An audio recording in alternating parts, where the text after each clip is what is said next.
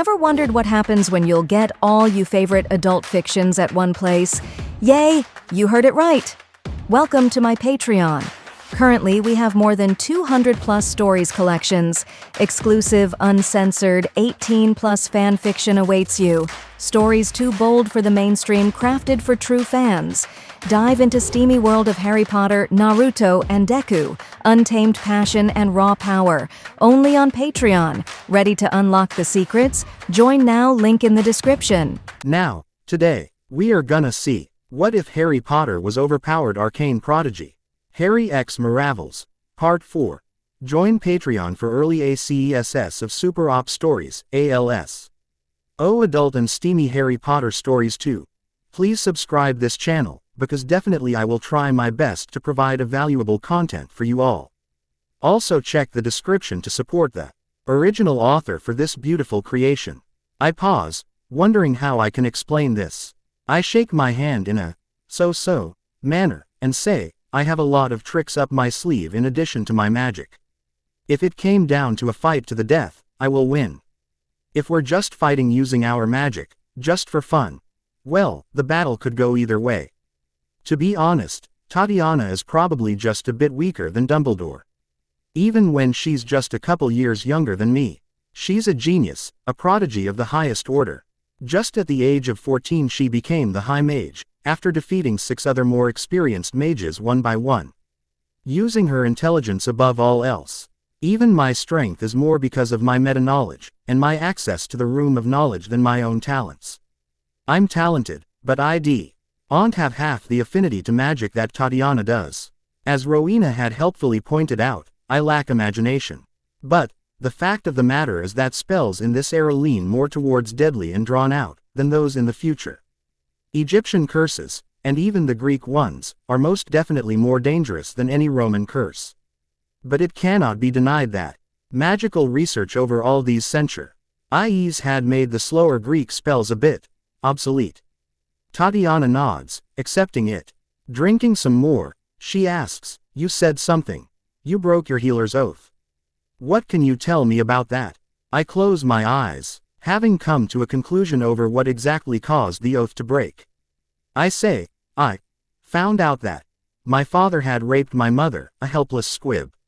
I tracked him down, and tortured him. Then I cut him with a cursed dagger, making sure that he dies a slow, painful death. I had wrongly believed my oath would consider it just, since I was punishing a criminal. Obviously not.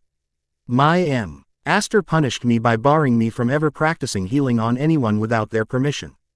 I need to tell them that I broke the oath, and ask them whether they would like to be healed by an oath breaker. Well, you're the first patient I encountered since then. I could break the spell binding me to that punishment. I'd found a way within a month of getting the punishment. It includes a small ritual, and a whole lot of pain which I can most definitely handle. But, I kinda don't want to. My oath is broken, punishment given, and I know I deserve it. I also respect Master Potter, and love Aunt Mia. Too much to go against her words like this. Tatiana nods again, accepting the answer. She then asks, there are still a lot of things you aren't telling me, right? You've left a lot of stuff out, keeping it vague. I chuckle, not at all surprised that she caught that. I say, unfortunately, my dear, that is not something I wish to explain anytime soon. Maybe if we decide to marry, only then will I tell you everything.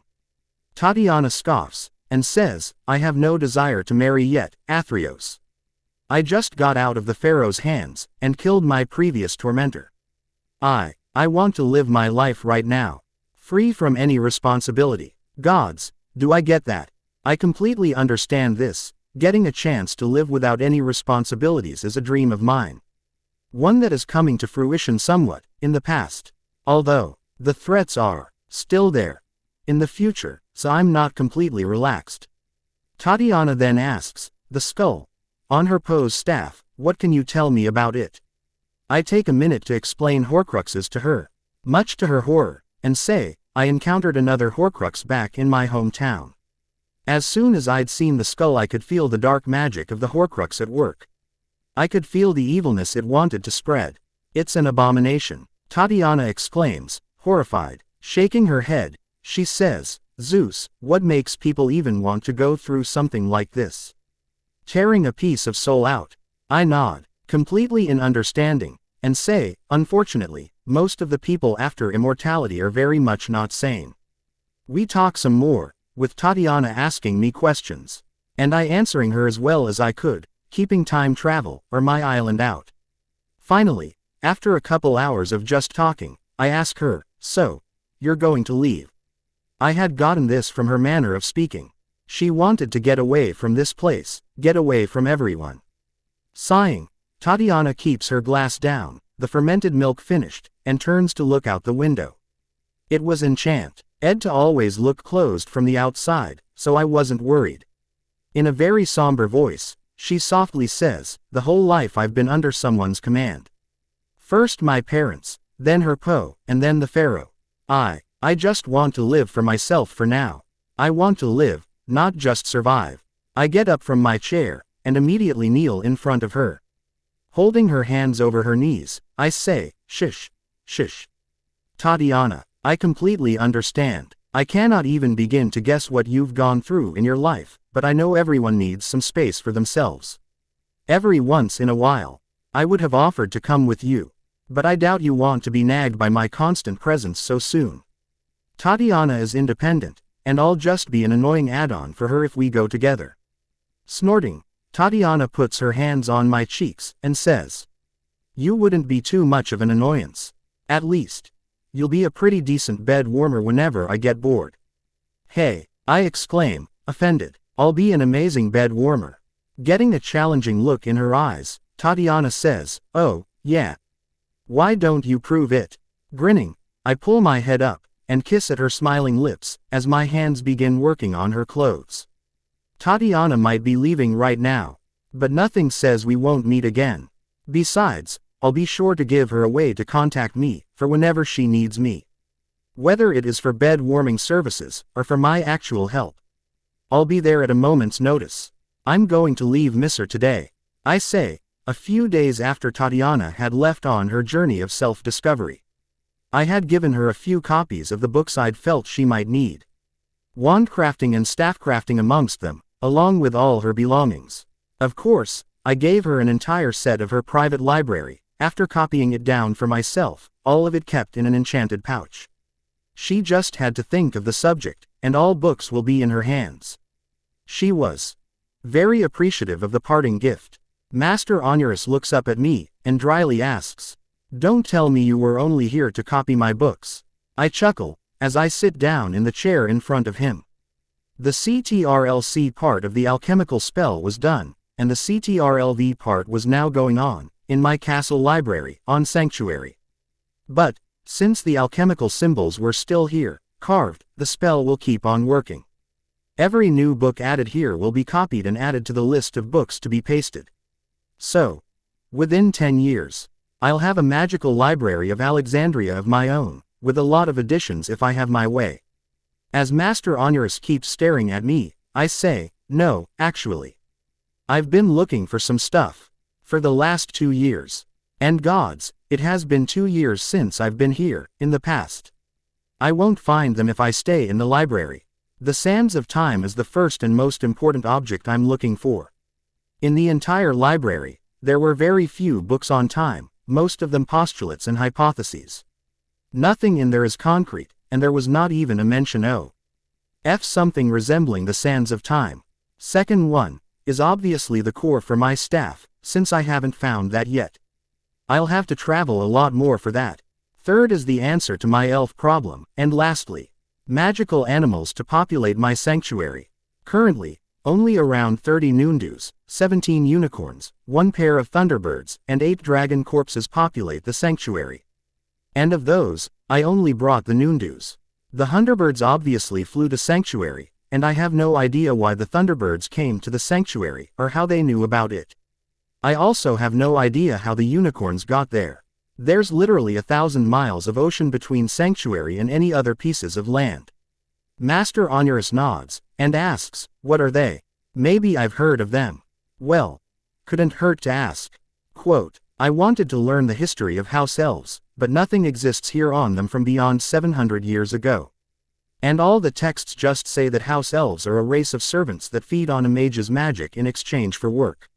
I say, looking carefully for any signs of him knowing something. Master Onuris just blinks, and muses, huh. I never realized this. Us mages don't have any idea about how house elves came to be, their history. We know everything about goblins, merpeople, giants, or even dwarves, but nothing about house elves. Giants, obviously, came from other realms. They're like demigods, except for the residents of Jotunheim and other, giantly realms. There isn't just one origin for the giants, no. There's multiple, depending on the region and migration pattern. Jotunheim is the most obvious, and so is Muspelheim for most of the European regions. But the Rakshasas of the Bharata regions, the Cyclops in the Greco-Roman regions, and a lot other races of giants born in different realms came to Earth and mated with either each other, or the humans. Don't ask how, I never did. A few thousand years later, there exists just a single race of giants, called giants. Thank you, interbreeding. As for merpeople, they're the descendants of wizarding people from Atlantis, that were banished after its sinking for one reason or another. You have no idea how relieved I was to learn that merpeople were not created by men getting horny with fishes. Well, this reminds me to research goblins and dwarves later, when my own library is complete. I haven't gotten the opportunity to do that yet, since I'd thought. What's the hurry? I shake my head, and say, yeah, it bothered me a lot. The greatest library in the entire world, and we know almost nothing about house elves. Anyway, don't worry, I won't just disappear. Take this. I place a small pebble on the table, covered with invisible runes. For all intents and purposes, as far as the normal man goes, this pebble is a perfectly normal pebble. Found in the coasts of Alexandria. As Master Onuris begins observing the pebble, I say, if you ever need my help, for any reason you feel necessary, or if you just want to talk, hold on to the pebble, and think my name. I will know it, and I will appear. Master Onuris nods, smiling, and puts it around his neck, tied on a conjured string. He then asks, you gave the former high mage one too, I smile, and just shake my head. Of course he knows Tatiana is still alive. It's probably my cheerful face that hinted it to him. None of the others knew that Tatiana and I are close. Without answering, I turn my back to him, and walk towards the door. I say, goodbye, Master Onuris. And thank you for everything. I've already cleared out my room here, replacing everything to as it was before. My house was sold, since I didn't need it anymore, and the silver I got. Well, some beggars might have gotten to eat a good lunch last night thanks to mysterious silver appearing in their bowls.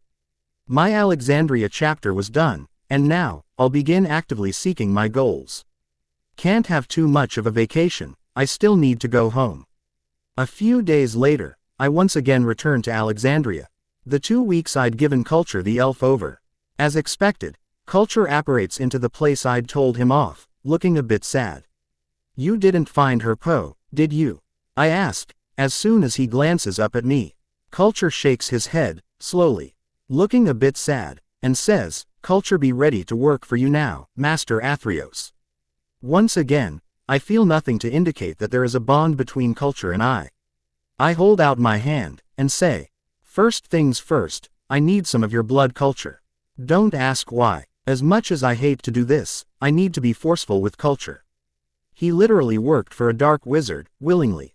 Even after finding out that said dark wizard had taken over the body of his previous master. So, yeah, my sympathy was a bit on the shorter side when it comes to him. It might change in the future, but that's for then.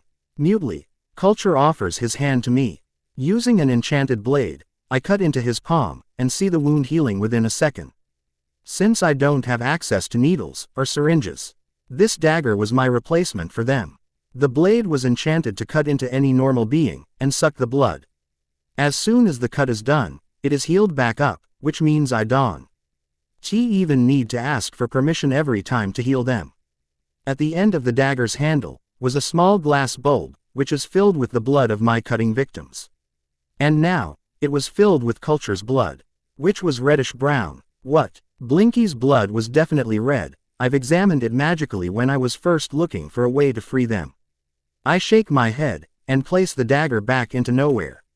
Still holding on to Culture's hand, I apparate us to the top of a mountain, on sanctuary, and order. First of all, you will not tell anyone about this place, or bring anyone here without my express order. Is that understood? Quote, as I ask that, I use my telepathy to enter his mind, to see his honesty level. Culture nods rapidly, and I see his subconscious mind accept that order as fact. Good. This way my enemies won't suddenly ambush me on sanctuary. Smiling, I say, glad you understand, Culture. This place, this entire island, is mine. Culture looks around, eyes wide, and gulps.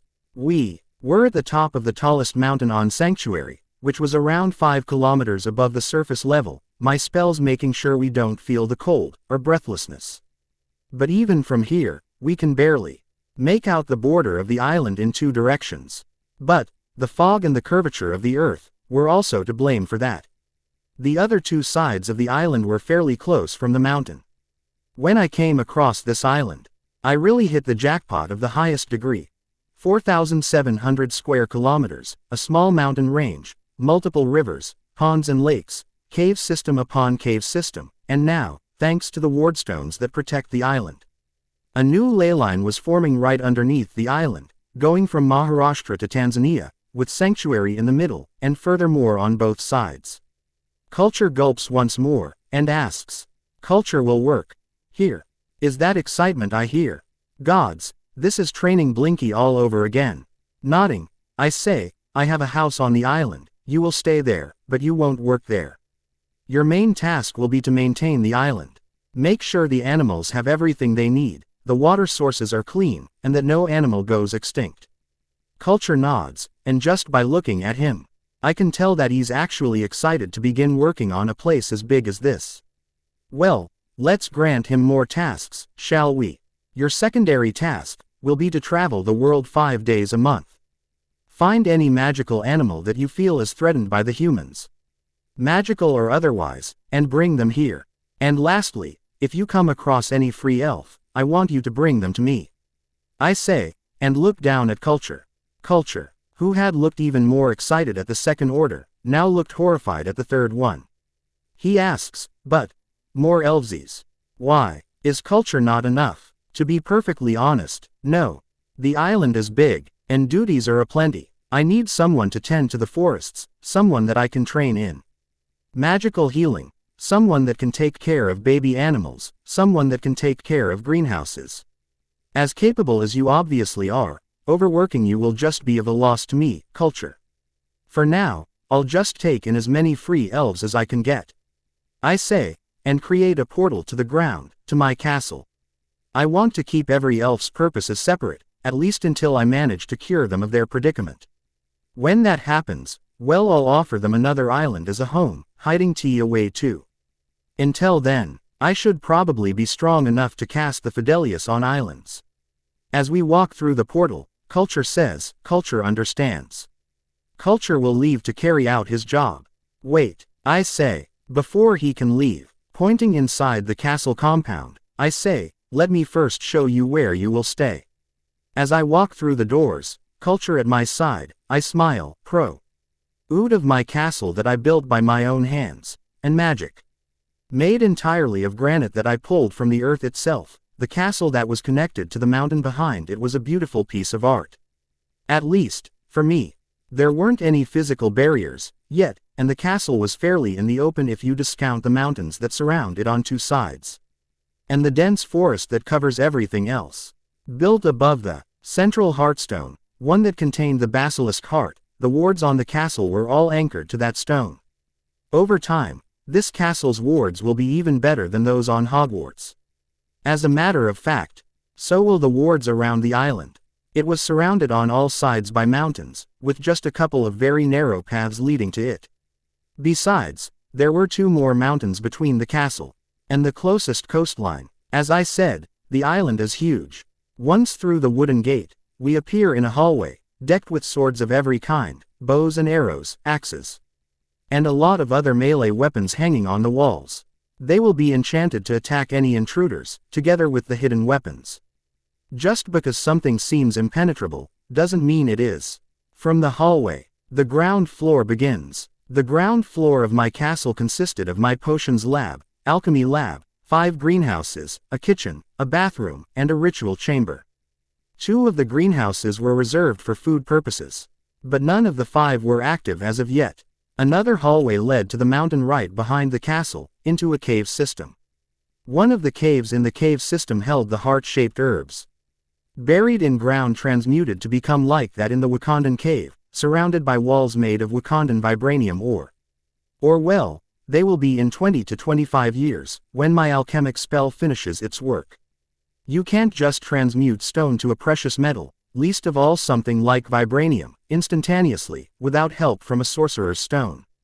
I can transmute silver, sure, but only if the raw material I'm working with is steel, titanium, or a gemstone.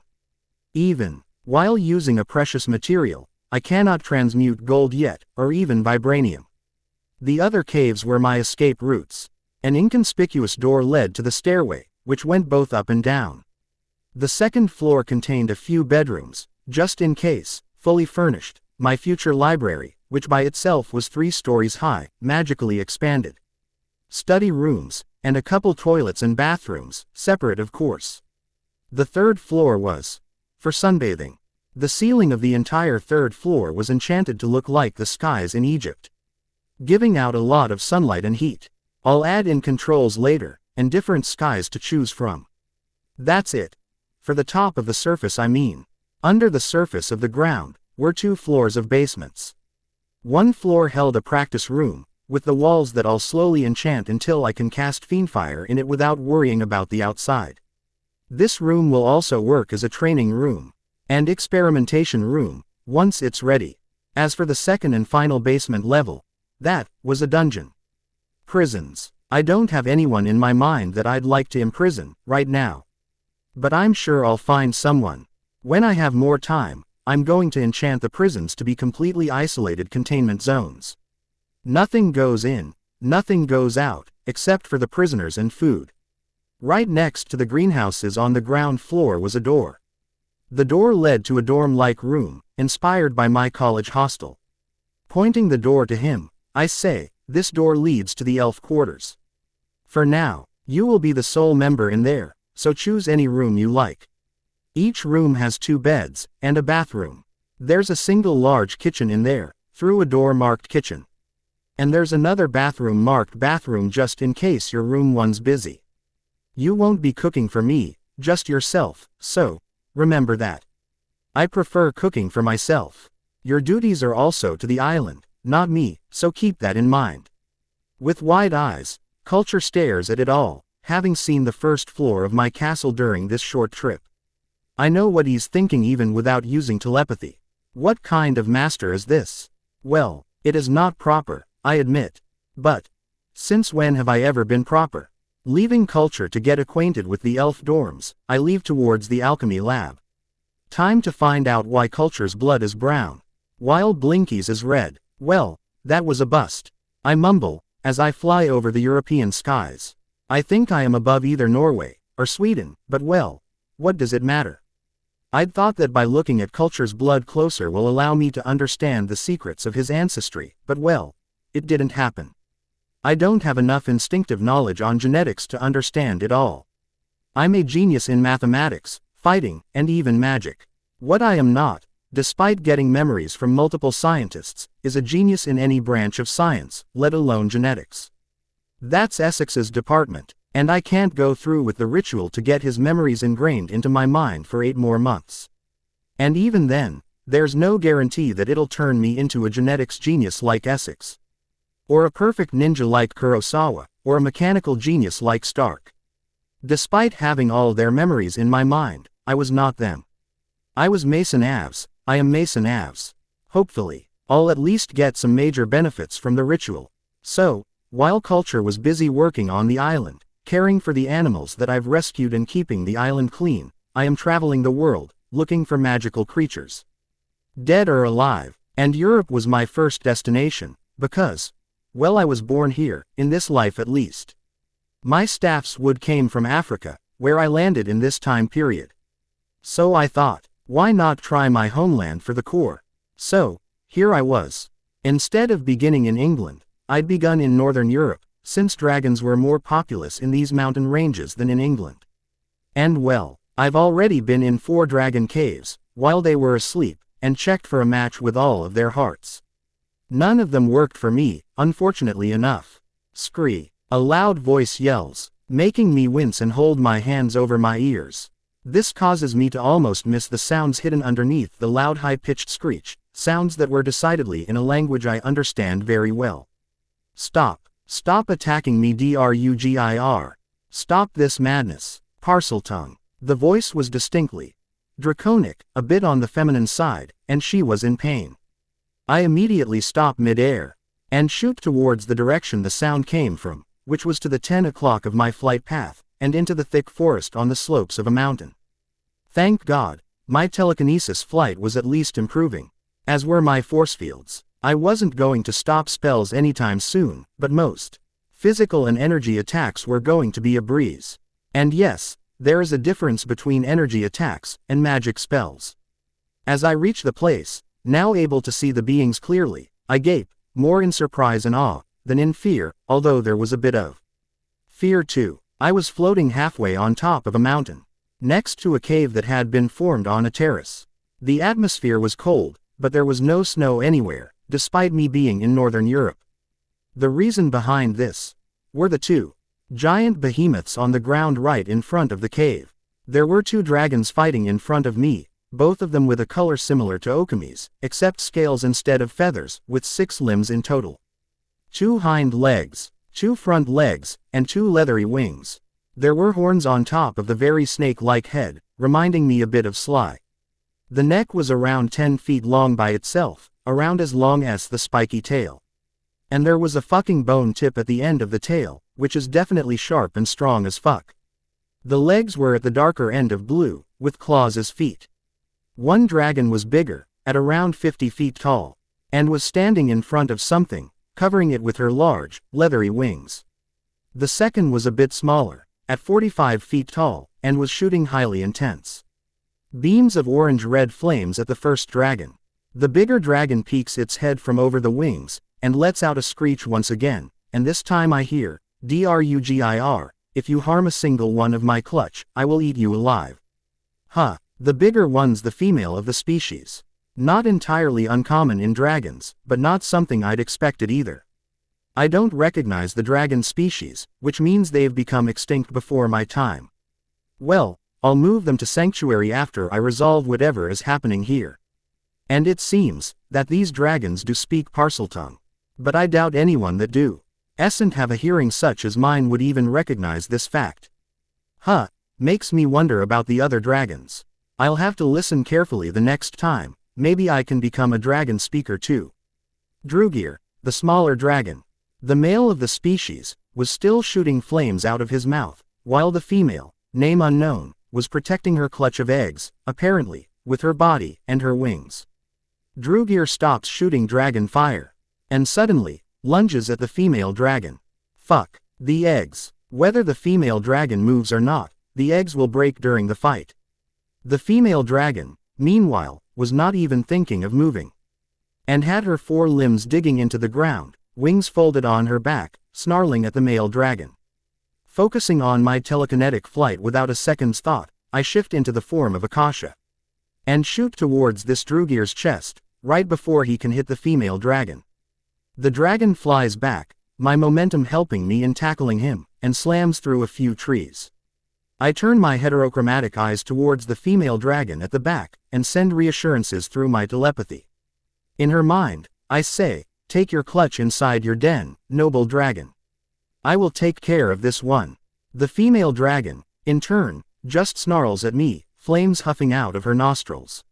So, she didn't understand that. I try once more, this time focusing on speaking in Parseltongue, and say, take your clutch inside your den, noble dragon. I shall take care of this one. This time, the female dragon blinks, and nods.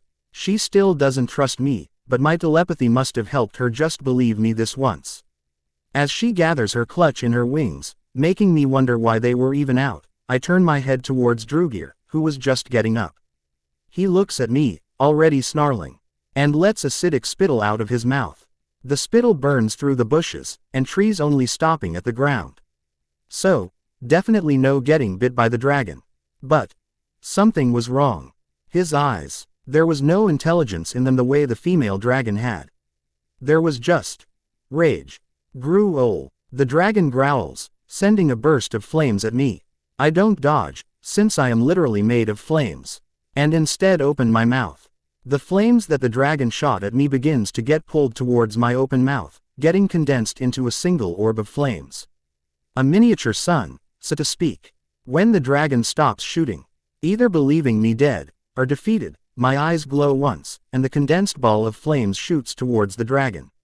It slams into his chest before he even knows, ending him once more crashing further into the trees. Unfortunately, I misjudged the strength of the attack, and the dragon goes over the terrace limits, and starts falling down on the ground. The dragon is not sane, definitely not sane. If my guess is right, it is actually feral, rabid. But what could have caused something like this? Well, time to fight the dragon, try to cure him, and try to find it out. I have a few plots I want to see happen before Mason leaves for the future. But I'm also wondering if Mason would actually want to go to the future via time travel, instead of wait for time to catch up. Pros. He gets to be insanely strong in these 2,000 years, he won't have to leave anyone behind, or force anyone to leave their time behind. He also gets to claim a lot of stuff before anyone else can do so. But I've already done so in 2 of my other stories, Harry Potter the Herald, and the Celestial God. Cons. Being insanely strong in 1945, when he returns, means that he won't have any actual challenges in the future, or any growth during the future story. He will also have to let a lot of crimes against humanity happen, just like slavery, as mentioned in this chapter, because he already knows it happened. I also don't want another uber-immortal character so soon after my Balder and Theo's failure. So, tips. Thank you for your support. Ta-ta. Magical staff. Standing on 4 limbs at 7 feet tall, and 15 feet long from my nose to my tail end, I stare at the 45 feet tall dragon now flying towards me. My condensed ball of flames had thrown him over the edge of the cliff, but he had flown right up. With a rage-filled bellow, the dragon once more shoots its flames at me once it is around 20 meters away from me, and keeps approaching. Opening my mouth, I once more condense these flames. And as the fireball forms in front of my mouth, I start running, my speed just equal to that of the dragon, despite the smaller size. As we reach a close enough distance, Drugir, rampaging dragon stops throwing flames, and turns around, his tail speeding towards me. I let the fireball fly, and at the same time, the tail hits me on my side, sending me flying, and the fireball hits him on the back of his neck, sending him crashing into the dirt. As the cut that had formed on my side thanks to his bladed tail tip sizzles and closes up, I dig my nails into the ground to stop myself, and smirk. The scales on his neck were burnt and so was the part on his tails that had hit me, the bony tip blackened. But, before I can enjoy too much, I see the scales heal right before my very eyes. What the fuck? I think to myself, unable to help it. Dragons have many gifts, but a faster healing is not one of them. Some might say, maybe this dragon race does, but nope. Even a male dragon had gotten some burns during the short flame bout a minute ago, and she did not heal as fast as he did. Something's definitely wrong. The dragon then turns its long neck towards me, growling, grr. It was still filled with rage, and its eyes still had no sign of intelligence. But then, suddenly, the dragon shakes his head, and starts stomping the ground, distracted by something. As he shakes his head rapidly, some of his spittle shoot out of his half-open mouth, landing on the trees, bushes, and even the ground. The saliva burns through the bushes and the trees, its nature being too corrosive for them to handle. So much so, that within a few seconds, the entire tree that got affected got dissolved, leaving just a burn mark on the ground behind. It was as if the trees and bushes were cotton candy, and the drops of saliva were water. The rocks and the earth, meanwhile, remain almost completely immune to the dragon's spit, with just a few burn marks to indicate its presence. Yup. Don't touch Drugir's saliva. And don't let it touch you. The dragon once more focuses on me, somehow even more enraged than before, lets out another scream. Before running towards me, I run towards him too, not willing to give him an advantage in momentum. As we keep running, now just a couple meters of distance between us, Drugir's tail stabs towards me, aiming for my head, while his jaw opens up. His acidic saliva-covered teeth aiming for my shoulder. I can feel, somehow, that while the bite or the saliva aren't potent enough to kill Kashimi, it would definitely be enough to put me out of commission. My human form. I have no idea whether the venomous saliva destroys everything organic, or just plants, is something I wouldn't know without some experimentation. So, as tail and jaw approach my body, I jump up, turning into a human, and land PN the dragon's extended neck. Skidding to a stop, I immediately summon Galladmagle to my hands, and stab it downwards. Clink. The sword hits the scales on the dragon's neck, and slides right off to the side, making me off-balanced.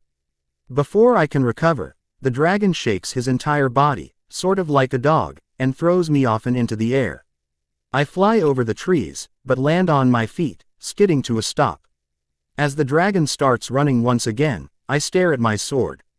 My greatest weapon, well, second greatest after Dermagle, failed to stab someone.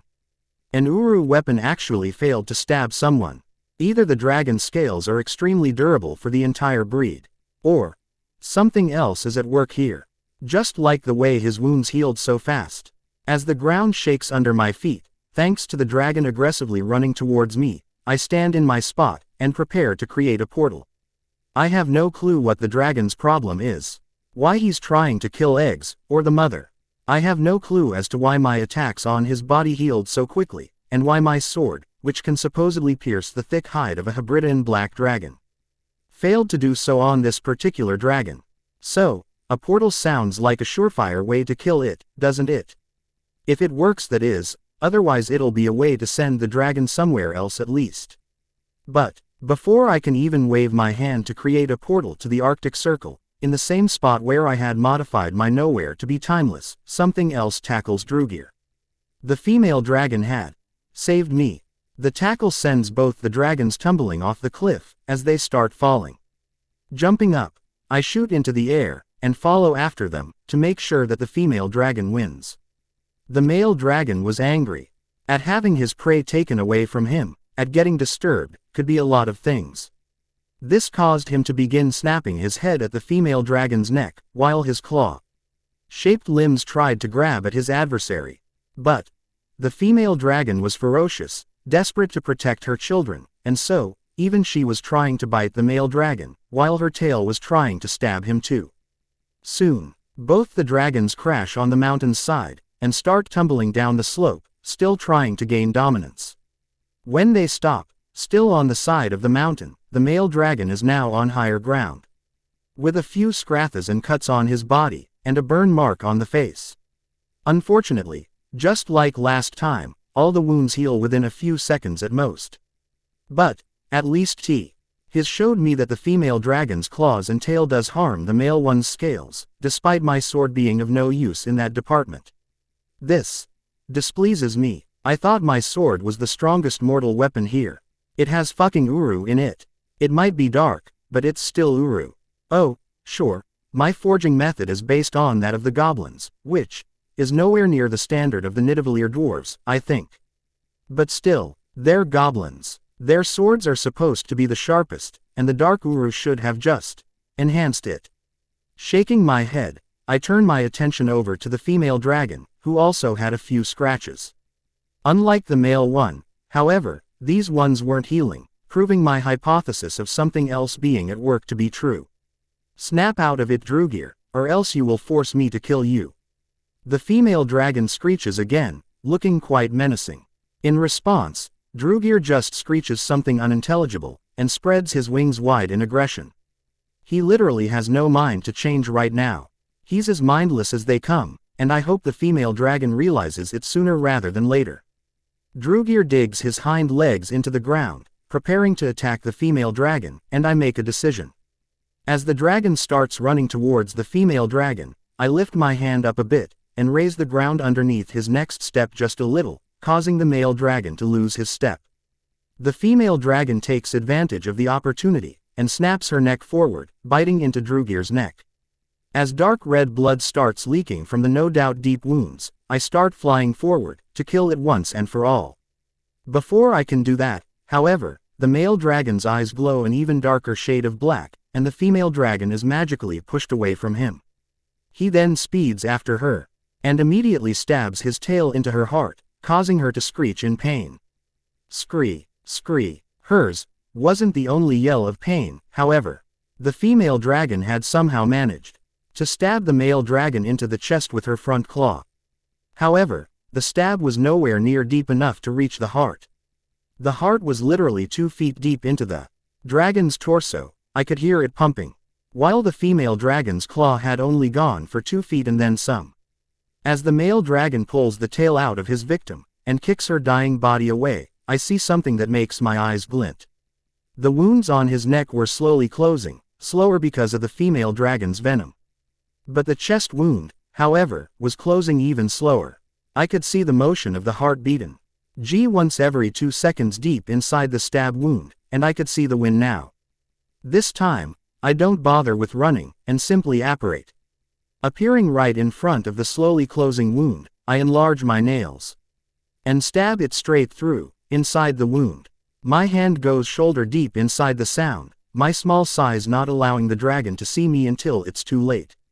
My nails, meanwhile, pierce the remaining flesh between the heart and the open wound easily enough, and go into the heart of the male dragon. This makes me chuckle, as I remember something else. Seeing the dragon's tail come towards me, to throw me off. I whisper, "Fulgur Flumen." At once, the tail stops speeding towards me as it starts twitching in its place, and the same thing happens to the dragon. My lightning spell was coursing through his entire body, the insides not being durable enough to save him from me. As the white glow that had surrounded my body dies down, the dragon's heart slows down, until finally, it shuts down. The rampaging dragon was dead. I let the dragon fall on the ground, and turn towards the female dragon, who was also dying unless I do something. But I can't even heal her without her permission, and I doubt she's coherent enough to grant me that permission. But even if I did have her permission, I couldn't have saved her in time. The heart of a person is very intricate, and getting stabbed into the heart is very much deadly for almost anyone human. For a dragon, it's doubly so. Her enhanced durability, the increases in bone density and flesh density get in the way of healing. And then there's the venom. Drugir, the male dragon, had stabbed her not just with his bony tail, he had first covered it in his venom. Jumping towards her, I land with a small thud, and put my hand on her heart. I cannot heal her, but nothing prevents me from easing her death. Slowly, I let my magic flow from my hand, towards her heart. But the flesh gets in the way. "I am sorry, noble one," I whisper, making the dying dragon turn her head to look at me. And then, just as I had done for the male dragon, I stab my hand into her chest, making sure not to actually harm her heart. I stay back just shy of the heart, but this time in range for my non-spell. Once again, I let my magic flow out of my hand, in waves of bluish-green light, and enter the dragon's heart. Dura. The name jumps at me, probably thanks to the proximity between my magic and her own, almost startling me. But I keep my focus on the task. I will my bluish-green magic to start its work, by taking the pain away from the brave female dragon. And the effects are instantaneous, as Dura's eyes get a bit clearer. I stare into her eyes, as she does the same to me, while I ease her pain. Understanding that she's a bit coherent now, I ask, "I am a healer who has broken his oath, do you agree to allow me to treat your injuries?" Dura blinks, and then just keeps staring, not saying anything. Getting a bit tired, I ask once again, "I am a healer who has Brock." And then, I stop, seeing Dura's golden eyes glow with a deep blue shine. Something breaks through my barriers with all the force of Rowena's mental probe, and none of the subtlety. And I hear a loud voice say, "Protect my children." And then, it's gone, just as fast as it came. In the real world, Dura's heart gives out, leading to her death. Damn, this is sad. I wanted to try and protect her, so that she could raise her babies properly. But It seems she had other ideas. Sighing, I cover her entire body with my magic, and send her to nowhere. I will bury her on Sanctuary, a proper burial. She is not someone I will harvest like I'm planning to do with the other dragons. This reminds me to harvest the other dragon corpses too. They've spent a lot of time in nowhere. Then, I apparate near Drugir's corpse, already feeling something. Just to be sure, I place my palm on top of Drugir's corpse, and smile, feeling it once again. Whether it was the fact that I was the one to slay this dragon, or the fact that my hand was literally inside the chest, I don't know. What I do know, is that this dragon's heart is a match. This is my staff's core, this dragon's heartstrings.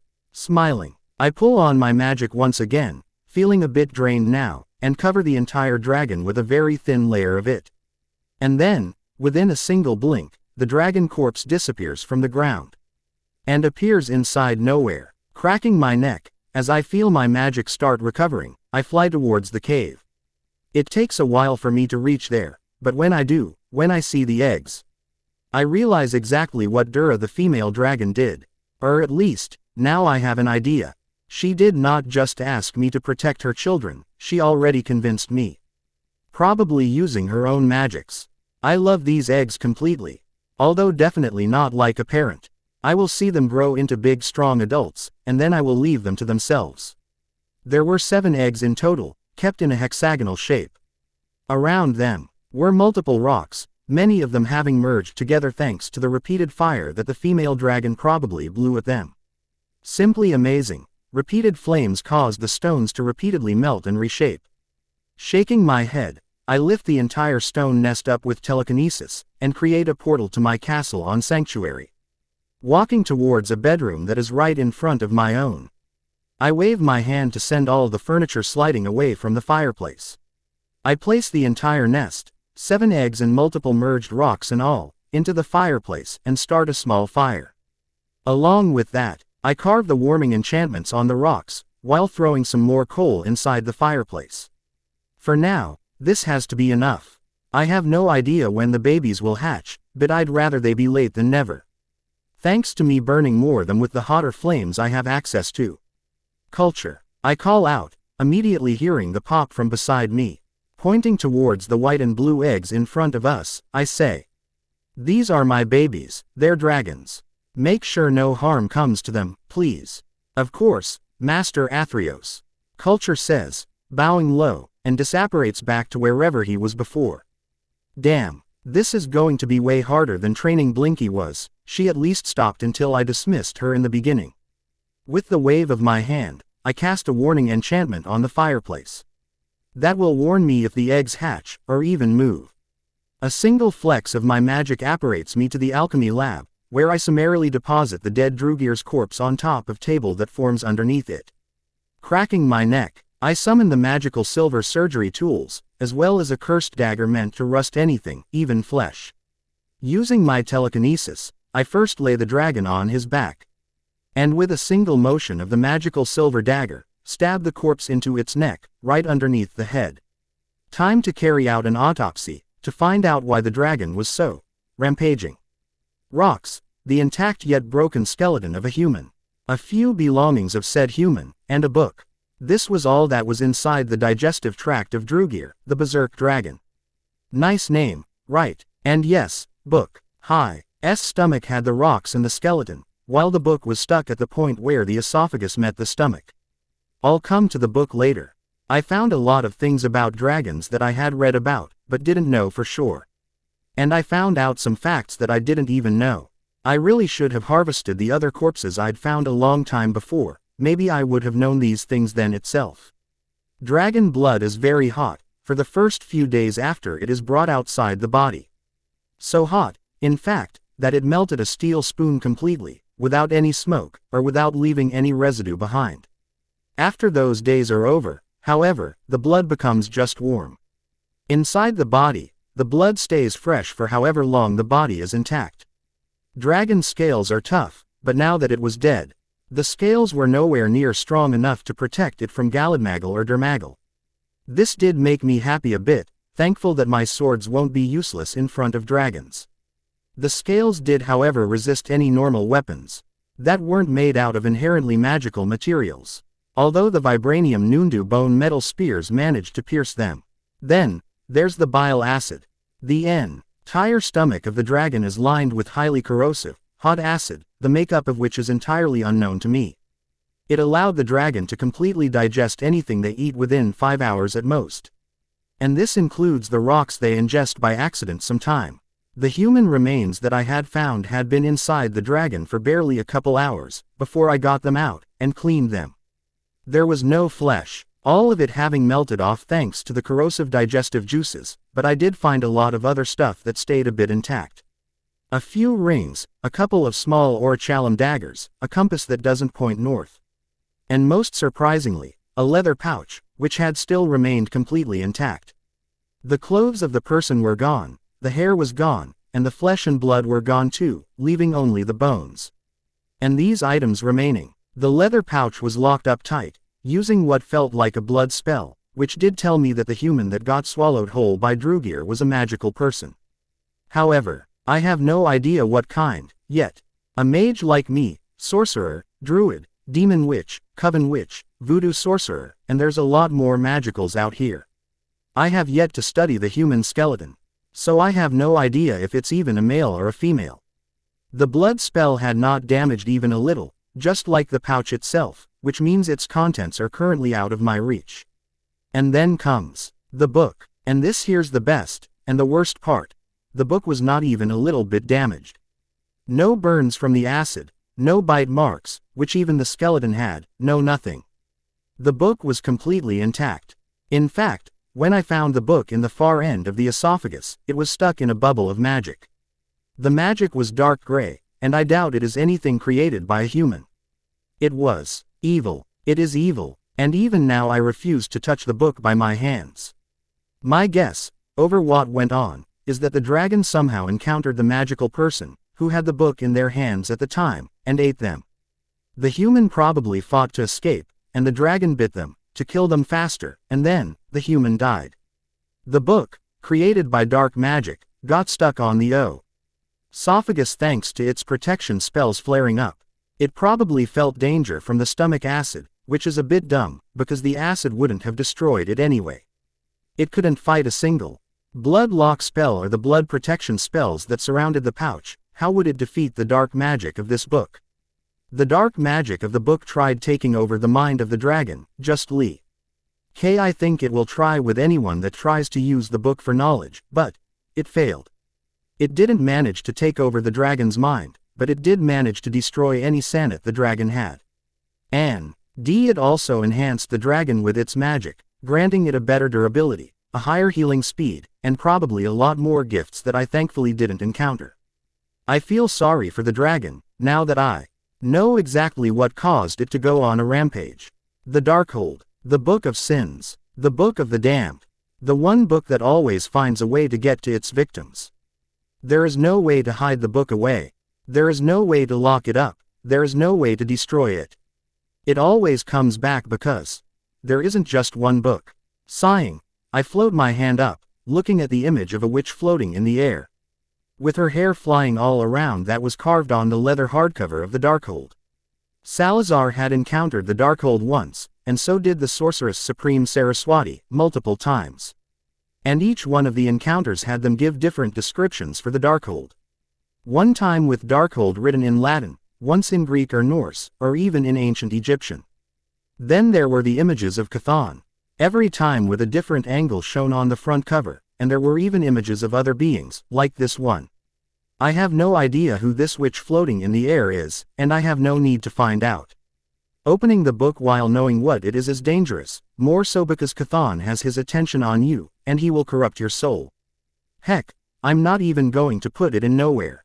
Chthon doesn't care for timeless dimensions, he might gain entry there through the book, and then to me. For now, this book will remain hidden deep underground, in a runic circle to minimize its influence on the surrounding world, until I can hand it off to the Sorcerer Supreme of this era, or learn how to deal with it without being corrupted. This book shall remain closed. Washing my hands off the blood I had accumulated, while carving the flesh of the dragon off the bones, I look at the large wooden barrels now sitting in the alchemy lab with me. Blood, venom, meat, eyes, tongue, hide, external bones, fangs, and lastly, the skeleton. Except for the hide and the skeleton, everything was kept in separate barrels, all of them enchanted to keep their belongings contained. There's a reason it took me an entire month to harvest the dragon of its parts. The heart of the dragon, meanwhile, was sitting in a small glass jar, in some of the blood of the dragon. There were 4 holes, where 4 of my nails had stabbed it in, but other than that the heart was completely fine. I cannot create the staff yet, because it counts as a ritual, 6 more months to go for that. So until then, the heart was going to stay in nowhere, frozen in time, with the rest of its body. Sighing, I store all the harvested parts in nowhere, and create a portal to the eggs. They still hadn't hatched, and I have no idea how long it takes for these dragons. Most of the dragons of my era take anywhere between 5 months to 3 years to hatch. I hope they don't hatch too quickly, or when I'm not here. I love them, a lot. They're dragons. Why wouldn't I love them?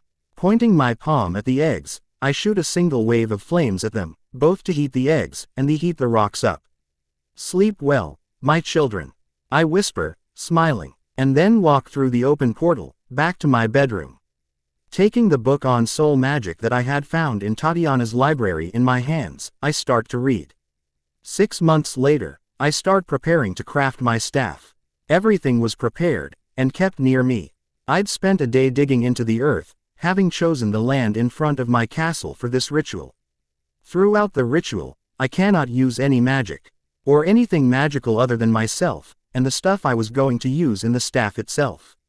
I'd dug a hole 7 feet deep, completely by hand, using a spade that I'd bought in Alexandria. First, I'd dropped the mopane tree root in, and then covered it with exactly 3 feet of the earth that I'd dug out before. Then, I placed the branch in the now 4 feet deep hole, and placed the mud back in. Taking a deep breath, I begin with the next steps. A sickle in my hand, I carve a circle around the thick branch, making sure to not mess it up. From those circle, came 4 lines at each cardinal directions, each of them around 1 feet in length, and then, a square connecting those lines. Then came the alchemical circle, with symbols carved on the ground. 50 minutes later, the ground part is done. And I move on to the next step. The heartstring, chordae tendinii, or the heartstrings, are fibrous tissues connecting the papillary muscles to the valves within the heart. I'd taken great care in getting all the heartstrings out of the dragon's heart, and stored them all in nowhere. Today, I was going to use just one, which was now in a simple jar on the ground, next to the other ingredients. But I wasn't going to just use that, I was using something else too after a lot of probability calculations. Picking the dragon heartstring out, I place it on my left palm. Then, I pick the next item.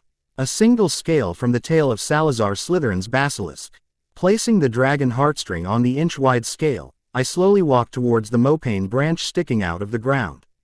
Once there, I place the scale on the ground for a bit, and take out a simple stone knife, one I'd created by myself, caveman style. With not a single use of magic. Using the knife, I dig a hole into the trunk, roughly cylindrical, 2 inches wide, and place the scale and heartstring inside, exactly in the center. Plucking a few leaves out of the branch, I fill the hole with it, packing it back up. Using the same knife, I pierce into my finger, and bleed a few drops of blood on the leaves. And just as gently as before, I then walk out of the alchemy circle. Now, it is the time of playing the waiting game. Every hour, on the hour, I have to put 2 drops of my blood on the branch. This is only done when it is your own staff that you're carving. If you do this for someone else's staff, they won't ever be able to use it, since its loyalty will be to the crafter. And then, I sit down, beginning to chant in ancient Egyptian, a language that's dying out even in Egypt. 7 hours later, the hole in the staff disappears, the leaves slowly having transformed into the wood of the branch itself. 13 hours later, the wood begins cracking, starting from the bottom, and ending at the top. 48 hours later, boom! The wood branch explodes, sending everything around it flying, even the ground. When I open my eyes, Having closed it during the explosion, I see something that makes me smile. There, in front of me, stood the staff that I had crafted.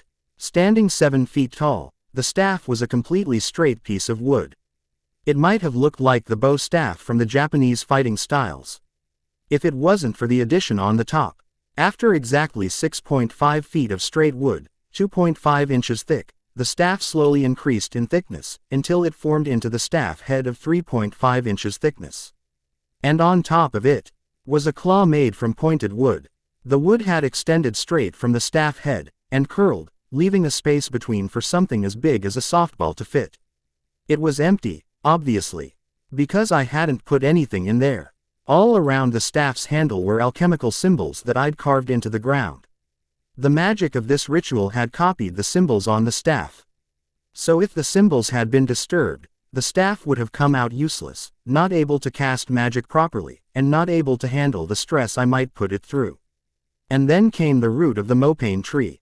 From the bottom of the staff the root had climbed up, slowly curling around the staff. The root was very thin, somehow having stretched far too much without breaking. As the root climbed up, the root went from having one turn around the staff for the bottommost foot, to completely curling around the topmost part of the staff, sans the claw. Picking the object I want to put in the claw, I hold my hand out towards the staff. Immediately, without me even calling it towards me, the staff shoots towards me, and slaps into my, eager, aren't you? Then, I look at my left hand, which held the focusing item that I was going to place on the head of the staff, to help me aim properly. Staffs don't actually need the focusing stone, with a lot of people having plain wood and co. Staffs in their possession and still being good mages. But, the focusing stone is useful for anyone not used to using staffs, someone like me. It will just help me aim my spells properly, and not get shot by my own spell. Also, if the surface of the focusing stone is smooth and shiny, then it can be used as a scrying tool for mages, so there's that. I'd thought long and hard over what suits me best, what will not interfere with the magic of the staff, and yes, my thoughts did first go towards the usual gemstones like diamond, ruby, sapphire, etc. But then, I sort of found gemstones to be too mundane. And so, here it was. My focusing stone. The Eye of the Basilisk. This one was also my own kill, so it won't completely clash. And there was another reason for choosing it. The eye was already used to magic being cast through it, 1,000 years of it in fact. The eye can kill anyone who looks at it, and now, it will help me cast spells through my staff. I first dipped it into the blood of Drugir to make it familiar with the dragon's magic, and then into a vat of molten magical silver. Because I can't exactly put the killing eye on my staff. Innocence will die as soon as magic is passed through it. When it had come out of the vat, the eye still looked like an eye, only instead of yellow, it was now completely silver in color. Of course, the actual eye wasn't visible, it was now Saint silver shaped like an eye for anyone that sees it. Holding the eye near the staff, I watch, smiling patiently. The staff claw, which had been closed, slowly opens up. The magic of the staff visibly calls out to the eye, and as soon as I let the eye go, snap, the Eye of the Basilisk, already familiar with the magic of the dragon heartstring and its own scale speeds towards the staff head, and fixes itself on the staff. The optical nerves, that were covered in molten silver now, dig into the staff head, by themselves, and then the claw closes in around the eye, with the eye pointing upwards. I can feel the staff thrumming, as if happy, content. But it's not done yet. There's just one more step to go. Taking the staff in my hand, I walk towards a single barrel sitting innocently right next to my castle. Opening it with one hand, I gently place the staff inside, and close it. The barrel contained about 1/3 road of the total blood I'd gotten from Drugir the dragon's body, which is still a lot, and 7 drops of my own blood. It was enough for the staff to be completed submerged within the blood, so there's that. Soon, within a week in fact, I will have my staff in my hands. Mopane wood, 7 feet long, 2.5 inches thick. With a dual core of dragon heartstring and basilisk scale, and the silvered eye of the same basilisk. Inherently aggressive, but suited for protection too. My staff, my beautiful staff. My first venture into magical focus crafting. But when I read it yesterday, I realized that while this idea has merit, it won't be of any use thanks to the ritual cooldown. Plus, this sounded like an amazing ritual to do on purpose, on Mason's side. So, I rewrote it. The Darkhold will make an appearance later, when Mason meets the sorcerers, but until then, it's hidden away underground. The Darkhold having multiple identical copies is something I cooked up to explain how it is in possession of Agatha Harkness, that one Agents of S.H.I.E.L.D. side character, and also in Marvel's Runaways. It makes sense for such a book to have multiple copies so that even if one is destroyed, the others can still corrupt someone. Thank you for your support. Ta-ta, filler. While the staff is soaking in Drugir's blood, I have one more task to get through. Dealing with the foreign memories in my mind. Essex, Howard, Zola, Schmidt, Hiragi Kurosawa, and a couple more Muggle scientists have their entire lives copied in a corner of my mind, which makes a total of 450 additional years of just foreign memories. Thankfully, my mind is that of a telepath and it is literally designed to store foreign memories. My early steps into the study of occlumency just helped it organize them properly. But still, they're foreign memories, and most of them are completely useless to me. So, I'm going through this ritual. I've waited on this one ritual for 4 whole years, ever since I copied the memories of Howard Stark, and now that I'm free from the cooldown, I cannot wait any longer. Taking the cauldron off of the flames, I drop 2 porcupine quills in it, stir 3 times counterclockwise, and smile, seeing the potion settle down into a smooth sky blue color. The memory transference potion. On its own, the potion can just transfer a large number of memories from one mind to another, without a risk of breaking the later mind. It was invented in the 18th century, after the wizards realized had memories seen in the pensive cannot be replicated. Meaning, if I see someone's memories in a pensive, I cannot take my memories of the pensive memories out of my mind. They can only be removed from the original mind. The memory transference potion directly copies all the memories into the mind of anyone who drinks the potion, giving them all access to all the memories. Just one sip is all it takes to complete the process of transference. There was another potion, an antidote to this one, that clears the mind of all the memories not your own, to create more space within the mind. That one was called the Mind Cleansing Elixir. And I had it already prepared, in a small flask. I might not be bothered by the useless memories from the ones of completely absorbed, but couldn't hurt to have it in hand. Picking the cauldron up, I start walking towards the ritual chamber, since this one does not actually need me to be outside. The runes were already carved into the stone floor, so I sit down and begin. I walk into the center of the ritual circle, and place the cauldron in the exact center. I stand next to it, and bring a small copper plate out. Placing the copper plate under the cauldron. In the space formed by the cauldron's legs lifting it up, I take some dried marijuana leaves from my pocket, and place it on the plate. And then, I take the Elder Wand out. I can't help but smile a bit, when it thrums in my hand in excitement. The wand wants to be used, a lot. Every time I use it, it becomes happy, but I know how it is. The wand is addictive, its power is addictive. Every spell comes out stronger than I'm meaning to cast. Every destructive spell causes more destruction than normally possible. This wand works as a focus, as well as an amplifier for my magic, and hence, it is a dangerous tool. But, it is my soul wand currently, and so, I'm using it. I put the wand tip on the side of my forehead, and focus within. As I gently pull the wand away, a large blob of white smoke comes out with it. This orb contained all the useful memories of Nathaniel Essex.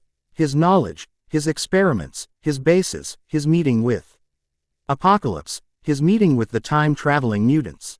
All of it condensed into one single orb. I've left the useless memories out, like his life, wife and son. While the ritual won't change me to be more similar to Essex, I don't want to see how he experimented on his own son. Or how his wife killed herself again and again, ingrained into my mind. I gently tap the cauldron's edge with the Elder Wand, and the white blob of memories falls down. Immediately, it disperses into the potion, with the color of the memory transference potion turning a bit darker. Placing the wand tip on my forehead, I next call up the knowledge part of Stark's memories, and do the same.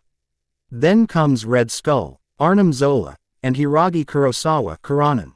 For most of them, I take just the knowledge part of their memories, which will change my mind hopefully to fully work like theirs.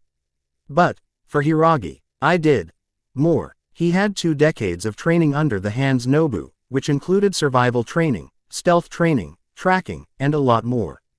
Then came his memories of the hand bases in Europe, and those in Japan, since that is where Murakami is more focused in. I can't do anything with the hand now, but I will once I'm in the future. Hand, Dom, and Ms. 3 organizations I need to take care of, all on my own. Great. Shaking my head, I bend down, and with the twitch of my hand, light the marijuana leaves on fire. Standing back up, I close my eyes, and spread my arms apart. The wand already in the nowhere. And then, I say, begin. Immediately, all the smoke from the marijuana leaves speeds towards the bottom of the cauldron, and through it, enters the potion. The potion begins bubbling, and swirling, and immediately, I'm sucked into the cauldron. The memories start from the last to the first, and hence, I see Hiragi's training play out first. At the age of 5, Hiragi was recruited by Nobu from a karate dojo, with his parents' approval. He was then taken to the hands training school, where he was taught alongside other children. They were taught hand-to-hand combat, kunai and shuriken throwing, kunai fighting, sword fighting, hunting, hiding, and a lot more, for 10 years. And then, when he was deemed better than most, Nobu took him on himself. Nobu taught Hiragi about kai, and how to use it to your benefit. He also taught Hiragi how to use his kai to make his heart silent, dampening the sound that came out of your body completely. For 7 years, Hiragi was taught to go from better, to the best amongst best. So much so, that just at the age of 30, when I fought him, Hiragi was already amongst the top 10 fighters in the hand. I see. Old feel my bones breaking every time someone broke his bones. I could feel my muscles aching for every exercise he did. I could feel my own magic mimic the kai whenever I saw Hiragi train with it. I could feel everything he did in my own body, as I was getting all the benefits of his training without actually doing them. I could also feel my mind changing a bit to think more like him, but it wasn't anything major. Even if the Hiragi portion of my mind wants to attack the enemies on his back, my feral side will refuse to turn away from a good fight. Then comes Arnim Zola. When his memories start, I feel my mind change with every new thing he learned. Nuclear physics, engineering, quantum mechanics, biochemistry. I could feel my old memories of my old life making a lot more sense now. I could feel it in my bones. That I now have a method to harness the energy of any infinity stone I want, thanks to Zola's memories of doing so to the Tesseract. Then came Red Skull, and finally Nathaniel Essex. One by one, I get all the memories ingrained into my mind, into my muscles. After Essex's memories are done with, I finally open my eyes, finding myself laying on the floor of the ritual chamber, having no idea when I was spit out. The potion was all gone, used up in the ritual, and so was the marijuana. As I stand up, I smile, immediately able to recall everything that every one of my mind copy victims had learned. So much knowledge in your mind, Essex, and you chose to pursue revenge against a god. I whisper, staring at my hand. With a kickflip, I get up, and immediately do a corkscrew. Conjuring 2 swords, I run around, cutting through imaginary enemies with a single strike each, and finally, stop once again in the middle. All the while, I made not a single sound. Closing my eyes, I focus on my heart, and gently stop it from pumping blood loudly, instead forcing it to do it slowly with the help of my magic.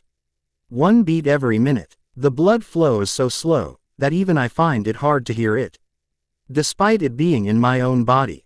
That's all thanks to Kai. The personal energy within every living being, Kai.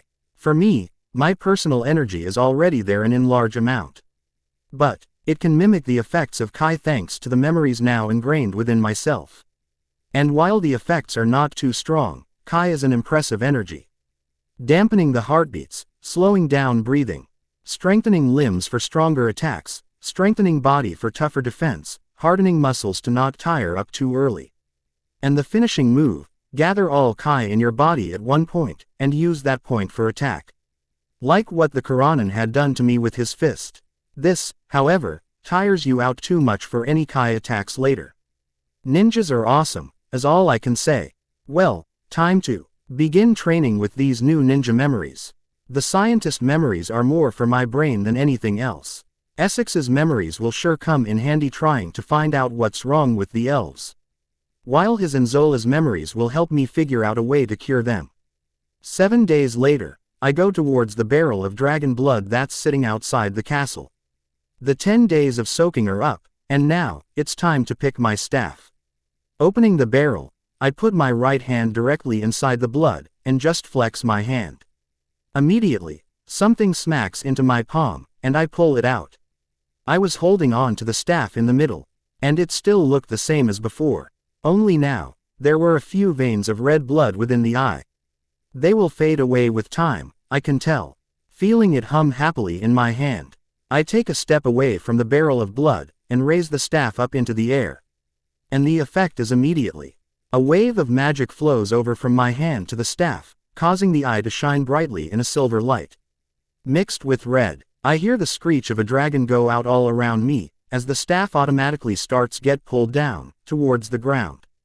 As soon as the staff slams its butt into the ground itself shakes, as a circle of orange fire forms around me. These flames then start spinning fast, forming into a tornado, and then with a whoosh, they disappear back into the staff's eye. I smile, when the staff matching is done, having shown me a good enough reaction. It resonates with the magic of my hand, as if it wants to be used immediately, and well, who am I to say no? Pointing the staff head at a tree in the distance, I focus internally, and whisper, "Destroy." Immediately, a ball of thick purple magic emits out of the staff, and slams into my stomach, sending me flying back into the castle door, sans my staff. Ah! I groan, as my stomach heals from the giant hole that had just been carved into it. I really need to train to use a staff, don't I? I ask myself, sighing in annoyance. I hold my hand out towards the staff, and smile as it comes flying to my hand.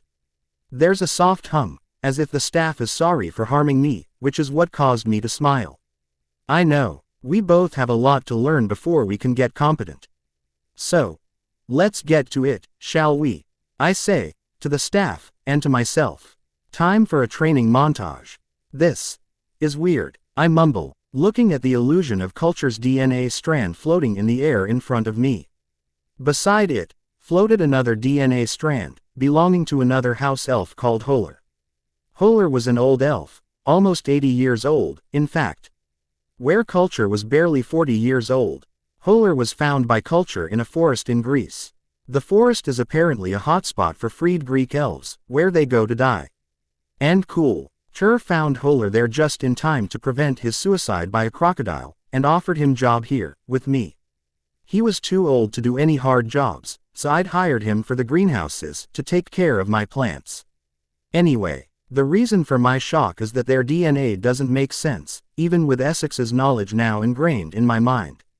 Most of their genetic data is normal, what I'd expect of someone living. But there were a few markers that told me that the two elves are not completely natural, as if they were clones. Then there was the result of an ancestry ritual. I'd done the same ritual for both the elves, trying to gain the complete genealogy record of both culture and Holler up to 3,000 years back. But, for culture, the ritual just stopped showing results at around 950 years ago, and for Holler around 1,000 years ago.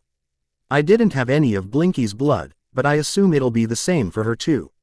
Which means the house elves, as they are now, didn't exist until around 1,000 years ago.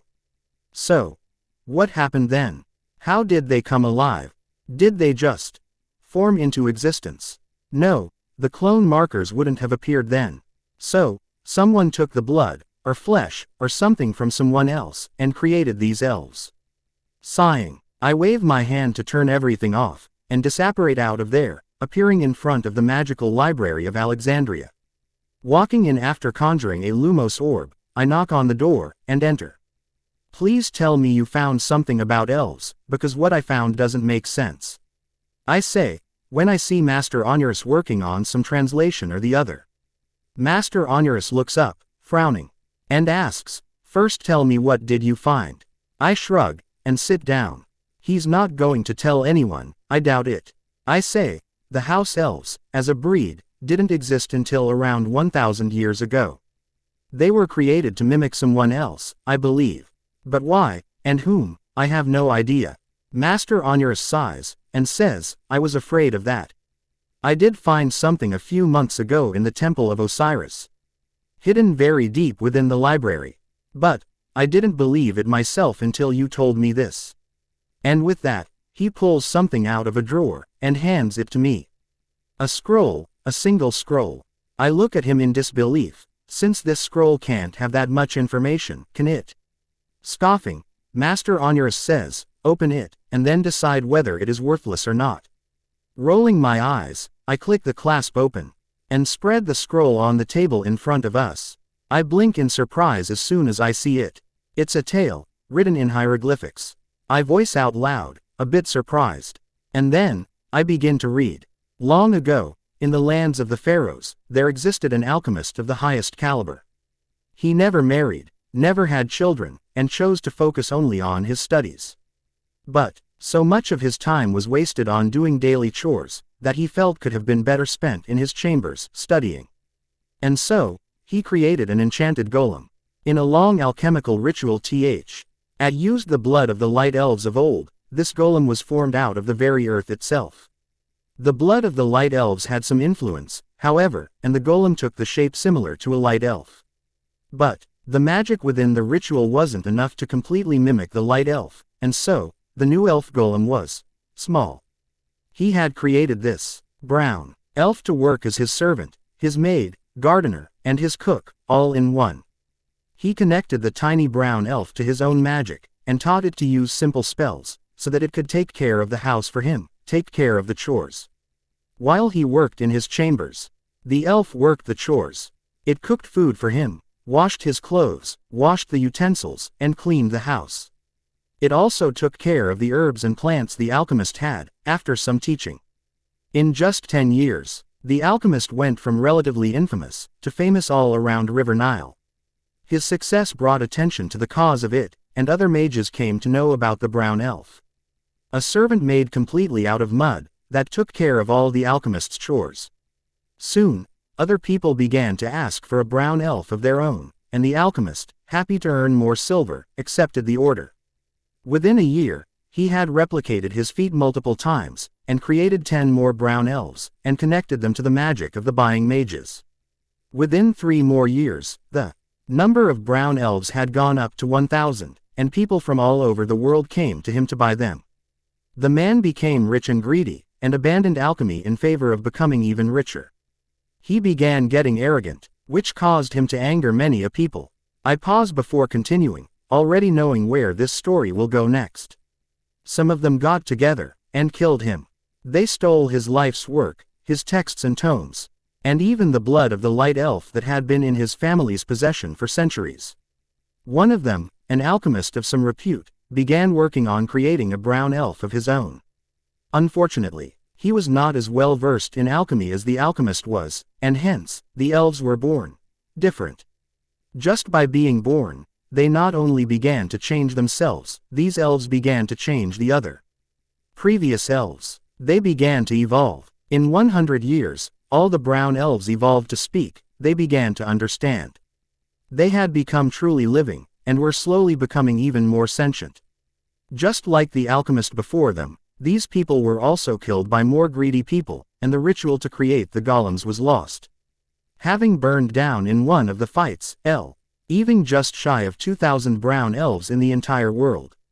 Within the next 100 years, the brown elves managed to breed with each other, and the next generation of elves was born. These elves weren't completely mud brown, but a lighter shade. And these elves began to evolve further.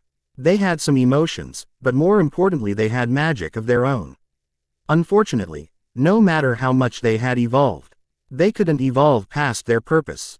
And that purpose was to serve their masters, to serve mages. And so, even after the ritual to create the elves was lost, the brown elves continued to find families to work for. In 20 years of searching, I couldn't find a way to free them completely. But, I did find a way to free them from their current master. I used my mind magics to convince my bro, WN elf, that if I give him a piece of cloth, he will be freed from my services. While it did work as intended, and people got to know of this fact, my elf disappeared, never to be seen again. The power of belief convinced everyone around, person and elf, that granting a piece of cloth to the elf frees them from their enslavement. But the elves don't want freedom from their sole purpose. And so, having nothing to do now, most of the freed elves killed themselves. Everyone needs purpose in their lives, and I've fulfilled mine. I found a way to free the elves from the alchemist's curse. Alas, IALSO doomed the freed ones to their deaths. It's a journal. Whose? I ask, looking up at Master Onuris. Master Onuris looks towards the door, and says, his name has been removed from any and all texts within the temple, I'm afraid. Someone tried really hard to remove all evidence of the creation of the house elves, and I'm afraid they've succeeded. This is the only manuscript that even mentioned their history, and the only reason it survived is because of its nondescript appearance. I nod, and roll the scroll back up. This makes sense. The house elves were artificially created around 1,000 years ago. This explains the difference between the bloods of culture and Blinky, and the clone markers. It seems the alchemist cloned a light elf in 1050 BC. Must have been the first of its kind. But he created the brown elves out of the ground itself. I'm guessing some god or the other had a hand in this. Why else would the elves evolve to speak in just 100 years, and to breed in 200? One mother goddess certainly comes to mind. Can I have this? I ask Master Onuris, lifting the scroll in my hand. He nods, and says, I've already copied the tale down in ancient Egyptian. This knowledge is not something I want the people to know, because it can have some dangerous consequences. Yeah, I can see people seeking out light elves to kill them and use their blood in rituals of golem creation. The work part of the conversation done, I smile at Master Onuris, and say, this is not the sole reason I came here. I finished crafting my staff. Master Onuris perks up, and asks, can I see? From afar, of course. Not minding it, I nod, and bring the staff out of nowhere. I spin it around my arm, and as a few books float out of the shelves to spin around me, I say, I'm still learning of course. Aiming with a wand is leagues easier than with a staff. Master Onuris snorts, and says, and the staff is a better channel for your magic. You must have noticed that less of your magic is wasted when you cast with a staff than your wand. I did, actually notice it. The staff channels personal magic around 50% more efficiently than a wand. It was only after using this staff that I came to realize exactly what made the Elder Wand so dangerous. It has the focusing benefit of a wand, while also holding the magical potency behind the staff. What it means is that, for every spell worth 60 units of magic, I waste around 40 units into the air. So, for a spell worth 60 units, I use 100 units with a wand, making the efficiency just 60%. And for my staff, the numbers jump up to around 90% efficiency, with a wastage of just 10 units. Of course, there's no way to accurately measure it, I'm just guessing by way of the power of my destruction. As for the Elder Wand, there is no wastage of magic, with the efficiency being 100%. Every bit of magic you put into the spell is used in the actual spell, and nothing is let out into the air. This just makes my defeat of Grindelwald that much more impressive. What can I say? I am an impressive wizard. Master Onuris observes the staff for a while, and nods. He says, I would advise showing the staff to an actual crafter, so that they can see if there's any error. Neither I or you are experts in this field. I nod, accepting the advice, and say, thank you, I might have to think this through. After that, I return to Sanctuary, with new realizations in my mind. House elves are golems that gain sentience thanks to the magic within them. Their subconscious mind, however, still believes that they need to work for wizards, and that they need external magic to survive. Magic that they can get in places of extreme magic and near people. And I doubt the wizards want this to change. Why let go of slaves that follow all their orders? Power of belief, Maybe I can use this for my own benefit. I know Aurora once became a goddess because of this power of belief. Maybe I can use this same power of belief to convince the elves to stop working for wizards. It's difficult, not impossible, but at least now I know what direction to go in. With a new problem on my mind, I continue traveling the world with little to no issues, to look for the sands of time, and for other magical creatures. I'd kept visiting a wand staff crafter on my to-do list, but didn't plan on actually going. I'm pretty confident in my crafting, to be honest, and the staff hasn't given me any problems as of yet. Except for the aiming problem that went away after the first week, of course. The staff is an amazing focus, and I'm saying this after using the Elder Wand. The spells that I could use with a wand, I could also use with a staff, and now that I've gotten used to it, I don't even need to point the staff at my target. Just focus on casting the spell, and boom. My target is hit. Benefits of having a spherical focal stone, I suppose. Of course, if my enemy is faster this won't work, and neither would it if my enemy is stronger, but I'm learning still. They also begun spending an hour or two practicing using my Kai, or the part of my magic that behaves like Kai. Personal energy within a person can lean towards any direction. It can either go towards mind magic, telepathy and telekinesis like spells, and body magic Kai. Spiritual and physical, yin and yang, as the theme goes. Obviously, it is not completely separate. Mind magic users need a good enough body, and body magic users need a clear enough mind. For muggles, a learner of one usually cannot learn the other. Kai users can't use any spells that don't use Kai, and similarly, mystic arts users can't use Kai. There might be exceptions, but generally, this is the rule. For wizards like me, however, my magic itself is very flexible. It can be mind magic when it wants to, and it can be body magic if I know how to use it. I really need to study wizard DNA when I reach my own time. Studying through runic holograms can only get me so far. So, yeah, a small part of my magic, my personal energy was mimicking the energy patterns of Kai, and I can use it to become even stronger than before. It's not much, but I admit I've gone from just a bit stronger than Wolverine to just a bit weaker than Sabretooth. And that's when I'm actually using the Kai. To be fair to me, Sabretooth is a century older than me, and his mutation has had more time to evolve. There's also a limit to how far I can actually take Kai. I can use it to dampen my heartbeat and cleanse my body smell forever, and I won't even feel the drain. But I cannot spend more than 3 hours fighting using Kai. I need to spend an hour without using Kai for every 3 hours with it. And I can focus Kai on one single part of my body to take my strength to 10 times my normal strength, but I won't be able to use this method for more than 3 times in those 3 hours. I'll probably increase the time limit, the stronger and older I get, but it won't be too much.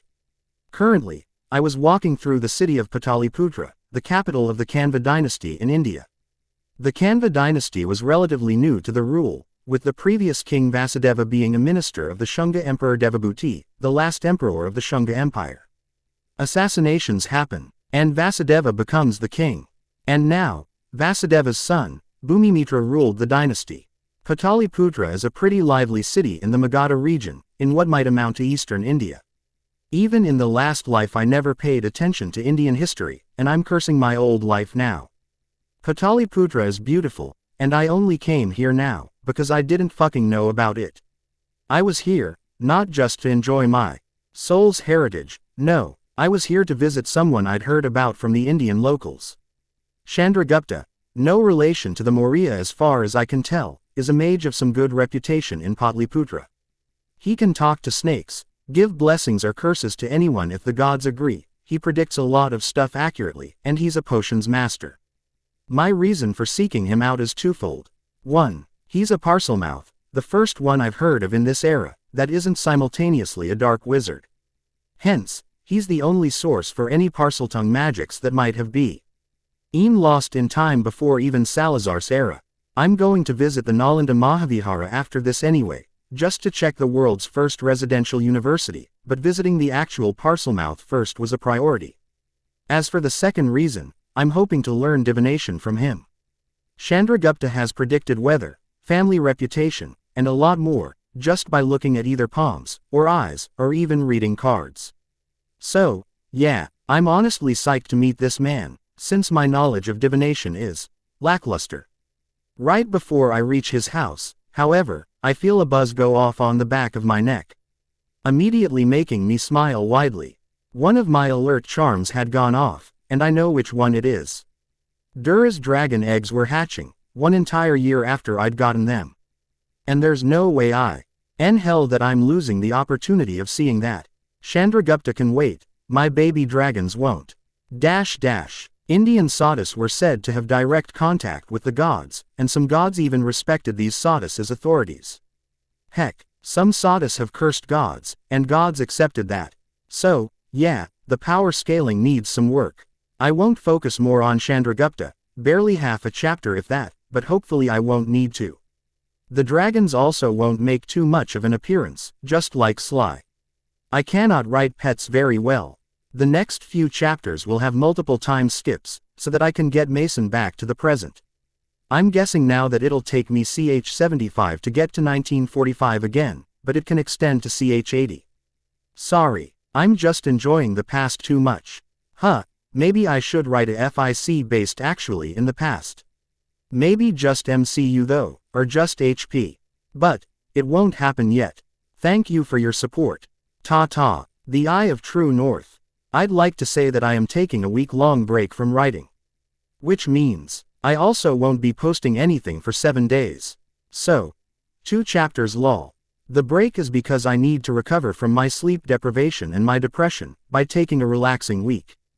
Hopefully. Also, as you might notice in this chapter, and the ones with Sly, I cannot write pets very well. Heck, can barely write humans as is, but writing animals are worse. So, sorry. Well, read on. Scree. A high-pitched voice sounds from up above, as I rest on the beach. One after the other, 6 dragons fly overhead, all of them around 2 feet in length. The 7th dragon laid on the beach with me, with his head on my chest. Scratching his head gently, I enjoy the peace and quiet I'm getting. It has been 3 months since the dragons hatched, taking the dragon population of Sanctuary up from 0 to 7.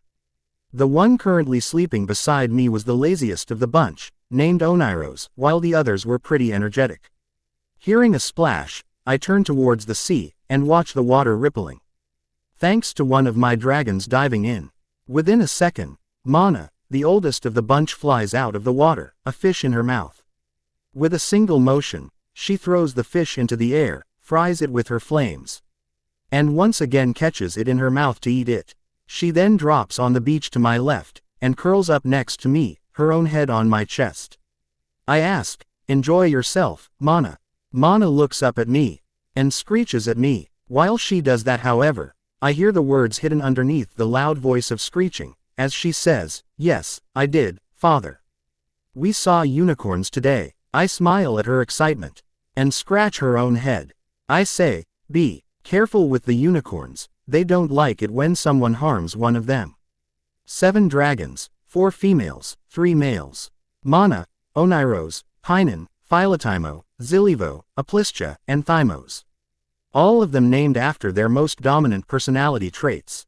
Mana is motherly, Oneiros is lazy, Painan is a glutton for food, Philotimo is prideful, Zilivo is envious of any attention I give to anyone else, Aplistia is greedy as hell, and Thymos is the one to get angry the easiest. Of these, Mana, Aplistia, Thymos and Painan are females, while the other 3 are males.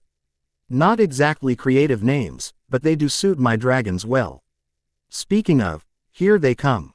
After their own swims in the ocean, for fishes, all the remaining 5 dragons dive at me, with Zilivo jumping on my stomach. Oof. Goddammit. I yelp, catching him on my stomach. As they all cuddle next to me, however, I can't help but smile. They might be a bit annoying, but they're my dragons, and I love them a lot. It has been 3 months since they've hatched, and I've been here on Sanctuary for the majority of the time, taking care of these babies. In the beginning, they were pretty much dependent on me for survival, drinking chicken blood mixed with fermented goat milk for food. But now, they've begun hunting for their own food. They eat all the small animals, as well as fish. Thankfully, the dragons don't eat any magical creatures, at least none on or around Sanctuary. I don't know if this holds true for all dragons, or just these ones, but I'm glad for it. I did go to visit Chandragupta once, and spoke with him for a while about magic, and about Parseltongue while staying with his family as a guest. I have to say, I enjoyed his perspective on what magic is, and what Parseltongue can do. According to him, and the other mages of the area, magic was given to us mages by the gods, through a blessing to our ancestors. Which is kinda true, if Oshtor is actually our creator. According to him, magic is a force present everywhere in the universe, since the god Brahma is supposed to be the creator of the entire universe, and hence a mage can use magic no matter where in the universe you go. This I had a bit of doubt in. While sorcerers are connected to the universe, wizards, or mages, are not. Mages are connected to the planet. We do have magic of our own, but most of our spells utilize planetary magic to accomplish magic. Us mages are just the channels, sort of like wands. Parselmouths, according to Hindu mythology, is a gift given to the descendants of goddess Manasa, the snake goddess.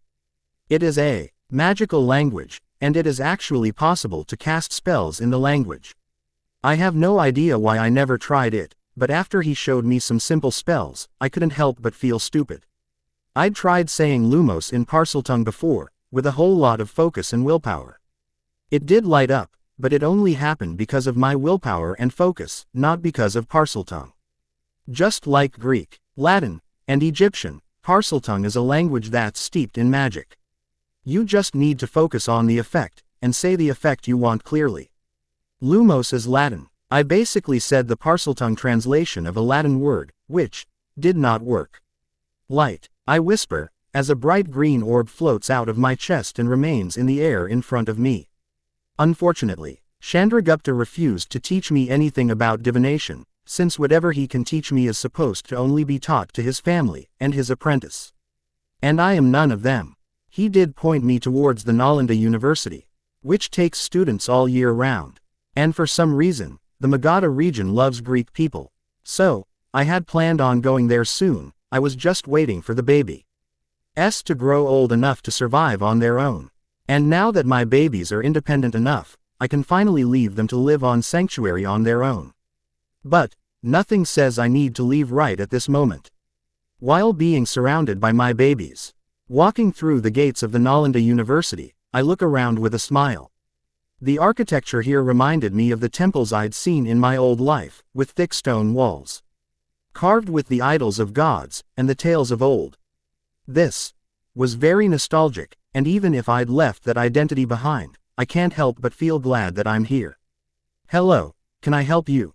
An old man asks in Magadhi Prakrit, the most common language in the Magadha region, which is basically modern-day northeast India, as he approaches me. Smiling at him, I put my palms together in a hello, bow a bit, and say, "My name is Atharva Joshi. Hey, it's not brown face if I actually was a brown guy once. I am a mage traveling from the Satavahana dynasty, here to exchange knowledge." Bowing back, the old man says, "Nice to meet you, Mage Atharva. I am Brahmaprasad, a professor here at the Mahavihara. Come, walk with me, and tell me, what do you hope to gain? And, may I ask, what do you have to offer?" As we start walking, I say, I have spent 2 years studying in the great library of Alexandria, Mahaguru Brahmaprasad. Master Onuris, the librarian responsible for guarding magical knowledge, allowed me to copy a few texts. I am hoping to exchange some of those texts for any books on divination, and souls that the great Nalanda Mahavihara can grant me. Brahmaprasad says, as he stops and stares at me. I keep my head low, since the culture this far back demands complete respect be given to the teachers. To be fair, the teachers here are less of assholes than they're in the future. He nods, and says, I will allow an exchange of 1 book per book. Equal exchange, as the way things should be. Of course, the value of the books you grant us will be decided after I read it, and then a similarly valued book will be granted to you in return. Is that acceptable, Mage Atharva? Considering that what I have is just books from the Royal Mage Library, and hence pretty damn important knowledge. I have no objection to that. Plus, I'm just granting copies, permanent copies, but copies just the same. Nodding with a short bow, I say, that is acceptable, Mahaguru. Do I have permission to peruse your library in the meantime? Mahaguru Brahmaprasad nods, as he once more begins walking, and says, you may visit the library, but you won't be allowed to copy any of the tomes there. The only knowledge you will be taking with you is what you exchange, and what you manage to read in the short while. I smirk, having no problem with it at all. My reading speed is extraordinarily fast, as all I can say. We then go to a classroom, where Mahaguru Brahmaprasad asks me to put forward all the books I'm willing to grant them. From the moleskin pouch, I take out one book after another. All of them with some manner of highly advanced knowledge. 3 on staff crafting, 7 on Egyptian enchantments, 9 on curses and dark wards, 5 books on alchemy, 6 on protective wards, 4 on Egyptian rituals, and 10 books that were a compendium of Greek and Egyptian spells, categorized by charms, curses, hexes, transfigurations, and miscellaneous. Obviously, all of them were translated to Sanskrit. I did not come unprepared. The spell books might not be of much use to them, since the spells and all are in different languages than the ones the people here speak. But they can take inspiration from these books. The other books will definitely be of a lot of use here, especially the staff crafting, alchemy, and ritual books. As the Mahaguru starts reading, he asks a student named Vijaya to guide me to the library, and to stay with me, to see that I don't break my word. Joke's on him, I'm not planning on copying this library, yet. I'm just waiting to craft a specific spell, one that I know can be done. But right now, I'm going to just read. You didn't tell me you read this fast, Mahaguru Brahmaprasad says, as he enters the library. While his words were of accusation, his tone was of amusement. Chuckling, I put the book on soul-enhancing rituals down, and glance at the 60 books that were kept all around me on the table. Those were the books I finished reading since I had entered the library, which was 90 minutes ago. Smiling at Mahaguru Brahmaprasad, I say, I have always been a fast reader, it helps me not waste too much time.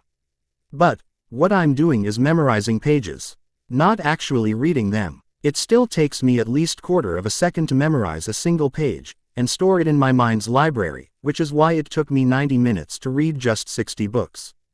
Brahmaprasad smiles, shakes his head, and says, well, carry on.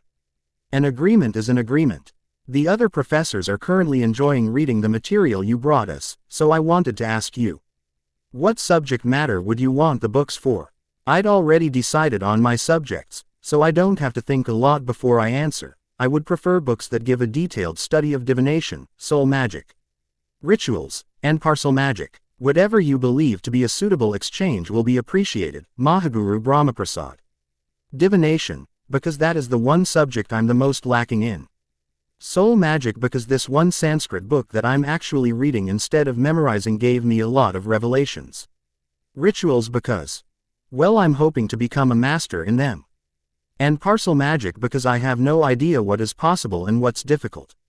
Never impossible, I learned that lesson early on.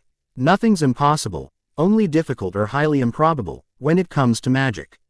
Everything is possible. The price of the spell, however, increases with the improbability. Nodding, Brahmaprasad leaves me to my studies in the library, and walks out after a small talk with the student who was keeping an eye on me. Ignoring him, I return to the book on soul-enhancing rituals book. I didn't know this was even possible, which is different than believing it impossible. Souls are souls. I had thought they're a constant, since my memories from my past life did come here, along with some of my personality. But, it seems a soul can be changed. It should have been obvious. Since demons can corrupt human souls, gods can turn human souls into divine, etc. Similarly, there are rituals to change a human soul completely, or partially. The complete soul-changing rituals change the body too, either just a little, or a lot. But, until I learn a lot more, I'm sticking to just reading about these rituals. 1 year later, 51 BC. The compass that doesn't point north. That is what I'd called this compass that I'd found in the stomach of Drugir the berserk dragon.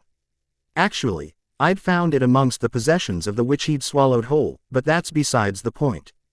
Turns out, this compass was just too heavily enchanted for me to find its purpose without using it. I'd tried detection spells, and a lot of analysis spells, and all of them showed that this compass was a plain magnetic compass. Nope, the compass was one that pointed not at the magnetic north, but whatever object you're in the most need of. This seriously reminds me of the compass that Tane Jack Sparrow used in the Pirates movie series. Unfortunately, the compass doesn't tell you what that need is. It could be a subconscious need, and I wouldn't know until I actually find it. After my visit to the Nalanda Mahavihara, or the Nalanda University, and after I'd returned with 11 books on different levels of divination, and 3 books on souls, 4 on soul magic, 13 on rituals. With 13 books on parcel magic, I sat in my experiment room, carving a few runes on the compass, while a potion boiled on the table beside me. Most of the books were journals, and observations of other mages, and that is good enough for me. I just didn't expect so many people to have studied parcel magic. That's not counting the 100 or so books I'd read while in the library, the majority of which were historical journals and mythologies. Back to the compass, as far as I can tell, it was a sorcery artifact, enchanted using the universal and dimensional magics. It, as I said, pointed anyone toward a direction they need to go to find their greatest need. If a hungry person holds it, the compass will point them towards some free food. If a person is feeling cold, they'll be pointed towards a direction where they might find some warmth, etc. It always points towards where they will most definitely find that need with minimal work on their part. So, a hungry poor person won't find food from an expensive hotel. What I'm trying to do is mix my knowledge of divination and arithmancy to basically change the purpose of the compass. Instead of pointing me towards the direction of my need, it'll point me towards the direction of my want, and take me there. Done with the runes, I float the compass over my hand, drop it into the bubbling potion, and whisper, Enisho. Which means enhance. Immediately, the potion bubbles faster, and the compass is thrown out of it, now with a soft white glow to it. Floating it over my hand, I drop 1 drop of my blood on the center, to bind it to me, and take something else out of nowhere. Felix Felicus, liquid luck potion. I'd only found it recently in nowhere, hidden inside some of my old clothes. I might have perfect recall, but I do forget some things it seems. For someone with occlumency provided perfect memory, I forget a lot of stuff. Ironic, I know. I open the bottle cap, and drop a single drop on top of the compass, right where my blood was. And then, as the compass flashes in a gold light once, I smile. Time to see if this artifact is a success. Taking it in my hand, I close my eyes, keeping the image of the Darkhold in my mind, and press the button on top of it. Immediately, I feel some sort of magic surround me. As I open my eyes, I see my body covered in a golden-colored magic, the same shade as that of Felix Felicus. And then, I feel my body get squeezed tightly, as I'm forcefully apparated from the experiment room in my castle on Sanctuary to somewhere else. This somewhere else turns out to be a forest in Central Africa, somewhere I'd buried the Darkhold in. The Darkhold was deep underground, where its corruption won't bother anyone, in a lead box enchanted to high hells to not allow anyone but me to open it. So, this compass obviously works. Smiling, I start creating a portal back home, when I suddenly stop, shocked. I just apparated from an island between Africa and India, to Central Africa, which is at least 4,000 kilometers away. That's 4 times greater than my previous limit, and I don't even feel tired. Either I'm getting better at apparating, or the compass is not limited by distance. Damn, I've made something wonderful again. Haven't I? I'm so smart. Shaking my head, I create a portal to my castle, and enter through. Gathering a few things, like a few books to pass the time, some food packed in nowhere, and a tent I'd prepared and enchanted myself, I hold the compass in my HNDS once again. Closing my eyes, this time I focus on the image of the sands of time, and the timeglass. The glass-like stone, golden-orange in color, was made up of the sands of time, the ingredient necessary in creating a time turner, and my way back home. Once again, I feel myself twisting through the wormhole of apparition, squeezed through it. And I get thrown out into soft land, thankfully legs first. Wait a minute. Soft. As I open my eyes, I feel before I see the desert all around me. The heat of the sun, the softness of the sand, the sound of just wind all around me. Sighing, I start setting up camp. Of course it's a desert. Where else will I find sands of time but a desert? After the tent is up, and a few wards cast to protect the tent and surrounding area from storms, I get to work. I couldn't use my echolocation trick, one that I'd used to find the diadem in Albania, here. The sands of time, while magical, didn't react to my magic the same way. I'd tried to use the sands that I had access to try and see if I could find more of it, and failed spectacularly. So, I'm going to have to do this the old-fashioned way. Bringing my staff out of nowhere, I tap its butt on the desert sand once, and smile, feeling a wave of magic flow out of it into the ground. From the point my staff connected to the ground, to a dozen meters all around, the desert starts flowing to become a plain floor, as it slowly transforms from sand to water. The only place safe from this transfiguration spell is the spot I'm standing on. The tent I'd already placed way outside the limits. Another tap of my staff solidifies the ground around this water, so that it doesn't flow into the small transfigured pond and ruin it. I nod, at a task well done, and place the staff back into nowhere, a single call away. And then, with a wave of my hand, I send my clothes flying off my body towards the tent, and dive into the water. As I break the surface of the water with a splash, a single white lumos orb appears above me, to show me the way. Time to find the sands of time, one cylindrical area at a time. It has been 17 days since I began my search for the sands of time, and until now, I haven't found anything even remotely similar. Every day, I would transfigure a piece of the desert into water, and take a deep dive in it. 13 hours a day, I spent underwater, naked, thankfully not freezing my balls off, looking for the golden shimmering dust known as the sands of time, or the timeglass, a stone formed by condensing said sands of time. The sands of time cannot be transfigured, at least not normally, so I'm sure I didn't mistakenly transfigure it into water, and then back into sand again. I would have known, because it would have taken a lot more magic to do so. With each transfiguration spell, I would transfigure a cylindrical volume with a radius of around a dozen meters, and a depth of 100 meters. Then, when I reach the bottom, I cast the spell again, transfiguring the land underneath to water too. And again, and again.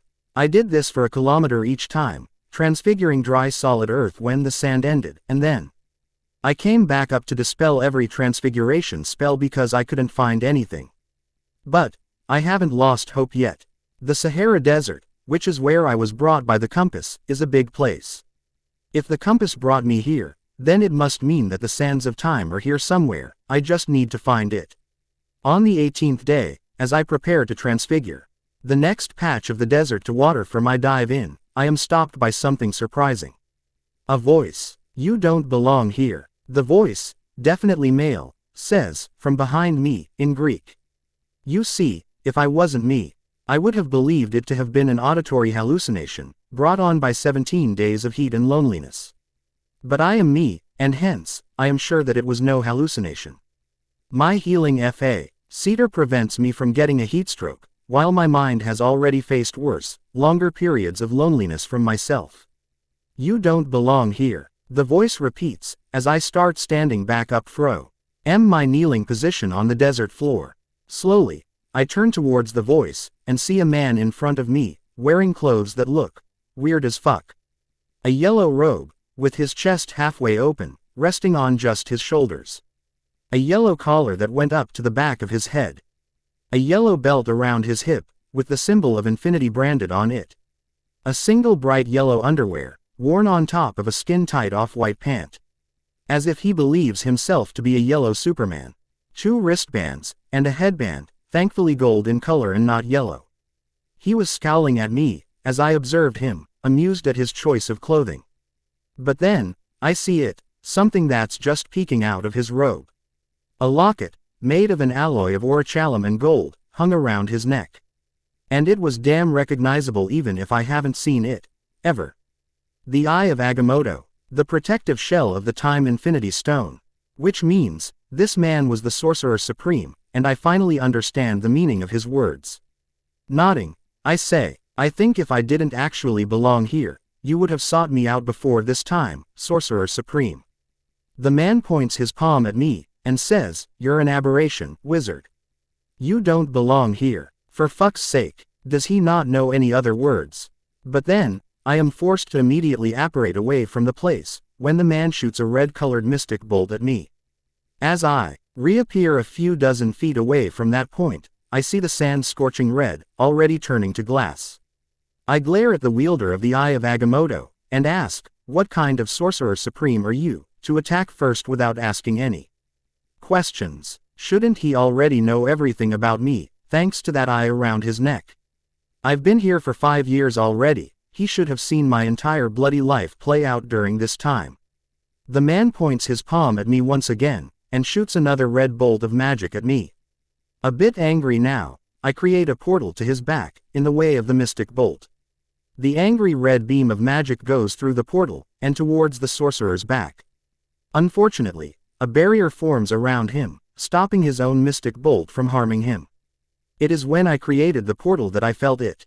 My connection to the universe was weakening, very slowly, but it was weakening. It didn't happen before, and I know I wasn't struck by any curse, or any spell. Which means, is man just passively weakens those sorcerers that are around him. He's having no effect on my wizard side, just the sorcerer side. My magic is still mine, but he's just decreasing the amount of magic I passively absorb from the universe. Until slowly, I won't be a sorcerer any longer. You don't belong here, in this time period. The man repeats, seriously annoying me now. Your death here will restore the timeline to the proper path, and send you back to your own time without any memories of the past. So, stay still and allow me to cast my spell. No, thank you. As he raises his hand at me once more, I remove my staff from the nowhere, and slam it head first on the ground. A wave of magic erupts out of the staff, sending sand flying everywhere, and causing a small tremor of earthquake. He tremor distracts the sorcerer from casting his spell, and some of the sand lands in his eyes. While he's distracted, I get to work. Focusing my magic, I pull at the sand, and cause it to rise into walls all around us. These 4 sand walls, which by themselves are 100 meters long each, then get transfigured into stone, creating a stone room around us within a single second. I tap my staff on the ground once again, and more sand is pulled into the wall, immediately getting transfigured into stone, before the walls rise up, and keep rising. Within 3 seconds, there's a room with each wall being 100 meters long, and around half a kilometer tall, around us. The man scowls at me once again, and points both his palms at me, sending a single brown mystic bolt at me, once again without any invocation. I apparate away from the position, and appear on the wall using my nails to stick into place. The mystic bolt stops right before the slam into the ground, and surprisingly, shifts its aim towards me. As they speed towards me once again, I apparate away, this time on the wall opposite to it. No matter where you go, how far, and in which dimension, the spell will keep following you until you're hit. The man helpfully taunts, as he stares at me apparating away from one place to another. I apparate from one wall to another, from ceiling to the ground, again and again, with the mystic bolt always following after me, not hitting anything solid. It was still connected to the sorcerer's hands, which means he was still providing the spell with his magic. Finally, I apparate on the ground, right in the center of the room, and place my palm down on the stone floor. With barely a moment's notice, an invisible rune carves itself on the ground, with not even me able to see it. Once again, the mystic bolt speeds towards me, and I stand tall. When the bolt is about to hit me, I replace my staff with my 2 swords, Galadmagal and Dermagal, and bring them in between myself and the spell. The force of the spell throws me off my feet, flying towards the wall, but thankfully, my highly magical swords protect me from the effects of the spell, by absorbing the magic behind it. As my swords glow orange, heating up thanks to the dark magic they just absorbed, I look up at the frowning sorcerer with a smirk on my face. But then, I suddenly throw the swords down, not able to hold them any longer thanks to the extreme heat. I know now that no shield would have worked against that spell, it was worse than the killing curse in that manner. This long time of dodging and apparating had given me the opportunity to sense the intent behind the spell. Total molecular disintegration, even my healing factor wouldn't have allowed me to survive being hit by this spell. Thankfully, Dermagal and Galadmagal had been enchanted for just this reason, absorbing offensive spells. But, it seems my metalworking needs some working on. The swords became too hot after absorbing this spell from an actual mortal. No matter that said mortal is the Sorcerer Supreme. Before you die here, I would know your name. I say, staring at the man with not even a shred of anger showing on my face. I didn't bother anyone in the past. At least not on purpose. I didn't even try to change anything major. I just copied the knowledge from the Library of Alexandria, gave some books to the Nalanda University, and that's it. The man smiles, amused, and asks, "You actually think you can kill me, wizard?" Smiling back, I simply pick my swords up with telekinesis, pointing both of them towards the sorcerer. With a twitch of my fingers, I banish both the swords towards him, still glowing hot red with the absorbed curse. The man raises his hand negligently, either to create a shield, or to stop the swords in their spot. Unfortunately for him, his magic fails to work, and both the swords stab into his chest, one in his heart, and the other in the right side of his chest. Eyes wide, the man looks at me with something akin to fear and shock.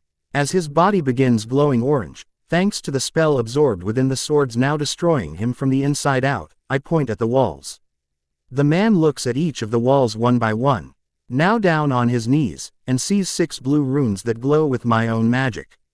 I'd carved 6 runes on the 4 walls, the ceiling, as well as the ground, while I was apparating away from his curse. As realization strikes him, I say, only the mage who cast the runes can use his magic, former Sorcerer Supreme, whatever your name is. Goodbye. And then, before he can do anything, he explodes into an orange dust. I sigh, as the sorcerer dies, as I feel my connection to the universe returning to its previous state. The side effect of being an experienced sorcerer is that I know when something is going to work. And when it is not. His initial shielding from his own spell told me that sneak attacks won't work, and neither will most wizarding spells. His mystic bolt told me that he's a lot stronger than me. So much so that I doubt that even with 1,000 years of training I will be able to match him magically.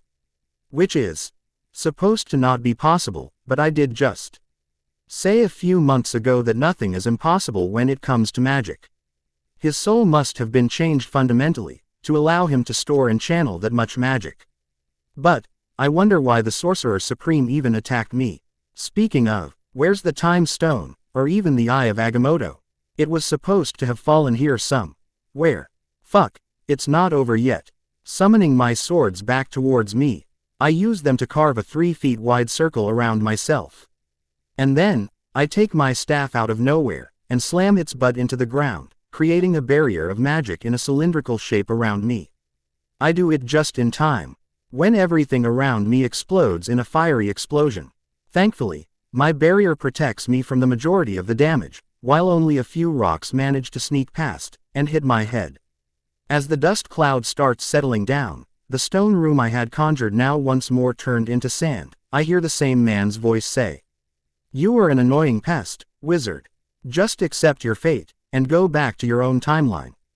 Quote, the voice came from everywhere, and nowhere, with no direction for me to track. Looking around warily, I say, "Trust me buddy, I will leave for my own time as soon as I'm ready. But it won't be by someone else's hands, it will happen when I decide it happens. Then you leave me no choice.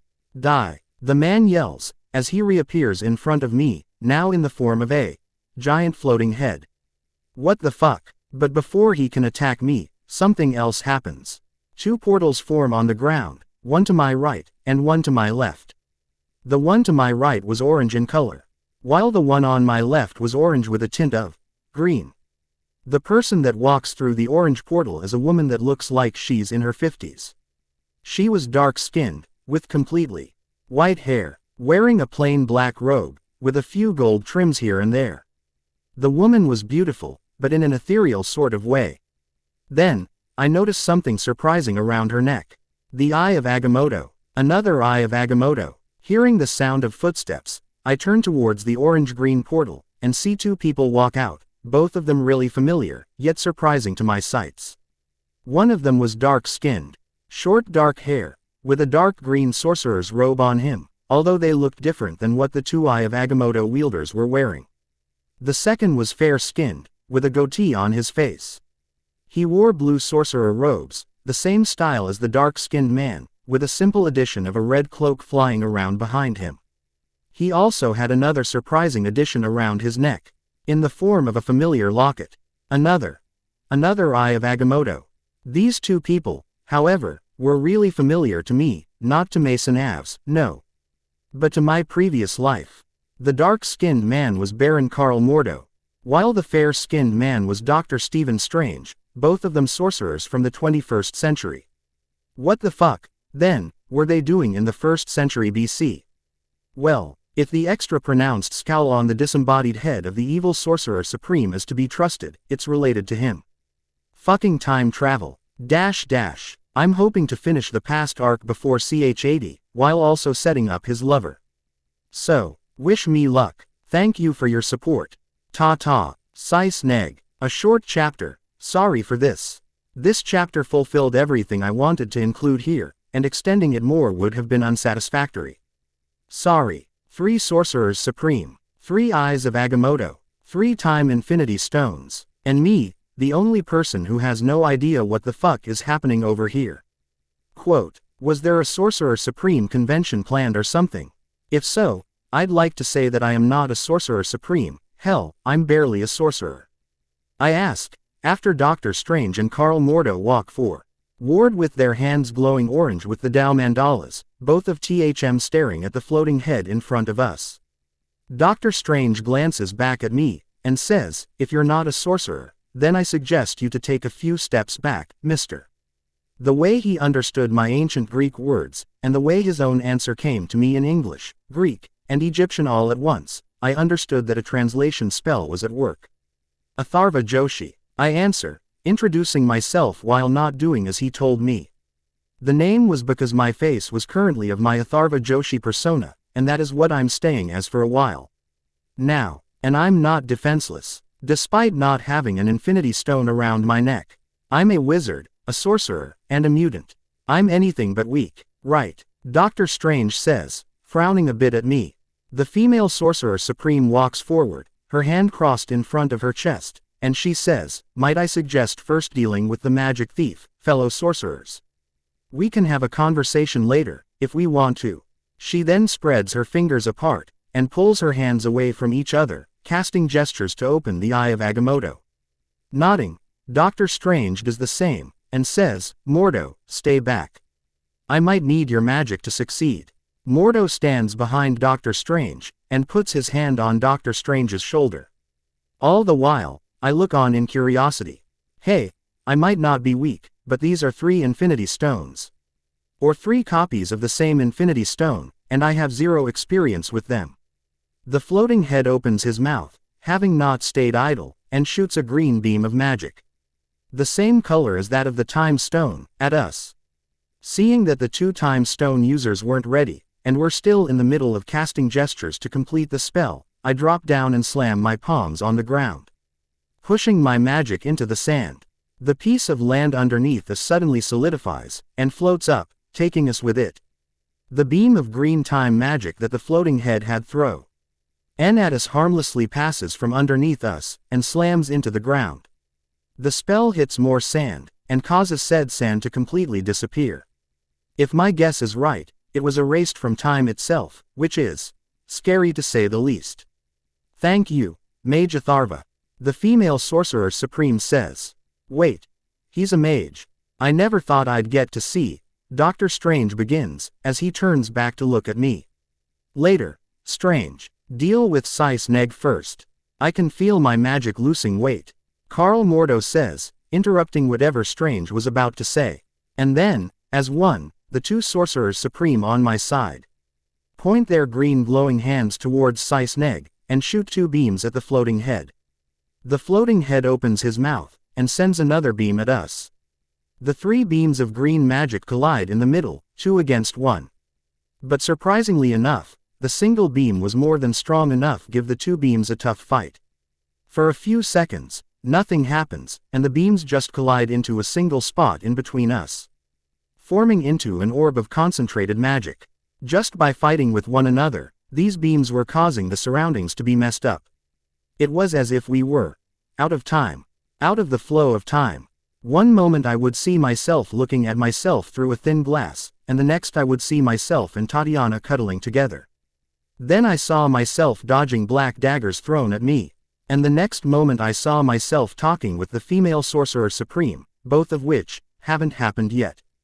Judging by the glances given by the other sorcerers present, I'm guessing then they're seeing moments of their life, of their past, or future.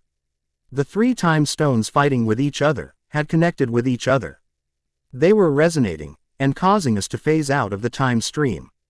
To look at our own lives from out of time. With the 3 beams fighting for dominance, and going nowhere, I decide to help out, and gently land us back down. Taking my staff, which had remained floating to my side when I dropped it, in my hand, I point its head towards the floating head of Sisneg, and whisper, lightning. WHHOOOOOSSSHHH. A thick purple-colored lightning bolt exits from the eye of my staff, and blasts from underneath the orb of time energy coalescing in between us and towards Sisneg. The lightning bolt slams into his cheek, causing him to wince as he's covered by my lightning. Unfortunately, while the lightning bolt is at just half the strength of a true lightning bolt dropping down from up above, Sisneg is more than durable enough to tank it. Which means my attack barely bothered him. Frowning, I point my staff head at the dark green orb of time energy, and shoot a beam of pure magic at it, putting my all behind the attack. It joins the 2 GIC beams of the Sorcerers Supreme in fighting the single beam of Sisneg's magic, and slowly pushes it back. While my magic is not nearly powerful enough to contend with the fucking time stone, it has enough potency to give the other 2 time stones a chance to fight back. Bit by bit, as our surroundings keep showing us windows to our past, and some into the future, Sisneg's attack starts getting pushed back, more and more. Until finally, it hits the floating head right in his mouth. Boom! The orb of volatile time energy explodes with a bright green flash, and there's a great shockwave, as all 4 of us sorcerers are thrown back. I land on my feet, twisting in the air as I fly back to do so, as Doctor Strange floats with the help of his cloak of levitation. Carl Mordo jumps on air with the help of his magical boots. Vaulting boots of Valtor, if I'm not mistaken, and the female sorcerer supreme just goes through a portal to land right way up. As the green in my eyes disappear, I see that the floating head was nowhere to be seen. But I've already seen him return from the dead once, so I'm not dropping my guard yet. You don't have to worry, Mage Atharva, he's gone. The female sorcerer supreme says. And I really need to ask her name. Glancing at her, I say, I killed him once before, exploded his entire body, and he returned as that floating head. I'm not taking any chance. Smiling, she says, I'm saying it because he's not dead. We banished him out of the time stream. Banished. I turn around to look at her, and see Doctor Strange and Mordo joining us. Doctor Strange nods when I look at him, and says, Sisneg won't be able to go enter the time stream for 500 more years. I frown, a bit confused.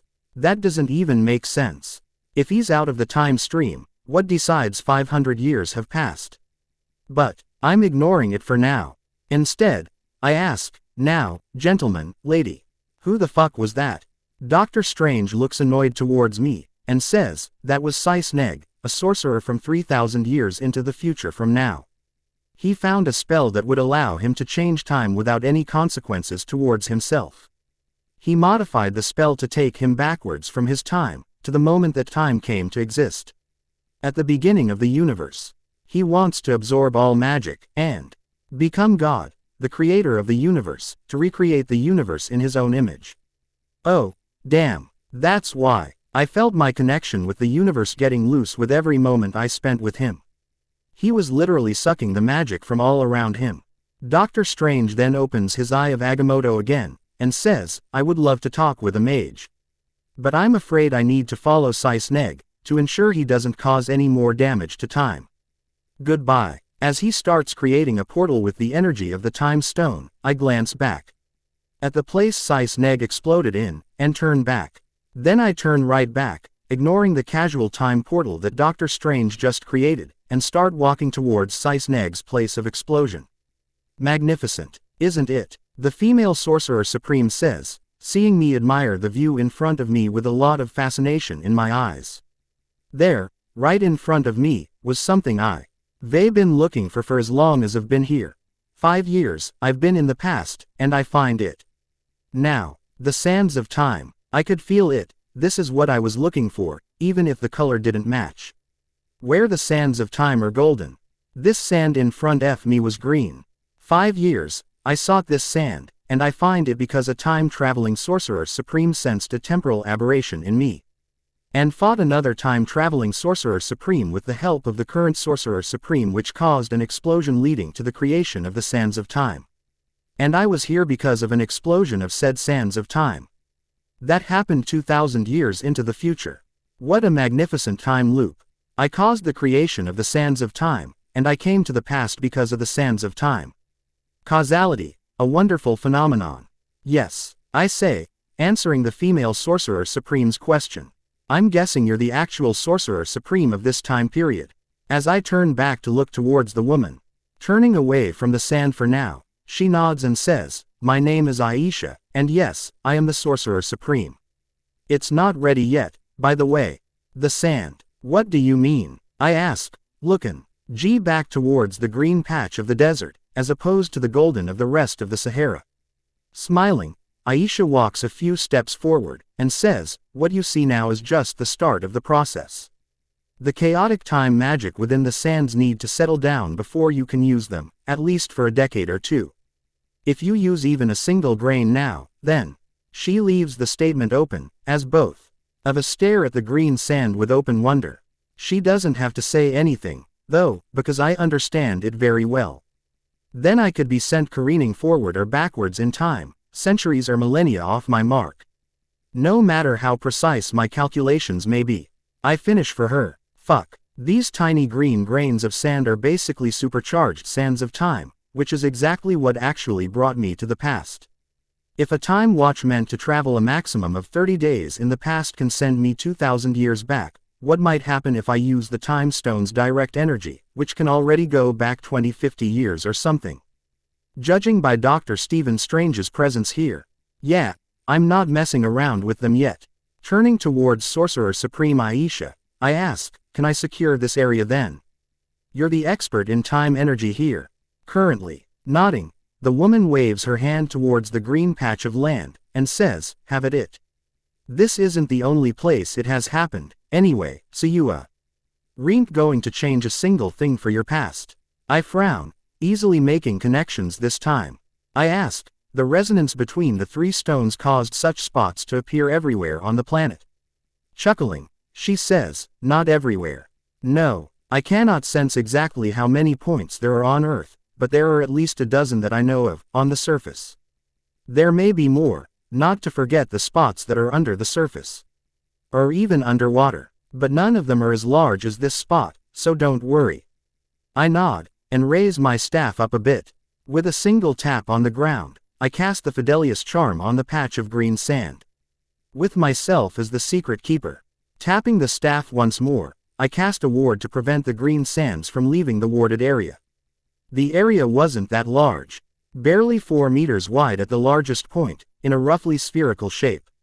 I turned back towards the Sorcerer Supreme to see her eyes glossed over, as she looked around confused. I get happy for barely a second. Before the eye of Agamotto around her neck glows green, and she snaps her head right back towards the spot that contained the sands of time. Bugger, there goes my hope of the Fidelius charm working on the time stone. That was unpleasant. I don't know what spell you used, Mage Atharva, but I can tell you that it worked. I doubt anyone but me even knows about the spot here. Aisha says, looking a bit impressed. Huh, the Fidelius isn't invented yet, or what? Could be, the spell does include a Latin invocation, that I no longer need to use. Nodding, I say, yes. Anyway, can you explain what exactly happened a minute ago in more words than the future sorcerer supreme? Aisha chuckles, probably at my language, and says, "I myself do not know much. Even with the time infinity stone, I cannot peer through time too much. Usually it is impossible to see anything beyond my own death, but I suppose this moment was deemed important enough by the time stone that it allowed me to see exactly what the threat is." Sice neg, Right, the future Sorcerer Supreme gave me some idea of the issue, but what else can you give me?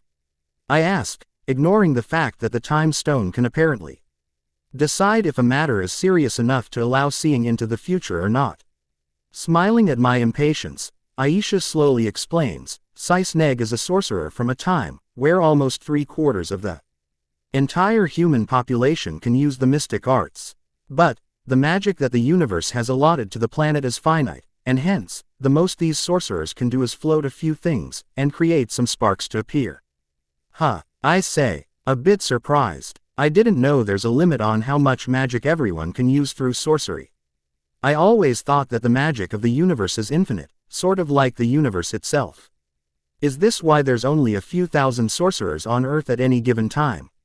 Nodding, Aisha says, the highest number of sorcerers present on Earth without them being weakened was in the times of Atlantis. 10,000 years ago, the number was just under 120,000. Any more than 150,000 and sorcerers start getting weakened little by little. The higher the number goes, the weaker the sorcerers get. When I nod in understanding, she continues, Cisneg first found a spell that would have allowed him to absorb all the magic that is near him. He used this to drain a few hundred sorcerers of their powers. And then used another spell to throw himself through the time stream, backwards. He did this so he can absorb all the magic from all time, to become what might be the truest anyone can define as God. He can get out any time he wants, but he cannot return to the future until the purpose of his spell is complete.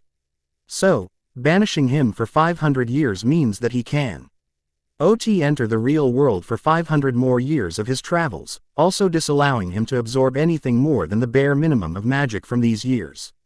Well, this explains the 500-year remark. Wick. H also means that if the Sorcerer Supreme from the future and his friend don't succeed in defeating him, which is highly unlikely, then Cisneg will become an actual god. And then, no one will be able to stop him from recreating the universe in his own image. As Aisha finishes it, I suddenly get a shiver on my back, wondering what possesses people to actually use spells like this. Become the god. No thank you, I'm comfortable in my mortal, if long-living, life. Seeing me shiver causes Aisha to smile, and she says, now, you don't have anything important to do you? I frown, and shake my head. My dragons are pretty much independent now, while Culture and Holer have the island pretty much handled by themselves. They'll bring more elves if they find them anyway, to work on the island. Smiling, now a bit menacingly, Aisha says, good, then you can complete your sorcery training properly. Excuse me, I ask, because mind you, I am a proper sorcerer. Aisha scoffs, and waves her hand at me. Instead of an attack, however, a simple spell hits me, with its purpose unknown to my senses. As she starts circling me, Aisha says, you're a strong mage, right amongst the strongest in the world. But your sorcery is laughable at best. You have bonded to the universe very well, I must say, but you haven't used the connection properly. You use your portals well, but you've barely scratched the surface when it comes to Mandala spells. I can't blame you for that, since you probably didn't have the study materials necessary to learn properly. But what, may I ask, possessed you to hold yourself so far back by not learning any dimensional spells? Her first sentence causes me to smile a bit, in pride. Her next sentences however bring all my pride down to the ground. When she asks the question, I become agitated, and say, I didn't want to allow any demon the chance of corrupting a mage soul, alright.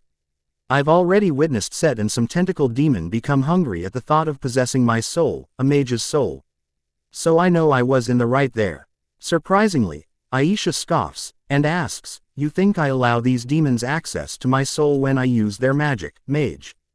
Dimensional spells only allow the demons to corrupt my soul if I myself allow it. Sorcerers are in no danger of getting their souls corrupted as long as they stick to the agreements between the realm and the sorcerer. I pause, and think for a moment. What she said makes sense. Even when the Ancient One used her connection to the dark dimension to become immortal, Dormammu held no sway on her soul.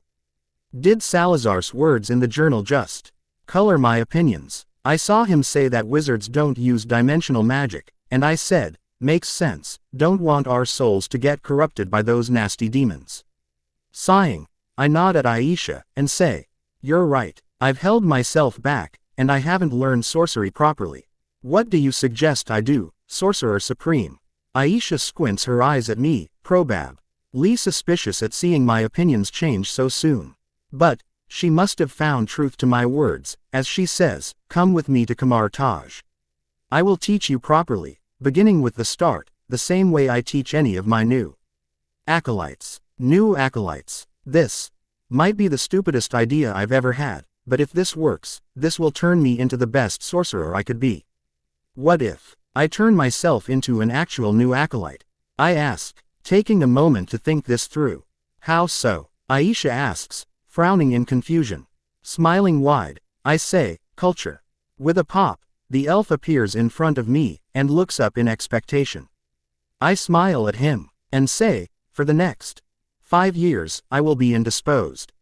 If you face any problem, I want you to come to Sorcerer Supreme Aisha, who will help you in any way she can. I agreed to no such thing.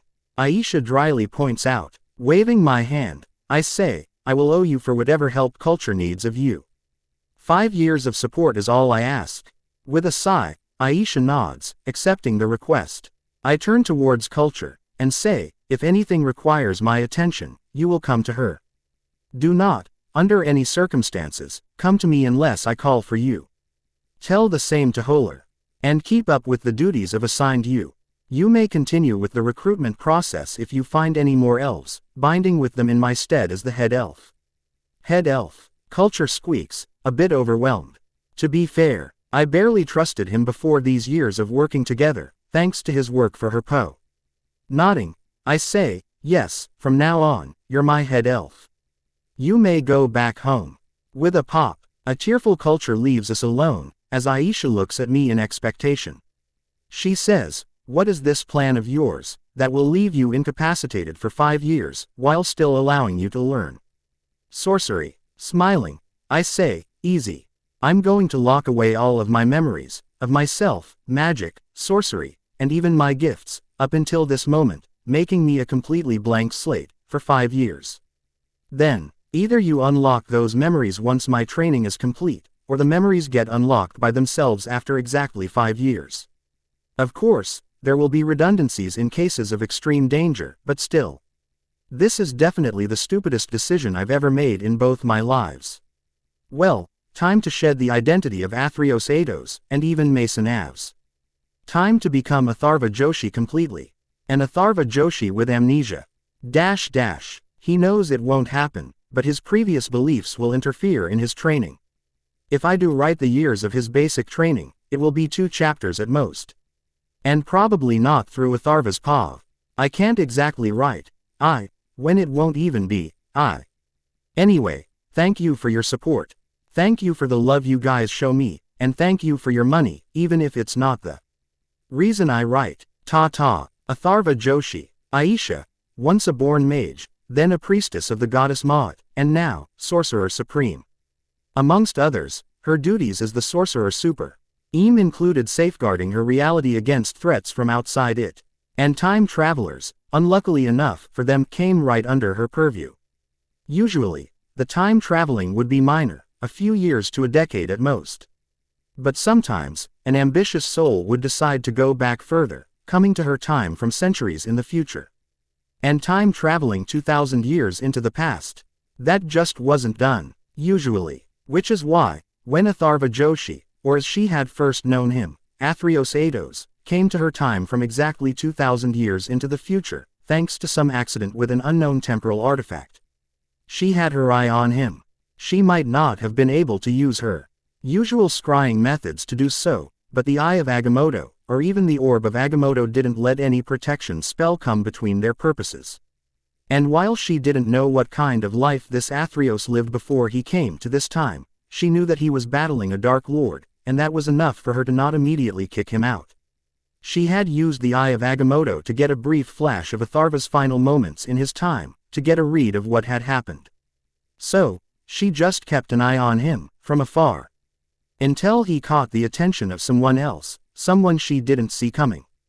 Another Sorcerer Supreme, from another time, and this one wasn't half as benevolent as her. Still, she took the time to actually peer through time, to see what she was dealing with. And what the eye showed her wasn't good. So, she immediately left to help the mage deal with the Sorcerer Supreme, who was also an invader to her reality. And got a surprising help in the form of another Sorcerer Supreme from another time. One who had followed this Sice Neg from his own time. And now, after the battle was over, she stood with Atharva, as he was now known, while he created some artifacts. The first one was a silver bangle, although the silver had far too much magic to be any normal silver, while the other was a ring, also silver. As he hands the ring to her, he explains, "I've already offered my help to 2 other mages, Master Onuris and Tatiana." Aisha did know that, having seen almost his entire life while in this time period.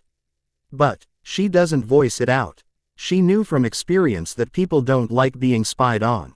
Unknown to these thoughts, Atharva continues, "This ring connects to the spell I've cast on the stones I've given them to call for me. I hope that if they call for my help, and I'm still not me, that you go and help them."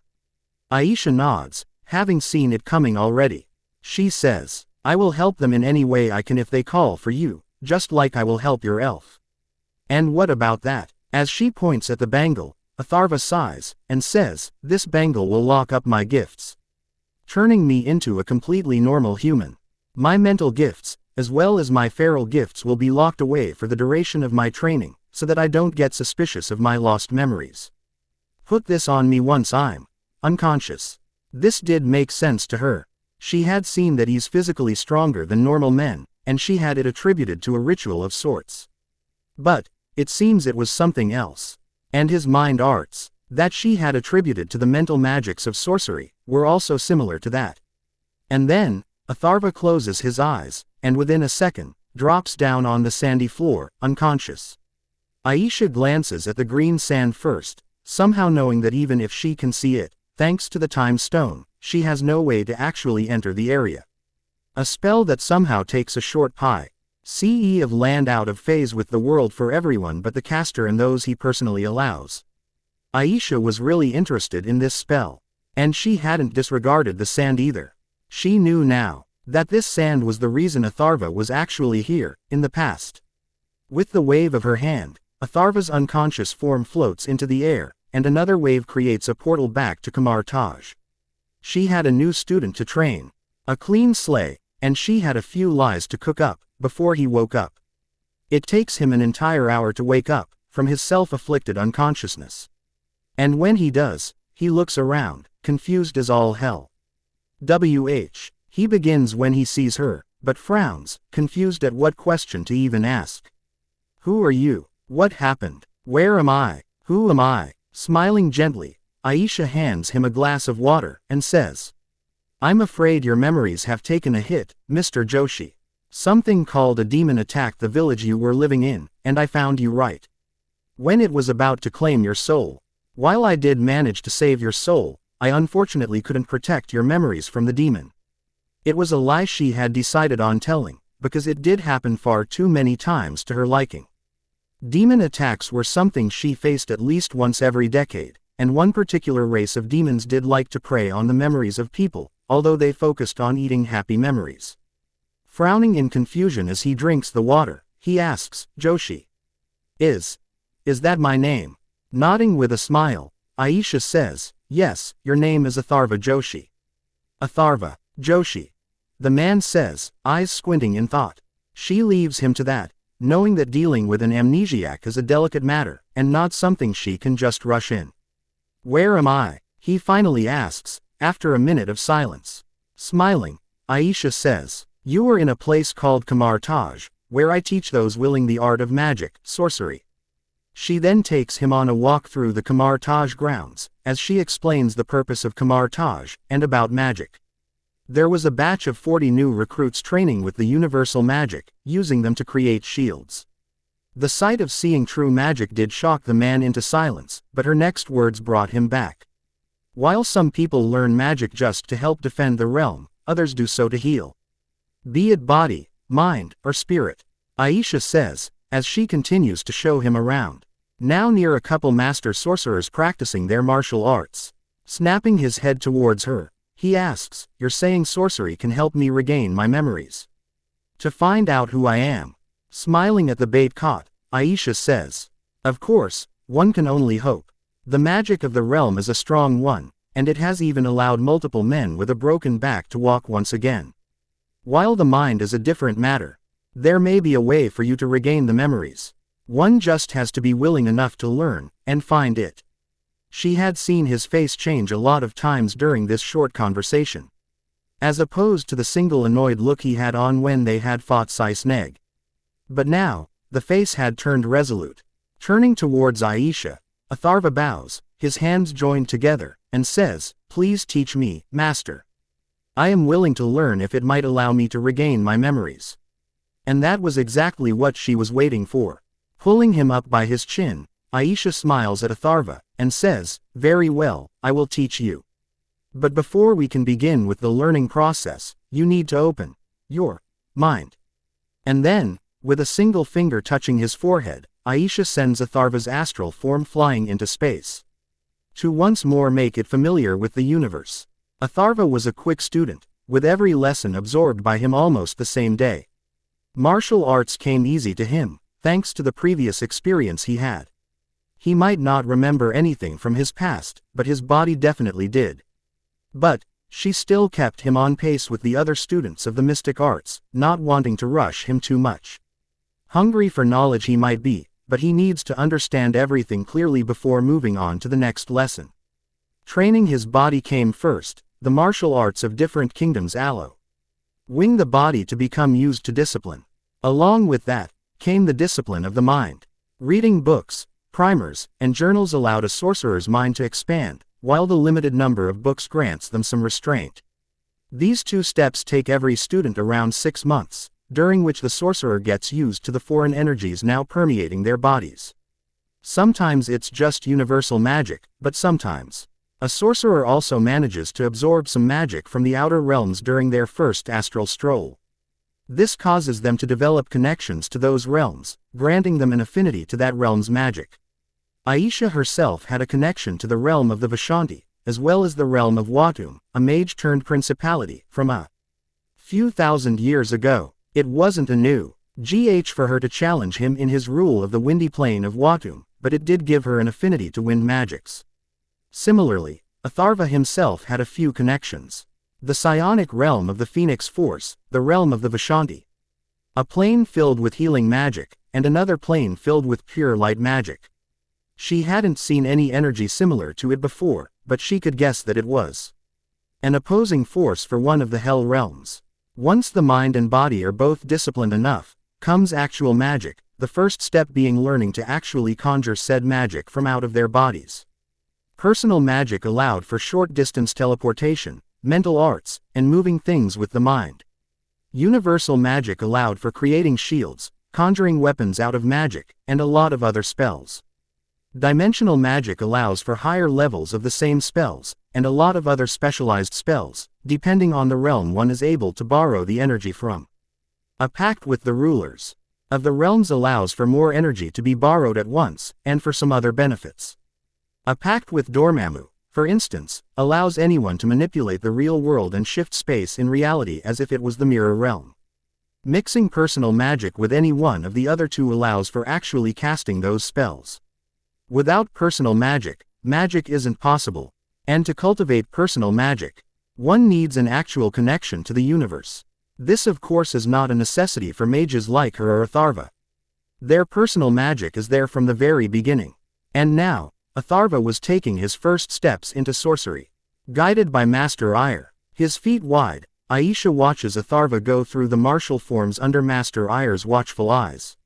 Ha! Atharva yells along with the other students, their arms moving with their yells. Immediately, almost everyone manages to form an orange sparking line into the air, conjuring their first piece of universal magic into this world. With a spin of their arms, a shield forms around the line, with more shapes and symbols taking form with each motion. She smiles, seeing the genuine enjoyment of Atharva, and realizes that his idea was a good one. If he didn't lock his memories away, He wouldn't have enjoyed this so much. Suddenly, she feels the ring on her finger warm up, letting her know that someone was calling for Atharva. Nodding at Master Ire, she says, "I have an errand to run, Master Ire. Please continue with the lessons." As soon as she's in her personal room, she closes her eyes and follows the call to its point of origin. Seeing the face of the priest of Osiris, the one called Onuris in her mind's eye, Aisha creates a portal to the Alexandria, right in front of Onuris's eyes. He was outside his library, likely waiting for Athreos to appear. But seeing her appear out of a portal instead, he points his staff at her, and asks, "Who are you?" "Peace, priest of Osiris." Aisha begins, and raises her arms. She then shows him the locket of Maat around her neck, and says, "My name is Aisha, a former priestess of Maat, and the current teacher to the one you know as Athreos." He squints his eyes at her, not immediately trusting, and asks, "And why are you here?" "Priestess." Smiling, she says, "Athreos is currently learning sorcery under me, and he has decided that he needed to do it by locking his memories away, to not let them interfere in his learning. Before he did that, however, Athreos gave me a way to sense if anyone contacts him, and so, here I am, in Athreos' stead." Onuris nods, trusting her for now, and says, "That sounds like him. How long will he be without his memories?" Aisha smiles at his understanding of Atharva's character, and says, "Around a couple more years, I believe. He has asked me to unlock his memories once he's a master sorcerer. But I do know that even if I don't, his memories will automatically be unlocked in 4 years and 6 months. Atharva might not have mentioned it to her, but she did know these things. She is the sorcerer supreme, you know." Nodding, Onuris says, "Very well, tell him to come find me when he's himself again. I have some information for him regarding his elf research." "Oh, did you find something more regarding the ritual perhaps?" Aisha asks, curious despite herself. Onuris scowls, and says, "You definitely know him then." "Yes, I found the actual ritual. I don't know what he's planning to do, but I doubt it'll be anything nefarious." And then, he just hands a single papyrus scroll to her, which might contain the alchemical ritual that was used in the creation of house elves. Something that she knows, Atharva is going to use to cure them of their enslavement. "You're trusting me with this?" Aisha asks, raising an eyebrow. Scoffing, Onuris says, "The scroll can only be opened by Athreos and I ensured it. Even you won't be able to do it, sorcerer supreme." Aisha smiles, both at his precaution, and his recognition of her. Nodding, he places the scroll inside one of her robe's hidden pockets, and says, "I will hand this over to him when his memories are back. Take care of him, all right? He's a good man. Annoying, but good," Onuris says, as he begins walking back towards the library. Smiling at his retreating back, Aisha creates another portal, and returns back home to Kamar Taj. The next time she feels the ring warm up is a year and a half later. After around 2 years since Atharva began his sorcery training, she glances into the mirror realm, and sees Atharva practicing aiming with the crimson bands of Sidorak. He had come a long way since his training began, and even with her holding his learning speed back, Atharva had proved himself to be the fastest growing student in Kamar Taj. Already he had made connections with the realms of Sidorak, Eikthalon, Watum, Balthak, and a lot more other non-ruled realms. It wasn't easy, making and handling multiple realm connections at once, and sorcerers usually had to train their magic and their bodies for a decade at least, before they could do it. But Atharva had done it in just 2 years. Seeing him keep training despite his aim hitting true once, Aisha smiles, and leaves for Greece, where the call came from. As soon as she appears out of the portal, she sees the naked form of Tatiana, resting on the side of a river. She had a deep cut on her stomach, and she was using what is no doubt her Greek robe as a bandage. Immediately, she speeds towards the woman, and starts channeling her magic into her arms. "Heal," she commands, focusing on borrowing magic from the rulerless healing realm. While placing her arm over the woman, Tatiana's wound. "Who the hell are you?" Tatiana whispers out, a wand pointed at her neck, not able to speak loudly. Aisha keeps channeling her healing spell, and says, "I am a friend of Athreos, and hence, a friend to you currently." What say we get out of here before whoever did this to you manages to track you down? Tatiana relaxes hearing Athreos' name, and nods, agreeing to the transportation. With the wave of her hand, Aisha creates a portal and moves it towards them, taking them to her room in Kamar Taj. Tatiana loses consciousness immediately after, now safe from whatever danger that had plagued her, but Aisha keeps working on her healing spell, channeling the magic more and more. When Tatiana wakes up, now almost completely healed, she immediately asks to be taken to Athreos, otherwise she won't trust that Aisha is actually his friend. Sighing, Aisha says, "I'm afraid that won't be of much use, Tatiana. Athreos has no memories of his life from beyond the last 2 years." "What? Why? How did this happen?" Tatiana asks, shocked at this revelation. "He himself did it, so he can learn my brand of mag. I see properly without interference from his memories," Aisha explains, and it immediately causes Tatiana to groan. Sardonically chuckling, Tatiana says, "I didn't know him for long, but this sounds like something he would do. Fucking idiot." Quote, chuckling herself, Aisha says, "I can take you to see him from afar if you like, but I'm afraid I first need to know what injured you." This immediately causes Tatiana to scowl. She says, "Another dark mage with dreams of immortality. A man from Greece, named Platon, managed to find some of her Poe's old notes, and created a Horcrux. He rules a small village, currently, right outside Greece.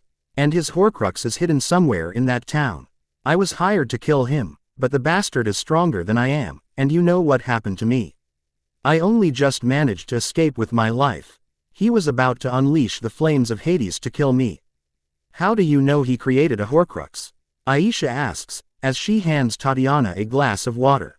Scowling some more, Tatiana says, "The bastard boasted about it to everyone. I'd thought I would be strong enough to kill him and destroy his Horcrux myself, but apparently not." Aisha smiles, and says, "Do not worry, Tatiana. Even if Athreos is currently unable to help you, I will do so in his stead." Tatiana smiles, thankful, and asks, "Where is Athreos?" Aisha simply raises her hand, turning the wall into a scrying pool, and shows Athreos still training with the Crimson Bands, although he does look tired now. "That's not Athreos," Tatiana says, frowning. Aisha says, "He might not look the same, but that is the one you knew as Athreos. He goes by Atharva Joshi now, having used a talent of his to change his face and skin tone." Seeing the doubt in Tatiana's eyes, Aisha says, "Look at his eyes, Tatiana. And feel for his magic. And then tell me that's not your Athreos." Tatiana immediately widens her eyes, seeing the same drive for learning that she had seen in Athreos' eyes, in this brown man's eyes. And then, her magic senses Athreos' magic in the man, making her realize that yes, this woman was not lying. But she does notice something. His magic. It feels muffled. "Why is that?" she asks. Aisha sighs, and says, "He created a magical artifact that blocked all his extraordinary gifts from working as long as he's without his memories. That also includes his magic, which, while not completely blocked, does have a bit of dampening effect on it." Tatiana immediately sighs, wondering what her former lover was thinking, locking his memories, gifts, and magic away. It was sacrilege. Still, she was grateful for his master, for her agreement to help her defeat Platon. Sighing once again, she wondered if she's ever going to figure out Athreos' true strength, or even his story. Was Athreos even his true name? Was that even his true face? She couldn't tell, now that she knew he's a shapeshifter. But, at least she now has this sorcerer to help her, but Tatiana did have to wonder what the sorcerer gained in return. Atharva punches towards her, and Aisha gently parries the fist away with her left palm, and strikes her right palm towards his chest. Atharva shifts his chest to the side, dodging the blow, and bends back, dodging another palm strike to his head. For a while, Aisha and Atharva spar with their hands and legs, neither of them gaining an upper hand. Suddenly, Atharva flips over one of Aisha's kicks, and lands a spinning kick on her face, sending her flying away.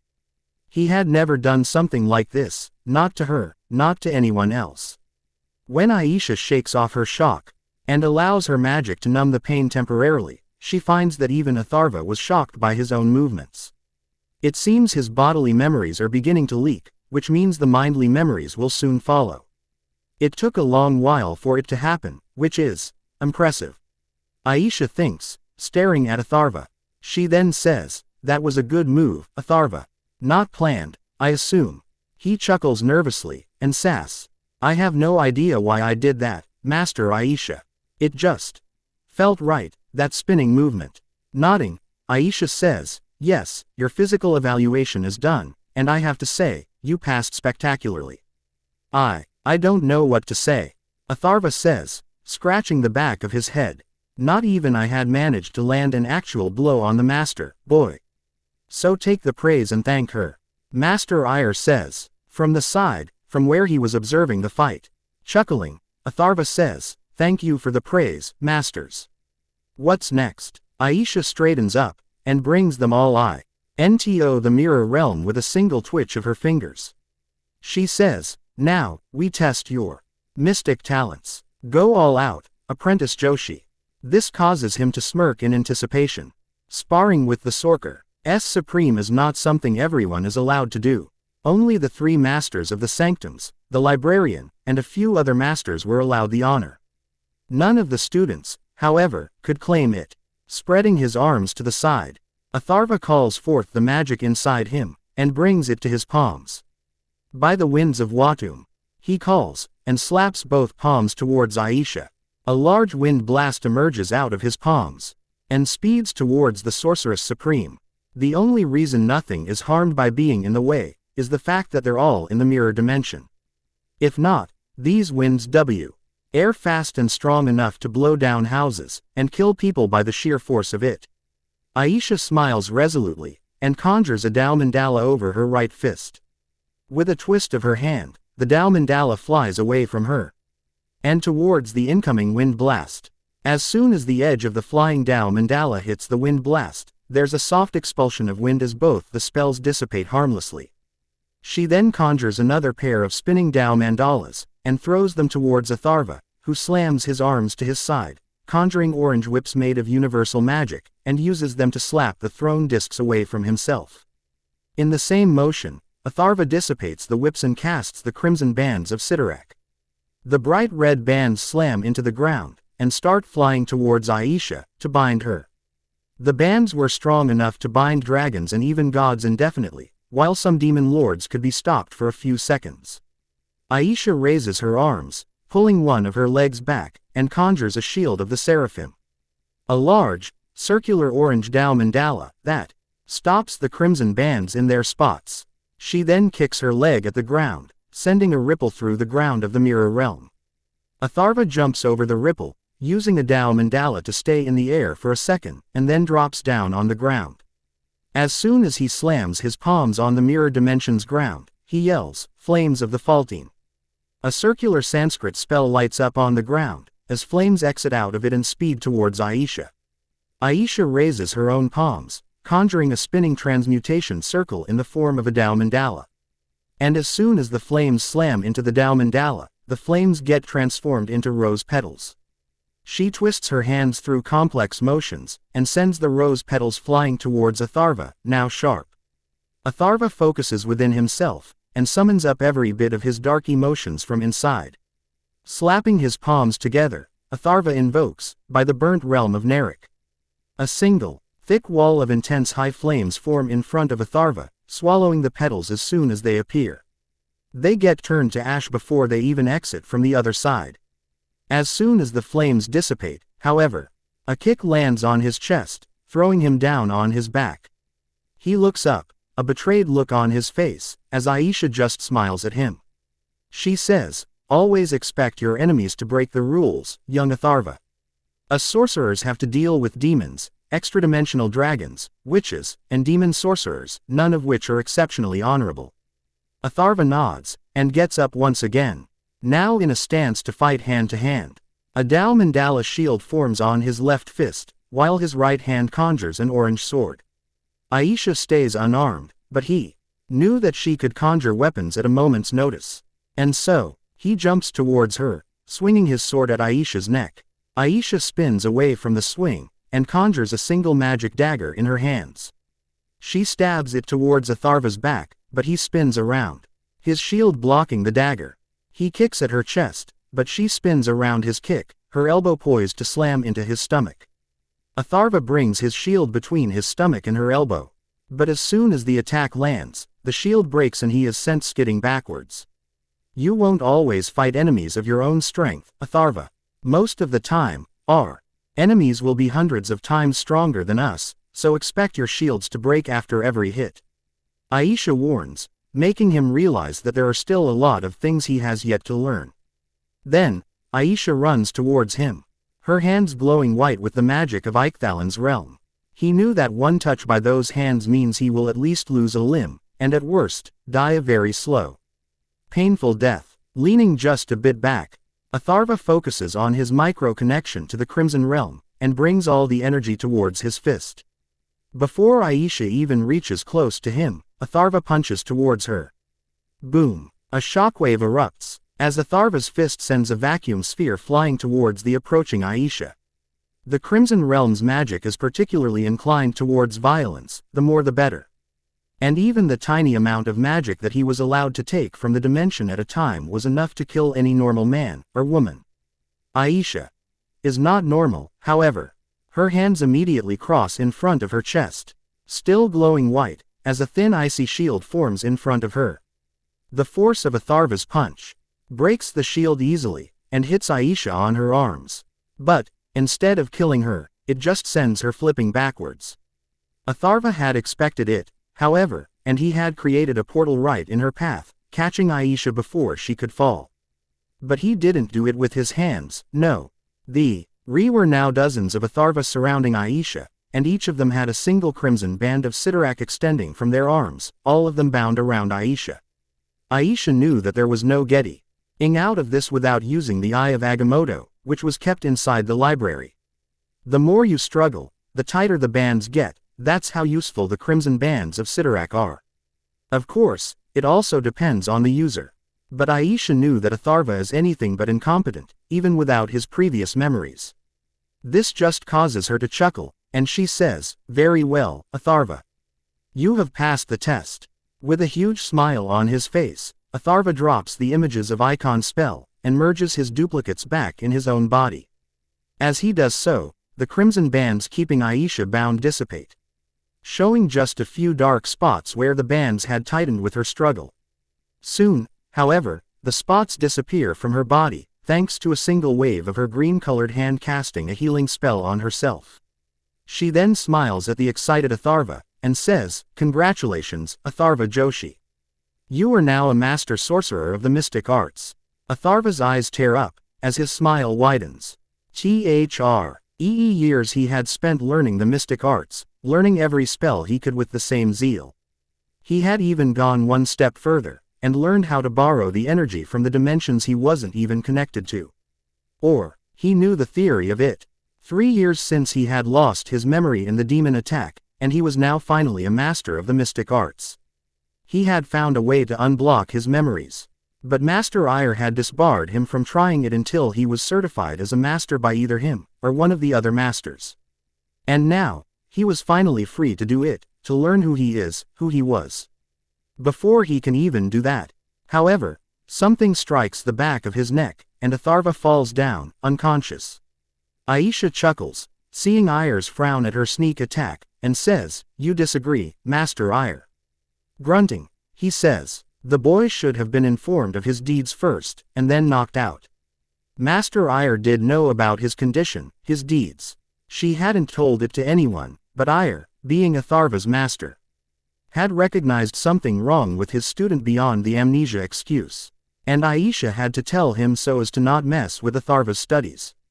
Smiling, Aisha says, "Well, when he wakes up, he will realize anyway. Besides, we both know that his mind is more than strong enough to handle the strain of the unlocking." Master Ire nods, and says, "Still, I suppose it doesn't matter now. He's already unconscious." Nodding, Aisha says, "Do not fret, Master Ire. Atharva will not be a changed man once he wakes. He will be stronger, yes, but his honor and morals are still the same." She knew that even if Atharva blocked a lot of things, his soul was still the same. A good, helpful soul that just wants peace for himself. With a wave of her hand, a portal is formed leading them back to Kamar Taj. Lifting Atharva's body just like she had done around 3 years ago, Aisha walks through, and drops him in his own bed. As she gets to removing the bangle around his hand, and the block in his mind, she feels a surge of magic, as his magecraft magic flows at full strength once again. He still sleeps, however, his memories merging once again while he does so. When he wakes, he will be the snarky Atharva Joshi once again, the same one that helped her and Sorcerer Supreme Strange defeat Cisneg. Platin was just a reason for Tatiana to call Mason, and for Aisha to introduce herself to her. They took care of Platin off screen, but don't worry, Tatiana's not dead. Mason will meet her again, although I'm still not sure I want her to be the love interest. A short fling, sure. But not a lover. If there are mistakes, or if a part sounds too wrong, please tell me so I can fix it. Thank you for your support. Ta-ta. Return as Athreos. I groan, as a bright light falls on my eyes, and turn to the side, pulling the cover over my head. But my sleep was broken, and my own war habits prevent me from going back to sleep. When I open my eyes, however, I find something odd. I was in Kamar Taj, and I recognize this room as mine. It is then that my mind catches up, and I snap upright, eyes wide open, and a smile forming on my face. Finally woke up, have you? An amused female voice asks from the side, immediately making me scowl. I look at Master Aisha, who was reading a scroll while sitting in my chair, and say, you knocked me out. Snorting, she says, should I have explained how I lied to you for 3 years and then unlocked your memories? On second thought, that would have been bad. I would have woken up with some mistrust towards Master Aisha, and it wouldn't have gone away easily. My mind goes back to what had just happened, and I smile widely once again. I have become a master in sorcery, a proper master, with actual training. You know, I really should have learned the difference between making connections with outer realms, using their magic, and making pacts with the realm lords. It would have made my early days that much easier. I muse, thinking back on my training days. I had connections with 5 realms, all of them I was intrinsically aligned to thanks to my mutations, or my magecraft, which is apparently the word to define my wizardry magic. There's the realm of the Vishanti, because Oshtor is my creator or ancestor, depending on who you ask. The psionic realm, which is the higher astral plane, where the phoenix force resides. And all mind magics gain their powers from there. The healing realm, a dimension filled with just healing magic, which I assume is where the energy for my healing factor comes from. The tunnel realm, a dimension filled with wormholes going from one place to another, which is what I believe we pass through when apparating. There's also an unnamed dimension filled with pure light magic, which I'm going to call the light dimension. Aisha had previously explained that its energy was the opposing force to all the hell realms. It wasn't necessarily the anti-hell, or even the anti-dark dimension. But it did work similar to that. There are others like it, obviously, since there are literally infinite dimensions out there. But the only light-oriented realm that the sorcerers knew of, before my connection to the light dimension was established, was the light force dimension, the dimension filled with anti-dark force energy. I have no idea why my connection to this dimension came to be. Since all the other dimensions have an actual reason behind them. I'm not light, I'm not completely pure of heart or some other shite like that. So, yeah, this is still an unanswered question for now. And let's not forget my connection to the planet Earth, which is where my wizardry magic actually comes from. Yes, you really should have. But I'm assuming you learned by yourself, and hence did not have the knowledge of Kamar Taj at your service. So, that is understandable. Master Aisha says, answering my question and bringing me back from my musing. Sighing, I say, yeah, I found journals of one of my ancestors. He will study sorcery in Kamar Taj, around 800 years from now, but he refused to even glance at dimensional magic. Damn you, Salazar Slytherin. If I ever see him, which is highly unlikely, I'm definitely punching the bastard in the face. First, he didn't even bother bringing one book about dimensional magic to Hogwarts, and warned about making pacts with demons, which already pushed my sorcery back a lot. And then, he fucking created a time travel method that allowed him to go to the future, and didn't even bother to write a single page about it. I could have been chilling back home by now. Bloody wanker. Shaking my head, I turn towards Master Aisha, and ask, what now? My training is done. Oh, did you have to help Onuris or Tatiana? And what about culture? Oh, damn, I need to go and visit all of them first, and let's not forget my dragons. They should have gotten so big by now. Aisha chuckles, and says, Priest Onuris and I met a few times, only the first of which was when he called for you. He gave me this scroll, asking me to hand it over to you as soon as you wake, so, here you go. As I take the offered scroll and put it away to read later, she continues.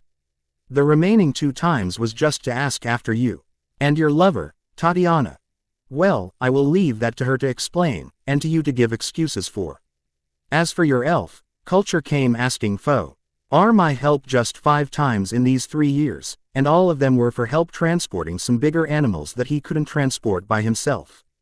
Congratulations, by the way, your island is now me to the only 11 magical mammoths remaining on Earth, a mating pair of Naaman lions, 3 yeti, and 4 cerebruses. Magical mammoths, I didn't even know they still existed, even 2,000 years after the extinction of the regular mammoths. The magical mammoths, if the book in Alexandria is to be believed, can hide anywhere, from anyone. The grass, a small rock, a single bamboo, a fucking string, it doesn't matter what the object is. How big it is, or how thin. If it is solid, then a magical mammoth can hide behind it.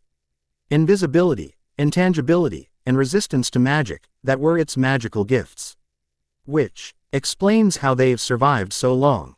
The reason they went extinct in the first place is that their bones and tusks were used in the Realm Strength ritual. The first one, not the one that the Knights of the Round Table will use, that just grants a fraction of the magical gifts of one being to another. Which I modified to gain Victor Creed's mutation. This one was fairly useless after their extinction, since a lot of wizards just used up everything. Frowning in confusion, I ask, why did they bring the Yeti? Isn't my island too warm for them? I have yet to do anything about temperature control on Sanctuary. There are plans, yes, but I haven't done anything yet. The island is big enough to hold all of these animals 1,000 times over, so I'm not worried there. But the Yeti needs snow to survive. And even the tallest mountain on Sanctuary is pretty much warm. Smiling, Master Aisha says, your elves took care of that. All 7 of them worked together to make one of the northern regions ice cold. I smile, and say, yeah, my elves are good at improvis. Wait a minute. Since when do I have 7 elves? Master Aisha just chuckles, and says, you have a lot to catch up on, Master Atharva. I suggest going back to your sanctuary for a few days, rest up, and work on going through your memories once again. And be warned that your lover will be coming here in 7 days, to meet you.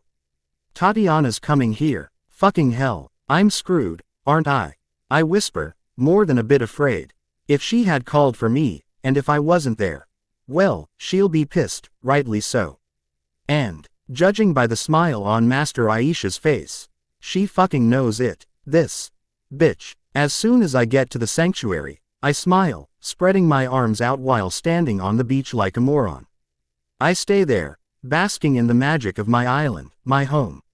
And then, slam, I get thrown to the ground, as a large body crashes into me, sending both of us into the sand. Spitting the sand out, I look up, and immediately widen my eyes after seeing an adult dragon preparing to dive at me once again.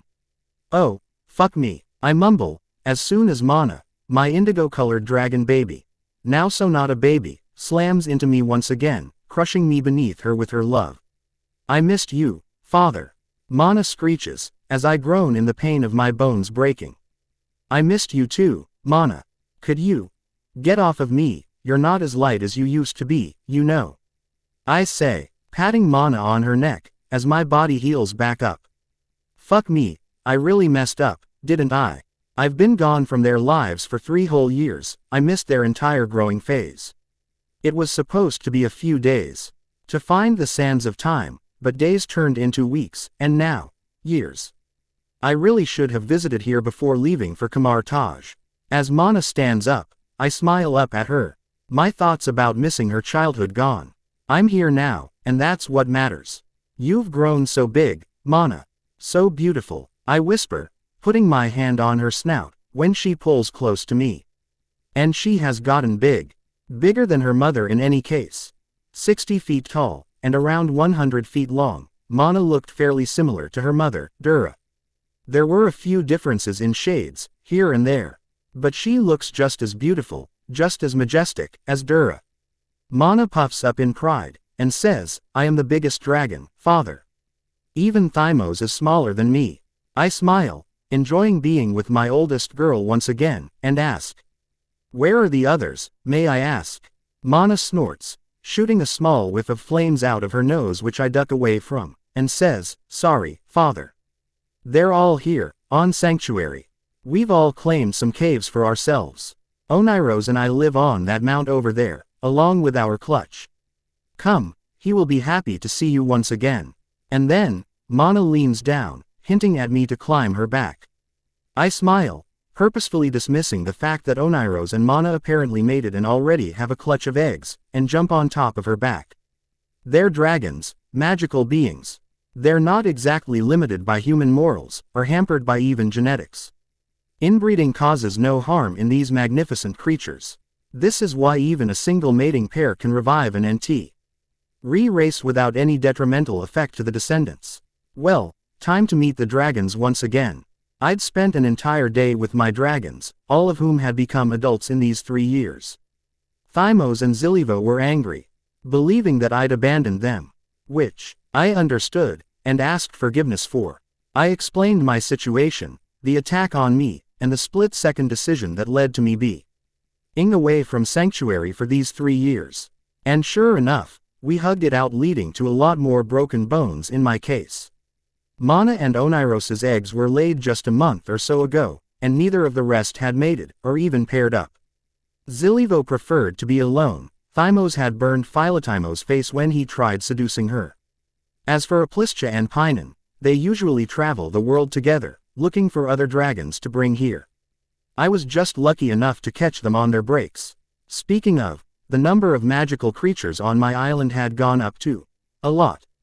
Aplischa and Pinon D managed to bring 5 more dragons here, a pair and their 3 children, and a couple of the sea serpents had settled down near the island, having come here by themselves. Then there were the Yeti, Naaman lions, Cerebrus.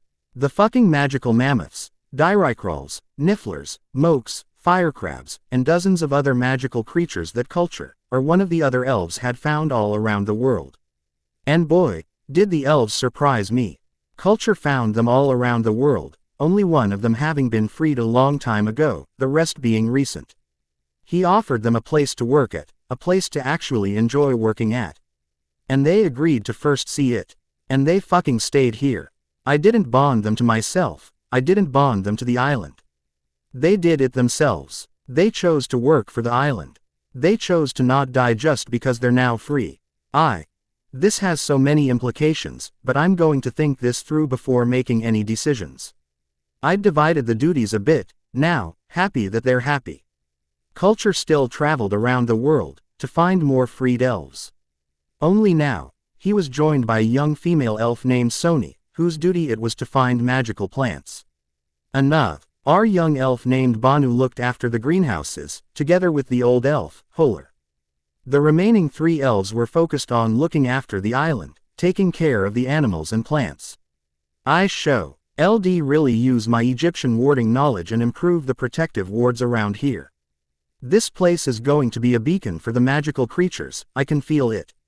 The name, Sanctuary, was just pulling creatures to it one after another. And I don't want any wizard, demon, god, witch, or sorcerer to mess with it. Bringing my staff out of nowhere, for the first time in 3 years, I sit down and get right down to it. Time to make the island the most secure place on Earth. Slap, I deserved that, I say, putting my hand on my cheek as soon as Tatiana slaps me. She then grabs my shirt, and pulls me into a hungry kiss. I return the kiss hungrily, having missed her a lot. We haven't met for over 4 years, 3 of which I didn't even remember her. So, yeah, I missed her. I deserved this too, I say, smirking at the painting Tatiana's eyes, once we separate from the kiss. Tatiana rests her head on my chest, and says, I missed you, you idiot. Putting my cheek on her head, I sigh, and say, I missed you too, Tatiana. Gods, I missed you a lot. I needed you, and you went and locked away your memories. And what's with the new face, new name? Tatiana asks, a bit of her anger seeping back in. Lifting her up, I place her on my legs, hugging her tightly. We were sitting in my room, in Kamar Taj. She had just been shown into my room, and had slapped me, and then kissed me immediately after.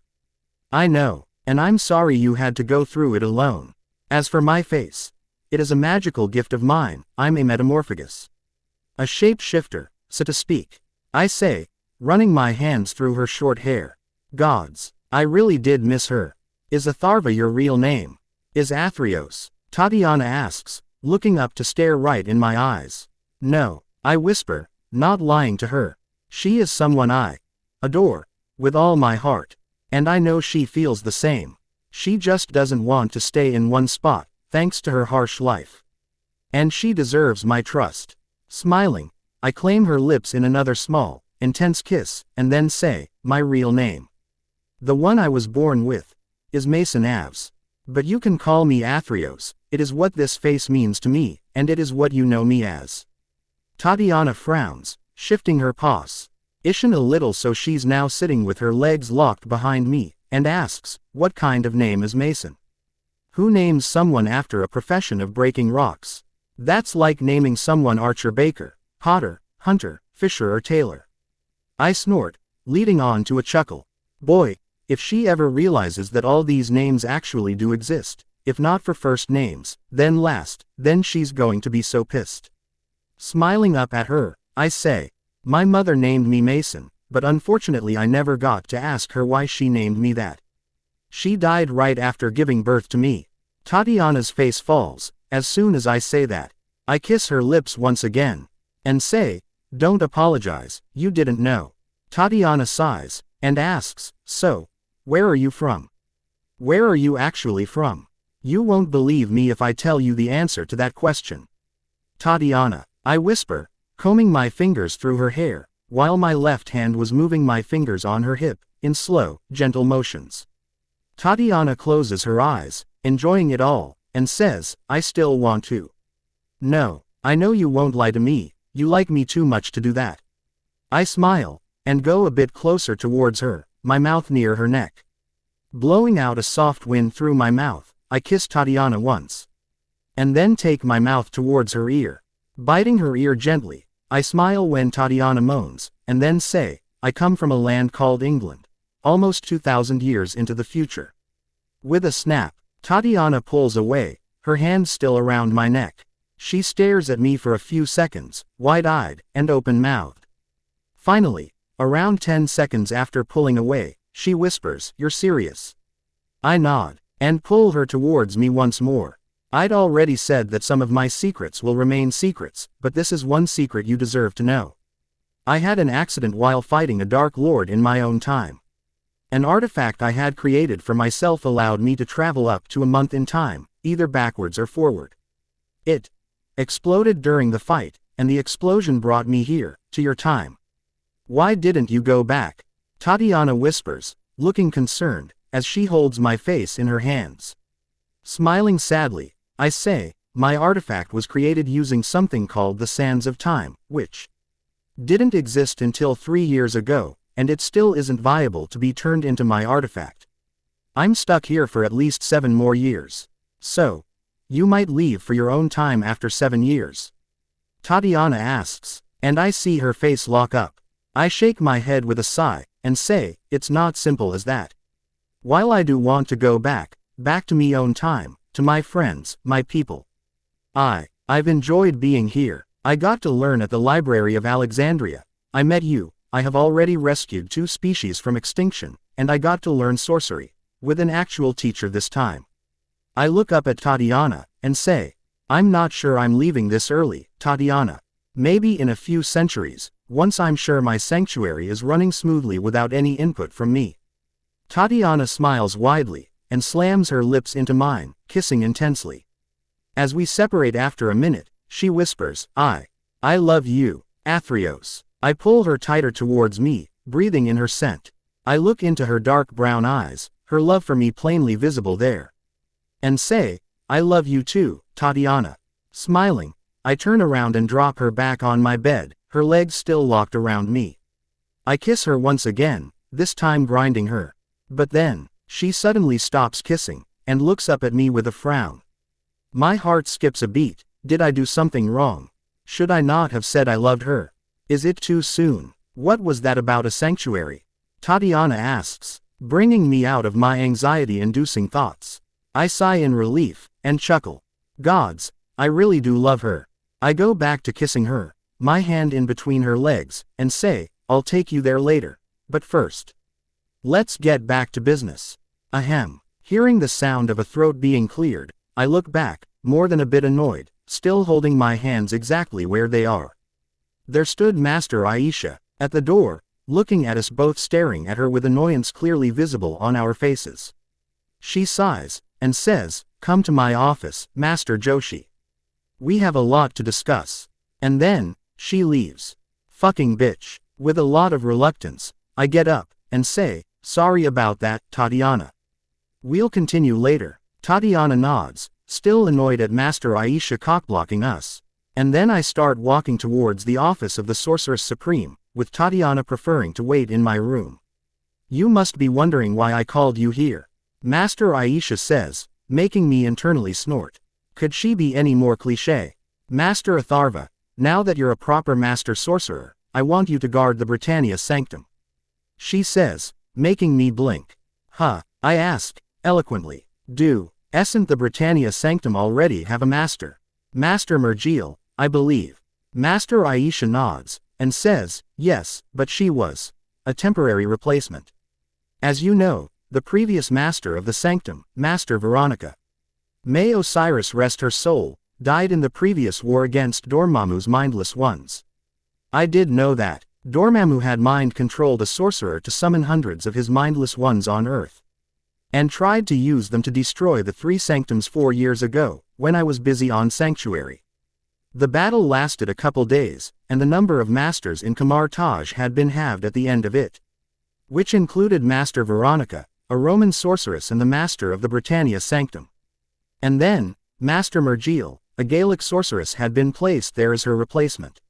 Nodding, Master Aisha says, Master Mergiel, while an extraordinary sorceress, only agreed to guard the sanctum for a few years at most. Unlike most, she still has a family back home, and she has been away from them for these years.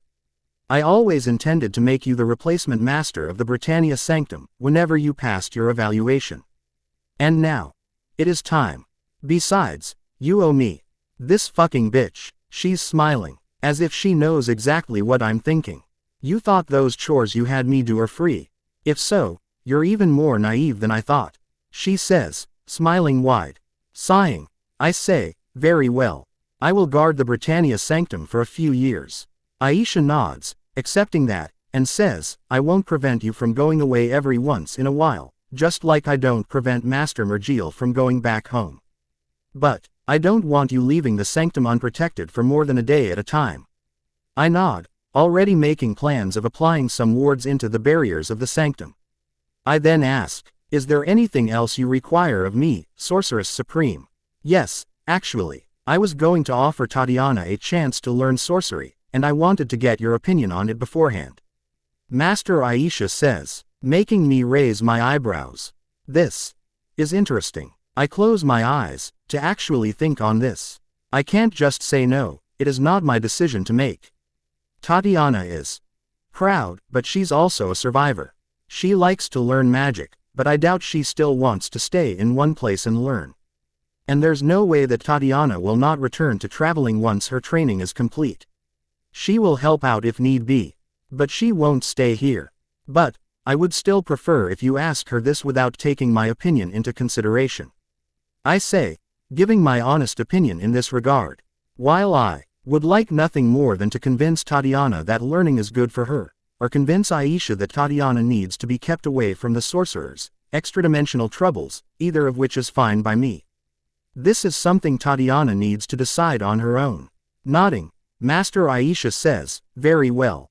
You may leave now. Take a month off to recover from your memory recovery, Master Joshi. I will. I'll visit your sanctuary when it's time for you to take your place as the master of the Britannia Sanctum. Nodding, I bow a bit, and walk out. I have a lady to please, and an island to introduce her to. Okay. Brace yourselves for frequent time skips now, because they're going to happen a lot. There's not a lot of big plot that I've planned for the next few chapters, small plots, sure. There's a few rituals I'm hoping to take him through, although they might not happen on screen, or even this soon. Thank you for your support. Ta-ta, the visitors. First of all, sorry for being late to upload. I was busy the last 3 days. Thanks to the wedding of a friend of mine. I usually don't like going to weddings, but this friend had been with me for my BSc as well as my MSc, and he was also my roommate during our MSc. As well as my partner during our projects. Plus, he invited me like a month in advance, and it would have been rude not to go. Anyway, the place I was in was too far away from the city. And the network was not good at all. I didn't get to come online for more than a minute or two at a time, thanks to either the lack of network or the lack of time. The wedding was amazing. My buddy was happy, the bride was happy. We all enjoyed ourselves a lot. And now I'm back home. So, read on. Welcome to Sanctuary, I say, spreading my arms wide as Tatiana and I walk through the portal, on a beach of my island. Tatiana looks around, smiling at my enthusiasm, and asks, you never said, what is this a sanctuary for, or from? This entire island, my dear Tatiana, is a sanctuary for all manners of creatures. Both magical and mundane. Dragons, direwolves, yeti, noondu, diricrolls, snidgets, cerberus, any magical creature that is hunted by us, by humans, will be protected here. No human will hunt them on sanctuary, and no mage will try to harm them. As a matter of fact, the only potion ingredients I will collect will come from the naturally dead animals, or from willing donors. Wow, Tatiana exclaims, now looking around in a new light. I'm really aiming towards making this island the safest place on Earth, at least for magical creatures. To that end, there's a ward on the island that prevents any person other than me from using magic. That's even if they manage to make it here, because there's another ward that surrounds the island preventing mundanes and magicals alike from seeing this place. Or accidentally coming here. Any portal or teleportation will be brought on this beach, and I will know of it, and be ready. I say, as I start looking around, smiling. I don't think your first ward works.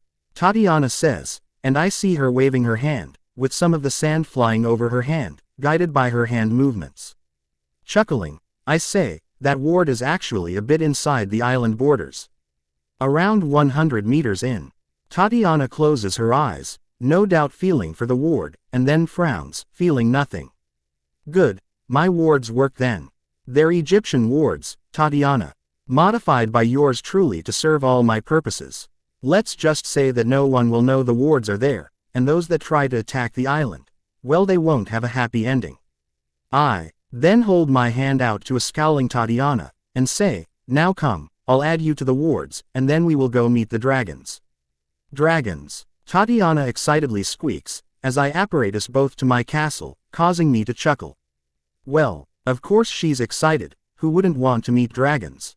Tatiana stays in my castle for a week, both of us enjoying the relaxing atmosphere there.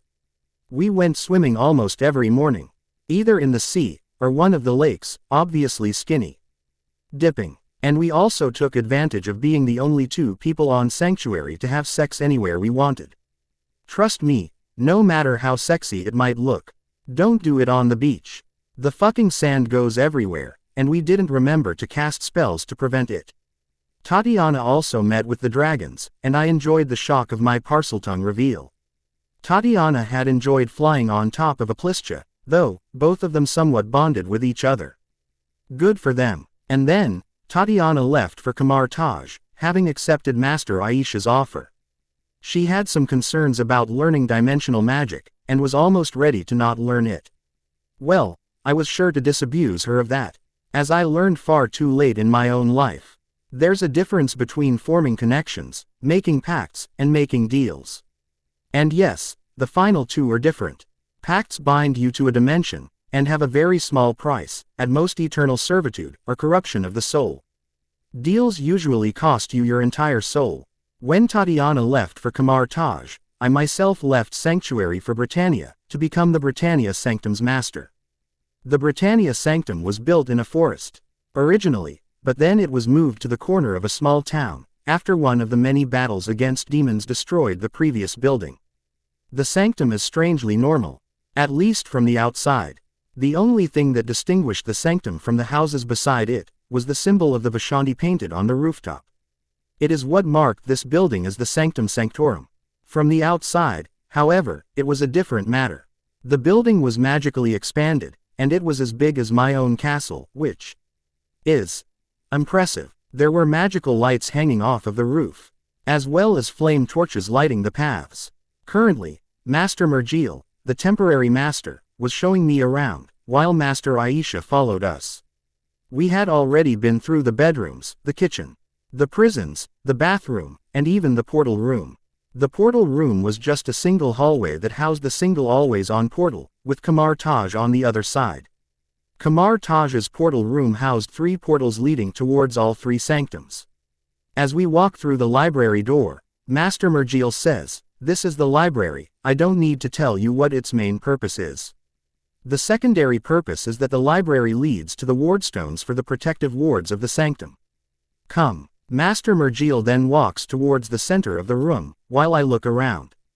The library, while nothing on the Library of Alexandria, or even Kamar Taj's library, was pretty impressive. It held around 10,000 books, as far as I can see. My eyes go back towards Master Mergil when she leans down once at the exact center of the library.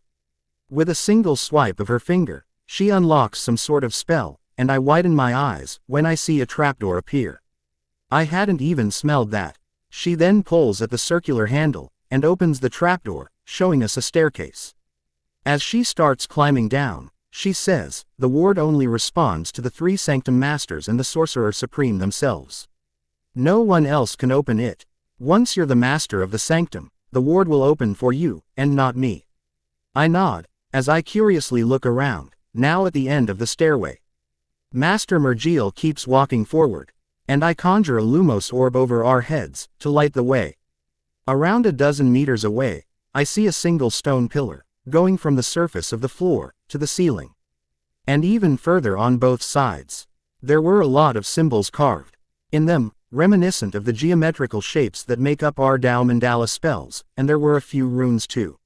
Master Mergil places her hand on a circle, which starts spinning in a counterclockwise direction, points at another similar circle, and says, "Cut into your palm, and place your hand there." I look at Master Aisha for confirmation, and when she nods, I approach the pillar. Taking a dagger enchanted for this exact purpose of keeping my wounds open, I cut into my palm, and place my bleeding hand on the pillar. Master Mergil closes her eyes, and there's a simple flash of light, before I feel something slam into my head. And then, I know, I am the master of the sanctum now, I have control of the wards that protect the sanctum. With a simple blink, I start getting used to the feeling, and say, "That was weird." Master Mergil nods, and says, "It takes some getting used to." Now, only one room remaining. The relic vault. We climb the stairs back up, and I lock the trapdoor with the swipe of my hand, after healing myself back. And then, Master Mergil takes us towards the relic vault, which its door right in front of the library door. As soon as Master Mergil opens the door, something flies out of the vault, and slams into my face, its speed too high for even me to react, causing me to fall on my back. Ignoring the pain of that happening, I move both my hands towards whatever was now starting to cover my face, and hold my breath. Extending my nails, I try to find a ridge, from where. I can claw the offending attacker away, but then I hear, "Atharva, stop resisting, it is not harming you." I freeze, recognizing the amused voice of Master Aisha. Speaking of, they hadn't even tried to help me. I open my eyes, and blink, surprised at my sight not being blocked at all. I could see everything clearly, as if my entire head wasn't covered in something metallic. Sniff, sniff. Is that gold? No. It is similar. But not the same. Aisha and Mergil stood above me, looking amused at my actions, as Master Aisha says, "Congratulations, Master Joshi, you've been chosen by a relic." Relic. Oh, so that's why they didn't help me. I let out my breath, and breathe in, pleased to feel that the air I breathed in was as fresh as that on Sanctuary. I look up, and ask, can someone help me take this off, PLE? As soon as I say that, the gold-like metal covering my head turns into liquid, and slides down my neck, making me shiver. It finally condenses into a solid, when it reaches my chest, and settles down over my heart. I poke at it a few times, weirded out by the almost alive metal. Wide-eyed, I look at Master Aisha, point at my chest and whisper, "What the fuck is that?" As if I was afraid of waking the offending thing back up. Master Mergil snorts, and says, "You must know the tale of Mahabharata, right? The Kurukshetra war. You look like you're from those lands." I nod, prompting her to continue. "There's this character in there, a son of Surya, the sun god. Karna. He was born with a set of armor and a pair of earrings that together made him invincible."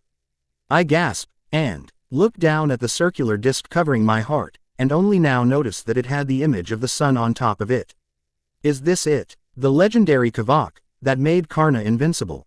No, that's not it, Master Mergil says, much to my disappointment. She snorts, obviously amused at the look on my face, and says, "A sorcerer from your lands, Master Nagarjuna, got inspired by the tale and began crafting a relic for himself.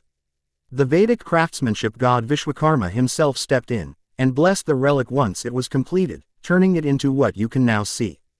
It's called the Prodi Kavak, and it definitely won't make you invincible. A dead Master Nagarjuna can attest to that."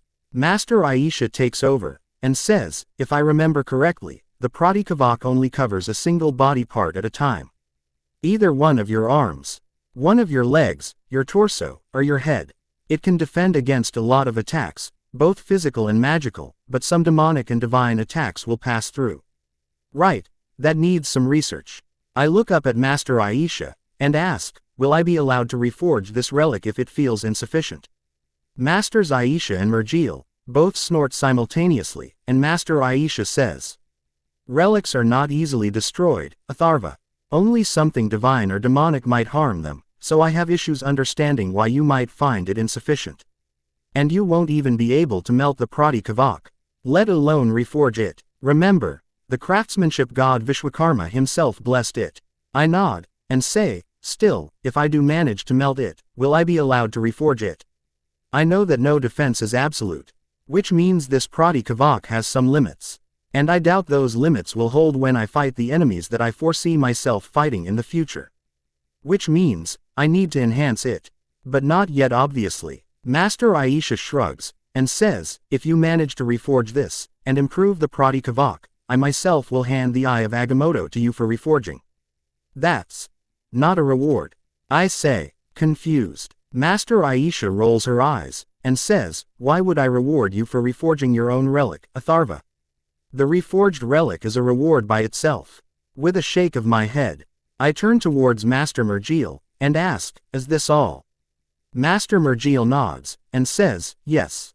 The relic vault was the last one, but I suppose you don't have any interest in touring it now. Be warned that the library, and the relic vault, are your responsibility above all else. Not a single piece should go missing, and if it does, you're responsible for hunting the thief, and bringing them here. Along with the missing piece. Same goes for books. Understood?" I nod, completely understanding, but my mind was still focused on my new relic. Master Mergil nods, and turning towards Master Aisha, she says, "Shall we go then? Maird will be waiting for us, you know. You haven't visited us in a while." Chuckling, Master Aisha says, "Yes, I realize I haven't. Let's go visit your grandchildren then." She then turns towards me, and says, "Don't worry, Atharva. I am just a portal away, if you need my help. But I doubt you will come for something trivial. Anyway, goodbye, Master Atharva."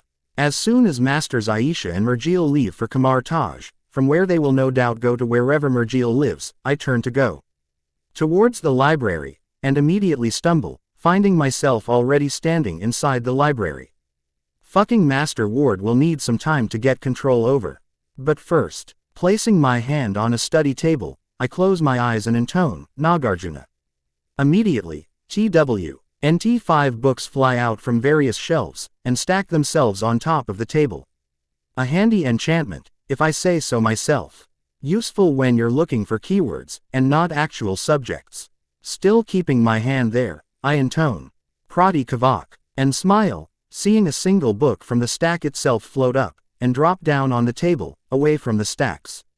Time to study my relic. Imbued with the magic from multiple dimensions. The Prodigy was an amazing relic, and I am damn excited to have it in my possession. Crimson Cosmos's magic gives its user a little bit of super strength, not much.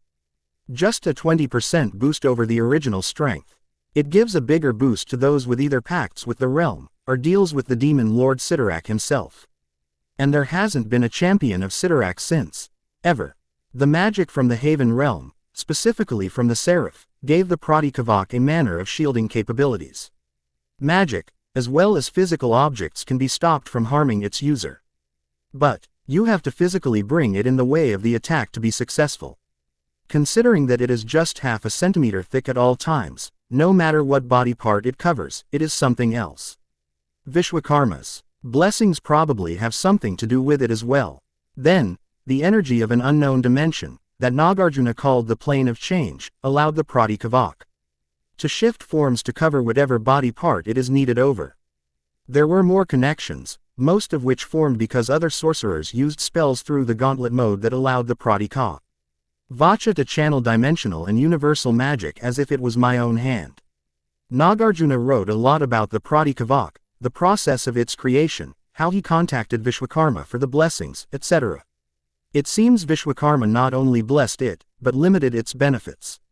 The Vedic gods were afraid of another mortal with the capabilities of Karna, at least on the defensive side. And so, Vishwakarma made the Prodigy thousands of times weaker than the actual Kavak.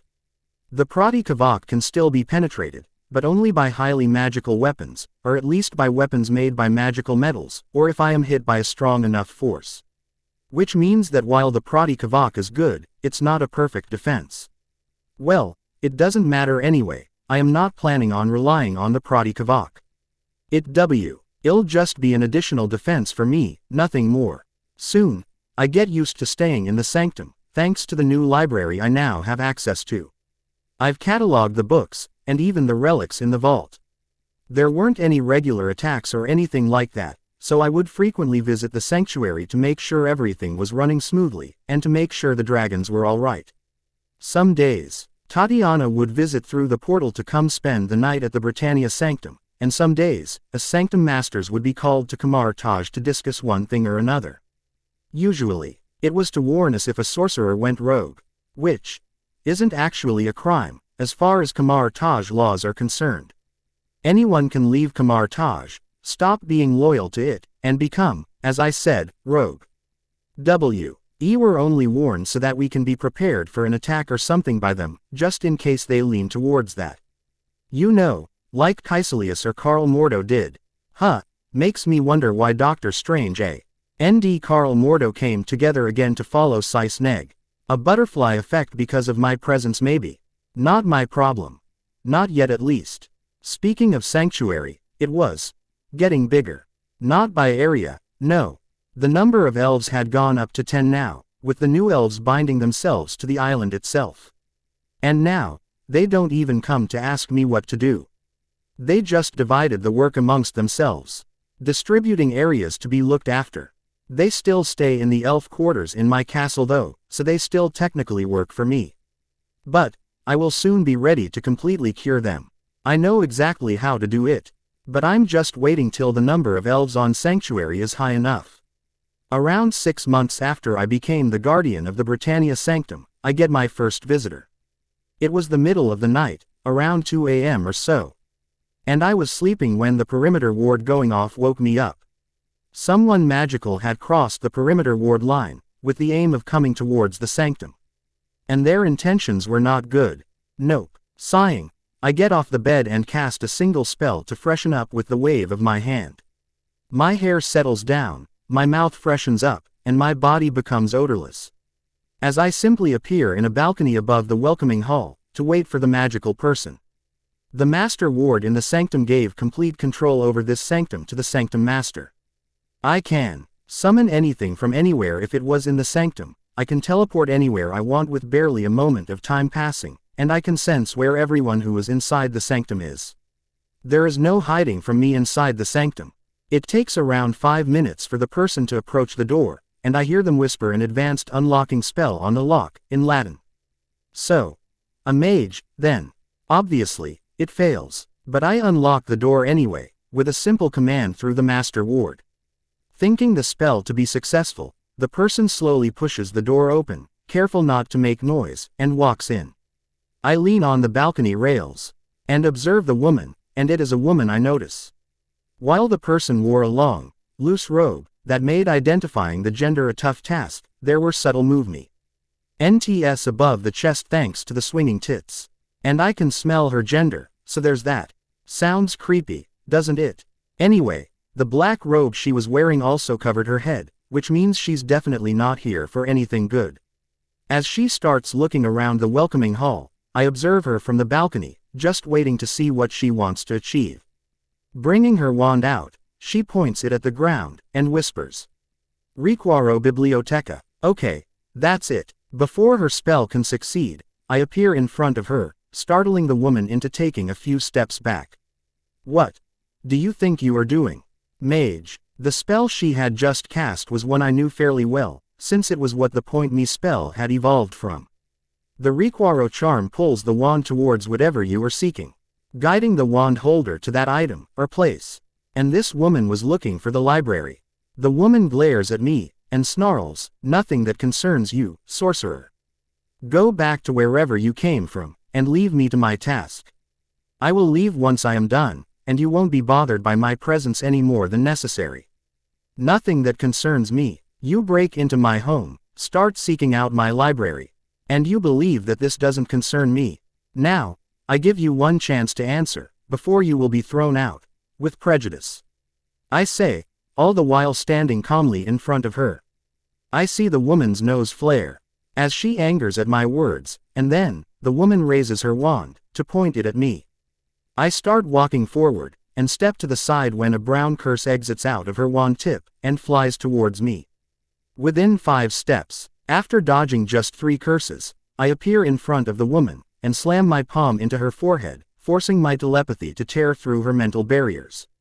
What I find is exactly what I expected. A woman who wanted to rule the world, become its immortal queen, after making a deal with a demon. She didn't know how to contact a demon, however, and so, she began searching for the sanctum. Knowing that sorcerers have such knowledge. And so, she planned to steal knowledge from the sanctum, so she can contact a demon, become a champion to them, and take over the world in the demon's name. Fucking idiot. Taking my hand off her head, I erase all her memories of having even heard about demons, or the sanctum, and knock her out. As she starts falling down, now unconscious, I create a portal underneath her and send the woman to her house, in North Ireland. This woman is something else altogether. She's unhinged, but unfortunately for me, she hasn't committed any serious crime yet. Oh sure, she's killed a dozen or so people, but she was assaulted by every one of them first, most of them with sexual intentions in mind. But, that said, I don't trust her mind to heal enough. Which is why I didn't send her to Kamar Taj. I just made her forget about sorcerers, demons, and mystic arts, so she doesn't come looking for the knowledge again. Well, she's gone now. I'll just go back to sleep. A year and a half later, I was sitting in my library, working over a piece of parchment, calculating. No, this won't work. The power itself would tear me apart. I mumble, scratching it off and conjuring another parchment to begin from the top.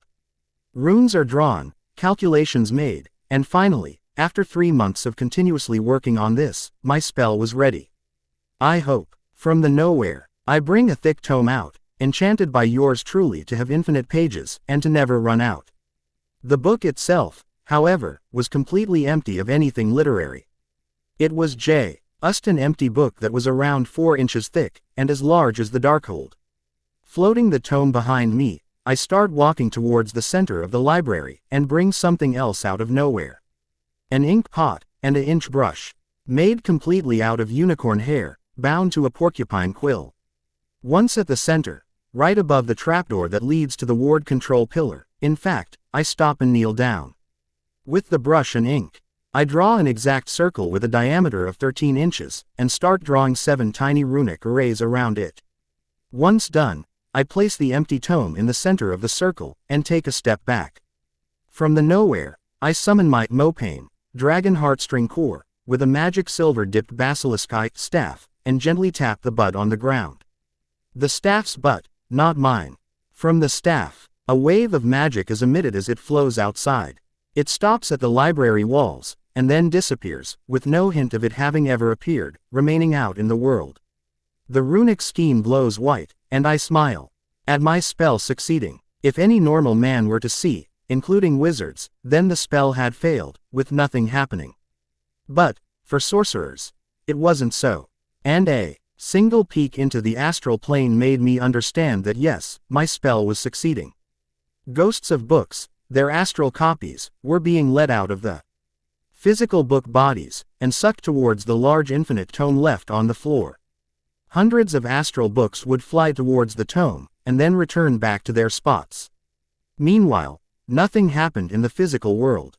It takes 15 minutes, till the last astral book returns to its physical body, and only then do I move from the spot. Approaching the tome still on the ground, I pick it up, wincing when I feel how hot it had become, and gently open it up to its first page.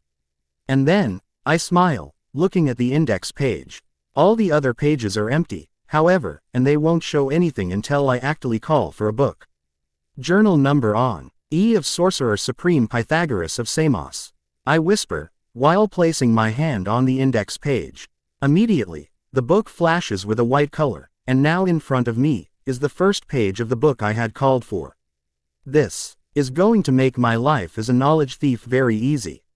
15 minutes to suck in all knowledge within a room, condense it within a single tome, and only those who can see within the astral plane know something is happening. Damn, I really should have figured this out earlier. Suddenly, I hear the perimeter ward go off once again, the first time since I kicked the witch out. After hiding my new compressed tome in the nowhere, I appear on the balcony to wait for the person to approach, wanting to first see what actions they take. Surprisingly, the person just knocks on the door, and waits. Curious, I wave my hand to unlock the door, and open it up. And then, I slowly float down the stairs, which coincidentally are right in front of the door, and see a man in his 30s, looking at me wide-eyed. Shaking his shock at my flight show off, he looks around, and asks, Is this the Britannia Sanctum for sorcerers? No, this is actually the Han Dynasty Sanctum. I say, completely straight-faced. The man's eyes drop, a bit disappointed. He sighs, and says, well, sorry for wasting your time. Can you point me towards the Britannia Sanctum, please? Well, now I feel bad for messing with him. This is the Britannia Sanctum, I was just having a jest. Come on in, how can I help you? I say, and wave him in. What? He's actually polite. I'm not going to mind rape someone if he's actually polite with me. I have manners. ... Some of them. The man blinks, and widens his eyes as he starts walking in. He then asks, you're the man who made the Dark Witch Morgause flee. Morgause. Now that's a name I'd almost forgotten. She had tried breaking into the sanctum to steal from my library around 18 months ago. I frown, and say, actually I knocked her out and sent her back home. How the hell did you even know about that? I'm pretty sure I completely erased her memories, I'm sure I did. And I didn't tell anyone what had happened with the woman. Except for Master Aisha, but she's literally my sorcerer supreme. So, how did this man know? He bows to me, slamming his sword down into the ground. As I manipulate my Prodikavok to cover my arm, ready to defend myself if necessary, the man says, please. Master Sorcerer, I need your help to defeat the witch. She killed my entire family, and has held my wife hostage. My wife. She's with a child, my lord. Please, help me. I scowl, now regretting my decision of not killing the crime-less witch. More goes. Sighing once again, I teleport both of us to a sitting room, already seated on the chairs, and say, start from the beginning. And don't leave anything out. Story is not supposed to be, ruins the chances of it being completed. Currently, Tatiana is still learning at Kamar Taj, so don't expect her to show up permanently in Mason's life for another year or two, except for some visits. The spell has no name, but it is one I had made early on in Mason's life in the previous book. It compresses all knowledge inside a room and keeps it inside a single tome. Currently, the tome just stores the knowledge, and Mason just needs to summon it forward. But, later he will improve it, making it sort by subject or something. Now, Prodigy. It was inspired by Karna's armor, as well as the talisman from the movie, Transformers, The Last Knight. Like the talisman, it can move around his body, but right now it can only happen when Mason wants it to happen. It can cover his arm into a gauntlet, up to his shoulder, that looks like Colossus's arm in his metal form, only made of the gold-like metal. Or like the Destroyer, which is also pretty similar. The Prodigy can also cover his head in an armored helmet that looks like the Destroyer's head, but it doesn't inhibit Mason's senses even a little bit. Magic, it can cover his chest, or his back, or one of his limbs, or his head. But it will not cover everything at once. It's also not too durable, and will probably only survive a few hits from Hulk, Thanos, Thor, Hela, Akaris, Gilgamesh, or Mjolnir. If that, sorcery, obviously, will definitely have some spell to get around it. And Stormbreaker will probably cut through, and so will Hofund, Gingnir. And whatever the fuck Hela's swords are made of. Depending on my mood when writing it. I haven't had Mason reforge it in this chapter, because it's too soon. Relics are bound to be difficult to destroy, or melt. And he will need a lot of preparations before he can do that. Hope you enjoyed this chapter. Thank you for your support. Ta-ta. Adrian, the Grim, the Dark Witch Morgause, has been causing terror all around the kingdoms, killing or enslaving everyone she touches. The man begins, a peek in his mind telling me his name is Adrian, the Grim. I did actually hear about a new Dark Witch rising up, with an army of dark mages at her back, but I hadn't heard anything about her killing anyone with a touch, or enslaving them. I just dismissed her as another dark lady who had delusions of grandeur. Who will get defeated one day or another? They all get defeated, it's their destiny. Besides, she never came here, in this town, to spread her terror. Adrian then continues, she came to our family to recruit us. With the only other option being our deaths. Our family is well known for our talents in necromancy, and she either wanted to get us to her side, or destroy us. My uncle, who leads our family, refused to bow to her. Our knowledge was already hidden away, somewhere only those of our family can enter. And she demanded to be taken there. My uncle. He tried to attack her. But by then she had already touched him once. His eyes suddenly became black, and he turned his wand over to us. He chokes back some tears, the event's probably not something he had gotten over, and says, I saw my mother, father, cousins, and my brother all die at my uncle's hands, within a few moments, before he turned his wand over to me and my wife. I panicked, and summoned my sword. I killed him with it and went to attack the Dark Witch. But she just blasted me with her dark magic, as if I was a fly to swat. The last thing I saw before I lost consciousness was her holding my pregnant wife by her neck. Her eyes now black, as they disappeared from there. Adrian sniffs, and whispers, I've been tracking them these last 2 months, just to make sure my Melissa is okay. But then I heard something. From the witch's own mouth. He looks up with a lot of hope in his eyes, as he says, she was telling her army to stay away from this village, because this village had you, the master of the Britannia Sanctum. One who had defeated her before. I knew that if I wanted my Melissa back, wanted my child safely born, then I needed to come find you, the only person she's afraid of. I sigh, as Adrian finishes his tale, running my hand over my face. I look outside the door, finally realizing exactly why this town was not a victim of the Dark Witch's attacks. So, she's still afraid of me, afraid of what I can do. But, how does she remember? I turn back towards Adrian, and say, around 18 months ago, the witch you call Morgause tried to sneak into my sanctum. She was looking for any books or artifacts that might help her make deals with demons, so that they could help her rule the world. I judged that she was just unhinged, and not a criminal. And I let her go, but I erased all of her memories of ever hearing about sorcerers, demons, or the sanctums. So, the fact that she remembers, and is warning her enslaved army to stay away is troubling. My eyes go towards the sword on his hip, the one he had stabbed into my wooden floor to beg for my help. This isn't the first time I'm glancing at it, and there's a reason. The sword is nothing I've ever seen before, made from a metal I know not. It's not silver, uru, vibranium, or steel. It looks and smells similar to steel, but it is definitely not it. And it just screams that it's a highly magical sword to my senses. What do you hope from me in this war, Mage Adrian? Because I think I'll tell you now, I am not leaving the sanctum undefended. I say, turning back towards Adrian. He startles a bit at me knowing his name, but shakes his shock off and says, I need a weapon, something that can free all her enslaved soldiers, including my wife, and something that can help me kill her. You're a sorcerer, yo. You people deal with demons every month or so, my father used to say. If anyone knows how to kill the Dark Witch, it is you. I frown, and ask, you speak as if she's immortal. He nods, a bit fearful, and says, I've seen her get stabbed through the heart, I've seen her get hit by multiple curses.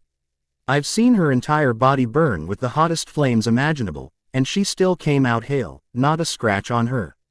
And she defeated her enemies within moments. I think it is that book she has, the one she always has in her hands whenever she fights. I narrow my eyes, and immediately enter his mind to see it for myself. Sure enough, I see the same witch I dealt with months ago get burned by the cursed flames, and get hit by something similar to the soul destruction curse from Greece. And fuck me, she came out smiling. Not a single hair damaged. And there in her hands, was the Book of the Damned. The fucking Darkhold, I groan, slamming my head into my hands, not minding the spectator, and whisper. Of course the fucking Darkhold found her. Shit just can't be easy, can it? Excuse me, Master Sorcerer, Adrian asks, after half a minute of silence. My name is Atharva Joshi. You may just call me Sorcerer Joshi. I say, summoning a bottle of fire whiskey and pouring one glass for myself. I offer it to him, but shrug and drink it myself when he refuses. He then asks, do you know what that book is? I nod, and say, I've encountered it before, or another version of it at least. It is the Darkhold, a repository of all magical knowledge created by the elder god of chaos, the demon Chthon. It has solutions to all your problems, but every time you use the book, some of your soul is fed to the demon. The witch is lucky she hasn't turned into Chthon's slave yet. Of course, the soul sacrifice can be ignored, or fought by competent sorcerers, or strong enough mages, but I'm not mentioning that. This Adrian might get tempted to use it then. And even if this Morgause wasn't an especially strong witch before, at least nothing on Tatiana, me, Dumbledore or Grindelwald's level, she is definitely up there now. And she must have learned how to prevent sacrificing her soul to Chthon, from his own book. Adrian gasps, his hand immediately going towards the sword at his hip, making me glance at it once more. Seriously, what is it about the sword that's bothering me so much? It's not just the material. There's something else. I just can't put my finger on it. Tell me about the sword. You said you killed your uncle with it. I say, gesturing towards the sword. Adrian nods and pulls the sword out of its scabbard.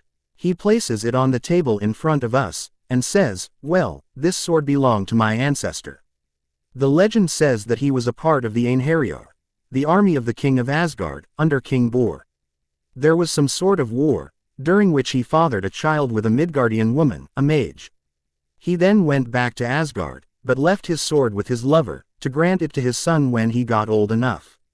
It has been passed down through our family since then. But I don't know how true those legends are. I haven't noticed anything extremely Essir about the sword. It is barely stronger than the normal magical swords. It is nothing special. All the while, I stare at the sword, some things making sense. The sword was made out of Asgardian steel, which is similar to earthen steel, but different enough that it counted as a different metal altogether. Or alloy, more accurately. I hum, and say, clearly that's not the case, Mage Adrian. If it wasn't for Th's sword taking the brunt of the witch's attack, you would be dead. Morgause did not leave you there because she wanted you to suffer, she left because she believed you dead, having been certain of her victory over you. That much was certain from his memories. She fired a smoke-like wave of magic, which kinda reminds me of the magic that Wanda uses, except black in color, and it hit Adrian point blank. The sword, however, was right in front of him at the time, poised to attack Morgause. And this sword, this magnificent Asgardian steel sword, absorbed most of the magic that came from Morgause's attack. And only let enough through to knock Adrian out. Morgause, believing him dead, and the threat over, took his wife, whom she had brought under her control, with her. Probably so the yet-to-be born child could open this man's library later. It could be that Morgause managed to actually get in touch with Chthon, and made a deal with him. But, if that was the case, she would have been a lot more dangerous. And unafraid of attacking any sorcerer.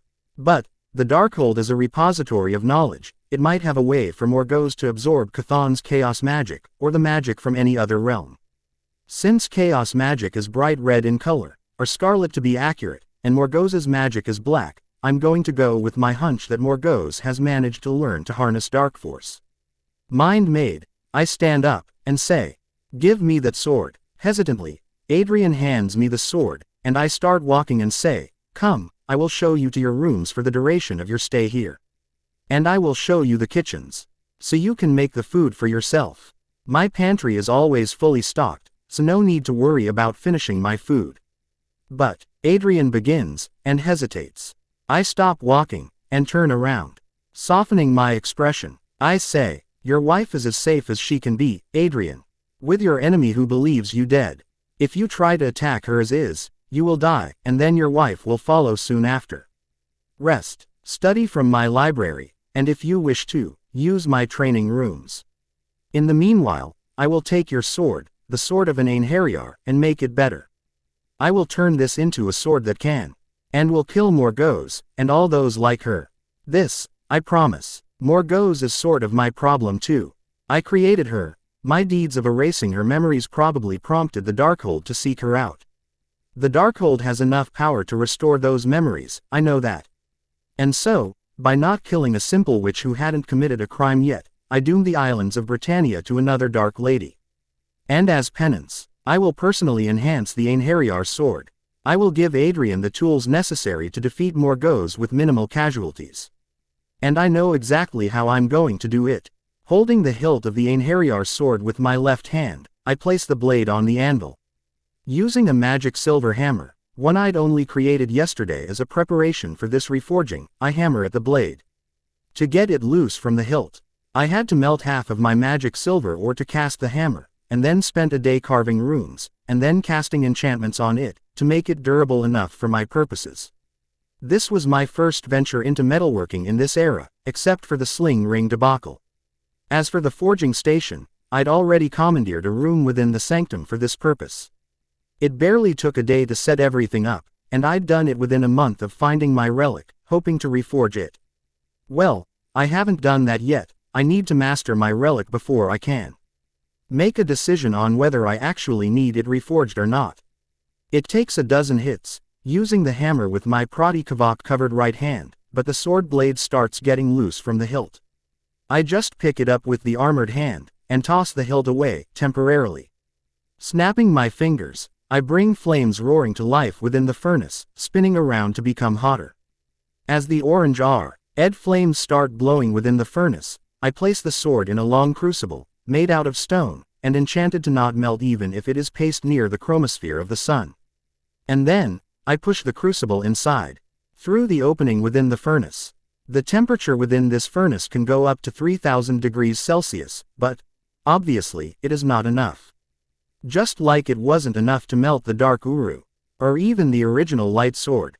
Placing my hand on the furnace, I focus within myself and call up my animal spirit, the Kasha. My hand turns white, as flames cover it, and the flames within the furnace follow right after. With a burst of my magic, the flames within the furnace start getting hotter and hotter, crossing 5,000 degrees Celsius within a few seconds. As soon as the temperature hits 9,000 degrees Celsius, the Einherjar sword begins to melt. At 9,500 degrees Celsius, the sword melts completely, and now turns into liquid steel, now properly boiling. Gently, I pull the long crucible out, and telekinetically lift it to pour the melted Asgardian steel in another, normal crucible, and place it inside the furnace once again. I let the fire keep the temperature of 9,500 Celsius for a few minutes and then open the top, so that the bubbling liquid metal is now visible to me from above. I channel light dimensions energy in my right hand, through the PRODIGY, and some of the powder I had prepared in it. Mother magic, let this work. I whisper, and slowly let the powder fall into the crucible.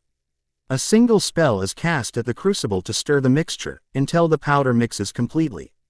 Taking another handful, I pour some more powder while stirring it, until all the powder I had is used up. This was the powdered form of a crushed dragon fang, one-eyed Ken from one of the dark brown dragons I'd found dead.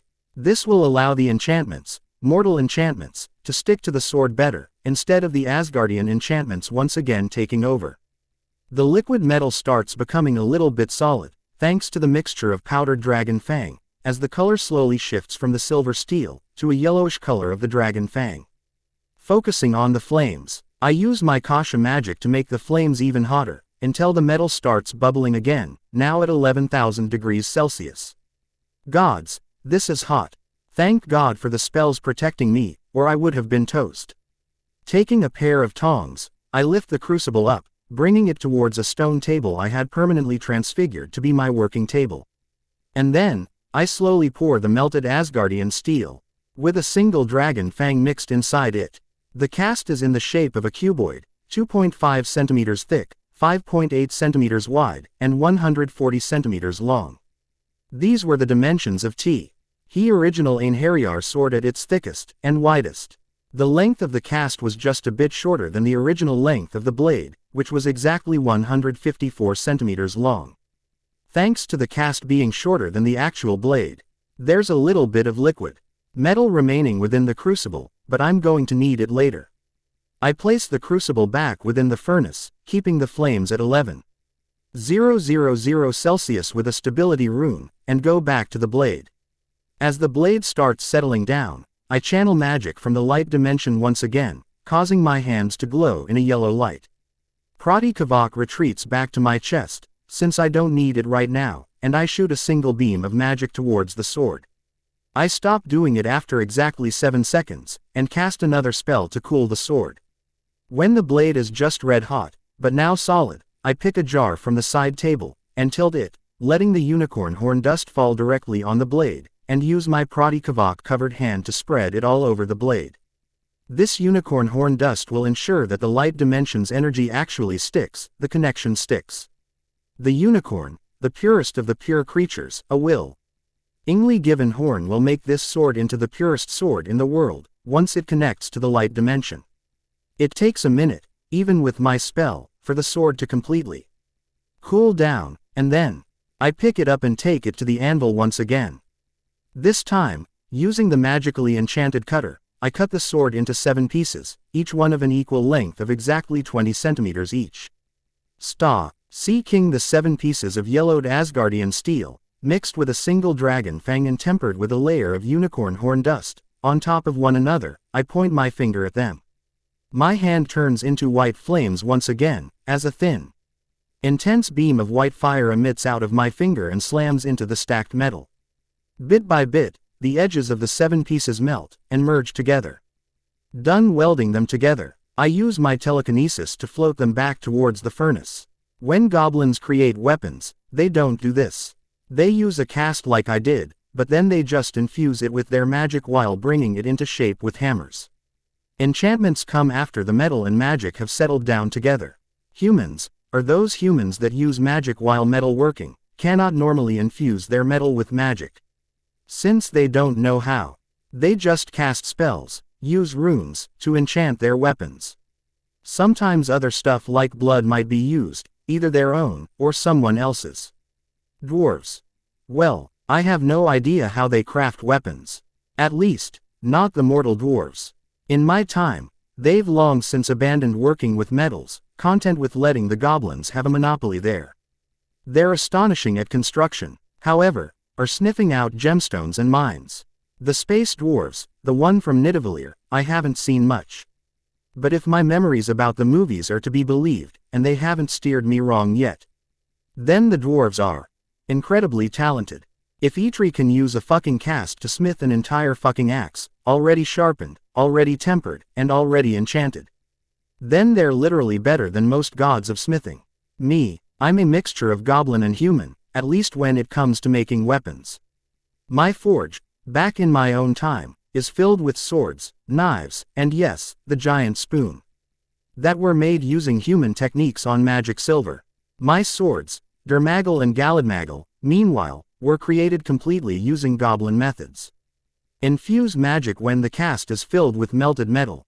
Infuse magic when hammering, and then once the sword is completely sharpened thanks to the magic-infused hammer strikes, cast your enchantments.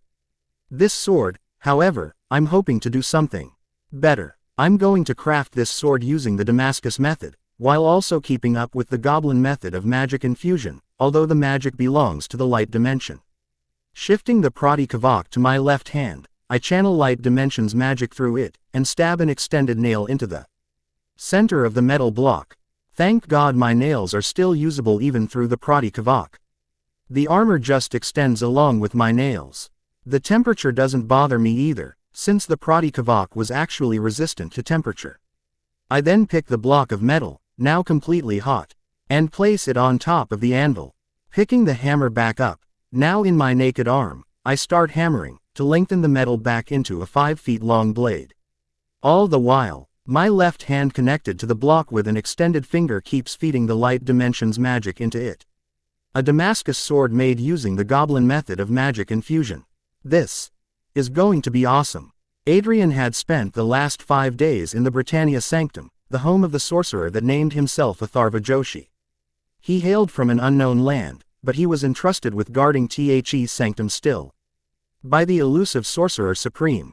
Sorcerers, Adrian didn't know much about them, except for the tales his father had told him. They're people who learn to harness magic not only from the planet, like mages do, but from everywhere else too. Outer realms, they called them. And most of them were originally completely mundane, with no magic in their blood. Anyone could learn sorcery, unlike wizardry, which you have to be born with. Many of these sorcerers even took their magic from demons, or demonic realms, and 'tis was causing Adrian to be a bit wary of this Atharva.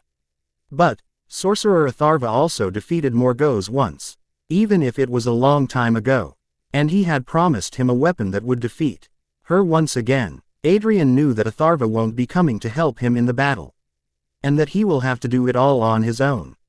But, this help was also appreciated, and Adrian wanted to kill Morgause by his own hands anyway. She threatened his wife, and every second that ease with Morgause is a second more that his wife and child are in danger. Adrian spends the days in the Sanctum's library, as offered by the master of the Sanctum, while using the training room frequently too. There were, surprisingly enough, a lot of magecraft books, which made him wonder if Sorcerer Atharva was once a mage too. He read them, if only to understand what sort of man Atharva is, and he could say after 5 days that he still didn't know. As Adrian reads a book on the Darkhold, the book that supposedly gave Morgause her powers, he hears the library door open and sees an exhausted Sorcerer Atharva enter the room, with a wooden box floating behind him. The box was around 20 hands long, and 3 hands wide and thick, bigger than what Adrian had expected his sword to be in. But, it was possible that the new sword was bigger, although he hoped it wasn't the case. Atharva drops the box on the table, which doesn't even move a little, and sits down on a chair in front of Adrian. Sighing in content, Atharva opens the box, and flips the cover completely to show it to him. Adrian stares, mesmerized by the beautiful sword in front of him. It looked completely different from the Einherjar sword of his ancestor, by shape, size, or color. "That's not my sword," Adrian mumbles, looking conflicted. Where the blade was originally the silver color of the steel, it now looked pure white, with a soft silver shine to it when looked at from an angle. Where the handle was once black, it was now golden. Where the sword was originally a straight sword, around 15 hands long, now it was a curved sword. Although the length did look to be around 15 hands, the curvature did not look like anything familiar, and he doubted he would be able to learn to use it fast enough. It did look gorgeous, but it didn't seem as if it was his ancestor's sword, the sword belonging to an Einherjar. Was his sword taken just to be stolen? And was the sorcerer trying to push this different sword on him? Even if it was beautiful, he glances up, and sees the sorcerer just scowling, as he says, "I am insulted that you think I would steal your sword. I have hundreds of relics right here that can completely destroy your ancestor's sword within a second." Adrian blinks, and looks at the sword once again. No, it still didn't look the same to him. He looks up at Atharva, but before he can even say anything, Atharva raises his hand, and takes a few breaths to calm himself.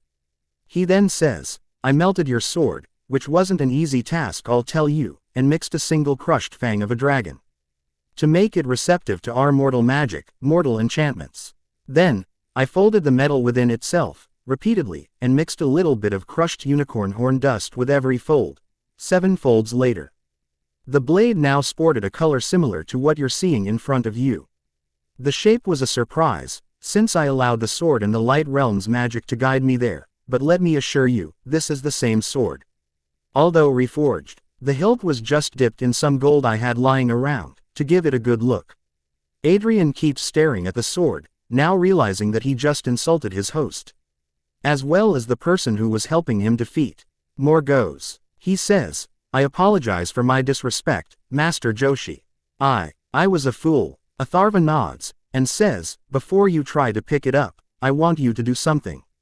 When Adrian nods, he conjures a knife into the air, and says, "Take this knife, cut into your left palm, and bleed a few drops on the sword's blade. The blade will let you know when it's enough." Although hesitant, Adrian wants to redeem himself in the eyes of the sorcerer. And so, he follows the order. For the first few drops of blood falling on the blade, nothing happens, but then the sword flashes in a white glow that temporarily blinds him. When sight returns to him, Adrian sees the sword sitting innocently, still in the box, and Atharva sitting with a look of pride and satisfaction on his face. Atharva says, "Now, you may pick it up." His left hand still bleeding, Adrian puts his right hand on the sword's handle, and lifts the sword up. Immediately, he feels the wound on his left hand start closing, as he feels the magic of the sword enter his body. Something yells at him to duck, and he does so, letting a knife go flying over his head and slam into the wall. He looks up, feeling betrayed at the attack, but stops, seeing Atharva just smiling in satisfaction. Atharva says, "This is my masterpiece, my greatest work yet. I call it the Ljovard, to honor your Aesir ancestor. It is connected to an outer realm, called the Light Realm, and it will stay connected even if the sword is destroyed. This will help you defeat Morgause and her army, thanks to its magical gifts." "What are they?" Adrian asks, whispering, as he stares in astonishment towards the sword in his hand. Despite being curved, it didn't feel out of balance. It was perfectly balanced, and he could feel no discomfort from holding it up. In some ways, it felt even better than his old sword. For starters, it will heal you from all manner of dark magic except for those that kill instantly. Demonic, divine, mortal, outer, it doesn't matter. If the magic afflicting you is dark in nature, your body will start healing as soon as you touch the sword. It will also keep purifying your magic, body, and your soul continuously. Adrian hears the sorcerer say, and already feels hope rising. But the sorcerer doesn't stop there, and continues speaking. He says, "As long as you hold that sword, you won't be corrupted by any demonic entity, and neither would you succumb to dark magic. Also, the blood you bled on it has bound it to your bloodline. If any of your descendants find themselves facing something demonic or evil, the sword will appear to them, but only if they themselves haven't already succumbed to the dark side. Any spells that hit the blade will be absorbed into the light realm and fed back to you in the form of magic or healing, whichever you need most." As if this wasn't enough, the man says, and finally, the sword gives you a boost to your instincts, as you just felt. You will be warned of sneak attacks, and your body prompted to move in a certain direction to avoid it. But, I'm afraid you're going to have to train with it yourself. I can give you a guide to it if you want. Cheerful, at finally having a hope of getting his Melissa back, Adrian drops down on his knees, crying as he bows to the sorcerer Atharva. He says, You've given me something I can never repay. Master Joshi, you've given me a chance to get my wife back, to ensure her safety. I would, however, appreciate the guide for fighting still. You've already done a lot, and I am ashamed to ask for more. But I am desperate, and so.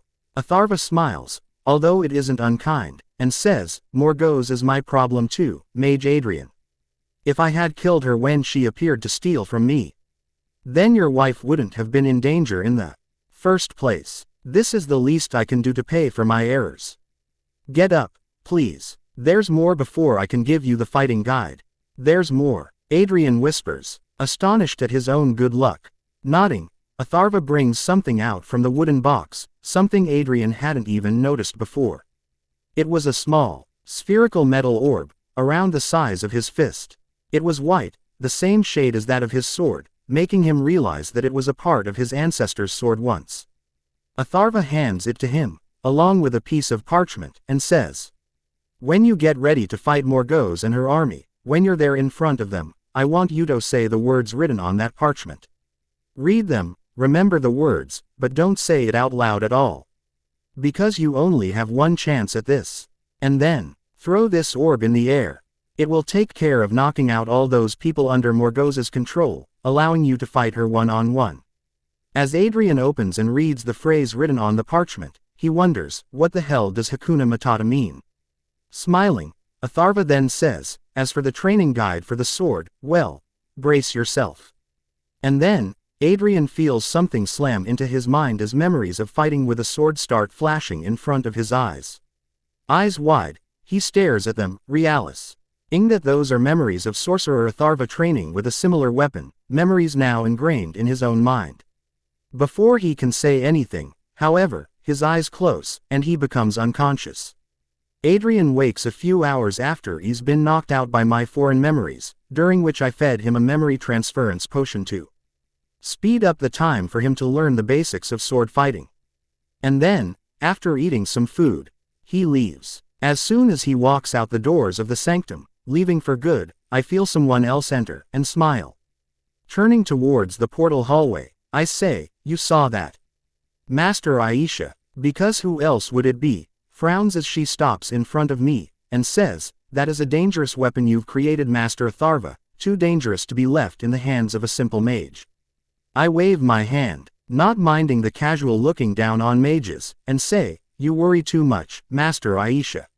This man will win against the Dark Witch Morgause, he will save his wife, and he will have at least one child with her. And how can you say this for sure? Master Aisha asks, to which I just smile wide, summoning my two swords in my hands. Handing both to her, I say, because he is my ancestor, Master Aisha. I am a descendant of the mage known as Adrian, the Grim. The Leovard, the light sword. It came to me when I needed it, when I was fighting Hiragi Kurosawa, the Kuranin. He had been enhanced by the magic of the dark elf Arankit, and that classified as me struggling against a dark entity. The light sword, a sword connected to the light dimension, that I foolish. Lee broke down and divided into two swords. Well, at least I have another project to add to my list. Well, now I understand why your connection to the light realm came to be. A time loop needed to be fulfilled. Master Aisha muses, handing the swords back to me. I nod, and just smile. Time travel, such a wonderful phenomenon when it causes a loop. The dimension powered the sword that I later bonded to, and then, I connected to the dimension after becoming a proper sorcerer. Hakuna Matata indeed, I have no worries about Adrian's survival. I know he will succeed. History is written by exaggerating facts. And thus, facts are changed when more time passes. Woman became man, which became sword-wielding wizard, etc. Anyway, I hope you liked this chapter, because I sure loved it. Thank you for your support. Ta-ta, ya jiao. 5 days after his departure from the sanctum, Adrian the Grim returns, his new sword still on his hip. He told me that he won, that his wife and unborn child are both safe, and that he had her hold the sword for a while to cleanse her of any remaining dark magic. But it wasn't exactly needed. The orb I gave him, one made from the remnant Asgardian steel, was charged with the light dimension's magic. Filled to the brim, when Adrian had activated it, by saying the phrase Hakuna Matata, because why not, all the energy stored within the orb had been released in an explosion of light magic that would have gone on for miles and miles. That explosion had already cleansed all the dark magic within every person there save for Morgause herself. And that was only because she was connected to the Darkhold. Just an explosion of magic wasn't enough to cleanse her, no. She needed to be stabbed. And that Adrian did, he stabbed her in her heart, which caused her to disintegrate. She was just too full of dark magic at that point. Adrian gave me the Darkhold, since he didn't want the book anywhere near his pregnant wife, and the temptation to use it would have been too much for him. And since us sorcerers have experience in dealing with stuff like that, he gave it to me. I'd buried it deep inside the grounds of Australia, since I already had one Darkhold in Africa. Until I figure out a way to destroy them, they'll have to stay there. Chthon's magic is not easy to defeat, you know. A year goes by without any issues, other than the minor demons that keep popping up. They're so minor that even a 13-year-old me would have been able to deal with it. And now, I stand in the portal room, awaiting someone I've looked forward to for so long. And there she is. Tatiana comes through the transparent portal, causing a ripple to go through it. She has changed, and not for the bad. Her hair is still short, since she prefers it this way, but her body has gotten a bit muscly. Damn, I love this. There was something new though, something I hadn't seen in her possession before. A cloak, brown in color, that had a hood hiding behind her. I honestly did not expect that relic to choose you. I mumble, as I catch Tatiana in a hug. She was here, to stay. At least for a few months or so, I think. Because Tatiana is not one to settle down in one place. She had finally finished her training, and became a master sorcerer. Smirking, as she gets out of the hug, Tatiana says, "Well, Master Arthur did say it suited me. He said it would allow me to get in and out of trouble easily." The Cloak of Intangibility. A cloak designed to make someone intangible at will, allowing all the attacks, be they magical or physical, to simply pass through. Well, almost all, as it is with all kinds of magic. There is always a counter. There are countless spells that the cloak cannot protect you from, one of them being the Crimson Bands of Sidorak. But, since barely 10% of the sorcerers can actually use this spell, Tatiana doesn't have to worry about that. Other than that, there were spells targeted towards souls, none of which the Cloak of Intangibility can protect against. Then there were the spells actually created to fight intangible enemies, because some demons have a spell to do that, it turns out. When the hood is up, however, the cloak works well enough for even light to pass through, allowing for complete invisibility. But I doubt it will work well enough to compete with the future Deathly Hallow, the Cloak of Invisibility belonging to Ignotus Peveril. The Deathly Hallows. They don't even exist yet, since they were given to the three brothers in the 12th century or something. And even still, I have one single Deathly Hallow with me. I really hope this doesn't mean that I'll have to hand my only wand to Antioch Peveril or something. I chuckle at her words, because while Tatiana doesn't go looking for trouble, it usually finds her. Just an example, the only 2 times that a Horcrux has appeared in recent history, because I can't delude myself on the belief that such magic didn't exist before now. Tatiana was there to fight both such mages. She won, thanks to some help from Master Aisha, but this is certainly some luck she has. Now, would you show me where I can put my stuff, so I can show you how much I missed your presence? Tatiana asks, batting her eyes at me in faux innocence. I snort, and say, "We met last week, Tatiana. Don't tell me you've gotten used to sleeping next to me so much." As if I just missed the sex, not you. Tatiana says, as she starts pulling me towards my room. I shake my head, smiling, as I walk with her. I missed her, and I'm glad she's here. A few months later, Tatiana and I got bored. We had spent this entire time in the sanctum, either reading through the books, or doing something else. While Tatiana was busy practicing some dimensional spells that she found hard to cast, I was busy with two things in particular. First was the occlumency earrings that I'd taken from the hopeful arsonists that waned to burn the library of Alexandria down, and boy, it feels like it happened a lifetime ago. And the second was studying my prodigy. Other than that, I would frequently spend my nights in the library, reading books, and just passing the time. The prodigy was still a long way from being mastered by me. I could control where it goes, how much it covers, but I was far from mastering all its secrets. I still had no idea how Nagarjuna actually created it, or how it actually works. One thing to know about sorcerers' enchantments, they don't show themselves. I'd been thankful for it when crafting the leovard for Adrian, my ancestor, but now, I find it really annoying. As for the earrings, I spent a few days wearing a pair, to find out how they worked, from the inside. And now, I can safely say that even occlumency earrings will not be able to stop my magnificent mind from penetrating them.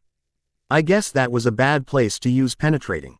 But, anyway, my mind, once it got used to being inside the occlumency earrings, protection spells, could safely navigate from the inside to out, and then the opposite direction. It's not easy, and gods, it is definitely not something I can do repeatedly. The drain on my mental energy is just too much, 15 times the usual to be accurate. Most of that drain is because I'm simultaneously hiding my intrusion from the mage, as well as the multiple enchantments, while also pushing through the viscous feeling that the spells give me. So, yeah, one person per day is my current limit, but if I'm not trying to be subtle, that number increases to 3. As for my book collection, the copy of the Alexandria Library is yet to be unlocked to me. Since the alchemical spell I used to copy the original library made the entire library tower inaccessible for a decade. But, I did have the books I'd taken from Tatiana's room, as well as the Royal Mage Library. Both of which I'd already finished reading. Which means, I was completely and utterly bored. There were lots of goals to accomplish, lots of rituals to plan, but nothing was urgent. The sanctuary was running smoothly with the 15 elves that currently found a life there, and I was beginning to think that I wouldn't even need to cure them. The island itself was accommodating, changing them bit by bit, so they become more alive. But, unfortunately enough, they still needed some external magic to survive, or at least they still believed that. Which is a bummer, to be honest. I had hoped that sanctuary would heal them of that, just by sheer power of belief, but nope. I'm going to have to do it on my own. Anyway, the creatures there were living happily, and the herbology greenhouses were running smoothly under Holer's lead. Which means there's almost no work for me there either. And so, Tatiana and I decided to go on a holiday. I called Master Mergiel to substitute for me for a while, handing the Master Ward over to her temporarily, and surprisingly enough, she agreed. But, to be fair, as Sanctum Masters rarely ever take part in battles. When we do, the battles are magnificent. But we rarely do. Kamar Taj itself might battle demons almost monthly, but the Sanctums only get to see action once every 5 years or so. The first spot we went to was Stonehenge. Because I wanted to see how it looks in the past.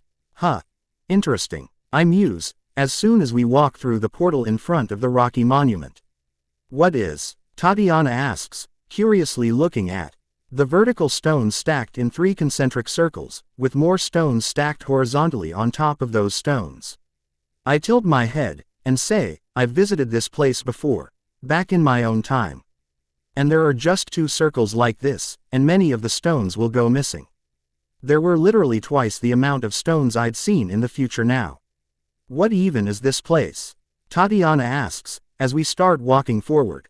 I know she was itching to ask more questions about the future, but she didn't want to sound nosy.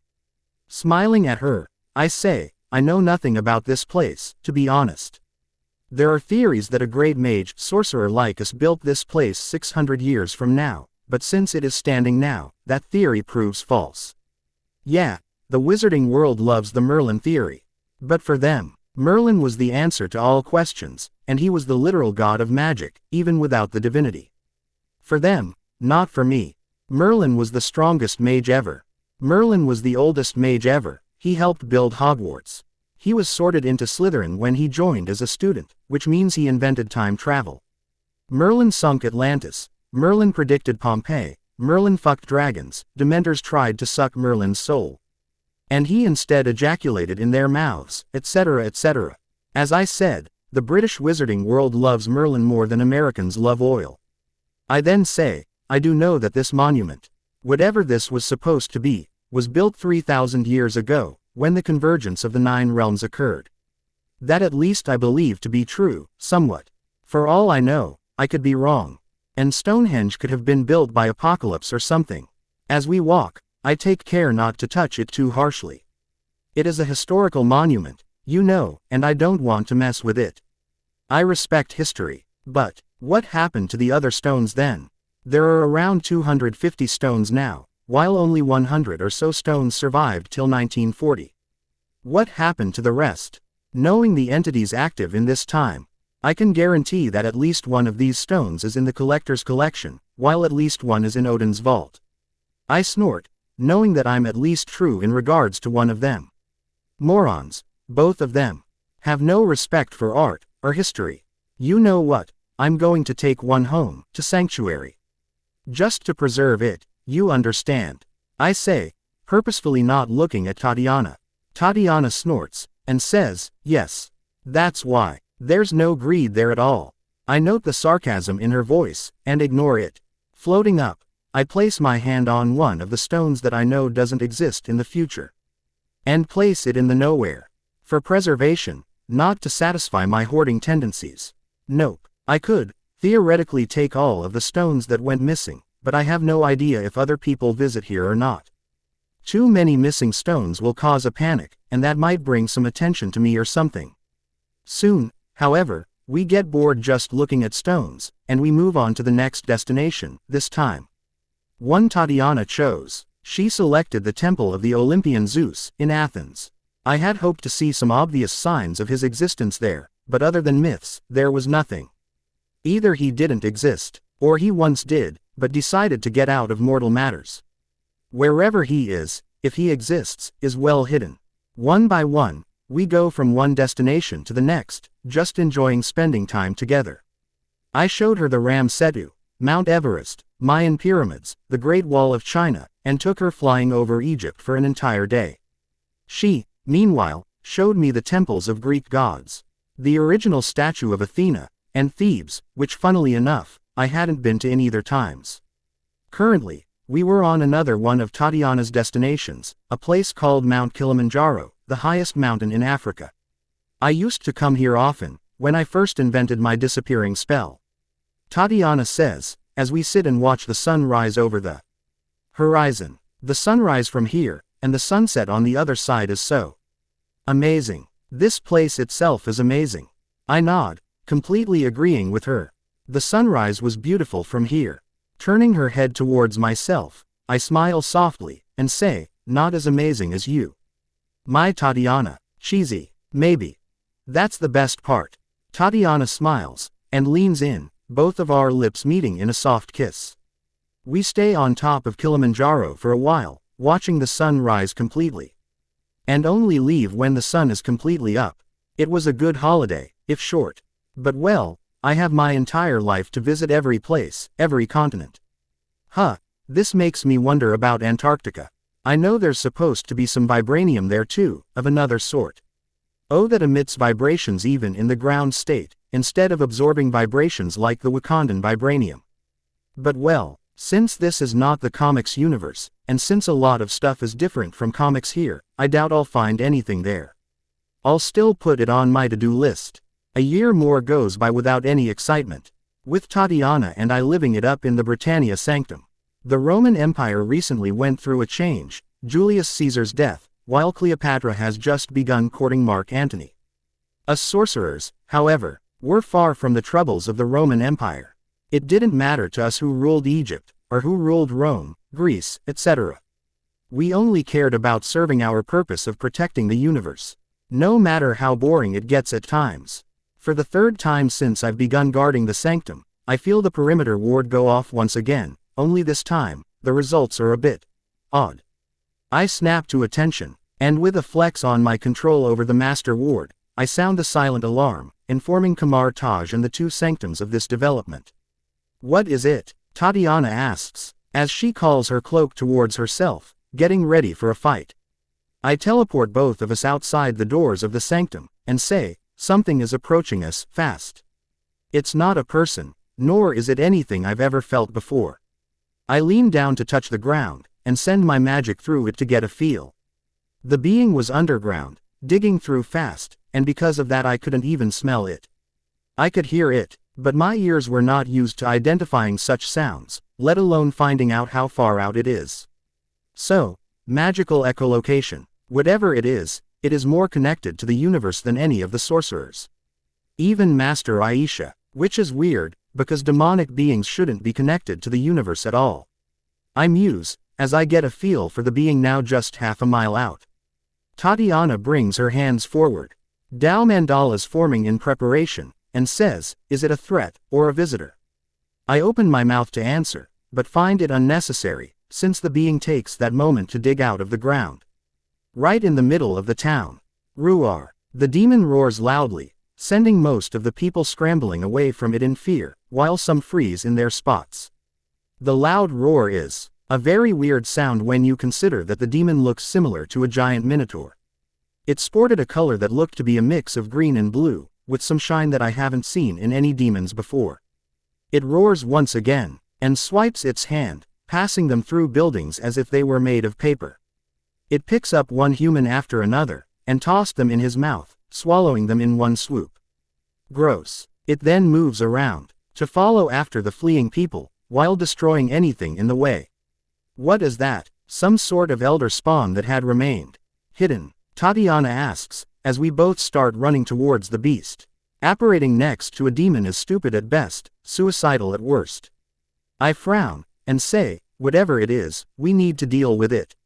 Let's push it into the forest first, away from the people. Tatiana nods, and points her palms towards the rampaging demon. The ground underneath the demon parts, catching its foot mid-run, causing it to stumble forward.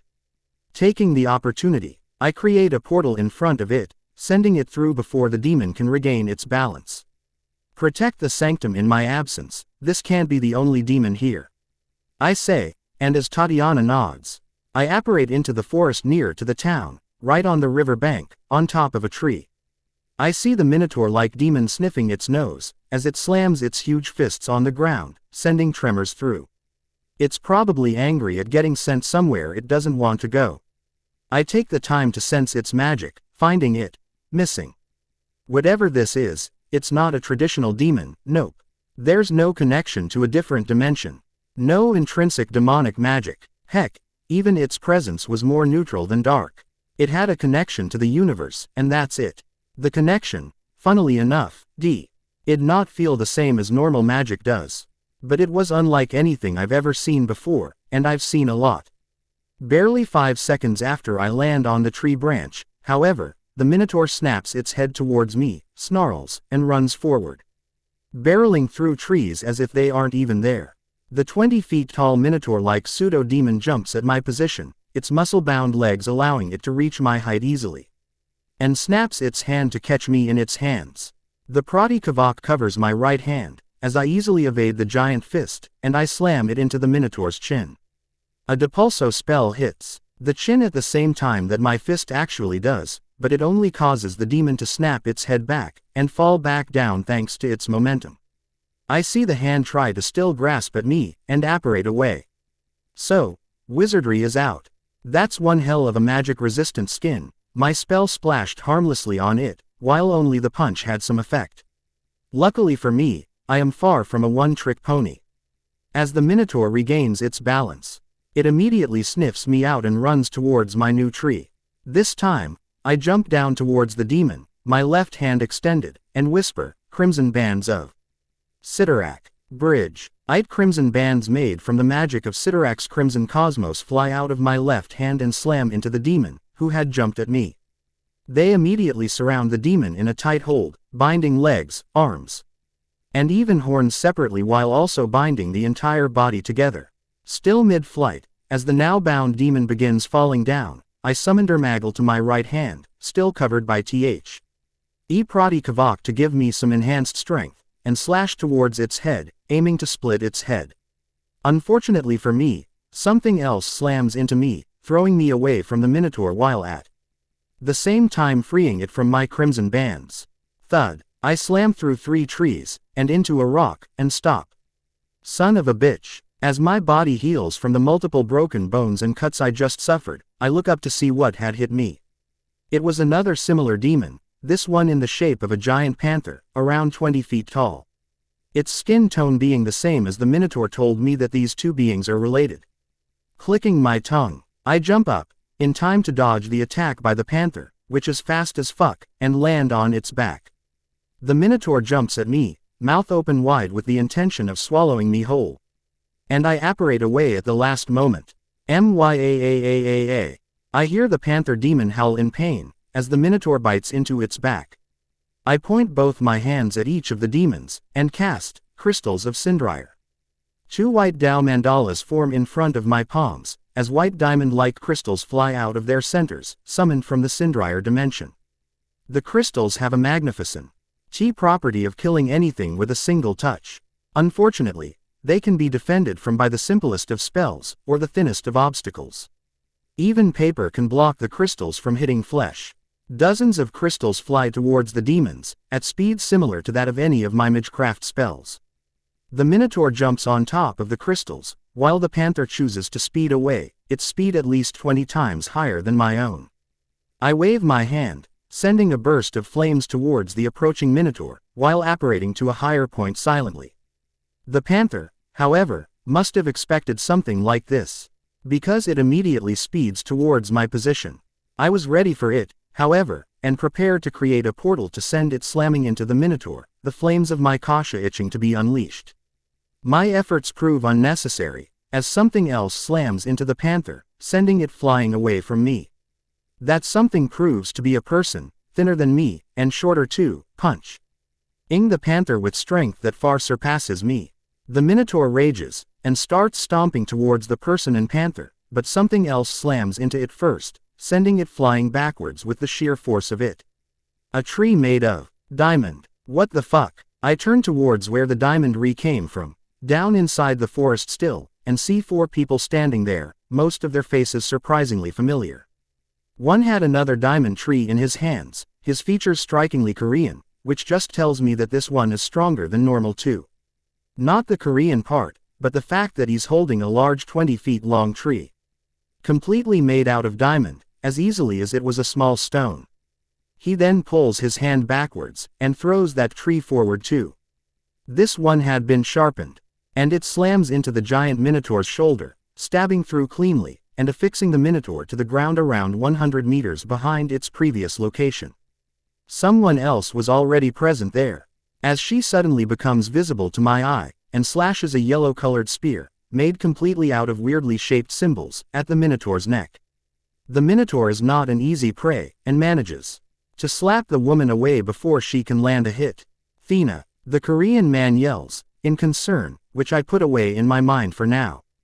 But then, something fast catches the swordswoman, named Thina, and ds right the fuck off before I can even see them properly.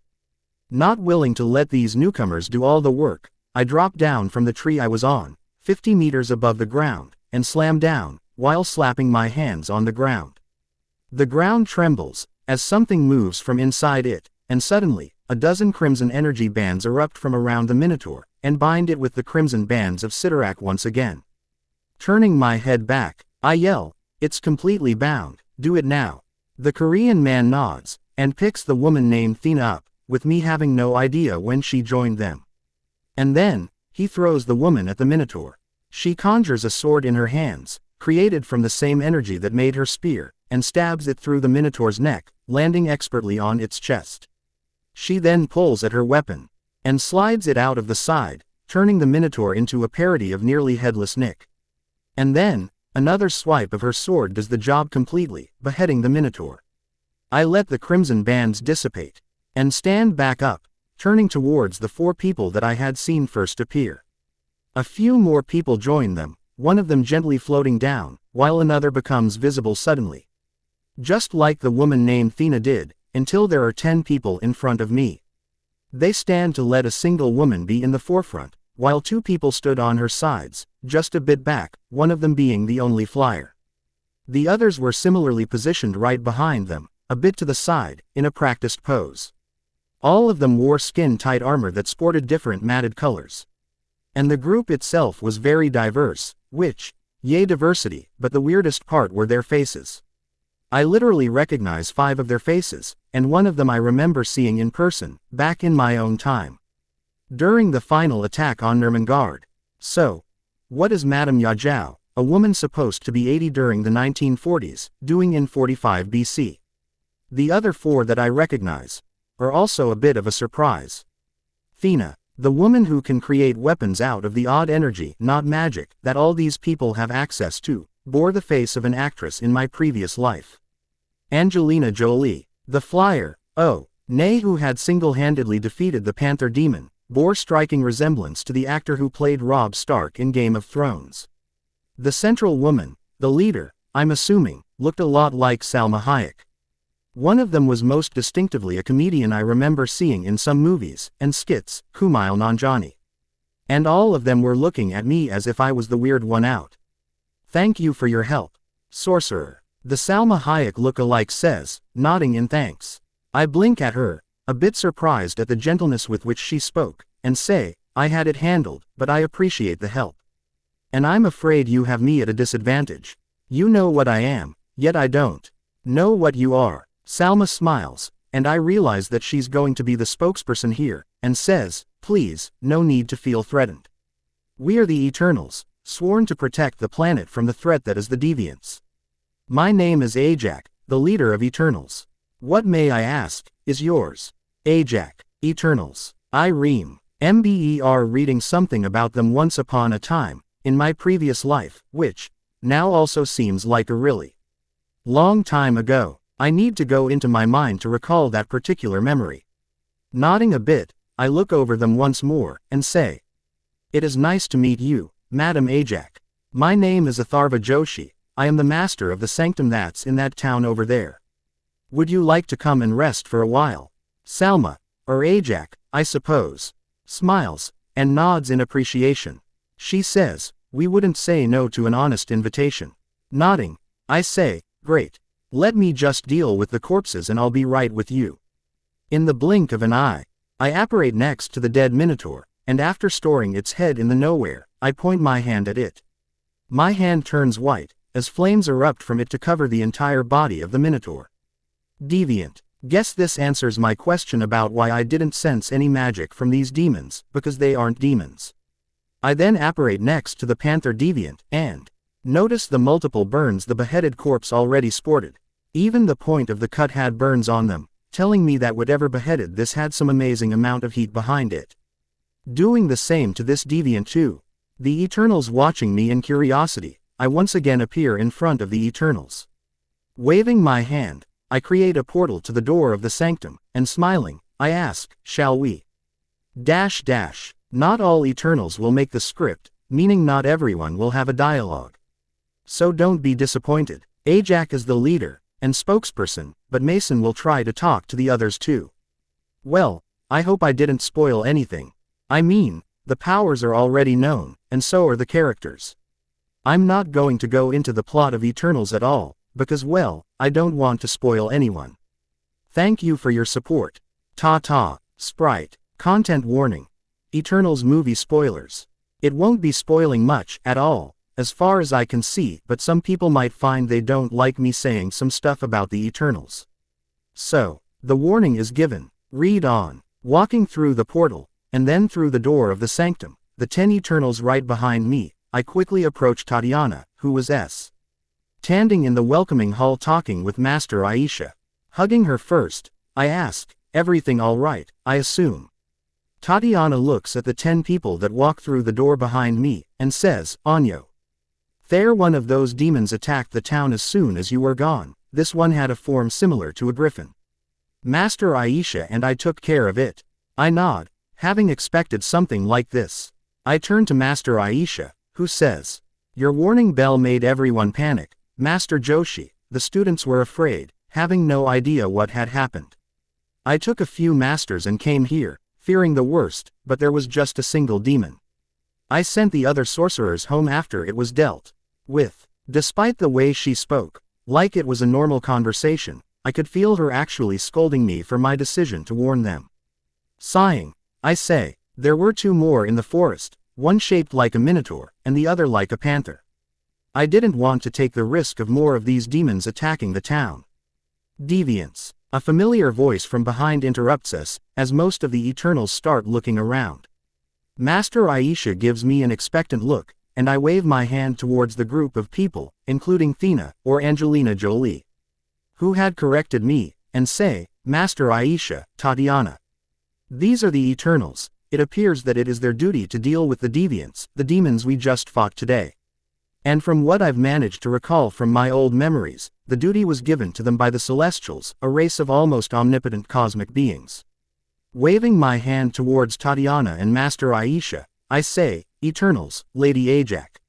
This is the Sorceress Supreme, the leader of our Order of the Mystic Arts. And this is Tatiana, my beloved lover, and a fellow sorcerer. Ajak nods towards Master Aisha, both of them smiling at each other, and says, Nice to meet you, Master Aisha. Likewise, Lady Ajak. This is not the first time you are meeting a sorcerer, is it? Master Aisha says, as she waves her hand to ask us all to follow her towards the lounge room. Ajak smiles, and says, No, I'm afraid not. I have met sorcerers before, and I even met one other sorcerer supreme. A man named Keys of Lacedaemon. This is however the first time I'm coming to a sanctum of yours, and my Eternals have never actually met the sorcerers before. Seen, yes, but they haven't met any. Didn't know that. I thought, being thousands of years old, they would have at least had some contact before. As Master Aisha and Ajak start talking amongst themselves, leading us towards the lounge room within the sanctum, I hold Tatiana's hand and turn towards Rob Stark, and ask, So, I saw that you're strong, and you can fly. What else can you do? Akaris looks at me with a raised eyebrow, and with a tiny bit of weariness, he says, I can shoot cosmic energy out of my eyes, in the form of beams of intense heat. Almost as an afterthought, he adds, and my name is Akaris. I say, so, a discount Marvel Superman. I then turn towards the woman beside him, the one I already know as Madame Yajao, and ask, And what about you, my lady? I see Akaris frown at that, and resist rolling my eyes at the obvious feelings he has for her. But the woman, Madame Zhao, doesn't see it. Smiling in greeting, she says, My name is Circe. I can use the cosmic energy to rearrange the matter of any non-living being. Scrunching my eyes in thought, I think back to the trees made of diamond, and ask, So, you can transmute one material to another instantaneously? Even precious metals? Circe nods, still smiling. That's amazing, I exclaim. Holy shit, she's like a walking talking philosopher's stone, able to transmute anything to any other thing. And I doubt it is temporary, this is literally cosmic energy we're talking about here. I also remember her, from when I knew her as Madame Yajao, when she literally transformed fiendfire into water. Now I know how she did it, and why I didn't feel any magic being used by her then. Gods, please allow me to study her blood. It might have the secrets to achieving the pinnacle of alchemy without any external sources. Circe smiles at my enthusiasm, and asks, And what can you do, Sorcerer Joshi? Besides conjuring those red bands, flames, and teleportation. A lot of stuff, I admit, not bothering with modesty. Magic allows me to do anything I put my mind to, even achieve the super strength that Akaris here boasts. If my imagination can think it up, my magic will find a way to bring it to reality. Of course, there are limits, rules, laws to even magic. I cannot, for example, conjure anything edible, or transmute anything into food. I assume you don't have that limit. Circe nods, and says, I have created food before, yes, but only when I have something to work with. I cannot just conjure anything. Nodding, I turn towards Tatiana, who had pulled at my hand a bit, as she says, Do you think they would permit us to study them? Snorting, I say, they are people, Tatiana. I doubt anyone would want to be studied like a specimen. We can agree to an exchange. The dark-skinned Eternal says from behind us. Turning towards him, I curiously ask, how so? The man bashfully smiles, and says, I admit I find myself curious about sorcerers, about this magic. If you allow me to study you, Sorcerer Atharva, I will allow you to study myself. I smile, and say, I can agree to that. Thank you. The man blinks, and says, terribly sorry, my name is Fastos. And this here is Gilgamesh. He then points towards the man beside him, the Korean with the super strength. Nodding a greeting, I look at Gilgamesh, and then at Akaris. I ask, who, may I ask, is stronger amongst you two? Me. Two voices speak at the same time, Gilgamesh as well as Akaris. Gilgamesh snorts and turns away, as Circe and Fastos smile. Circe says, they can never agree to it. All their fights have culminated to an equal score of wins. Although, if you ask me, Akaris is stronger. He is faster, has heat vision, and he can fly.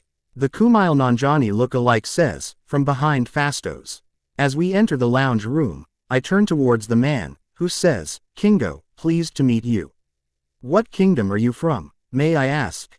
Shunga, Satavahana, Pandya, Mahamegavahana. Blinking a bit in surprise, I say, Satavahana.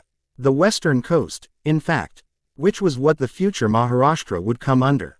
Smiling, Kingo says, I've been there, beautiful beaches, and the mangoes there are to die for. You won't hear me argue about that. The last four people catch my attention. When all four roll their eyes simultaneously. One was obviously Angelina Jolie, or Thena as she's known here. Another was a dark-skinned woman, who looked to be around 30. Right next to her, holding her hand in fact, was a man around her same age, probably a bit younger, while the last was a child. Seeing me stare at her, the girl glares at me, and becomes invisible. I try to smell her, hear her, and even sense her mind. But nope, it is as if she was never here to begin with. Gods, this girl gives surprises after surprises. This is the first time someone surprised me so much. I wasn't this surprised even when I fucking landed in the past. Thena sighs, and says, don't mind Sprite. She doesn't like being stared at. I look around, trying to see if I can find her, as we all sit on chairs inside the lounge room. With Tatiana choosing the seat to my right, and Thena to my left.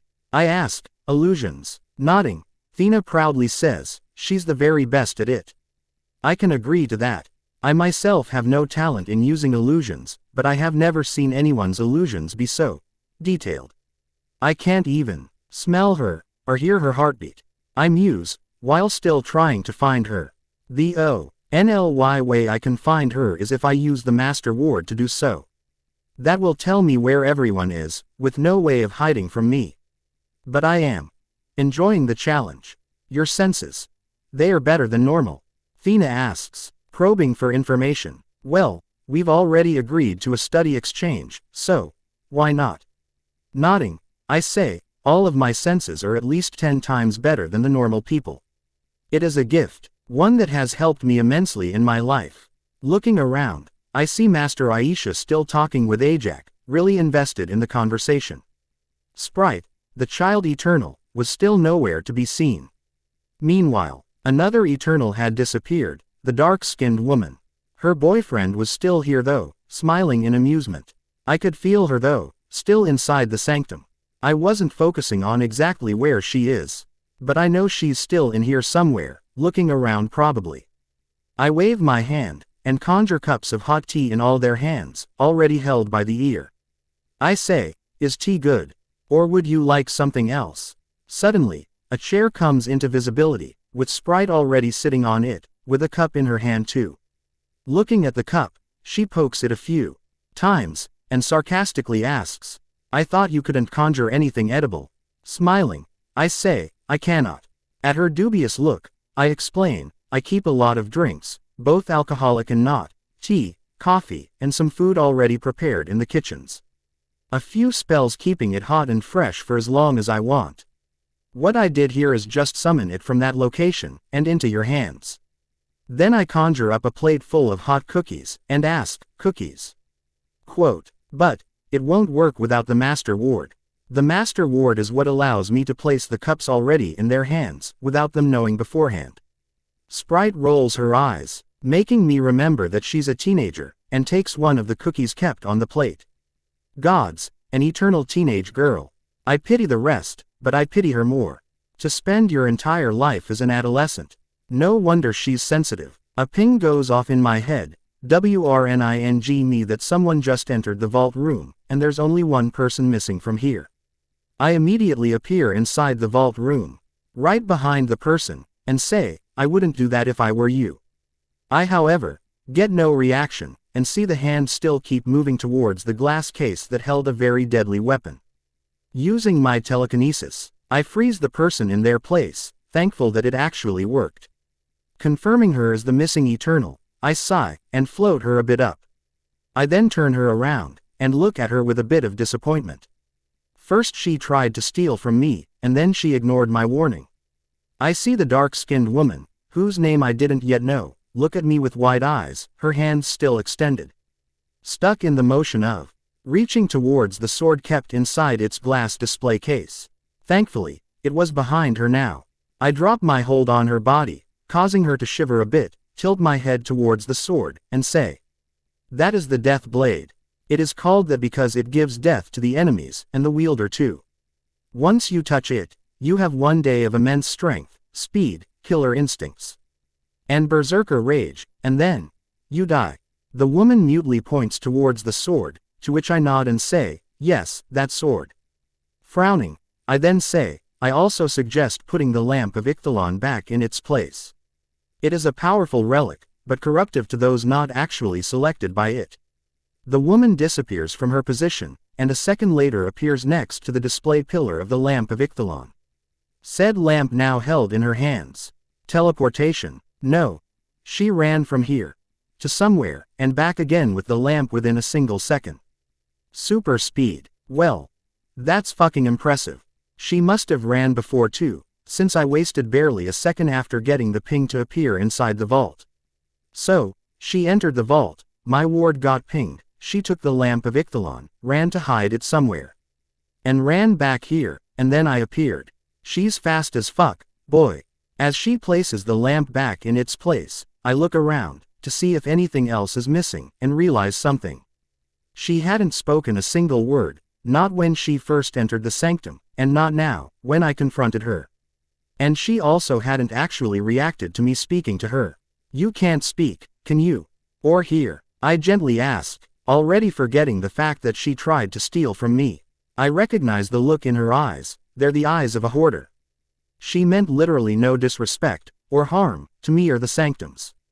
She just likes to hoard stuff, and her superspeed allows her to steal quickly. She nods with a smile, and then clenching her fist together, rubs it over her chest in a circular motion, thrice. I blink, having not seen this coming at all. Apologies. She had said, in sign language. Why the fuck is a mute, probably deaf, a mortal eternal, using the bloody American Sign Language, and that too in 40s BC. Sighing at the new conundrum I found in front of myself, I repeat the sign for apology, followed by the sign for accept. The woman looks wide-eyed, and smiles tearfully. She then signs, how do you know this in spoken language? I smile at her, and sign, I have a gift with languages. A single phrase is all I need to master a language. Of course, she doesn't need tea. Oh no, that it doesn't actually work for sign language, but only spoken and written ones. And the only reason I know ASL is because I was bored 1 month, during my medical training, and learned LSF French, ASL American, and BSL British. Knowing that the woman can also read lips, I sign as well as say, come on, the others must probably be wondering where I disappeared off to. And then, before she can steal anything back, I bring us back into the lounge room, her hand still a bit extended. She immediately snaps it back towards her, much to my amusement, since instead of reaching for another sword relic, she was reaching for Ajax's head. Makari, Ajax says, in a warning tone. The woman, Makari, shrugs shyly, and speeds over to another person to sit beside him. The only one whose name I don't know yet. Thina leans towards me, as I stare at Makari and the man flirt openly, and says, that is Droog. I would suggest refraining from trying to bed either of them. They are very possessive of each other. Raising my hands, I turn towards her and say, hey, I already have a loving person. Tatiana is all I could ever ask for, and more. And she's strong enough to have some sort of revenge on me if she finds out I am not faithful. Tatiana takes the moment to lean towards Thina, and says, Atharva here is too loving to do anything of the sort. He told me all of his secrets literally during our third time together. I look at her and mumble, I don't think she needed to know that.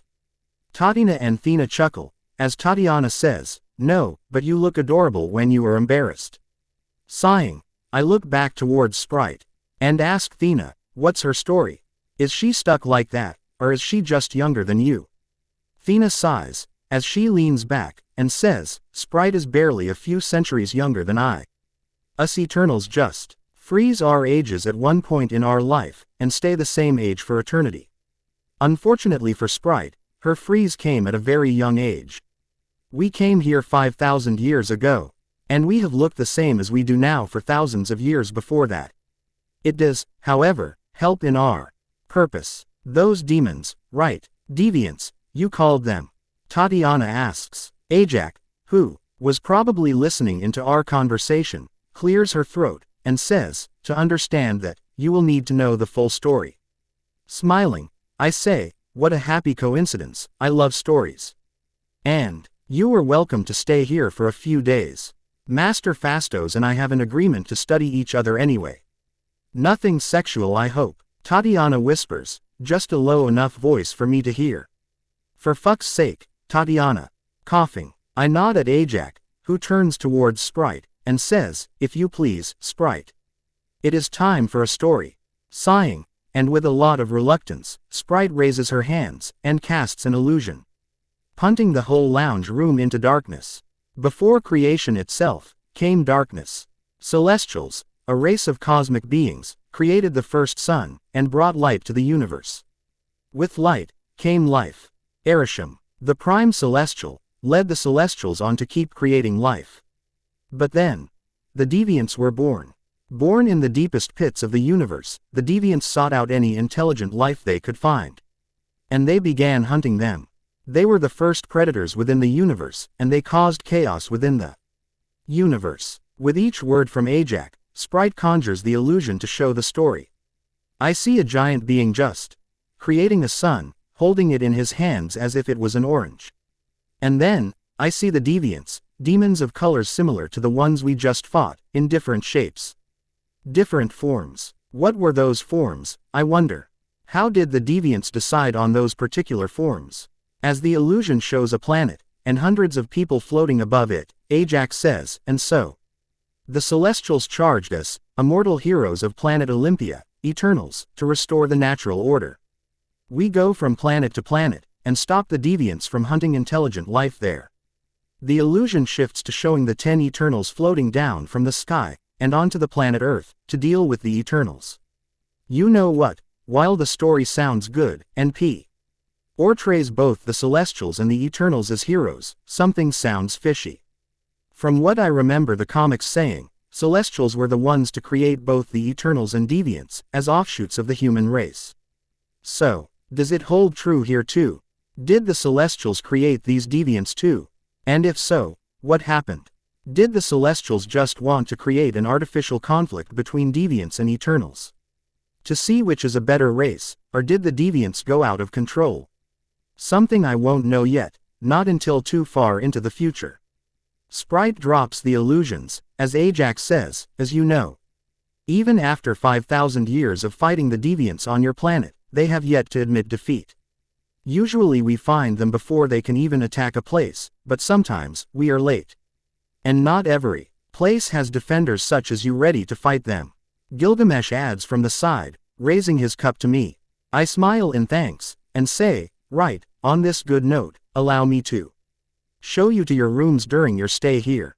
You are free to roam anywhere, read anything, but do remember to actually read the description of any relic you feel like touching. And of course, no stealing.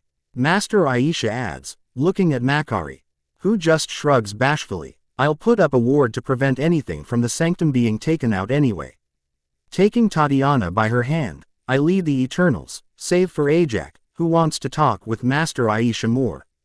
Towards the guest rooms. Thankfully, there are enough rooms for everyone.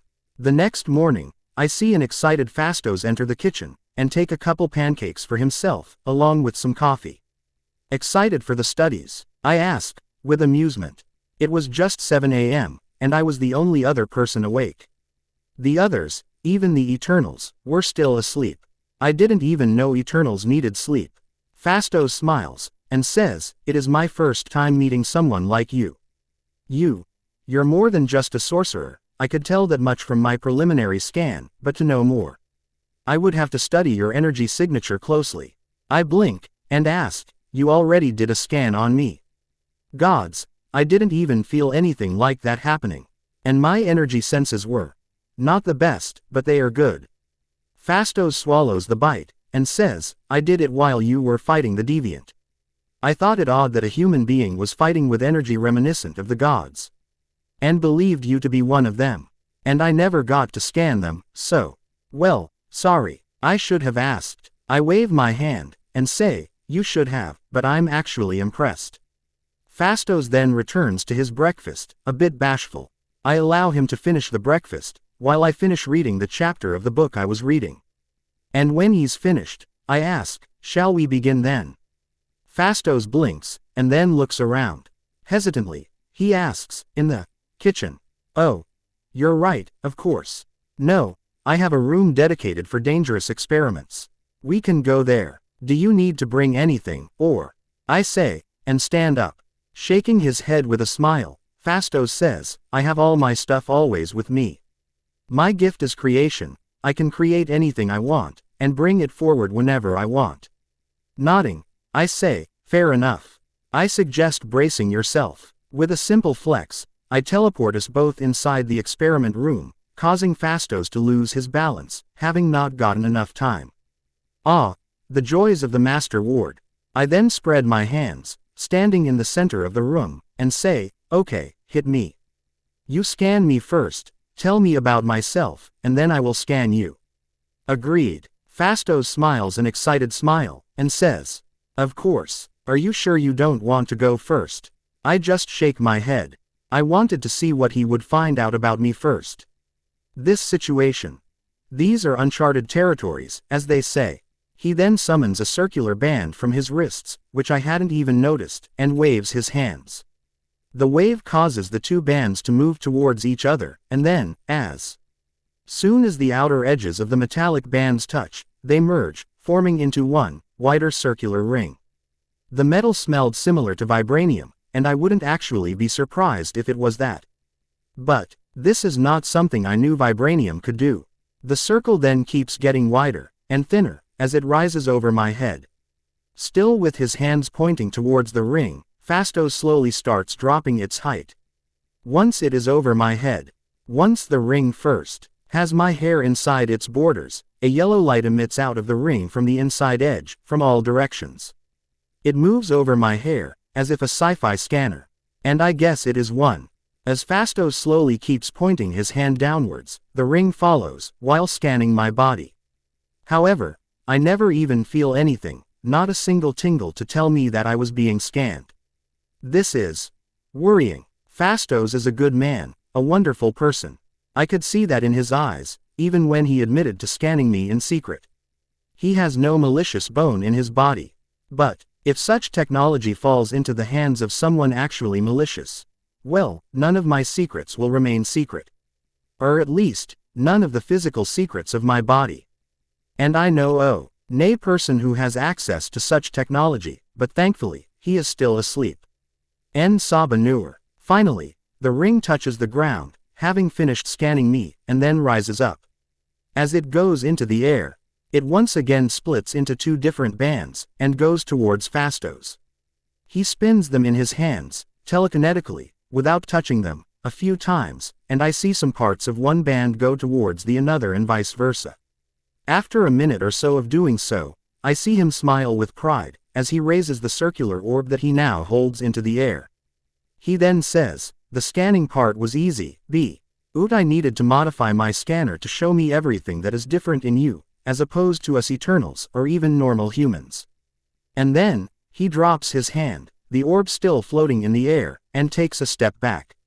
Immediately, the orb lights up with yellow light, and conjures an illusion of my body, also in yellow light. Or, a hologram. A complete body scan.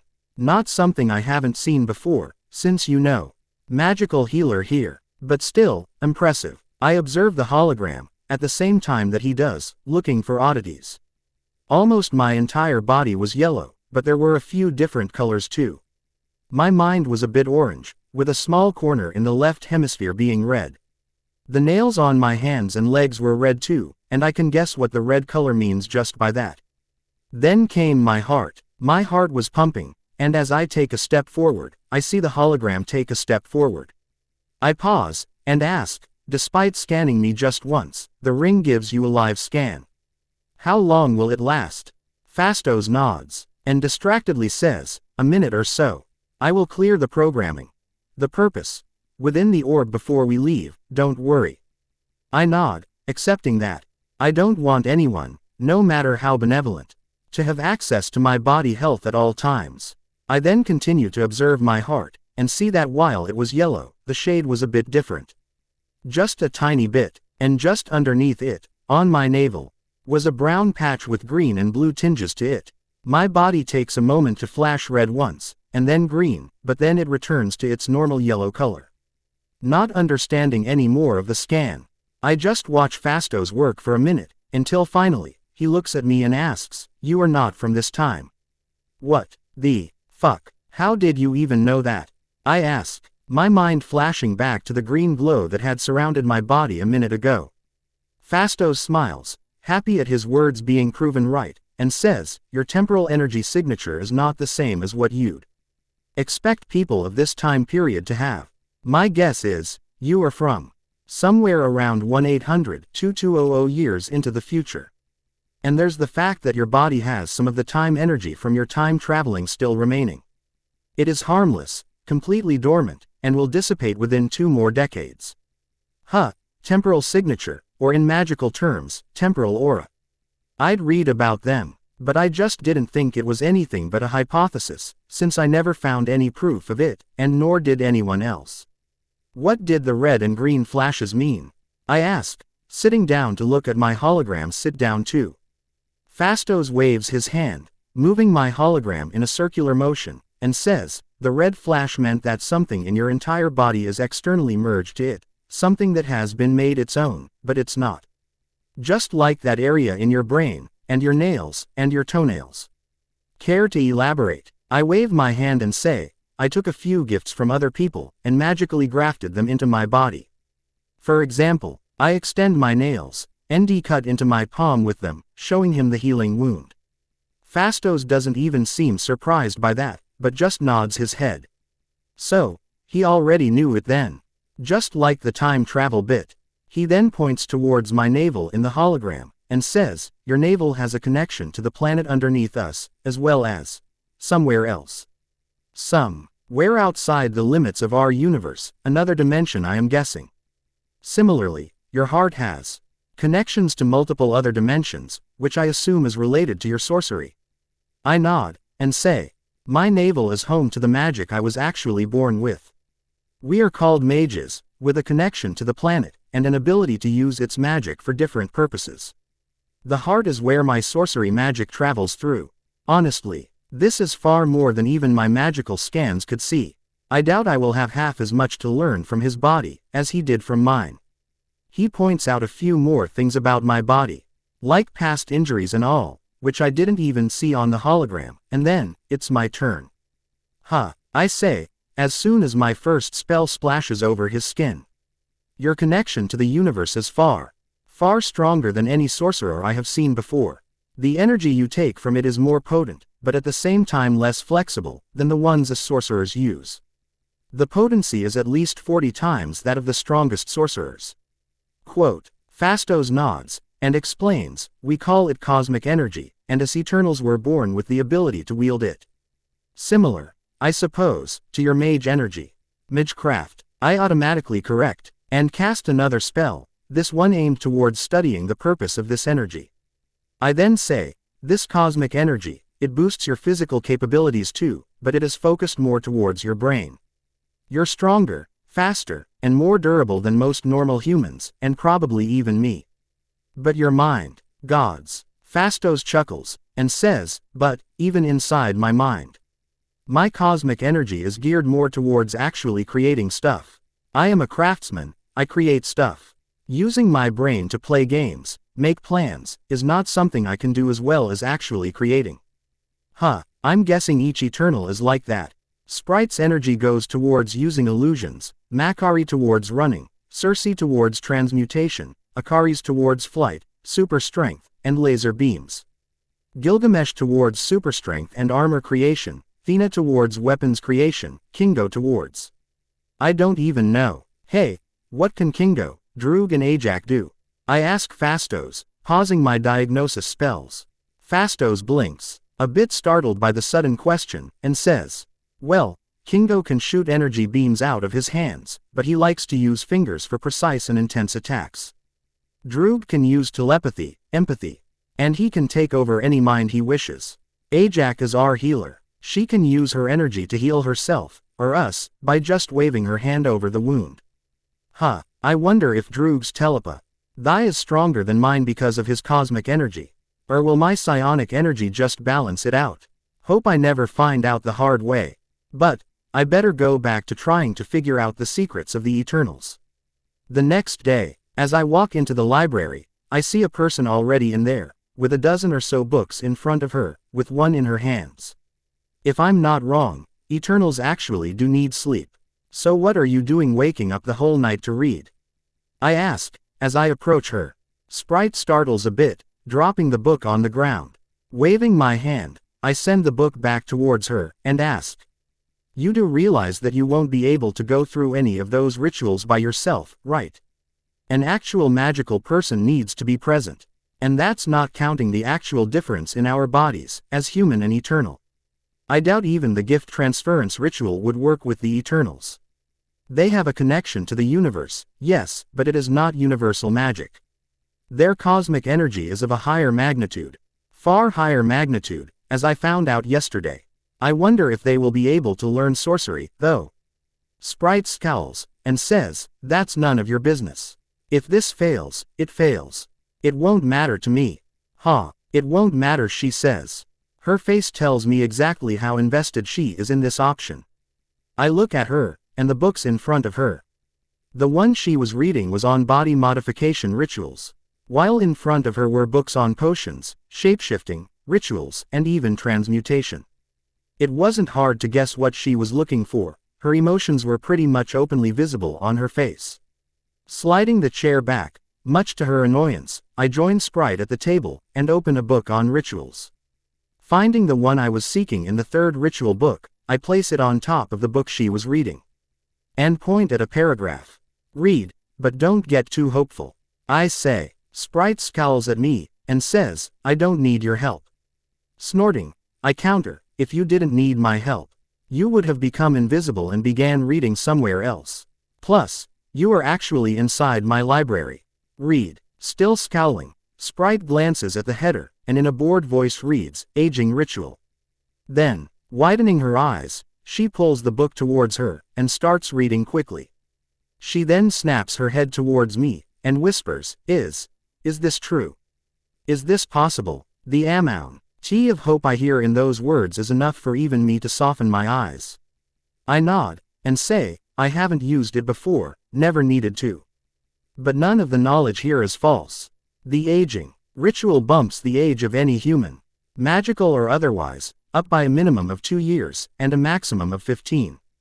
Before she can do more than open her mouth, I say, but we don't know if it will work on you. As much as you look like us, you are not a human, nor do you have the same energy. Sprite groans, as she leans back. For a minute, no one says anything, but then she asks, how can we know for sure? How can we? You know that it definitely won't work. I shrug, and say, we could have you go through with the ritual, with my help, but there can be very bad consequences if the ritual fails. The worst being both of us being killed. The best case being that it just fails. And, even if the ritual succeeds, you are an eternal. 15 years after this time, you will still look like this. The aging ritual just permanently ages you to the age specified within the ritual, by making your body look like how it would have looked in those many years naturally. For Eternals. Well, it is in the name. Seeing Sprite's disheartened face, I say, I didn't tell you this to make you lose hope. I told you this to make you see that it won't be as easy as you think it is. Magic has many possibilities, but even magic has rules, limits. It can't go against the natural orders without consequences. Smiling in reassurance, I say, but I promise you this, Sprite. I will try to find a way to make you age, at least until you are in an adult body. I might not succeed, but I am definitely going to try. Sprite nods with a small smile, although it doesn't go too far. The sadness is still there, however, which me just want to find her cure faster. She's an immortal person stuck in the body of a 14-year-old. She cannot fall in love with anyone, without the other person looking like a creep. And while the humans in this time won't mind the relationship between her and any adult man, she herself doesn't want it. She herself feels creeped out. Well, she is my guest now. And I will help her. She's like a cute annoying little kid. And I want to help her. Plus, she will at least get out of the teenager phase and become more tolerable. Leaving Sprite for her reading, I start walking towards the experiment room. To wait for Fastos to get there. Wonder what he has for me today. If anyone has watched Eternals, or just read the comics, you will know that Sprite is actually stuck as a child. The movie has a solution for that in the end. But, I don't think Mason will let someone like her go through that for 2,000 more years. This isn't technically healing, since she's not injured or sick. So no broken oath punishment for him. Don't worry, I HVE a plan for the oath punishment. Tatiana was a bit of a background character here. Her remarks about him and Fastos, nothing sexual I hope, were because she and Mason got together after studying together. She taught him apparition, and then they had their first kiss. It was a joke from her, so no need to get your panties in a twist because your delicate sexuality acted up. Thank you for your support. Ta-ta. Eternal Evolution. They're a new author, so don't be too hard on them, they're learning. But, I do see that the story will be a good one in the future. The premise. It is a self-insert, my favorite kind of fanfiction, followed by crossover within the Harry Potter Marvel Comics MCU, I think crossover. The rest, you can find out by visiting it. Title. The Winged Wolf by Avid Reader 2425 on FFN. Please, at least visit the story. Read the first few chapters, there are 4 currently, and then decide. Thank you. Now, read on. You know, I might be able to create something to send you back in your own time. Fastos says, as we walk through the halls of the sanctum, towards the library. I could have teleported us, I suppose, but times too much laziness is bad for your health. And I'm enjoying walking with Fastos, since he has so many interesting conversation topics. Of the other Eternals, Ajak, Thena, and Gilgamesh were in Kamar Taj. Having decided to see how the sorcerers trained, knowing Master Aisha like I do, she has probably asked them to teach the students a thing or two. Sprite was inside the library, still looking up ways to increase her height, size, and age. While she trusts me to at least try, she wants to do something herself, not wanting to just rely on me for that. Droog and Makari were in the town somewhere, having an outing together. They spent their last 3 days outside too, and just came here to sleep. I have yet to have an actual conversation with Droog, however. Akari's was out. He had gone out to fly the first day, and he hadn't returned since then. Cersei and Kingo were still inside the sanctum, and would spend their hours either relaxing, reading, visiting the vault, or just going out to town. So, while they all had decided to take a holiday, Cersei and Kingo were the only ones to actually relax. I'd noticed that despite having spent literally thousands of years together, they weren't as close as you'd expect. Gilgamesh and Thena were definitely in love with each other, but Fastos was sure to tell me that there was nothing going on between them besides sexual tension. The same was the situation between Makari and Droog. They were both in love with each other, and would flirt relentlessly, but they didn't do anything. Supposedly, they put their mission above everything else. Akari's was clearly in love with Cersei, and Sprite was definitely in love with Akari's, which is why her body age matters so much to her. She probably believes that as long as she's a child, Akari's won't even look at her. And neither would anyone else. Chuckling at Phastos's offer, I say, I know you can. But I don't want someone else to solve my problems for me. Phastos opens his mouth to say something, but before he can, I say, I appreciate the offer, Phastos, but I have already figured out a method of time traveling into the future 20 years ago. Phastos frowns in confusion, and asks, truly. I understand his doubt, because time is not something that can easily be breached. Nodding, I say, when I come from, wizards, or mages, have invented an artifact called the Time Turner. Here are hundreds of time turners within the borders of the land we currently inhabit itself. But, that time turner only allows one to go back a few hours at a time, with a cooldown period of twice the time you go back. I had the good fortune of coming across the journals of the inventors of the time turner, as well as an ingredient necessary to actually traverse through time. And so, I built one for myself.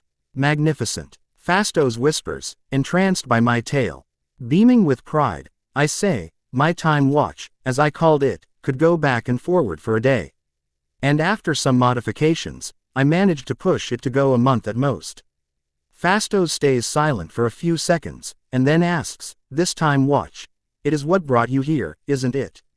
Nodding, and not at all surprised at his deduction, I say, I wore my time watch to a battle with a strong enemy, a mage stronger than me even now. I won the fight through trickery, but he was ready for his death.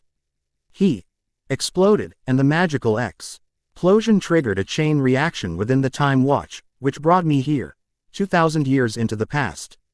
Phastos wasn't the only one to hint at a way back home. Master Aisha asked once too. But, as I said, I want to achieve this feat by myself. I have everything I could need to create a better time watch, and I wasn't going to let someone else be the reason for my success. Phastos nods, as we enter the library. Seeing Sprite reading through another hoard of books, I chuckle, making her turn towards me. Without a greeting, I throw a vial towards her, and say, plug your nose, and drink it in one go. What? Sprite asks, confusedly looking at the vial of violet liquid she had expertly caught in her hand. Phastos goes forward, putting a vibranium band on her wrist, and says, that liquid supposedly causes anyone who drinks it to age up by 10 years. It is used by children who want to become inebriated, can you believe that? Shaking his head he says, anyway, Atharva and I want to see if the liquid potion has any effect on your physiology, or your energy readings. Sprite nods at that explanation, and with nary a second of hesitation, drinks the potion, immediately coughing due to the vile taste. What the hell is that? Sprite asks, resisting the urge to puke, as she glares at me. Goat liver, eye of newt, demiguy's hair, crushed beetles, and cut up aloe vera, mixed over a steady medium heat. In water mixed with the alpaca's spit. Together, it makes an aging potion. I say, without hesitation. Now, Sprite looks like she's really going to puke, but manages to gulp it back down. She glares at me, and hisses. I hate you. Nothing. Phastos says, as I chuckle. I nod towards him, and say, I expected that, but good thing we now have a confirmation. Confirmation for what? Sprite asks, turning back towards me, although with a lot less hate. I smile, and say, confirmation that magecraft potions don't work on you. Or any eternal, as a matter of fact. So, I drank that piss water for nothing. Sprite asks, looking pissed. I frown at her, and say, not nothing. What I am trying to do has never been done before. An aging ritual for someone not a human. This is not something I can just rush into. I need confirmations for every step. And now that I have my confirmation, I can move on to the next step. Which is? Sprite asks, now a lot less pissed, but still annoyed. I summon a scroll from nowhere, which appears suddenly in my hands, and hand it to Sprite. Phastos joins her side to look at it, as she opens the scroll up. There, Within the scroll was an alchemical spell, meant to be written on the ground. The spell was in circular form, with 21 runes and alchemical symbols in it, along with some intricate patterns. I explain, this spell is an alchemical creation of mine, meant to turn anyone that enters it into a human. But, for it to work perfectly, I need to write the spell down on the ground using a mixture of walnut ink and the subject's blood, meaning your blood, in a ratio of 7:1. When did you even create this? Fastos asks, a bit shocked. And it is understandable, I did spend most of the last 3 days with him, figuring out how Eternals work. I wave my hand in dismissal, and say, about 8 hours ago, and then spent an hour testing it extensively on myself. It works. Sprite frowns, as she asks, but will this work on me, an Eternal? I shrug, and say, it works on me, a mage, and a sorcerer, with some more gifts of my own. The spell made it so that I didn't have my magic, my telepathy, telekinesis, or even my physical gifts of healing and nail claws. It turned me into a completely mundane, normal human. And boy is it a dangerous spell. So dangerous, that I'm actually scared of it going into someone else's hands. The scroll in Sprite's hands was the only written data on the spell, and it was under a Fidelius charm.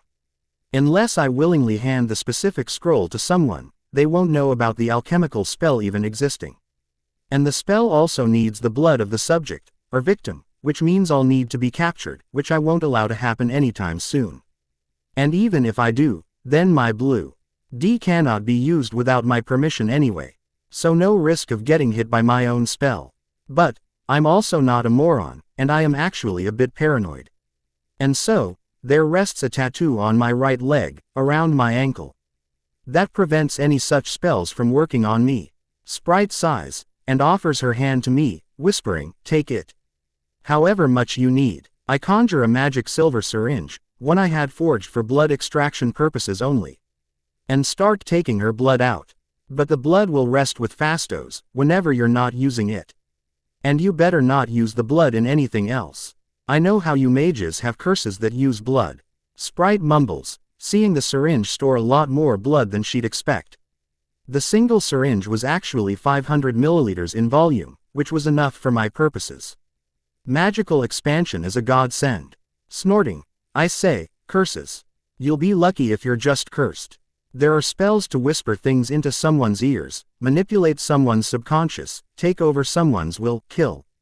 And of course my personal favorite, make their whole body start hurting at once. And not one of these methods counts as a curse. Blood magic has an actual reason for being banned, least of which is that there's no way to defend against it other than tattoos such as mine, or similar artifacts. But, thankfully, the blood magic spells are really hard to come across, and almost impossible to do so in the future. A few hours later, Fastos, Sprite, and I stand in the ritual room, now staring at the alchemical spell painted on the floor. The intricate circle was 1.4 meters in diameter, so that even if Sprite tires too much, and wants to sit down, she can do so. I wanted to carve the spell on an armband, but it was restrictive, and took too much time to take effect. Checking for errors, and not finding any, I nod in satisfaction, and float a vial of blood towards it. This vial contained 100 milliliters of Sprite's blood, which had been kept inside nowhere so that it wouldn't grow stale. Fastos keeps his hands pointed at the spell, wanting to analyze everything that's happening, while Sprite stands behind him, biting her lower lip in anxiousness. As soon as the vial of blood touches the ground within the spell, the symbols all flash into a bright yellow color, the same color that Sprite's energy takes right before forming into illusions. And then, the color dulls down till the spell now looks as if it was painted with gold, instead of walnut ink and red blood. Fastos helpfully commentates, and says, the blood, it's losing its cosmic energy, fast. No wait, it has stopped losing, now holding on to only 60% of its original cosmic energy. There's a steady flow of energy between the universe and the blood and the spell, keeping the cosmic energy levels steady at 60% within the blood. It's doing something to the blood. Wait, what?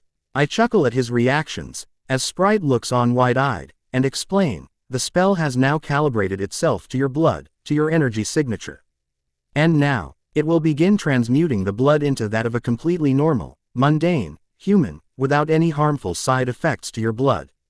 Sure enough, Fastos confirms my words. As within 5 seconds the entire process is done. I still wait a few minutes, until Fastos confirms that the process is safe for Sprite to go through. The blood belongs to you, but to a human version of you. That is 14 years old. The worst you'll suffer is exhaustion, thanks to all that energy being inaccessible to you. Take a deep breath, and enter the circle. Fastos explains to Sprite calmly. I can tell he cares for her, a lot more than most Eternals care for each other. But, Fastos is just a gentle man. He cares for everyone. Slowly, with small steps, Sprite walks towards the alchemical spell. Now reassured by Fastos's words, and crosses the border. As soon as she's inside, she clenches her fists in pain, as the spell flashes. Golden once again, and then, within 5 seconds, she drops down to her knees. Exhaustion taking over, I see Fastos try to run towards her to help, but I stop him by forming a telekinetic force field around him. As he glares at me, I say, if you interfere now, she might face a backlash from the energy that my spell is holding back. She will recover, trust her. Although reluctant, Fastos says, I'm trusting you, but if she's harmed then you will have me as an enemy. Isn't that a scary thought? I'd rather fight Acaris than Fastos. He's a lot more dangerous of a threat than any of the other Eternals as far as I'm concerned.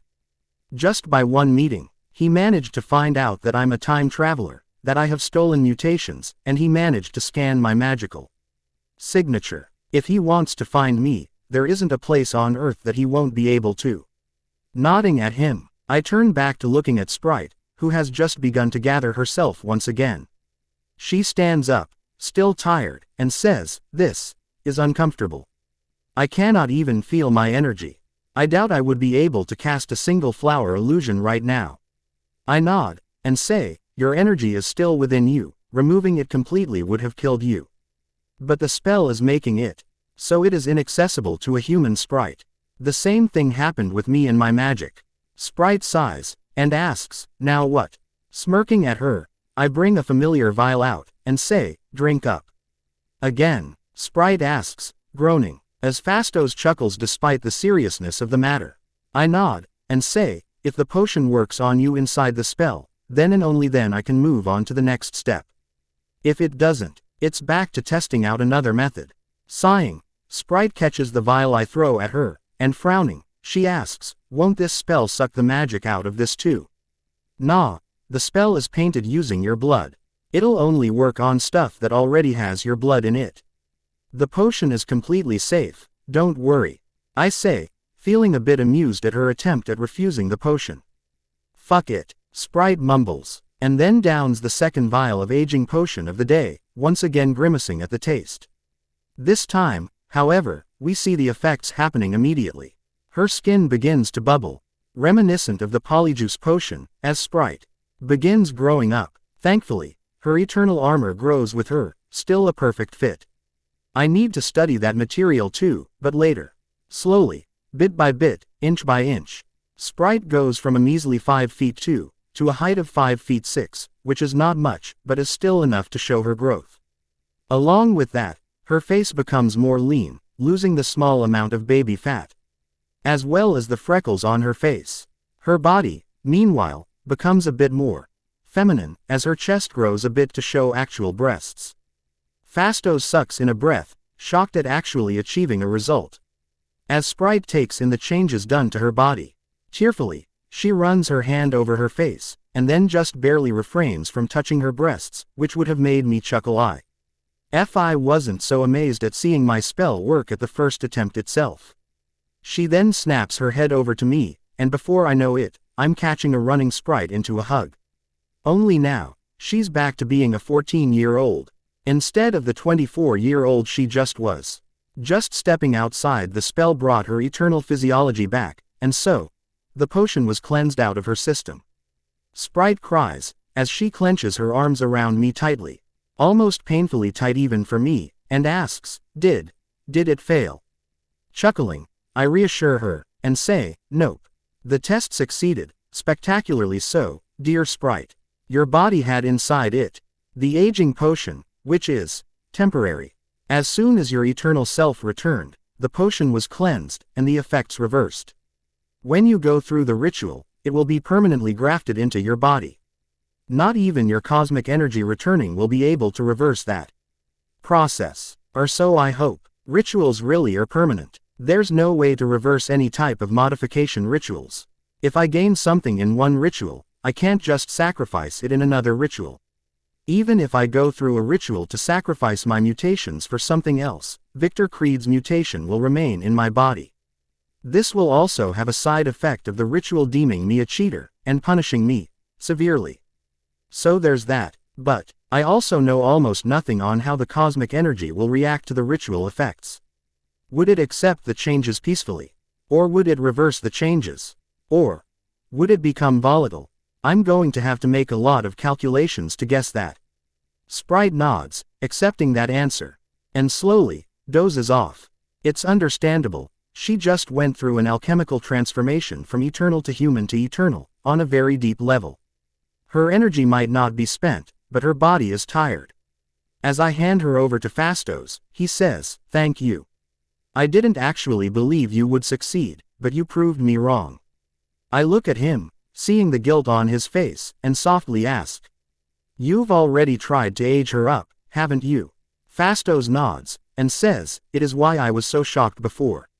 Whenever I tried, no matter what device I created for the purpose, Sprite's body didn't grow a single inch. Nor did it change one bit, even temporarily. It was as if her body just refused to become older. And now, seeing her grow into a young woman, even if temporarily. I'm glad we met you, Atharva.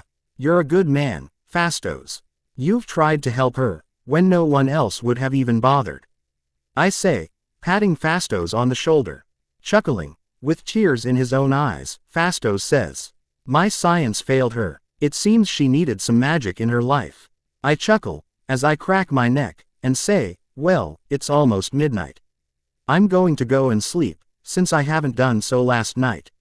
I'll begin working on the ritual tomorrow." "Take your time, Atharva. Take your time," Fastos says, as he walks out towards the guest rooms, with Sprite in his arms, cuddling around him. I watch them leave, wondering if I'll actually succeed to make the process permanent. Theoretically, rituals should be permanent, but cosmic energy is strong enough that I have some doubts. Sigh, hopefully a way will show itself soon. Tatiana ran her hand on my chest, both of us breathing hard after our activities. She asks, "What do you think? Will you succeed?" I take a deep breath, and say, "I sure hope so." She might be thousands of years older than us, but whenever I look at her, I see a young girl. I see a child. Tatiana smiles up at me, and says, "I hope so too. I just hope she doesn't become too disheartened when the arrogant man rejects her." I sigh, knowing that Sprite will actually be sad. Akari's. He's too much in love with Cersei. I doubt anything will change that anytime soon. And Sprite, I can see it on her face. She hopes that once she's bigger, physically older, Akari's will begin to look at her as an option too. Let's just hope that she gets over it, and starts looking for someone else to make a life with. I say, and snuggle close to Tatiana. I then ask, "What does Cersei think about our experiment?" Tatiana, being the least busy of us two, had to entertain Kingo and Cersei a lot. These days, she had struck some sort of friendship with the master of transmutation. Tatiana snorts, and says, "Cersei is hoping it works, of course. But she doubts that simply transmuting Sprite to human and back to eternal is a good idea. Says that it isn't possible to transmute living beings, that she has tried to do it before. Considering that I succeeded an hour ago, I can say that that's something she's definitely wrong about. Maybe her energy just doesn't allow it. My spell does use universal energy, as well as the Earth's magic to fulfill its purpose. Together they must make one hell of a team up," I say, as I close my eyes to go to sleep. Tatiana hums, and says, "Well, I've learned from you one thing. Don't say anything is impossible until you yourself try it first, multiple times." Quote. I chuckle, and then we both stop conversing, to go to sleep. The next morning, we sit at the dining table, having breakfast that I had cooked up. Onion poha, along with ginger tea. What are you hiding? Droog suddenly asks, after staring at me for a few minutes. Droog, Sprite, Cersei, and Fastos all say at once, while Makari slaps the back of her hand on his upper arm. Kingo remains silent, but looks as if he expects some early morning entertainment. The others, Akaris, Thena, Gilgamesh, and Ajak, were not here. Droog smiles bashfully at Makari, and then as he turns back towards me, his face changes to become calculative. He looks at the other Eternals, and says, "What? Don't tell me you're not suspicious." He welcomes us, strangers, to his home, sweetly talks to everyone. Forgives Makari for her theft, and offers Sprite to help with her problem. His entire demeanor screams ulterior motive. He doesn't need to explain anything to you. Sprite yells, defending me by slamming her hand on the table. As everyone looks at her, she says, "I know empty platitudes when I see them. I know when people are humoring my condition when I see it. And Atharva is not it. He's sincere about his intentions, and as you know, he has done more for me than anyone else." Droog rolls his eyes, and leans forward. He then asks, "That is the point, beloved Sprite.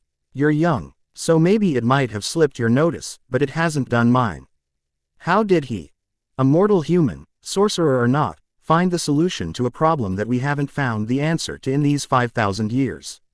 Fastos and Ajak know everything there is to know about Eternals, our energy, our bodies, and it is him, a human, that found a way to age your body." "No, I don't buy it." Scoffing, Tatiana says, "How hard is it to understand that magic might have ways your eternal knowledge might not have even considered possible?" Droog looks at Tatiana with annoyance in his eyes, and I just see him make an impulsive decision. Before he can try anything, I appear behind him, Dermagal positioned on his throat, my right palm placed behind his heart, and say, "I would suggest you stay out of my Tatiana's mind." Droog looks up, smirking at me, and says, "I don't need to. I have you." And then, something fast strikes my hand, sending my sword crashing down on the ground, and something else slams into my mind shields with 100 times the force of any enemy I've faced before. I drop down on the ground, the force of the mental attack putting a strain on my mind, as Droog stands over me, his eyes now glowing yellow. Almost involuntarily, I appear inside my own mind, to see Droog's mental representation trying to punch through my mental shields. The shield shudders with every punch, telling me that I won't be able to hold him off any longer. Slamming my palms together, I chant, "By the might of the Phoenix." Immediately, a flaming bird forms out of the shields surrounding my mind, and screeches loudly. The high-pitched vibrations send Droog back to his own mind, and making a split-second decision, I follow after him. Opening my eyes, I see that Droog had been sent flying backwards thanks to my spell. "Thank you, ancestor mine," and was now looking at me with horror in his eyes. I look at Makari, who had knocked the sword out of my hand, and see that she was buried waist-deep into the floor. And Tatiana stood over her body with her basilisk venom dagger pointed at her neck. Thankfully, she had refrained from killing her immediately. I turn back towards the fallen Droog, glare at him, and whisper, "You dared to attack me, inside my own house. You tried to break into the sanctity of my mind. Now, you will face the punishment of a sorcerer." My mind probe, which had followed after Droog's on retreating mental probe, immediately reveals itself already in the middle of his mind. It glares at the mental representation of Droog, and says, "You should have left me to my work, eternal Droog." By the might of the Phoenix. Psionic flames, I yell, while inside his mind. A gigantic flaming phoenix, this one 10 times as large as the one that defended my mind, erupts from my hands. Right in the center of Droog's mind, in between his memories. It immediately starts flying around, setting fire to random memories, causing Droog to start screaming out in the real world. Someone familiar touches my hand, and I look to my side, to see a concerned Tatiana look at me while Droog screams in pain in the background. She dryly asks, "Is this really necessary, Athreos?" I stare at her for a few seconds, looking to see if she's hurt. Finding nothing to even hint it, I turn towards Droog, and point my hand at him. Flames erupt out of his nostrils, and towards my palm. As soon as the flames touch my palm, a runic spell shows itself around it, as the flames are absorbed back into my body. Droog stops screaming, and becomes unconscious, the pain and the loss of his memories proving too much. Sighing, I turn towards the Eternals, towards the terrified Cersei and Kingo, the latter of whom had put himself in front of Cersei, a worried Phastos, and a distracted Sprite, and say, "He won't remember a few random memories, my spell took care of completely destroying them. And so, he will think twice about forcing his way inside anyone else's mind from now on." Tatiana smacks my arm, making me scowl, and says, "He means he's sorry." "No he's not," Sprite whispers, looking at Droog with wide eyes. She then turns towards me, and says, "He might not have deserved all the pain you gave him. But I understand why you did it. He did not just doubt your honor, he spat on your help, and tried to violate you.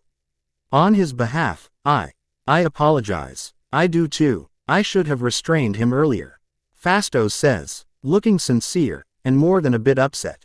Nodding, I say, "Speaking of, I want Makari and Droog out of here."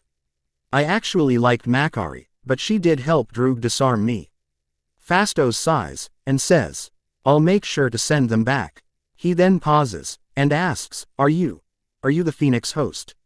I roll my eyes, finally understanding why Cersei and Kingo looked so afraid. And why they had yet to say a thing.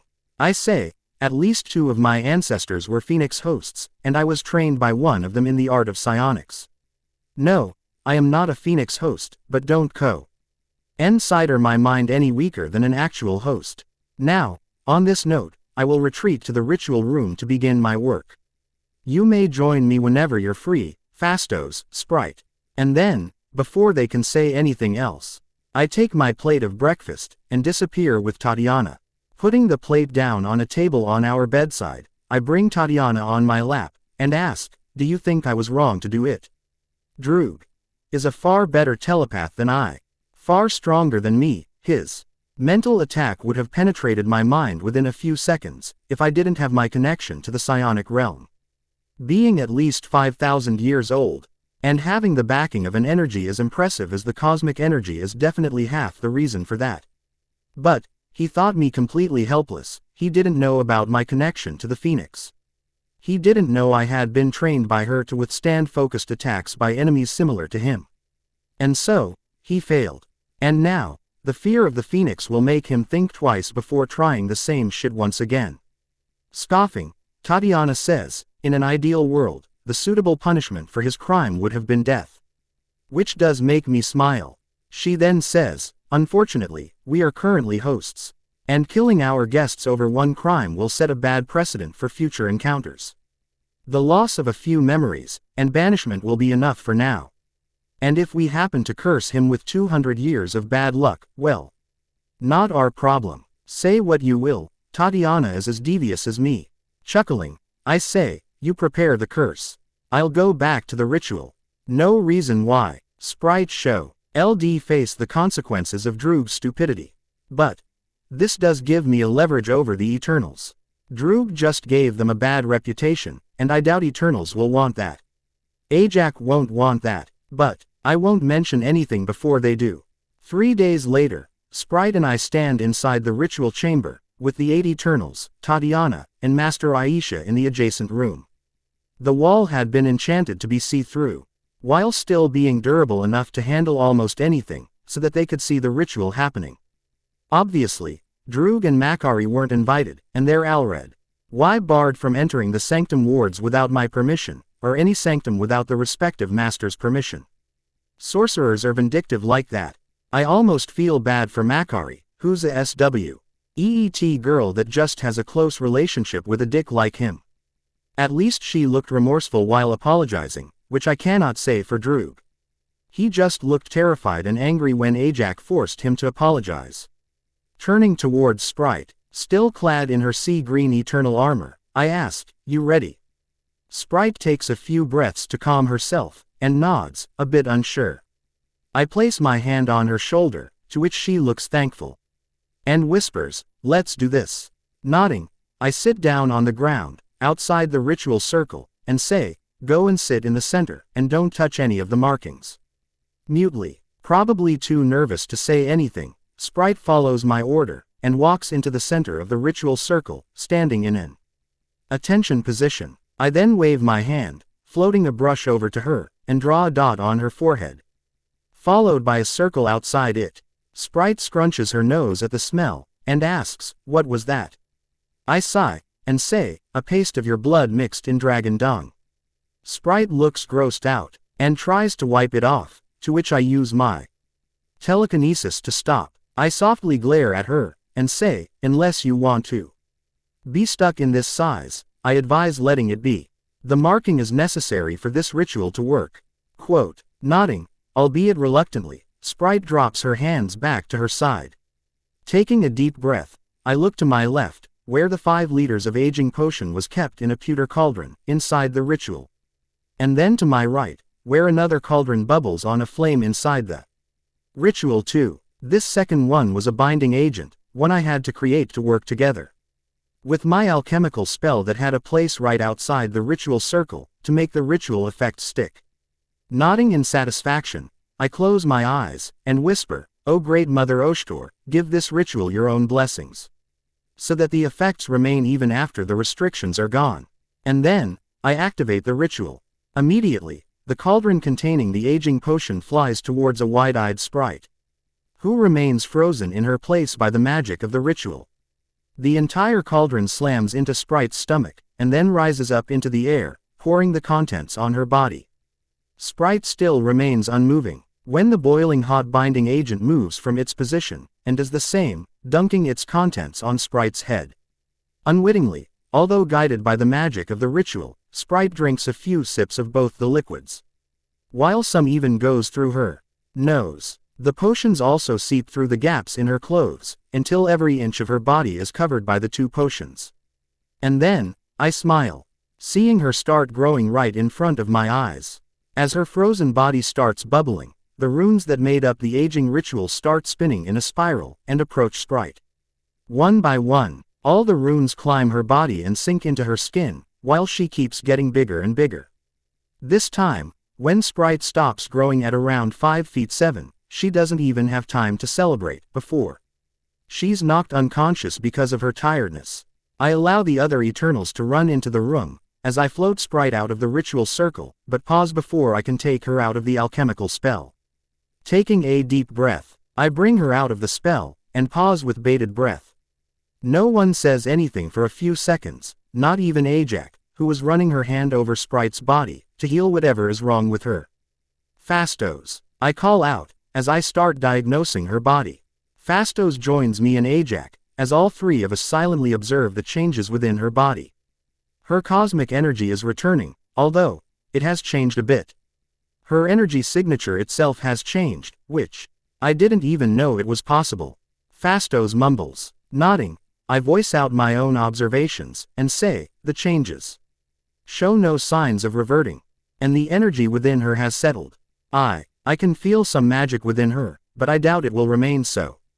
Her cosmic energy will just drown it out if she keeps the magic unused." Ajax takes her own turn, and says, "Sprite has evolved. The first Eternal to do so. She's not just an illusionist anymore." Fastos. Nodding, Fastos confirms it and says, "I'm guessing her illusions have evolved to grant her some shapeshifting capabilities, although to what measure, I don't know." I take a step back, look at Ajax, and say, "Sprite needs rest, preferably in a cosmic energy-rich environment. She's grown 10 physical years in a single minute, and so, she will be tired, irritated, and hungry when she wakes. Don't be alarmed if her emotions are all out of order too." Nodding, Ajax turns towards Fastos, and says, "Take her to the domo. I will be right there." Her words had a hint of an order to them, as every Eternal starts walking out the door, Akari's now holding onto Sprite's unconscious form. Ajax then turns towards me, as Tatiana and Master Aisha enter the room, and says, "We owe you, Master Joshi. You helped us, despite having no obligation to do so, and you kept your word. Despite Droog's actions being more than enough reason to stop the project. Ask for anything, and we shall provide it to you if it is in my capabilities." I had expected it, and while I wasn't a dick, I was also an opportunistic bastard. I say, I know that while Droog's actions were of no fault of your own, they do look bad on the Eternals as a whole. As such, I am willing to look over it in exchange for a couple of favors. Smiling, Ajax says, you've already thought this through. Very well, name them. Nodding, I say, first, I want the armor that Droog wears. The material is weird. I can't smell it at all. And so, I am going to either study it, or use it in something. I asked for Droog's armor, because I am petty. Ajax nods, sighing, and says, I will make sure you get it before sundown. And the second, smiling, I say, I want to borrow Cersei for a day. I have a few things I'd like her to transmute for me. Ajax chuckles this time, and shakes her head. She says, while I promise to mention this to Cersei, and impress upon her the reason for this favor, I cannot promise her to do it immediately. I am their leader, but I cannot order her to do something she doesn't want to. That is fine. Tell her that I am willing to see if she can learn sorcery, if she does these favors for me. I say, not minding it one bit. My feud with Droog is over. Well, at least the active actions from our side are over. Droog will face 200 years of bad luck, and he will be unable to disable his empathy for that long. Which means he will feel the emotions of every person around him for 200 years. As I said, Tatiana is devious. And these two favors are just for Droog's slight against me, his host. I am not going to take any payment for helping Sprite. I actually enjoyed the challenge. Although it wasn't much of it. Seriously, a problem that troubled the Eternals for 5,000 years and I solved it within 7 days. Seeing Ajax walk out the door, to return to the Domo, which is their spaceship. I turn towards Master Aisha to see her looking at me in disapproval. I ask, what? She says, did you have to ask for the man's clothes? Scoffing, I say, he tried to enter my mind. And he wanted to enter Tatiana's mind before I stopped him. Besides, their science is good enough to create new clothes for him anyway. It's not like I'm forcing him to remain naked for eternity or something. Tatiana chortles, and says, although, that does seem like a better punishment now. I smile, and say, hindsight, as they say, is perfectly clear. 20/20 vision is not a thing yet. Kissing Tatiana on her lips. Ignoring Master Aisha's disapproval, I say, I'll be back in a few hours, okay. I need to pop over to the sanctuary to prepare a few things, and then, I will be right back. Tatiana nods, and says, if Cersei comes before then, I'll call for you. I nod, and then, apparate out. Tatiana will handle the sanctum for now. I need to prepare the material I need transmuted. And I need to document the results of the latest ritual. Droog is not evil. Or at least, the MCU version isn't. He's arrogant, impulsive, and he's a bit of a control freak, but he's not evil. He was worried that Mason was cheating Sprite, or going to hurt her feelings, and he was curious about how Mason found an answer so soon. Despite his reasons, however, he attacked the one who had hosted him in his own house. And so, the punishment. Makari. I love Makari, seriously. But from what I know, she will help Droog in his tasks without a question. And so, she also faced the punishment of being barred from the sanctums. As for his capabilities, Droog is a far stronger telepath than Mason. He's an Eternal, with the cosmic energy inside him amplifying his gifts however much he wants. Mason is a human, an impressive human. But human still. But Mason is more subtle, has training from the Phoenix Force herself, who is the originator of anything psionic, and he has spells to help him fight his battles. In a completely psionic battle, Droog wins, but in an actual battle, Mason takes over immediately. I am sorry that I didn't bring more Eternals to the story's forefront, but it was getting a bit crowded with just Fastos and Sprite. For those who watched the movie, feel free to tell me if I screwed anything up regarding their personalities. Thank you for your support, thank you for reading. Ta-ta. Good news. And bad. Tatiana plumps down on my lap, resting her cheek on top of my head, as we both stare at the objects in front of us. Is this it? The so-called magical gold and magical silver? Tatiana whispers, running her hand over my bicep. I sigh in content, and say, almost. True magic gold or magic silver, have a lot more magic than this one. This is just a pale imitation. Better than normal gold and silver, but inferior to the metal that makes up my prodigy, or your dagger. There in front of us sat 3 stacks of metal bars, one for each metal: magical gold, magical silver, and vibranium. Magical gold is what I'm calling the metal that makes up the prodigy. It smells like gold, it tastes like gold, but it is definitely not gold, and has a lot of intrinsic magic in it. And if there's magical silver, why can't there be magical gold? Cersei had come to the sanctum just an hour ago, to fulfill the agreement. She had brought Droog's armor, which now rested in nowhere. And then she had spent 5 minutes transmuting these metals. I had handed Cersei a chunk of magic silver, the remnants of what I'd found so long ago under the mopane tree, along with my prodigy. She then spent a minute analyzing each of them, taking a lot of care understanding the metals. And then, she spent a minute each carefully restructuring the 2 boulders I gave her into a neat stack of metal bars of magic gold and magic silver each. Another few seconds were spent transmuting another boulder into vibranium bars, with her not even asking me where I found the vibranium. And then, after an update over Sprite's condition, she left for the domo, but not before promising to return someday to learn sorcery. Sprite was yet to wake up, she'd told me before leaving, but her body was stabilizing. Fastos and Ajax were keeping an eye on her health, while keeping her under constant observation. Fastos was still saying that Sprite had evolved past her original state, and her body, blood, energy, soul. Everything now reflected that, which, I'm glad, didn't want my actions to be useless, you know. Back to the transmuted metals, while Cersei had managed to transmute the atomic structure. And even the energy signature, behind the magical metals, she couldn't perfectly mimic the magic within it. Or more accurately, she couldn't provide the high amount of magic that is inherently within the magical gold and silver. Clicking her tongue in thought, Tatiana says, "So, you should keep the metal buried underground, in a place with a high concentration of magic, so that it absorbs it." I smile at her thoughts, and say, "Yes, and I know exactly where I'm going to keep them." Sanctuary. Figures. Tatiana says, as she gets up much to my guilty relief. Hey, she's hot, gorgeous, wonderful, and I love her. But one can only tolerate the thingy getting squished so much. I hold her hand as she turns to leave, and say, "Want to come with me? Aplischa misses you, you know." Tatiana sighs, and says, "As much as I would love to, no. I need to practice some more binding spells. Not all of us can cast the Crimson Bands as frequently as you can." Well, true. The Crimson Bands of Sidorak is one of the hardest spells to master, mostly because the magic of the Crimson Cosmos is a bit volatile. Sidorak doesn't like weaker sorcerers using his magic, and so, the spell is harder to control the weaker you are. And while Tatiana is an amazing mage and sorceress, her talents in sorcery place her just a bit above average. This is why there is an actual physical object, a relic, called the Crimson Bands of Sidorak. Created around 900 years ago, in Babylon, the relic was created to bind dark sorcerers, used by those who cannot cast the spell.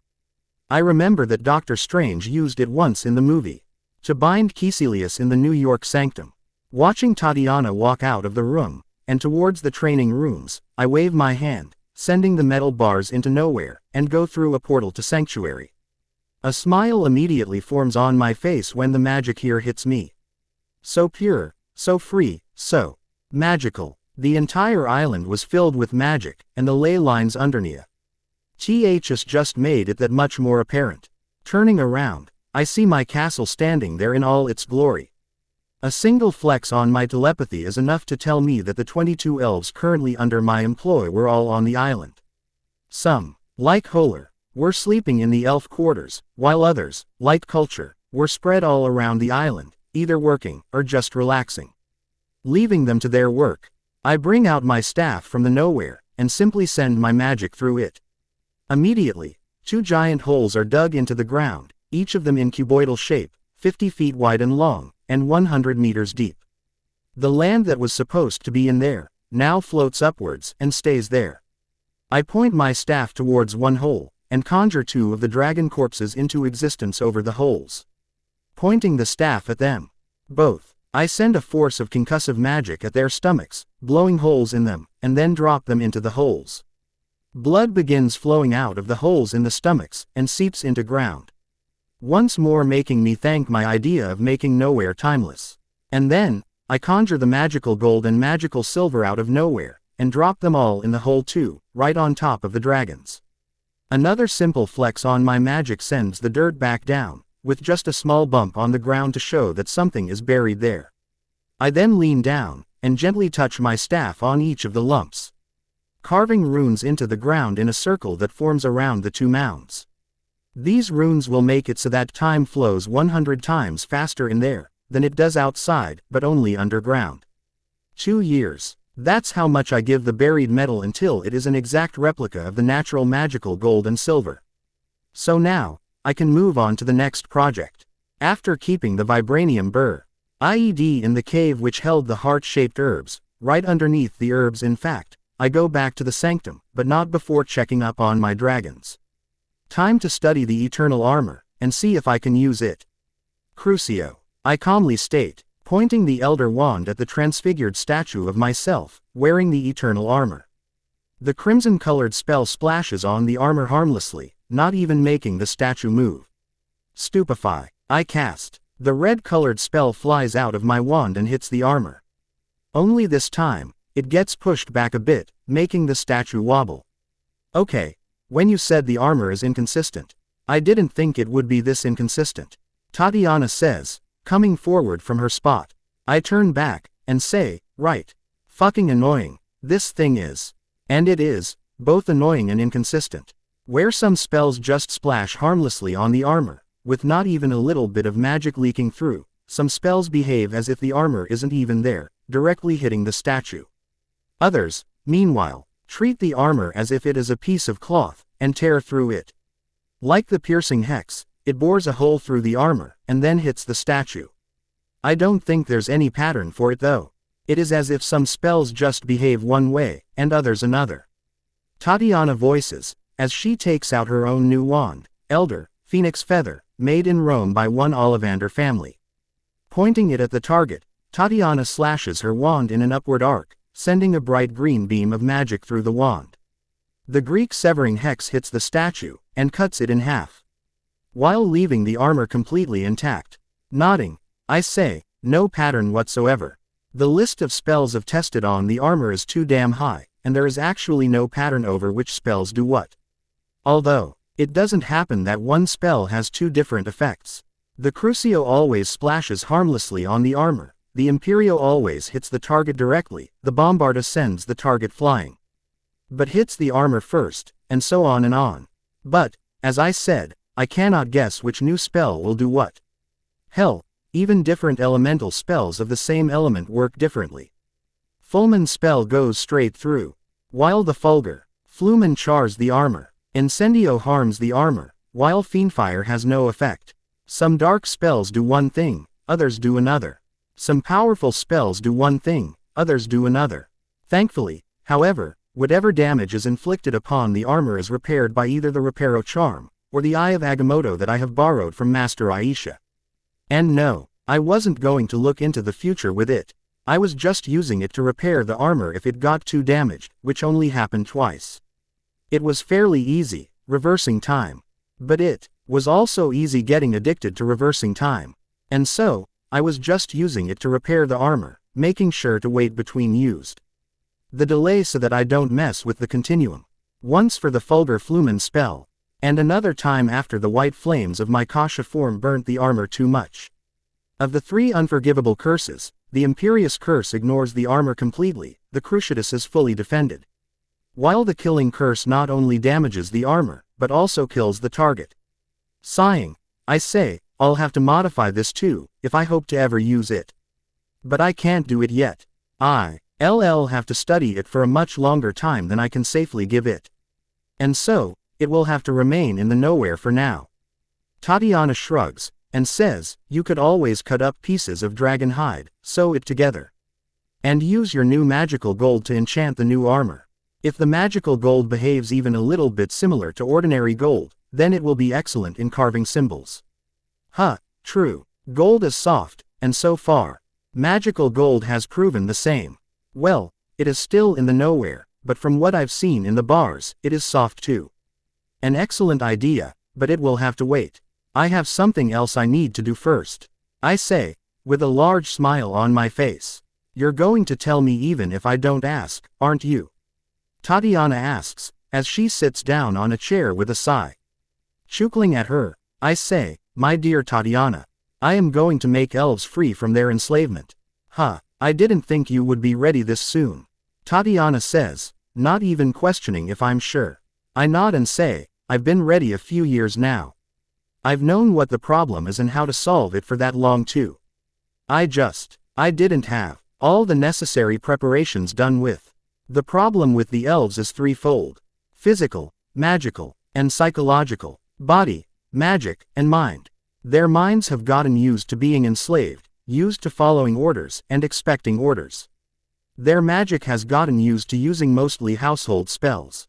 While they can use their magic for other purposes, their multitasking just shines when it comes to serving. And their bodies? Well, it's not a problem per se, as far as their enslavement is concerned. But I do find them too thin and tiny.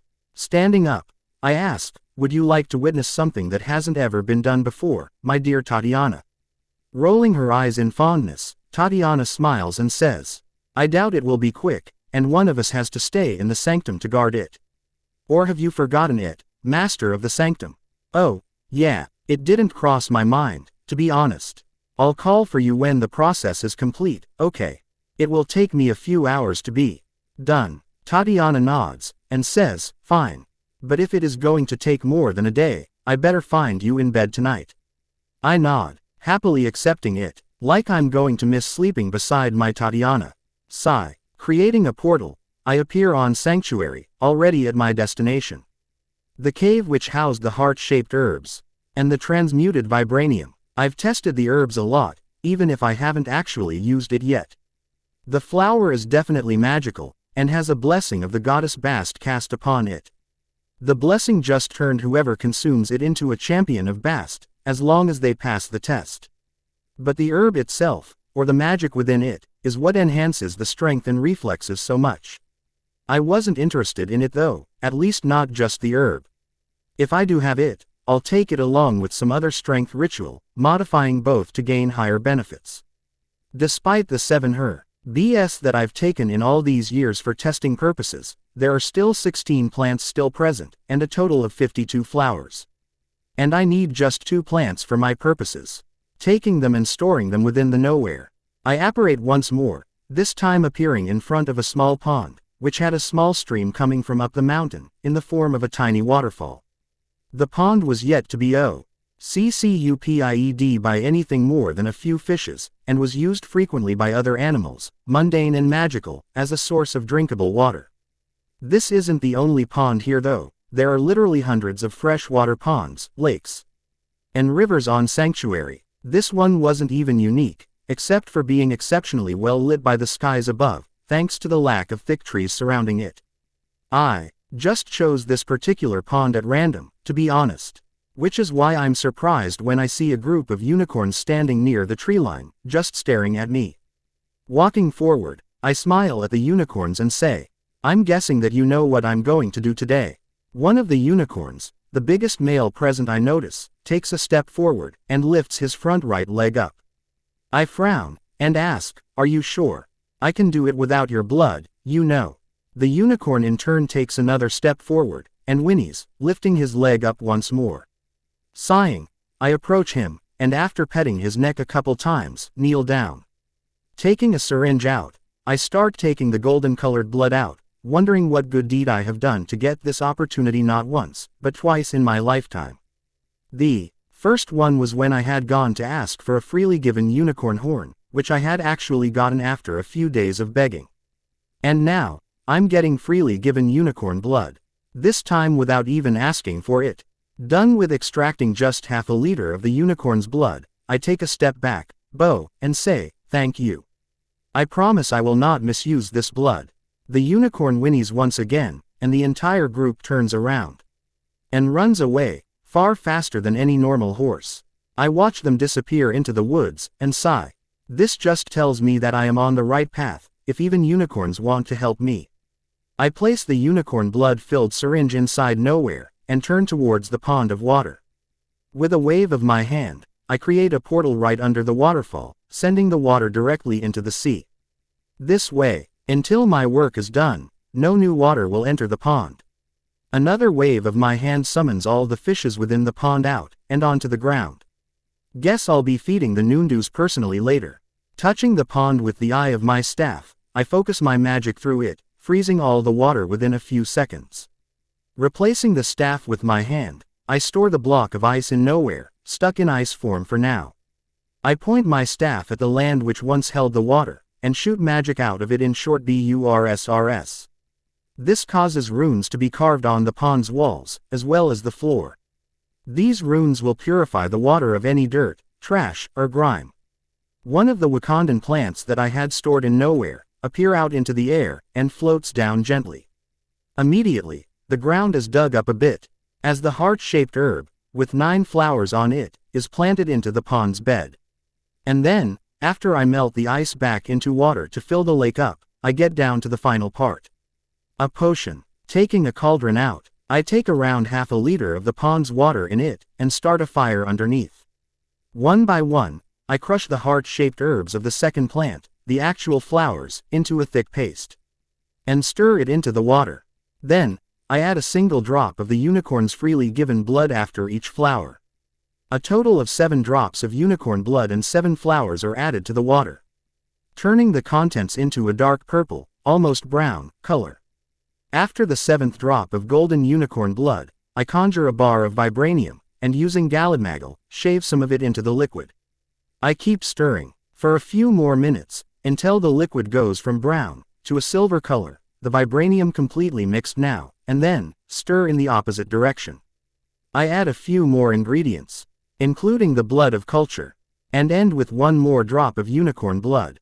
Finally, the end result is a cauldron full of potion, that is gold in color, darker than Felix Felicus, but lighter than actual gold. Snuffing the fire out, I pick the cauldron in my hands, and walk towards the pond, the heat not even bothering me. Stopping at the shore, I whisper, "Elder Goddess Oshtor, Elder Goddess Gia. My race of mages have done a crime against magic. They created life, but enslaved it, not allowing it to grow. Please, allow me to fix my ancestors' mistakes. Allow me to turn the house elves into an independent race of elves." The wind caressing my face is all the answer I get to my pleading, and all the answer I need, as I lift the cauldron high up, and empty it into the pond of water. With a golden splash, the golden potion splashes into the water and starts spreading out. The little bit of sunlight that comes from the west causes the pond to glow a bit, and I feel the magic within the potion spreading into the lake. Gently, the water starts spinning around in a clockwise direction. And then, the purple of the plant buried under the water joins in, which mixes with the gold of the water. The runes that I had carved on the walls of the pond glow with a purple light, as more and more magic is added to the pond. For a minute, I stay still, watching this happening with wide eyes, since I wasn't causing this. When the water stops, right before I can snap out of my shock, it is now turned into a silver-colored liquid once more. But that's not all. The runes that I had carved into the pond bed and walls, have just disappeared. Suddenly, something hard slams into my back, sending my crashing into the water. Involuntarily, I swallow some of the water, as I regain my balance. I turn around to shoot a spell at whoever attacked me, when suddenly I realize I'm no longer inside the water. What the fuck? I mumble, looking around at the paradise all around me. Because I can't describe it in any other words. I was still in a forest, but it was most definitely not the forest that I had been involuntarily dunked in. The skies were blue, the forest green, and the earth brown. But there was just something about this sight that made me feel as if I'm in some divine place. Unicorns of different sizes ran all around the forest, while multiple phoenixes, dragons, thunderbirds, and even thestrals flew over my head. For a while, I stay mesmerized by this new vision I found witnessing. This is what I hope Sanctuary becomes someday. A sanctuary. A paradise for magical creatures. And then, I open my eyes, suddenly finding myself drowning in the water of the pond. Widening my eyes, I point my palm upwards, and cast, Ascendio. With a mighty pull, I get propelled upwards, and fly out of the water, landing harshly on the ground. Cough. Cough. I cough, spitting out water, from my mouth and my nose. The taste was strangely sweet, not like any flower I've ever tasted before. Fuck, I whisper, realizing exactly what had happened. I got pushed into the pond of enhancement that I created for the elves. I could feel it in my bones, even now. I was better, stronger, more earthly. Shaking my head, I look around, trying to find any signs of the one that pushed me in. But, finding nothing, I promise myself to come back to it later and apparate towards the castle. I need to check myself over first. This was a ritual, a quick ritual, but a ritual nonetheless. One designed to make elves better thinkers, better magicals, and grant them a stronger body. On par with the normal humans at least, despite their small size. And something, forced me to take part in it, with me having no idea what the effects will be. Good news is, there are no adverse side effects. The ritual did have some effects though. Some marvelous, mind my pun, effect. I'm stronger by a mere 20% over my original strength 2 hours ago, faster by 25%, my brain is still the same. And my magic is also mostly the same. Somehow, my connection to the earth had improved, granting me around 70% better efficiency when it comes to elemental spells. Earth, fire, wind, lightning, water. I am stronger in all these spells by 70% each. All in all, I got the benefits that I'd expected to get from the heart-shaped herb, and some more.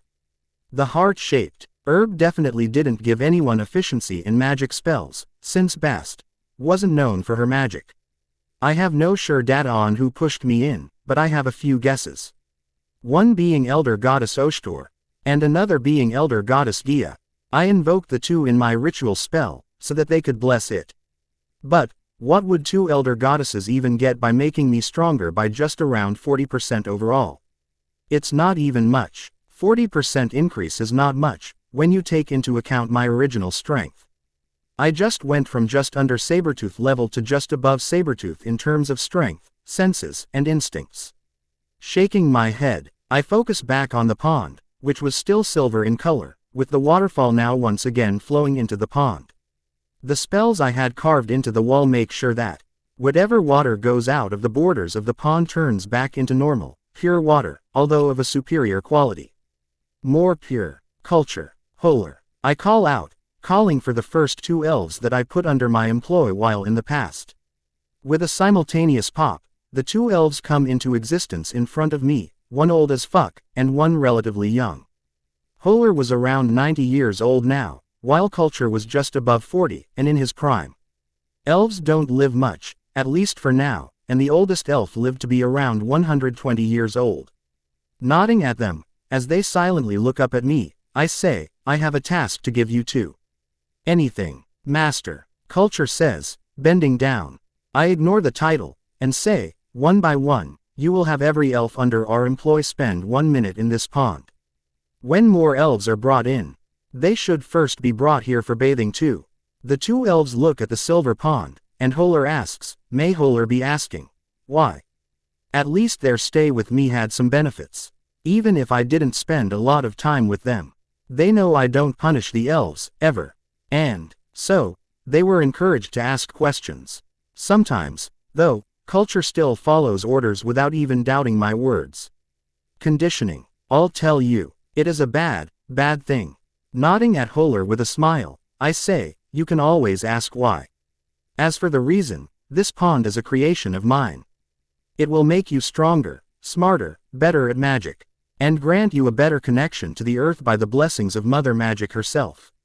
This way, you won't depend on me for too much stuff, and will only disturb my important work when absolutely necessary. And it will make you not depend on me for providing you with magic.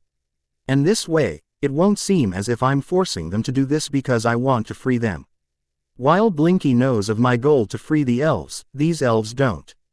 Gods, I miss Blinky too, I wonder how she's doing. Well, I'll make sure they won't miss me. A benefit of having time travel in my hands. Holler nods slowly, as it had made sense to him, and says, Master's work be utmost importance. Holler will carry out the order to ensure Master isn't disturbed. Culture nods rapidly, and says, Culture be bring every new elfling here, Master. Elfsies become strong, and Master becomes a stronger mage. Well, whatever floats your boat my dear elf.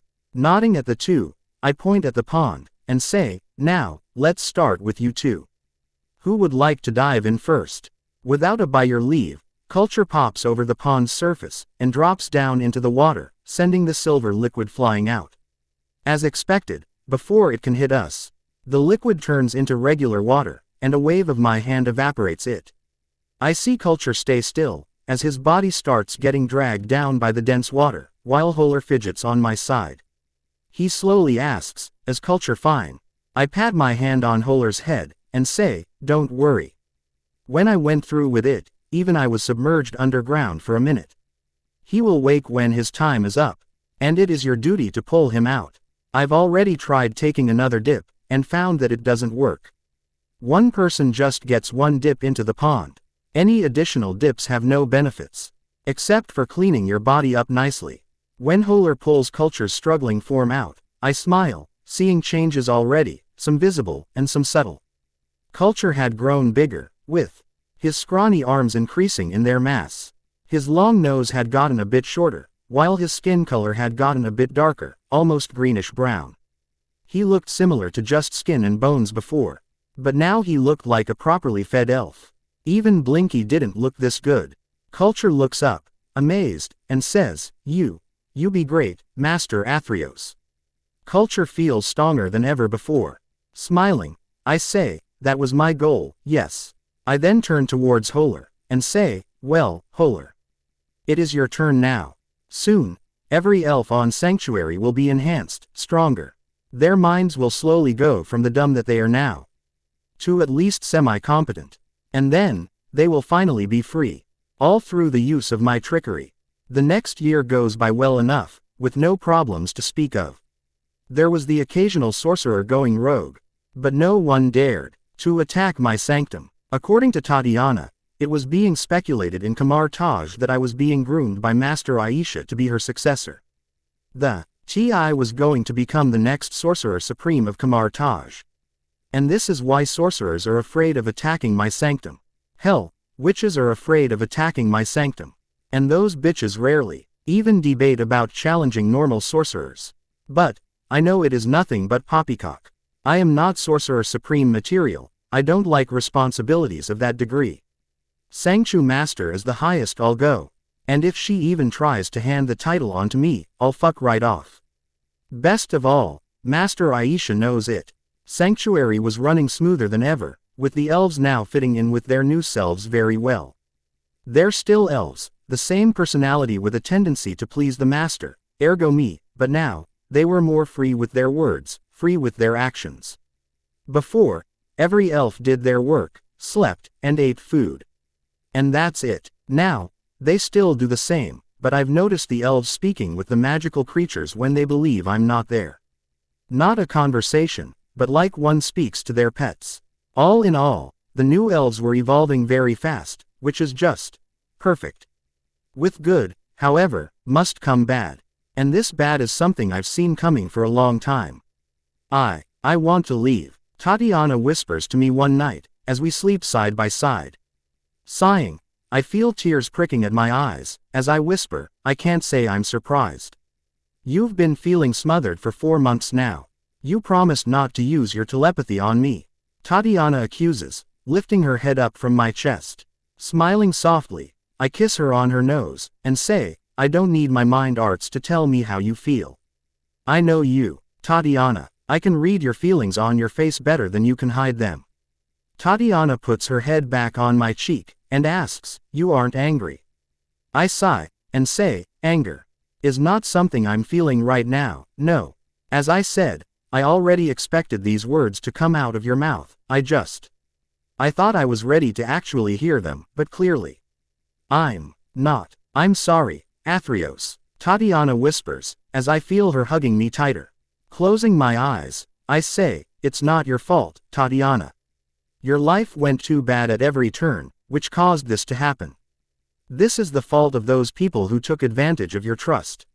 Her parents, her Ptolemy, almost every authority figure in Tatiana's life made it miserable for her. They gave her a fear of trusting people. And as much as she loves me, Tatiana doesn't trust me, not completely.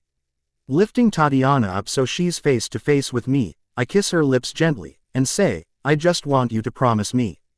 Promise me, Tatiana, that if you ever think you're going to be in danger, that you will come straight to me, to Sanctuary. Tatiana closes her eyes in content, and nods. She says, I promise. I will come straight to you if I ever feel endangered. For a few seconds, we stay hugging, not one of us wanting to let go.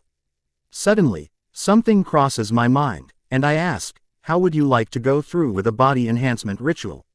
One that I myself went through 4 years before we met. Tatiana looks up, smiling in amusement with tears in her eyes, and whispers, I'll do it. Smiling back with tears in my own eyes. I kiss Tatiana and hug her close. She will leave in a few days, which means I have a few days to take care of everything to ensure her survival out there. Tatiana. She's too independent to stay in one place for more than a year at a time, as I said. And she still stayed with me for over 4 years. That's progress, but her anxiety has been eating up at her for the last 4 months. She desperately wanted to get away, not just for a few days or something. But away.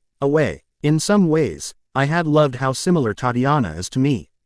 And in others, like this particular time, I hate it. The first woman I actually loved in this life, and she was just as psychologically fucked up as me. We go to sleep together, embracing the presence of each other, knowing that this might just be the last few days we have together.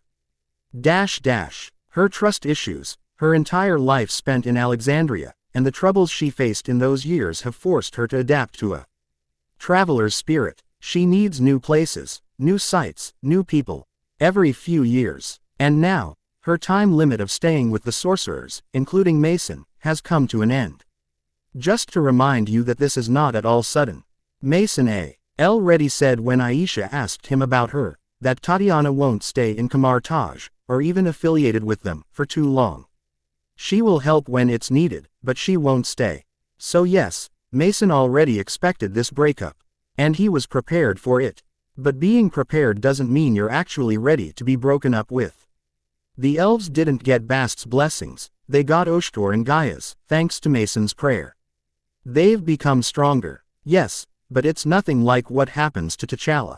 They just got some of their much-needed mass back, and their minds are slowly, very slowly, becoming more efficient.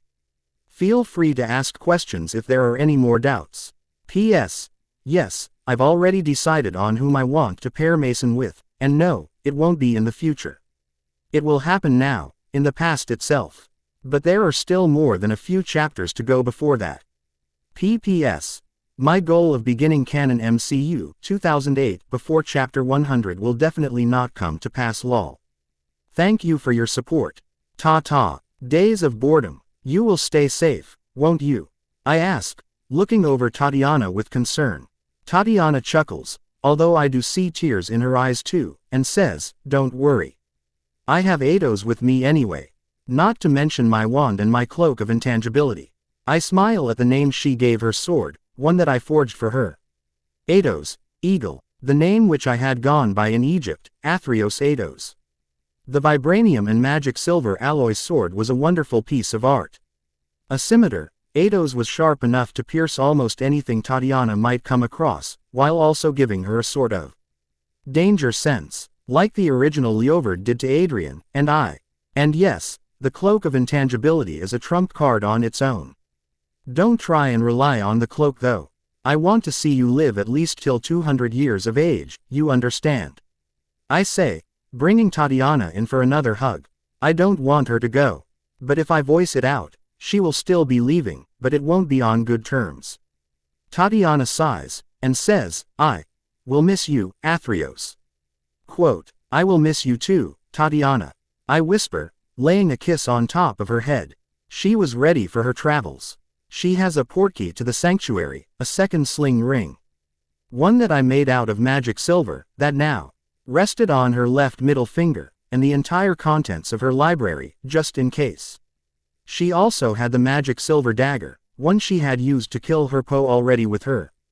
So if she does face someone too dangerous, she just has to cut them once. The basilisk venom will take care of the rest. There was also the ritual she had gone through yesterday. One that I had asked her to go through. It was the nameless ritual that I myself had gone through to gain Victor Creed's mutation. Where I had used Victor's flesh, blood, and bone to take his mutations and make them my own. Tatiana had decided upon a dragon, funnily enough. And I had like dozens of dragon corpses in nowhere alone, let alone those I had buried on Sanctuary. The dragon she decided upon was a Hebridean black, a species with one of the toughest hides amongst the dragons. After going through the ritual, Tatiana got the abilities to shoot flames out of her mouth, cover her skin with the scales of the Hebridean black, and speak to other dragons. She also got some physical strength enhancement, making her my equal in strength now. So, yeah, I wasn't afraid of her getting hurt at all.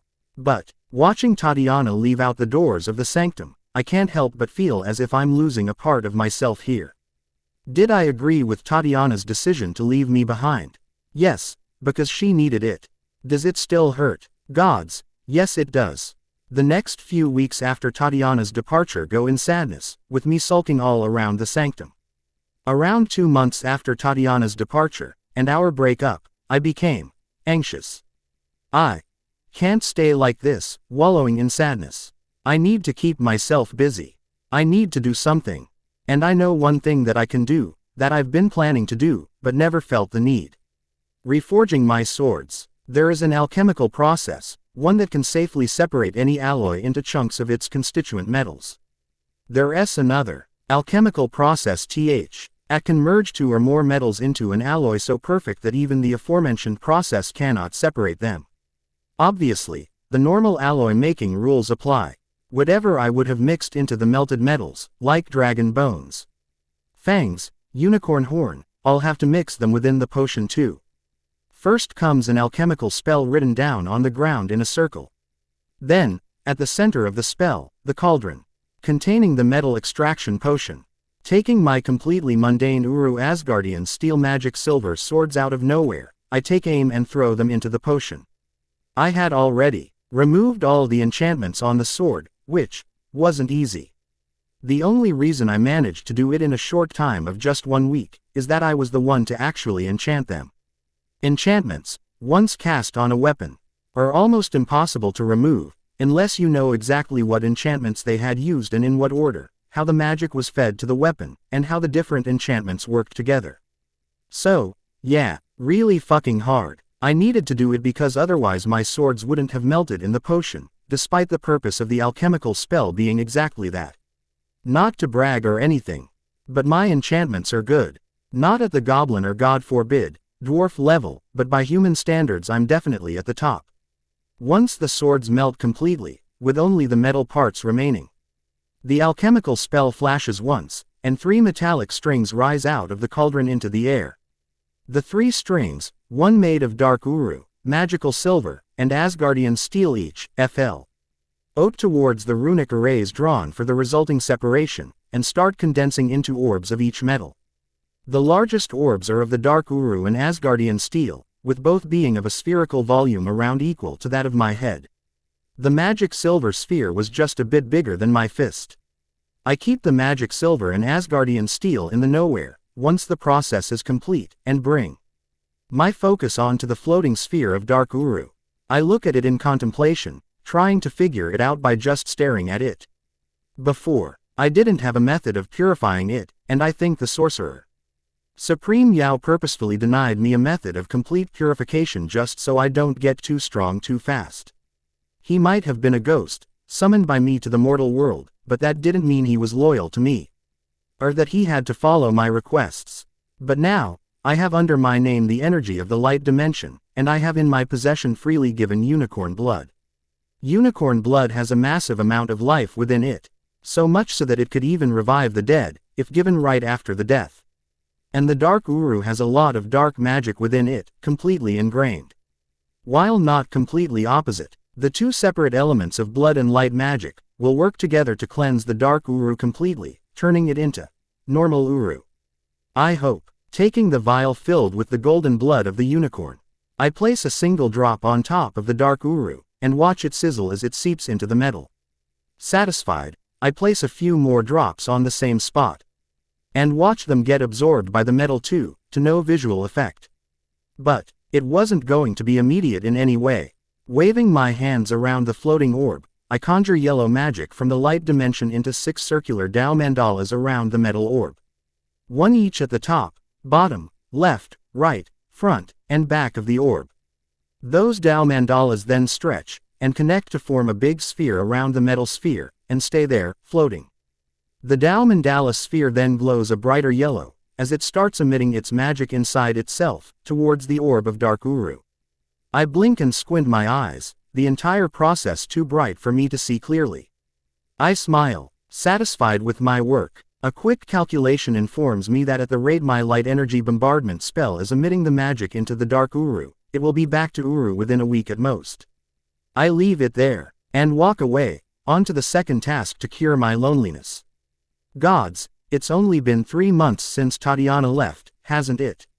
Bringing my staff out of nowhere, I hold the magic silver basilisk eye in front of my face, and slowly whisper, Tatiana.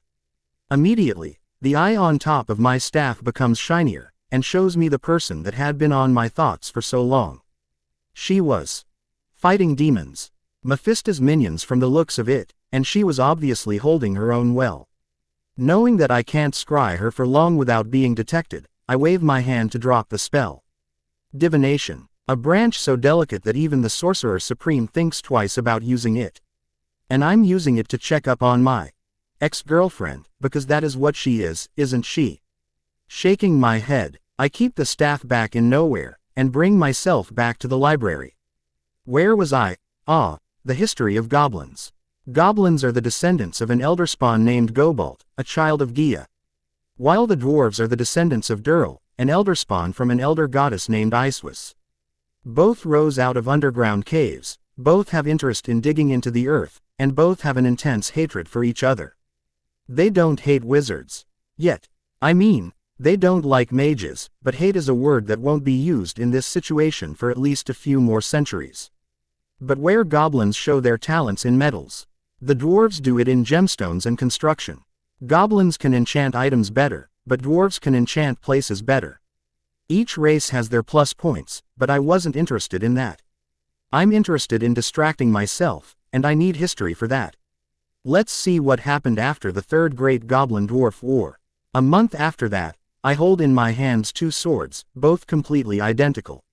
The Dark Uru was cleansed into Uru pretty easily, with 1 week of constant spell casting, and the actual metal working took me just a couple days.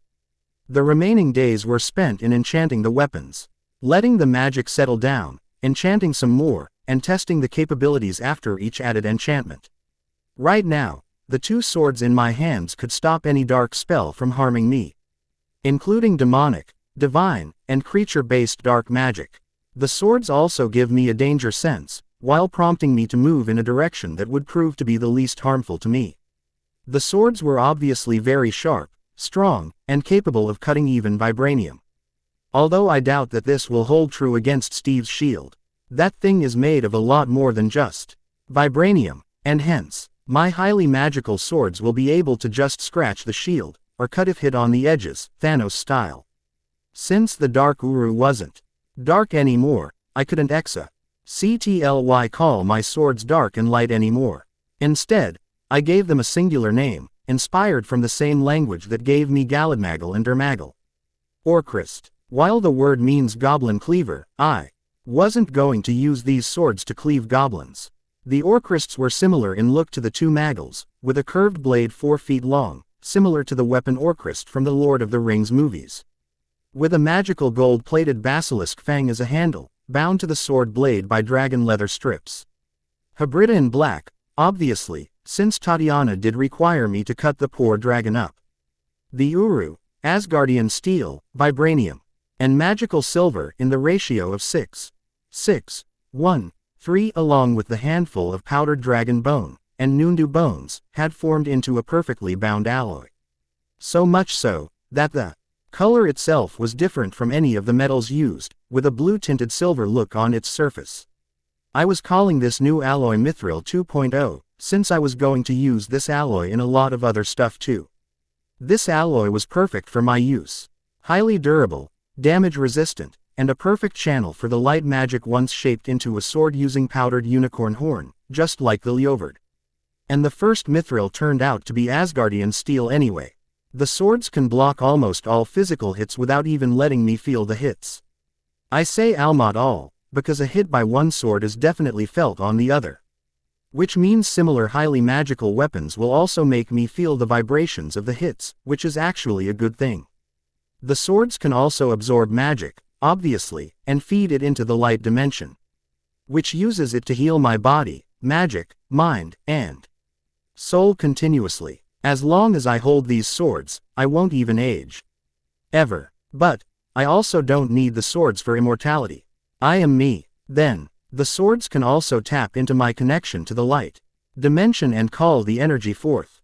It shoots the energy out of the tip in the form of highly intense photon blasts. The swords can also channel my Kasha magic, allowing me to light the swords on fire, or raise their temperature, without worrying about melting them. And it can also tap into the healing realm to amplify my healing factor, healing wounds almost instantly. But that's only when I am actually holding the swords. But that wasn't all. The swords had another gift, another enchantment that made them all the more special. Slowly, I bring the swords together, focusing on that one enchantment.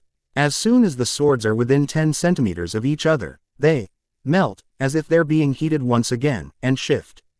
The metal blades turn into snake-like appendages, as the two mithril blades start winding around one another, merging with each other. The same happens to the sword handles, until at the end, there is just one larger sword. This one actually a straight sword, in place of the two. I call this sword the Glamdring, the enemy defeater. This sword is 5.5 feet long, just the blade, while the handle is 8 inches more. Glamdring is also heavy, weighing around 30 kgs, which compared to the 8 kgs each of the Orcrists is mind-blowing. Glamdring has all the gifts of the Orcrists, with the only disadvantage being the weight. But I'm a fucking super mutant, some additional kilos is nothing for me. Glamdring and Orcrist, one large straight sword, Roman style, while the Orcrists are two curved swords, elf style. Maybe I should show these swords to Taan now. I am once again bored. Fuck. Distract yourself, Mason. Another month of just existing in the sanctum passes, and I find myself in a place where I wanted to come for so long, with no guarantee that this place actually existed. The Savage Lands, a place in the continent of Antarctica, with Homo sapiens, Neanderthals, and a low T of other tribal people living together with fucking dinosaurs. I currently stood on top of a volcano, looking at a group of pterodactyls flying around, while various other dinosaur breeds could be seen in the distance. I could even make out multiple long necks belonging to the sauropods that were still alive. I don't even know what year it is now. How many years has it been since I came here, to the past? Gods, my mind is too distracted to even calculate it. The Savage Lands covered a small fraction of the icy lands of Antarctica, barely 0.5% in fact. There was an illusion on the lands, which made it so that the only way to see inside the Savage Lands is to be inside the Savage Lands. It wasn't magical however, and I have no idea how the illusion was grounded. A total of 7 volcanoes surrounded the Savage Lands, which is how the area was so warm, and free of ice except for on top of the lone non-volcanic mountain. Standing on top of the same volcano, I take a deep breath. A simple bubble head charm preventing me from suffocating on the ash and smoke. And then, I lift my left hand, and look at the artifact in it. The Eye of the True North. A relic of my own making that simply takes you to where your need will be satisfied. Made using the compass I had found in the stomach of Drugir the Berserk Dragon, in possession of the which he had swallowed, the compass ha. Taken me to where I was going to find the sands of time, a couple weeks before they had even been created. That's liquid luck for you. And now, it had forcefully apparated me on top of this volcano. when I had asked it to take me to the savage lands. Closing my eyes, I focus on the next item, and then smile, as I feel myself get pulled into an apparition tunnel. As soon as I get out of the tunnel, I open my eyes, and slap my hand. A light blue spell exits out of my palm, and hits the dinosaur which had begun to attack me right on its head, sending it flying to the side, already unconscious. Can't blame it, I did come out of nowhere. And then, I look upon the prize.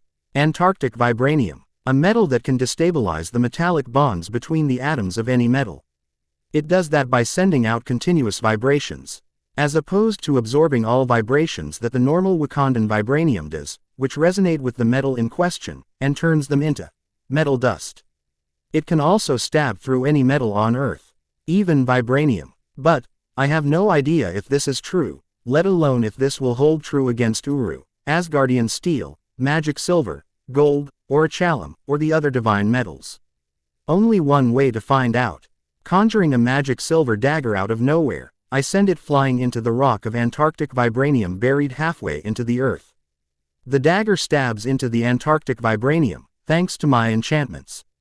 But then, I see the handle drop right down, with only half an inch of the actual dagger remaining now. The rest of the metal had directly touched the vibranium, and got turned into dust summarily.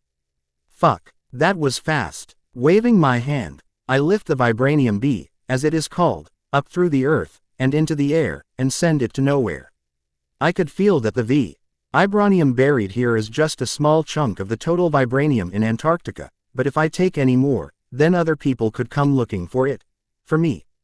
My work done, I place the half dagger back into nowhere. And create a portal back home. This metal should keep me busy for a while, at least until I properly get over Tatiana. I have no more business here, as much as I want to study this place. I'll come back here later. To set up some form of observatory or something, but nothing more. This region is a sanctuary, similar to what I hope my island becomes. This place is where dinosaurs, people, animals, plants, all remain safe from outside hands. I don't want to mess this up. I don't want to do anything to endanger the residents of the savage lands. My small theft of the vibranium bee will have to do. As soon as I walk through the portal, however, I stop, seeing someone standing in front of me, with a look of annoyance on her face. Can I help you? I ask, feeling confused over why the sheer power I feel from her. Not even Master Aisha has this much magic in her, and she's the fucking sorcerer supreme. And this woman, standing in the welcoming room of the sanctum, while having no ill intentions towards me or the sanctum according to the wards, just gave off a feel of power. The woman scowls at me, and says, "You are a hard man to catch, thief. You stole from me, I need the items back, and I want restitution to be paid." I frown, a bit confused, and say, "I realize this might make me seem like I'm worse than I actually am, but you need to be more specific. I have stolen from a lot of people, but I don't actually remember stealing from you. And I remember everything." The woman straightens up, narrowing her eyes at me, and says, "My name is Bast of Celestial Heliopolis, the daughter of Amun-Ra, and the protector goddess. You, mortal sorcerer, you stole my Isipho, and you stole the plants I created for my mortals." Well, fuck, this is not something I had seen coming. Since I didn't think the goddess herself will come after me, would you like to discuss this over some warm drink? I ask, teleporting us to the dining room, already seated on the table. Well, I'm not an idiot, or a savage. Nothing good will come by fighting her. Either she wins, and I die, or she loses, and the entire Celestial Heliopolis declares war on me or something. Bast doesn't react to the forceful displacement, and just looks around with some mild curiosity. Nodding, she says, "Yes, let's discuss the terms of your surrender." Sighing, as the tea starts preparing itself, I say, "Now let's not jump to conclusions. I had a reason for taking the Isipho, as well as the herbs. Wouldn't you like to hear them before making your decision?" Bast frowns, and says, "Speak then. State your reasons." As I pour the tea out in 2 cups, one for each of us, I say, "Your mortals, the Panther tribe, have killed multiple Noondus, dragons, and even a pair of golden Graphorns. I, being the elf-appointed protector of magical creatures, took exception to that, and took the iciphal and the herb as restitution. Bast calmly sips the tea, and says, while the restitution part could have excuse you from taking the weapons in the possession of my mortal's hands, this does not excuse the theft of the herbs, or the iciphal within the caves. And I don't see how you being the protector trumps over me being an actual goddess. True, I say, nodding, and stand up. The reason I felt so highly offended by that act of the Panther tribe harming the Noondus, is because of this. And then, I turn into the form of Akasha. White-flamed, 7 feet tall, I look at Bast's wide eyes with heterochromatic eyes of my own, and turn back into my human form. As I sit back down, I say, I have a spiritual connection to the race of flaming cats. And through them, the feline family. Their attempted murder of a Noondu, along with their disregard for the lives of the Noondu cubs, is what drove me to stealing that much from them. Then there's the fact that they only killed Noondus to use their bones in their weapons. Even though I use their bones in my weapons, I wait until the Noondu, or even dragon, dies of natural causes. I don't mention that she was the one who prompted the Wakandans towards Noondu bones, which allowed them to kill dragons. As I said, I don't want to fight with her. While with my magic, I might be able to take her. It will be too problematic down the line. Bast pauses in her drinking, now calm from her shock of seeing me turn into Akasha, and stays silent for a few seconds. This complicates things. Your spiritual connection to the Kasha is true, since I, being a cat goddess, can feel it. She says, shaking her head. She drops her head in frustration, and says, you were well within your rights to kill my panther tribe. Why didn't you? Sighing, I say, what good would it have done? The remaining mortals under your protection would have continued doing the same, not to s. What you yourself would have done if I had actually killed the offenders. She stalked me, tracked me down, and spent who knows how many years doing it, just because I stole from her. If I had ally gone through with killing Bashenga and his fellow Wakandans, or at least the ones at the forefront, there wouldn't have been any talk. Bast would have straight up attacked me in revenge. Bast sighs, and says, true. It seems we are at an impasse.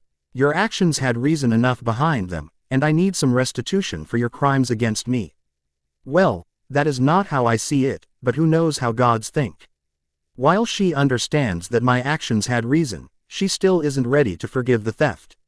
But at least she isn't attacking. Nodding, I think for a moment, and ask, what if I pay you with a service? I am a decent smith. I could create something for you as payment for the items stolen from you. Bast smiles, and says, no. I have another task for you. Do this for me, and I will let this matter go. And consider our business done. Of course, if you steal anything else from me, we would have to revisit the issue once again. I nod, having expected something like this, and ask, what would you have me do? The smile on her face widens, as Bast says, there is a relic bound to me, split into 3 pieces by the pharaoh Khafra 2,500 years ago.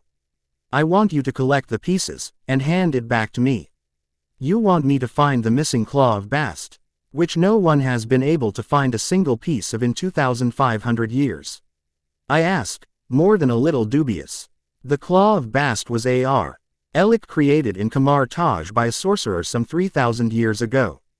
The claw could empower the wearer into a pseudo-champion of Bast, giving them powers superior to any man. Above that, it could grant life back to the dead, or restore health to the sickly. On the downside, it can only be used 9 times, and it has already been used 7 times. Before it could be used some more, Khafra broke it into 3 pieces, and sent his servants to hide them far away. And in these last 2,500 years, not a single piece has been found. What makes Bast think that I can find them? Bast chuckles, and says, I know you have a tendency to find things you shouldn't be able to. I can see it in your soul. Well, she's not wrong about that. I have an amazing dumb luck sometimes, and my eye of true north is just an addition to that. Do this for me, sorcerer, and you will clear your debt. That's not even half as tempting as you think it is. I say, running my hand over my face. But what option do I even have? Either I accept this task, this fucking quest, and complete it, or I get a vengeful goddess after me, who knows that I'm in the right, but doesn't give two shits about it. She just wants justice, or she needs her justice. I shake my head, and say, fine, I will find your claw, and hand it off to you. And as long as the panther tribe stays their hands on killing magical creatures for their own greed, I will not take a single action against them. Agreed. Glad you understand, sorcerer. Bast says. And then, she bends down, turns into a black panther a foot taller than my Kasha form, and says, I would appreciate a way back to my lands now. I blink, surprised at hearing the human-sounding voice from a panther's mouth, and create a portal to Africa. Once the portal closes, I lean back with a sigh, wondering if this is my life now. I met an actual fucking goddess, and by God is she a pretty woman. I'm not saying that though, even if she isn't here, I don't want to die, you know. Well, at least this new quest will keep me busy for a few years at least. I doubt finding the Claw of Bast is going to be an easy task. 2 months later, I hate my life. I grumble, jumping up, dodging away from the Sphinx's hit. The Sphinx, the actual Sphinx, contained the soul of the pharaoh Khafra, lying dormant, and hence undetected for all these years. And it had awakened as soon as I had taken the third and final piece of the Claw of Bast from its resting place. The tomb of Khafra, and I'm not talking about the animal Sphinx, no. I'm talking about the actual Sphinx statue next to the Pyramid of Giza. And fucking Khafra had stored his phylactery somewhere near the Sphinx. The fucking soul had taken over the Sphinx, in order to attack whoever had come for the claw as soon as I had stepped foot in Giza with the 2 other pieces of the claw on my person. Worst part is that just like a Horcrux, most spells, both sorcery and magecraft, just splashed harmlessly on the Sphinx. And whatever spells did actually harm it, had no effect on the soul, since it wasn't actually inside the Sphinx. Which is why I am stalling, waiting for either my magic, or my sense of smell, to catch the soul container.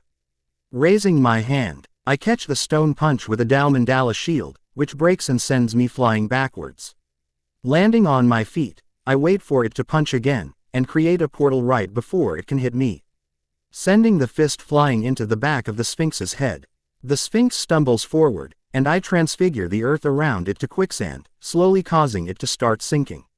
Sniff, sniff. Found it. Conjuring a magic silver dagger, with basilisk venom already absorbed within it, I throw it in a wide arc, away from the Sphinx, and towards the Pyramid of Khafra. My dagger flies high, and the Sphinx turns its head towards it. Before it can even try to get itself out of the quicksand, the dagger stabs up to its hilt into the stone on the pyramid. Which stone, one might ask? Well, the one at the very top of the Pyramid of Khafra, of course. The stone explodes, showing me my dagger just barely touching the golden ankh hidden inside it. But this single touch, this single scratch, was enough for the venom to start working, and within a few seconds, the ankh explodes too, sending a few more of the topmost stones flying down. I sigh, seeing the Sphinx stop moving, and raise my head. I mumble, I'm getting too old for this shit. And then, I wave my hand, which causes stones to fly back up to their spot, returning to their previous location, while the Sphinx itself appears in its previous, seated position. Exactly where it was before.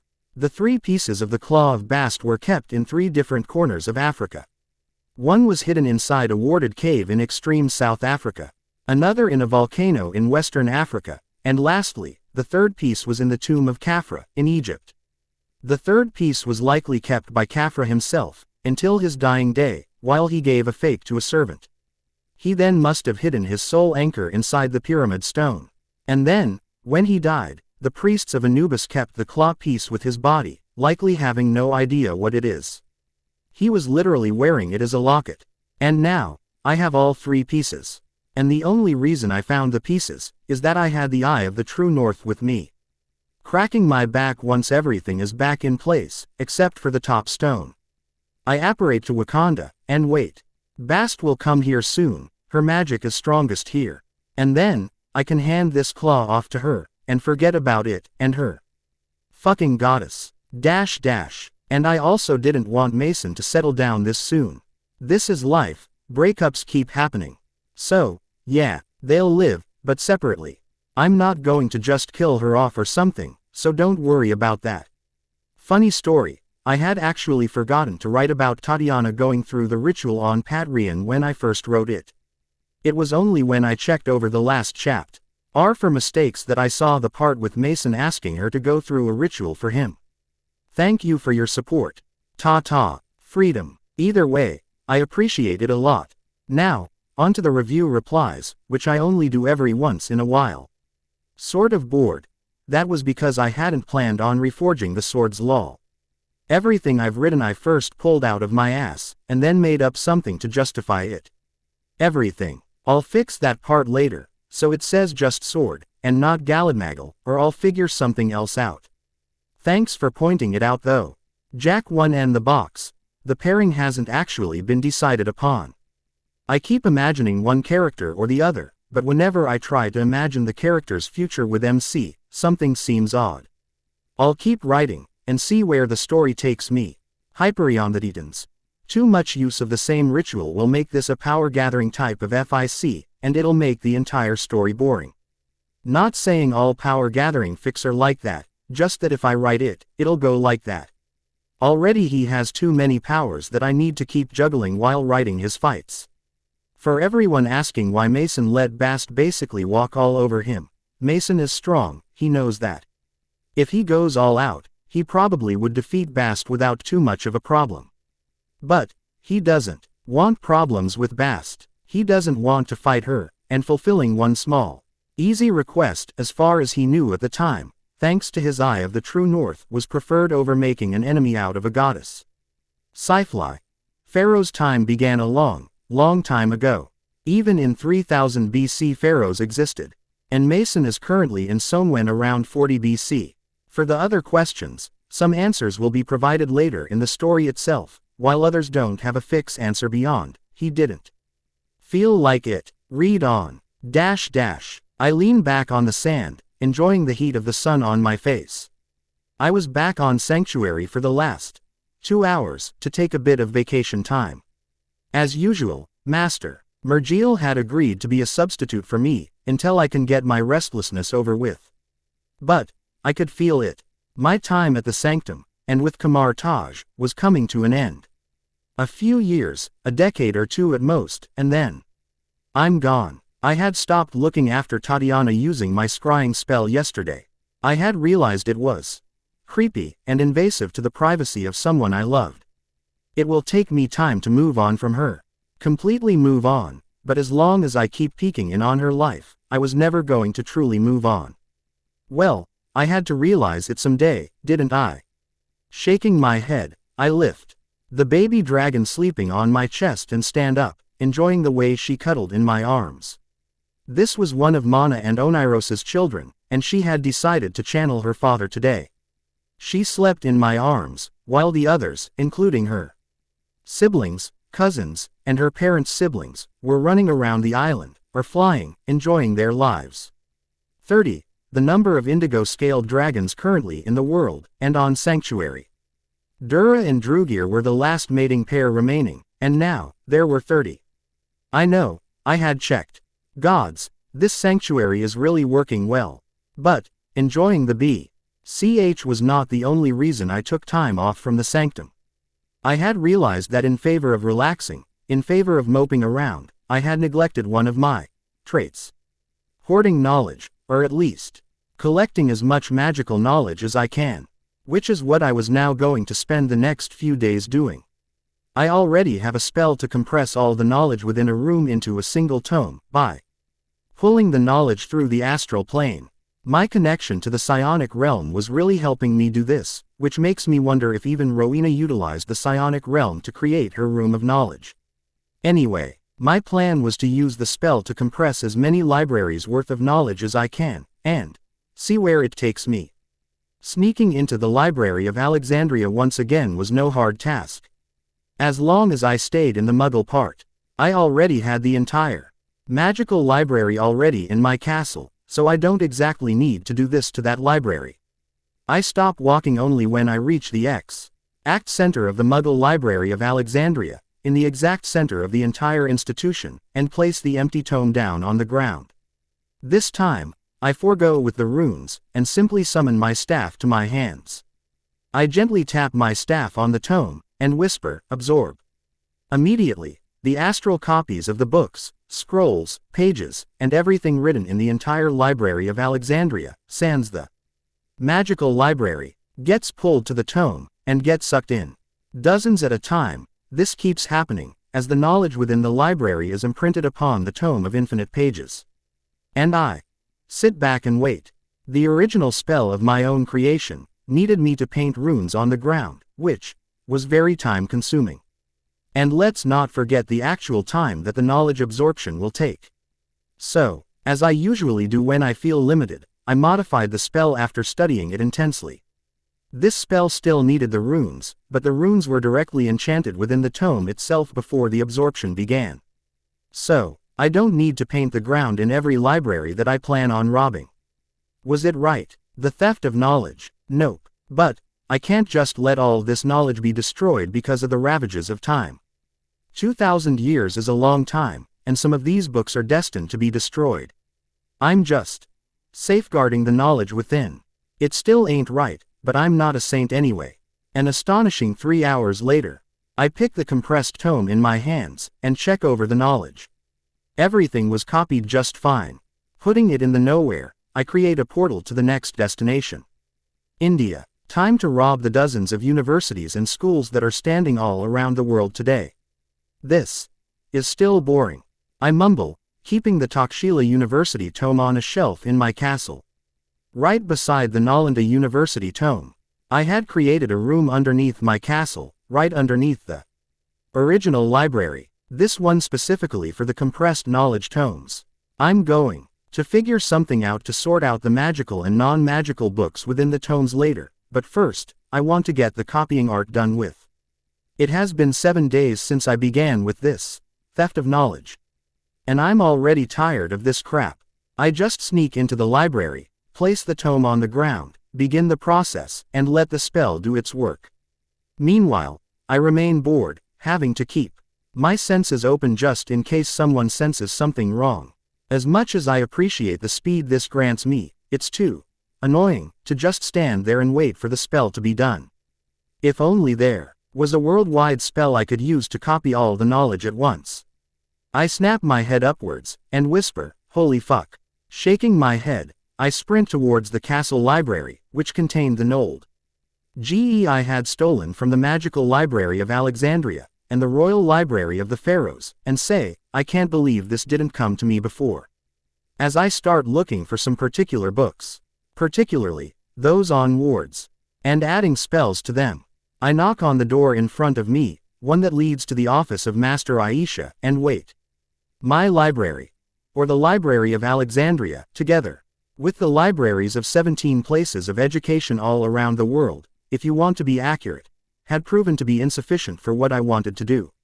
Or, to be exact, while I had the idea of how to accomplish my goals, I didn't have the exact method yet, let alone an actual step-by-step plan. So, I had come to the one place which definitely has the answers I seek. Kamar Taj. Come in, Master Atharva. Please, sit, Master Aisha says, as the door opens. Sitting on the offered cushion, I accept the cup of tea she hands me, and nod my head. Taking the first sip, I say, I have a request to make of you, in regards to one of my new projects. Master Aisha chuckles, and says, I can already tell that this is not something I will like hearing. What is it that you need? Taking a deep breath, I look her right in the eyes. Knowing that this request needs to be fulfilled for me to even get close to the completion of my project. And then, I say, I need your permission to study the barrier that was put around the world. The barrier that protects the world from any manner of outer threats. Master Aisha furrows her eyebrows, and asks, what do you hope to achieve by doing this, Master Atharva? I didn't expect her to just agree immediately. The barrier is the sole protection we have against the higher-tier demons like Mephisto, Nightmare, Dormammu, the Elder Gods, or even the Old Ones. The barrier is what prevents those beings from invading directly. It might not prevent the minor demons from coming through, but as long as the higher-tier demons are out, we are safe. Relatively. Of course, no measure is foolproof. There are rituals, spells, portals, artifacts, that can bring those beings to our realm, like Hydra and Grindelwald had done with the tentacle demon, and what Set had done to invade by possessing someone.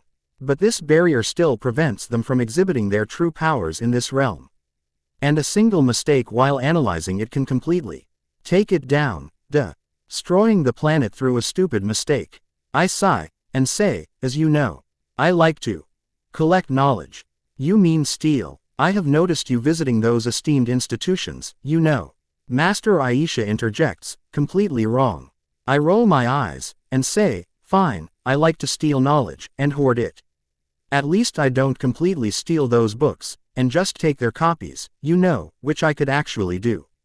Master Aisha scoffs, and says, as if you will allow your thefts to be found out about. Continue. Sighing, I say, well, as you so helpfully pointed out, I've been visiting some of the institutions around the world this last week, and I find it tiring and annoying. While it does keep me busy enough to distract me from my recent separation with Tatiana, it also causes me to still feel bored out of my mind. And so, I thought, why not do something that only gods have managed so far? Cast a planet-wide spell to copy all the knowledge within the confines of the spell, and store it within a single place.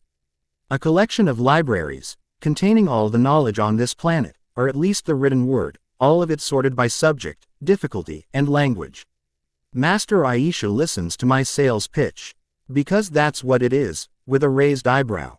In the middle, the second eyebrow joins it in surprise, and at the end, she's just wide-eyed. She stays silent for a few seconds, and then, she asks, why? What purpose do you have to do this? And while I do sense some greed and pride in it, it's not all, is it? I nod, and say, I come from 2,000 years into the future, you know that. Where I come from, around 99% of the books that currently exist around the world have been destroyed by the ravages of time. Some were lost in invasions, some in wars, some in fires, while some were just lost. This is my way of safeguarding this knowledge, so that no book, no scroll, no page with factual knowledge goes unread by everyone. I already expect hundreds of millions, if not billions of texts to appear in this collection, if the spell succeeds. Master Aisha nods, taking a sip of her own tea, which had remained unnoticed during the sales pitch, and says, and you intend to either add your theft spell to the planetary ward, or cast an entirely new ward. Nodding, I say, I would have already done the second, but I don't want my spell to mess something up in the planetary ward. Which is why I want to study the ward. And if I expect to add my spell to the already existing planetary ward, then I also need to study it intensively. Master Aisha frowns, thinking it over. But she doesn't reject it immediately, which is good. While she does know that I am doing this for some selfish reasons, she also sees that there are benefits to this. At this time, no. Many people have thought of copying spells. It's why scribes exist even in the magical library of Alexandria. Well, 2 scribes, me and Master Onuris. Since, you know, the magical library doesn't permit non-magicals to come in. As far as I know, the royal mages were the only ones in the entirety of Egypt to use spells to copy books. And that spell was invented just a few decades ago or something. I have conditions, if this succeeds. Master Aisha says after a minute or so of thinking. Which, I already expected. This is basically a treasure trove which I'm going to create. Hopefully, and she definitely wants in. Despite the immorality of it. Nodding, I say, I would like to hear them first, if you don't mind. We can write up an agreement later, once we actually agree. Master Aisha smirks a bit, and says, firstly, you will only study the ward under my supervision. Just so I can make sure you don't destroy us by mistake. I put my hand on my heart, and say, how dare you assume that I am so incompetent? Master Aisha dryly says, you kept a volatile time travel device in your pocket while you were expecting to be hit upon by spells. Forgive me if I don't trust your judgment. Okay, fair point, she then says. Secondly, sorcerers of Kamar Taj will have the permission of reading from your collection. If I know you, you will place the collection on your island, and hide it all away from prying eyes. I need Kamar Taj to be exempt from that. I frown, thinking it over. Do I mind others reading through my collection? Not really. It is going to be a library, a large library, but a library nonetheless. What kind of library has no readers? But there are some sorcerers of Kamar Taj that I would rather not step foot inside the library. Caecilius and Karl Mordo come to mind, even if he did seem to be cool with Doctor Strange during the Cy-Sneg debacle. Could have been just a temporary alliance, you know. And even I know that there is some knowledge that should never be made public. Shaking my head, I say, I will allow the Sorcerer Supreme, and only those the Sorcerer Supreme and I allow into the collection. And even then, no books would be allowed to be removed from the confines. I don't want the knowledge I might collect to fall into the wrong hands. I'll also definitely add some preventive measures to prevent destruction of the collection. Let's not forget omitting to eject those who try to harm those books, or try to steal the knowledge from me. Copying will be permitted, since I am going to vet those potential readers anyway. Master Aisha nods, accepting the modified condition, and says, thirdly, I will look through all the notes you make in the journey of crafting this spell, it doesn't matter how long it takes. Scoffing, I say, I won't go rough with the spell if I have even a shred of doubt about it. Don't worry about me destroying our world. But, sure, I will allow you to look over my research, as long as nothing within those notes is copied down in Kamar Taj. Master Aisha nods, and says, I wasn't going to. Such a spell should happen only once in a lifetime. If anyone else tries it, and fails, well, you know the dangers that await a single moment of weakness. Smiling, I offer her my hand, and say, well then. Here's to a fantastic alliance. Master Aisha chuckles, and shakes my hand. This will keep me busy for a long time. It won't be simple, it definitely won't be as easy as just creating a Gemino-like spell. The spell will need to have an alchemical basis so that the matter can be converted to form into those books. It also needs to be worldwide, targeted at everything other than my island, so that my private collection doesn't get copied. And I also need to add a clause for copying already existing books. So, yeah, this is going to be a long time of researching. Master Athreos. Sir, Culture's voice interrupts me as I was in the middle of reading a book. It has been a month since Master Aisha and I began studying the planetary ward. And the way the sanctums held it strong. I was currently back at the Britannia Sanctum, reading through a journal of Master Agamotto himself, detailing the idea behind the planetary ward. Agamotto, after another battle with a demon lord that destroyed an entire island, had gotten together with two beings on Earth. Elder Goddess Gaia, and her son, the sun god Autumn. Together, the three beings had decided to stop the large-scale invaders from ever coming to Earth. They cast a spell that banished every higher-tier demon on Earth, and into their own realms, at the same time preventing them from ever returning completely. The only way to do so is by destroying the sanctums, which they can't do from the outside. I'm really glad that my theft spell won. Be nearly as complicated as this planetary ward. Even for 3 gods, the spell took a century to completely take hold. I expect something similar for my spell, although in units of days, as opposed to centuries. Looking up at Culture, who looked surprisingly nervous for the first time in years, I asked, yes, Culture. Not since the Pond of Enhancement was created did he look this nervous. The benefits had already started appearing. Bit by bit, every elf on Sanctuary was happier now, happy to not work for families of mages anymore. Hell, the last free elf Culture had brought on Sanctuary had looked at me with suspicion as soon as she had seen me.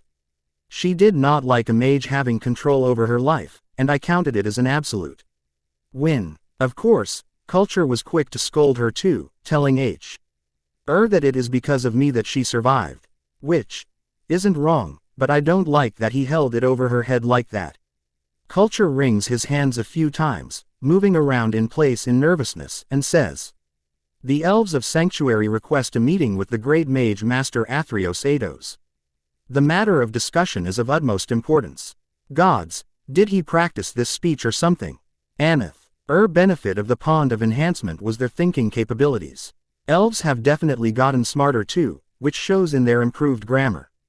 Nodding, I close the book, and say, sure. Should I come immediately? Or should I wait a while to give the elves time to prepare for this meeting? Culture looks at me with wide eyes, and whispers, "You ask me." He then shakes his head rapidly, and says, "Master Athreos needs to come now. If he has time." I nod with a smile, and say, "Very well. Take me home, Culture." And offer him my hand. One benefit that I hadn't noticed before, after my dip in the pond of enhancement, was that my apparition had no limits. As long as it is on Earth, I can now apparate wherever I want, without any changes to the amount of magic it takes. Going from Brita, NNIA to Antarctica takes no more effort than going from the Sanctum to Scotland.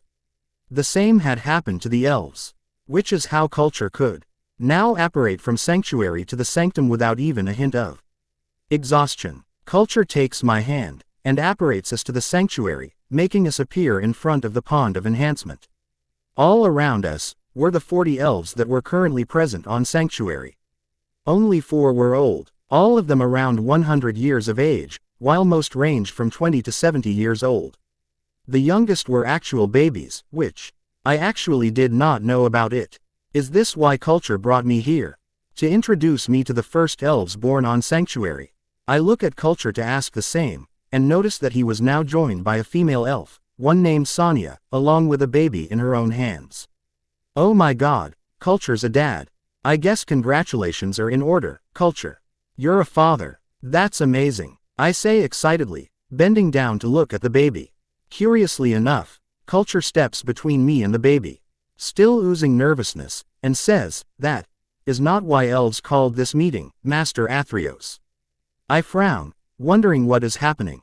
I notice then that the elves were approaching us, so that all of them stood behind Culture, his baby, and his wife.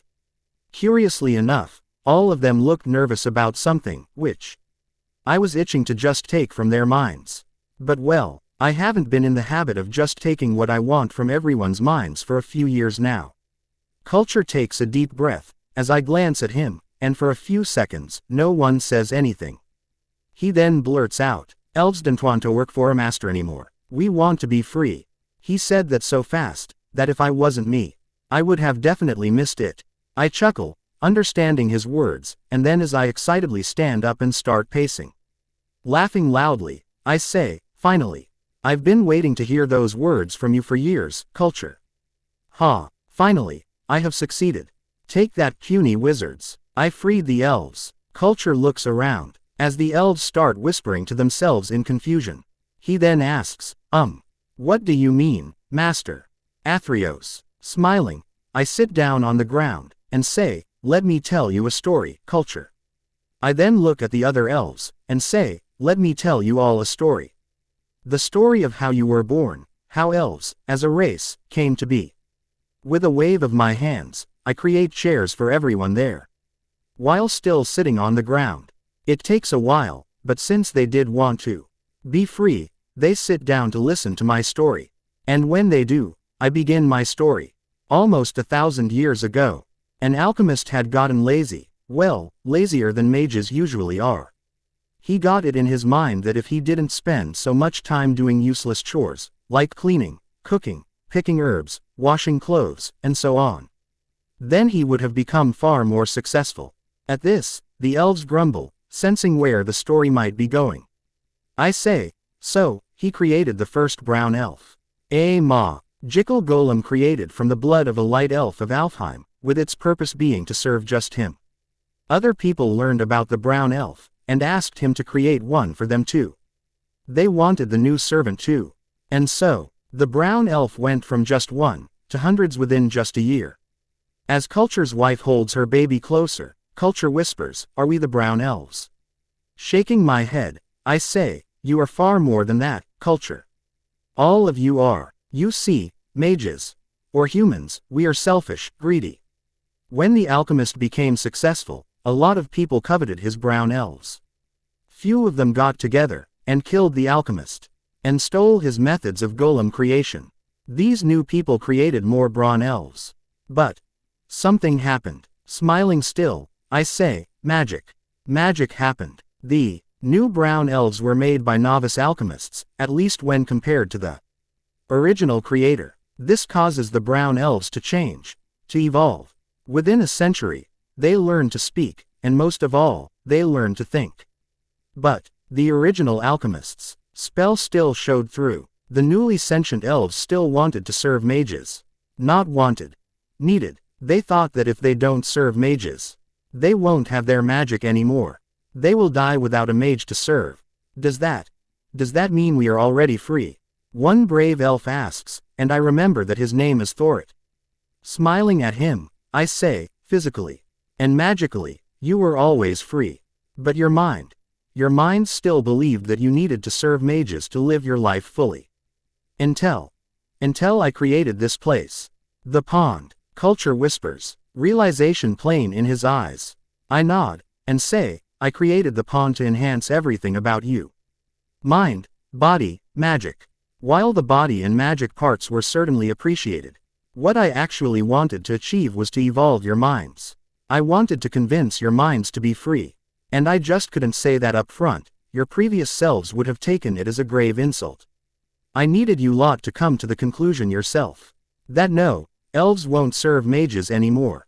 I wanted you to say that elves are free creatures, and they won't help mages anymore. By the end, everyone had tears in their eyes at the realization that yes, they were free of mages now. Even I wasn't immune to that, as evidenced by the tears flowing down my own face. How long have I wished for this? The freedom of elves. 2 decades. More. Ever since I first saw the house elves in Hogwarts kitchens, I have wanted to free those adorable little people. And now, after so long, I have finally succeeded. Something crashes into my chest, and I see the tiny body of Culture holding on to me. This is a clear contrast to the elf that had tried to kidnap me on Herpo's orders. Where that one was almost as evil as Herpo himself.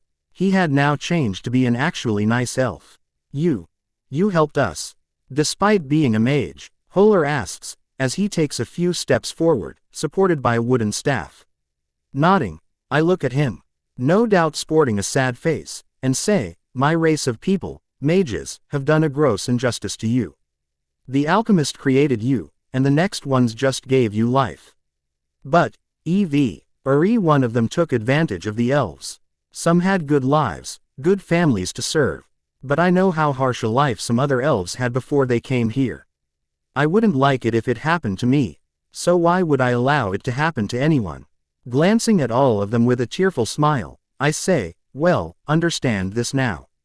This place, Sanctuary, is a safe place. No mage, not even I, will give you a single order.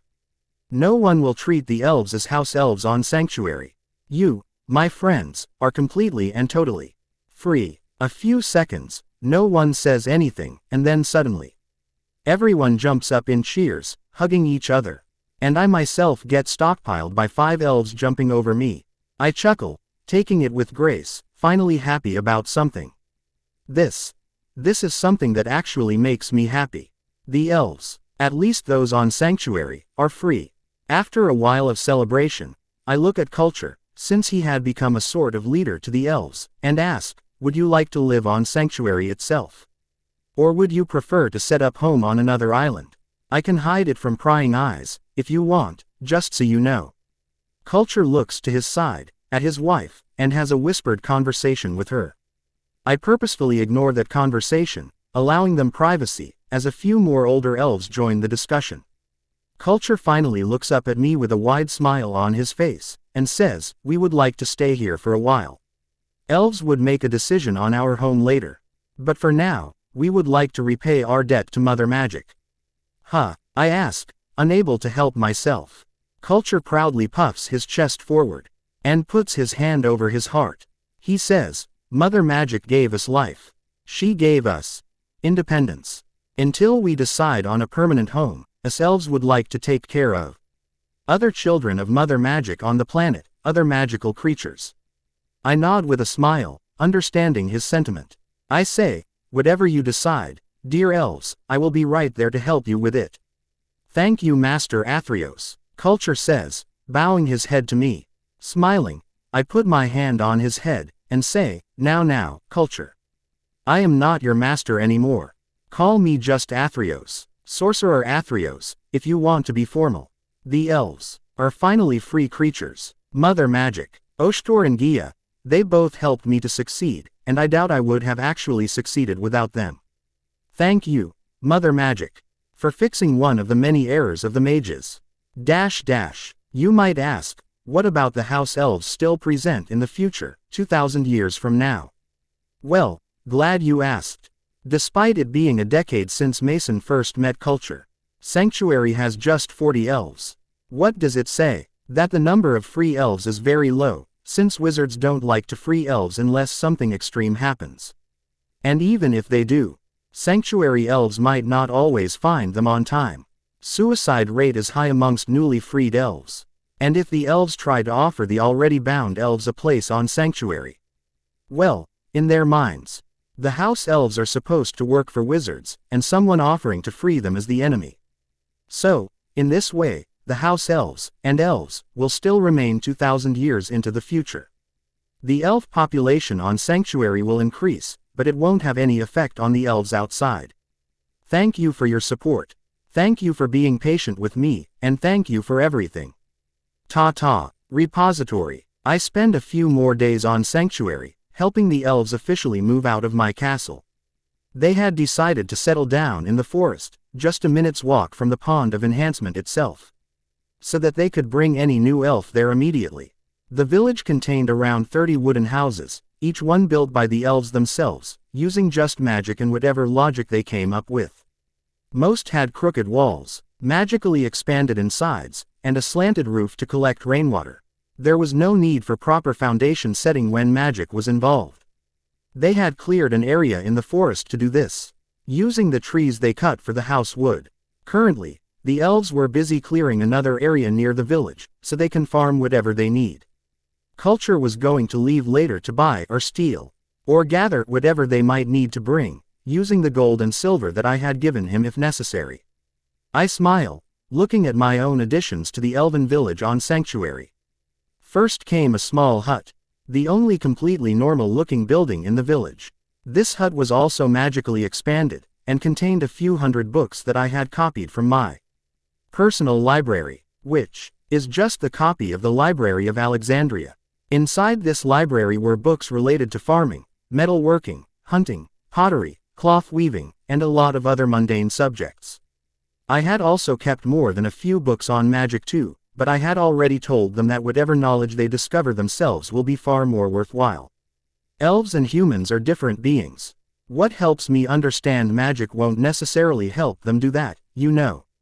Besides, they're elves. They are instinctively better at magic than us. They can achieve whatever they want by just snapping their fingers. The second edition wasn't exactly inside the village. I'd kept it on the shore of the Pond of Enhancement. A large stone, kept vertical right beside the pond. It had been carved with the words, "Open your mind to the realm of possibilities, my friends." In Egyptian. My lip twitches, when I remember exactly where this stone came from. Stonehenge. Yup, I'd stolen another stone from Stonehenge and kept it here. The first one was still in nowhere, and I had plans of putting it inside He Castle soon. Are you okay with handling things from here, Holler? I asked, looking at Holler. Ho was observing me with a curious look in his eyes. Holler nods hesitantly, and says, Holler has a question. Sorcerer. Athreos. I nod at him, smiling. He says, I wonder why you did all this. Why help us? Why not let us live out our lives as slaves? It didn't harm anyone before, did it? I sigh, and kneel down in front of him. Despite the enhancement, Holler was still just a bit over 3 feet tall, and just as old. He might live a decade more than I had originally expected of him, but not anymore. Looking at him, I say, when you can do something good, and you don't do it, then you're just as much to blame for the bad stuff as the actual culprits. My ancestors did a gross injustice to your people, Holler. I knew I could fix it, or at least, I knew I could try to find a way to do it. If I hadn't done it, then I wouldn't be any better than my ancestors. I would be just as much to blame for your enslavement as those people. Besides, I like magic, and you're a creature of magic. I couldn't just let humans enslave a creature of magic. Holler nods slowly, looking thoughtful. He looks up at me, and says, thank you for answering, Sorcerer Athreos. May you be successful in your tasks. I smile, and say, I hope so too. Buddy. Now, settle down, and don't rush into things too much. Take things slowly, at least until everyone gets used to living together now, understand? What will you do? Holler asks. After nodding once again, I look at the setting sun, and say, I have a new project to put my focus on, Holler. And this one will take a long, long time. I turn towards him with a smile, and say, but don't worry, while I won't interfere in your business, in the business of the elves anymore, I will always answer if you have need of me. Consider it repayment for all the tasks you did for me. And I will. I might have the sands of time now, but that doesn't mean I'm just leaving immediately. Time. Time is something I have a lot of. 2,000 years of it, in fact. Besides, I need to complete my latest project first. The knowledge theft enchantment. The next few years go by with just studying. The knowledge regarding the planetary ward wasn't written down in much detail. Not even in the book of the Vishanti. So, I was just content with actually studying the barrier by making contact with it. This usually meant that I had to visit each of the 3 sanctums, and Kamar Taj, repeatedly.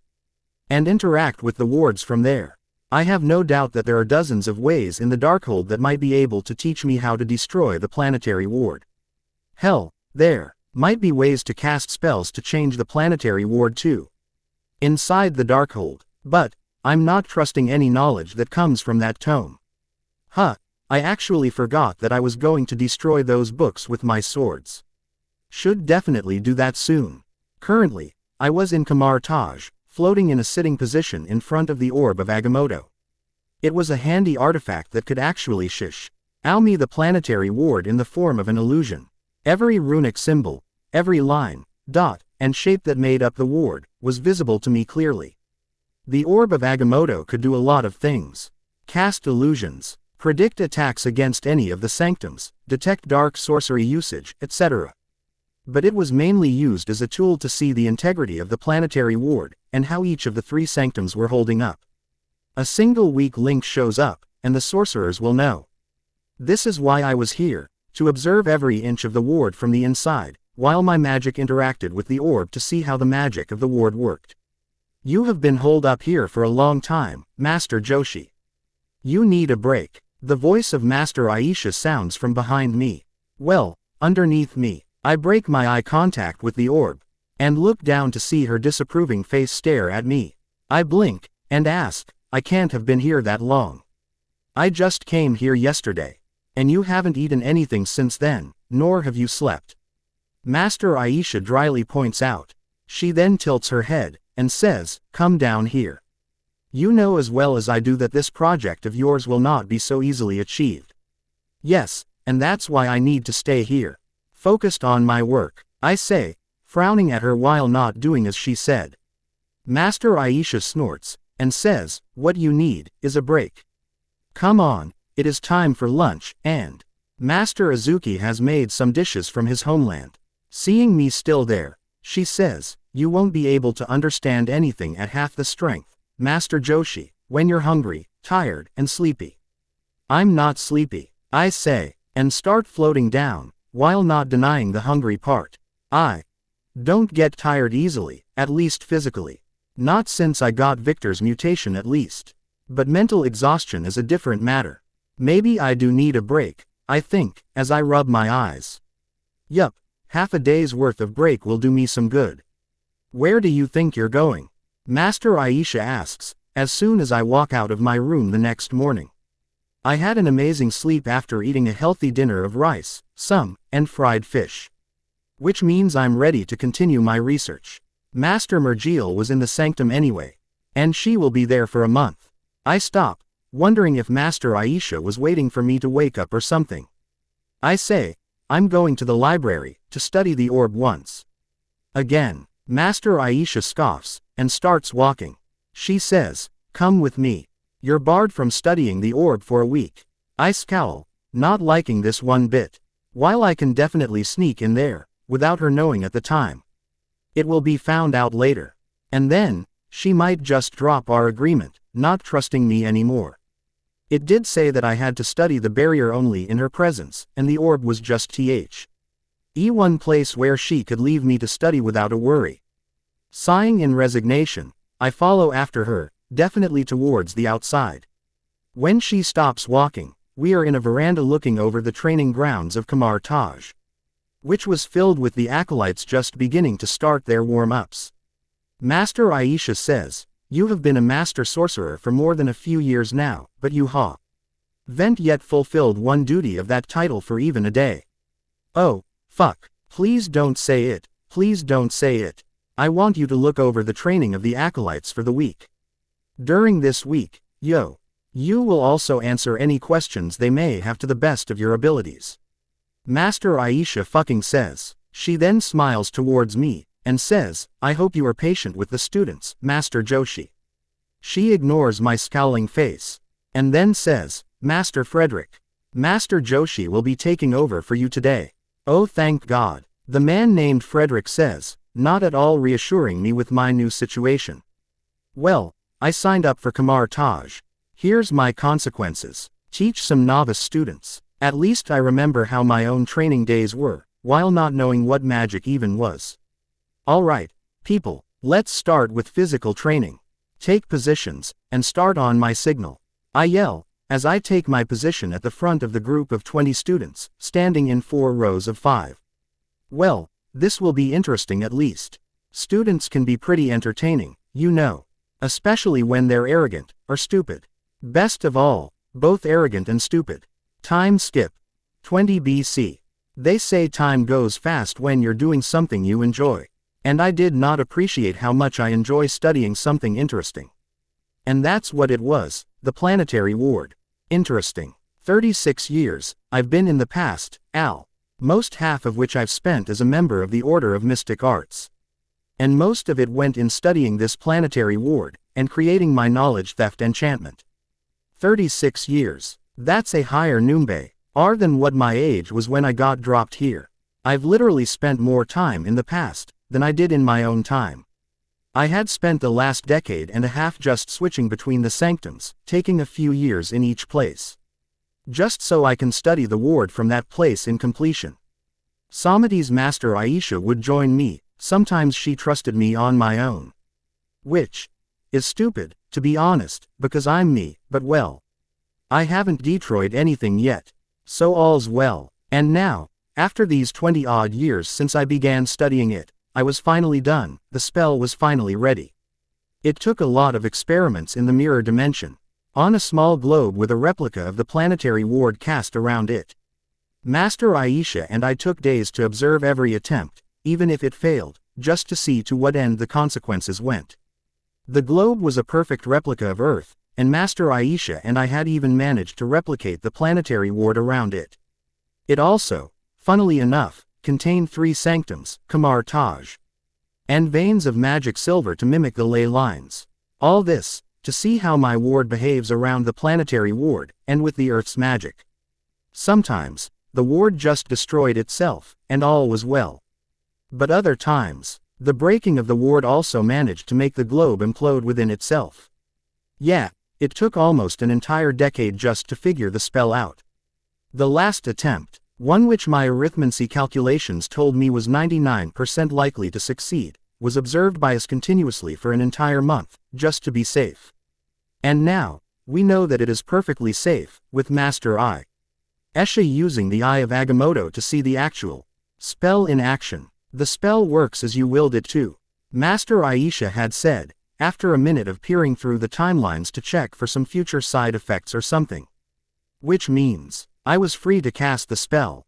The first part was easy. I had to create 3 ward stones and place them inside the 3 sanctums, buried underground.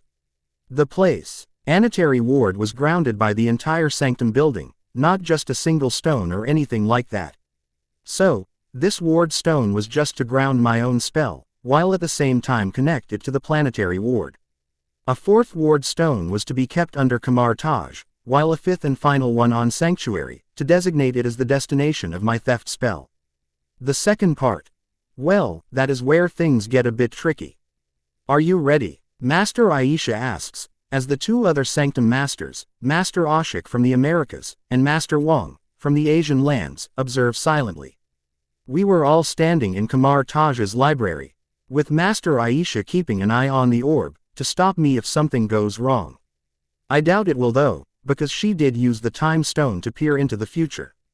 If she had a tiny bit of doubt that it will fail, or God forbid, cause some catastrophe, then she would have already put a stop to it. Nodding, I say, yup. I've practiced this last month. I'll be fine. I have to be, because if I'm not fine, if I actually do make a mistake while casting the spell, despite all the reassurances that it will be okay, then, well, I've doomed us all then. Taking a deep breath, I keep the fourth ward stone on the ground, and let my magic flow. I call it a knowledge theft spell, or even an enchantment, but all there is to the spell is instinctually connecting my ward, which is bound to the 4 ward stones, to the planetary ward. The barrier shown on the orb of Agamotto flashes once, as the foreign magic, mine, interacts with the actual planetary ward, and I smile, starting the process. An entire day, I sit there on the ground, in front of the orb and the Kamar Taj ward stone, ensuring the spells first connect to one another. Sometime during my bout of intense concentration, the ward stone had dug itself underground, with no sign above ground to show for it. At the end, when my theft ward finally connects to the planetary ward, I see the changes start happening on the orb itself. A blue beam of magic was flying up from the surface of the planet, from the 3 sanctums. We couldn't see anything happening in the real world, but it was happening. I could feel the magic flowing. I could feel my magic flowing everywhere. It rises up, but stops right underneath the planetary ward.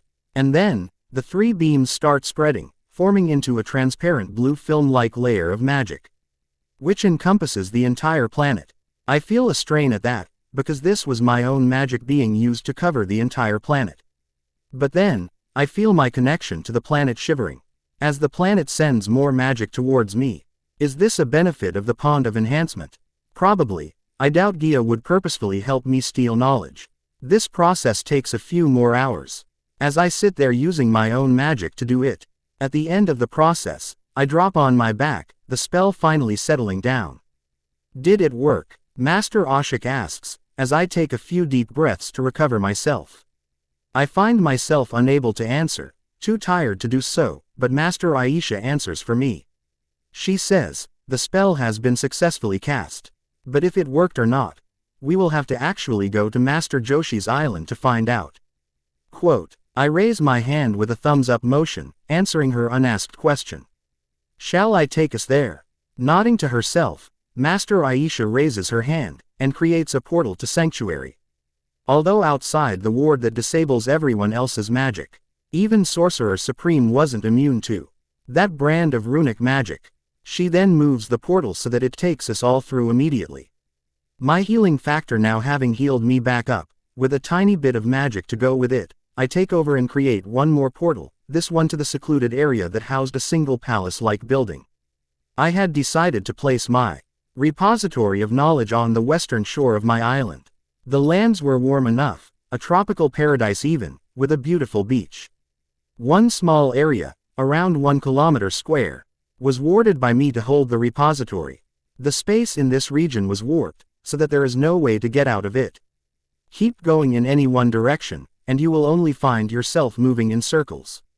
There was the repository building, a mountain behind it, the beach in front of it, and just trees everywhere you look. Even if someone tries to fly, or swim towards the beach, they will only find themselves return to the island.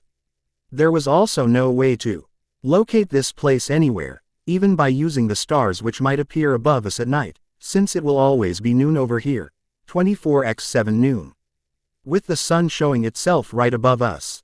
Always. I had also made sure to prevent my animals from wandering in. Best of all, no harmful spell could be cast at an thing that belonged inside the repository wards. So, no one, not even I, will be able to harm the books inside the repository, by any method. Thank you, Egyptian wards. The repository building itself was nothing special, with just durability enchantments, and expansion charms cast on it. No matter how many books come in, the palace-like building will keep on expanding from the inside, leaving ample space for more books to come. As we appear in front of the repository building, I hear the others gasp at the sheer beauty of the area and smile with pride. I say, come on in. We need to go through here. Impressive, Master Joshi. I did not see this coming. Master Aisha says, as she stops on the door, her hand touching the stone walls of the palace. I nod, immediately understanding why she's so surprised, and say, I put contingencies for almost every situation, you know. Fire, water, light magic, dark magic. Nothing will harm the books, or the building. If someone tries, they will find themselves drowning 1,000 feet underneath the ocean, without their sling rings, or even their clothes. The Egyptian wards are pretty dangerous, and really good for setting conditional punishments. If someone wants to steal from me, they will face a minor punishment, of just banishment and a permanent ban from the library. If they want to harm me or my property, however, they will face death. And of course, permanent ban from the library, because some stronger sorcerers might survive even death. We passed through a single corridor, which had doors for the guest rooms and other utilities, and then, we reached the actual library. It was huge, even without books to fill it. The ground was covered in invisible alchemical symbols that only reacted to my magic. I made it so that no one messes with the repository from the inside. This alchemical spell will conjure the necessary materials for books, scrolls, or texts of any kind to form. And above us, was a single dome-like ceiling, spanning the entire hall that made up the library. This dome shows the sun above us, bringing enough light inside to read comfortably. I take my pocket watch out. What can I say? I'm attached, and say, it will start happening any moment now. What will? Master Wong starts, but then stops, all of us looking up at the sudden blue flash of light. A single scroll had appeared above us, floating near to the glass ceiling of the hall. It then speeds down, and takes its place inside a shelf. As if that was the signal, dozens more blue flashes start happening above us, as books, tomes, scrolls, papyrus bindings, stone tablets, and a lot of other written texts are conjured above us. Each of them flies down and occupies the shelf, the previous ones relocating if necessary. As it happens, much to my wide-eyed companions, I say, all those texts will be sorted first by magical, or non-magical knowledge. Magical on that side of this yellow line, and non-magical on this side. I point at the yellow line in question, which was pretty easily visible. Then, those two main branches are further divided by subject, which can be identified by the plates hanging above the shelves. Furthermore, the subjects are divided according to languages, and then difficulty, making it easy for even a novice to go through the library easily. Of course, that's if the novice is allowed to enter the repository.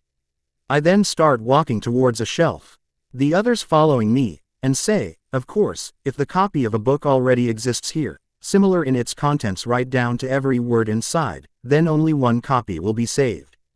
If there are changes, then they will be labeled accordingly.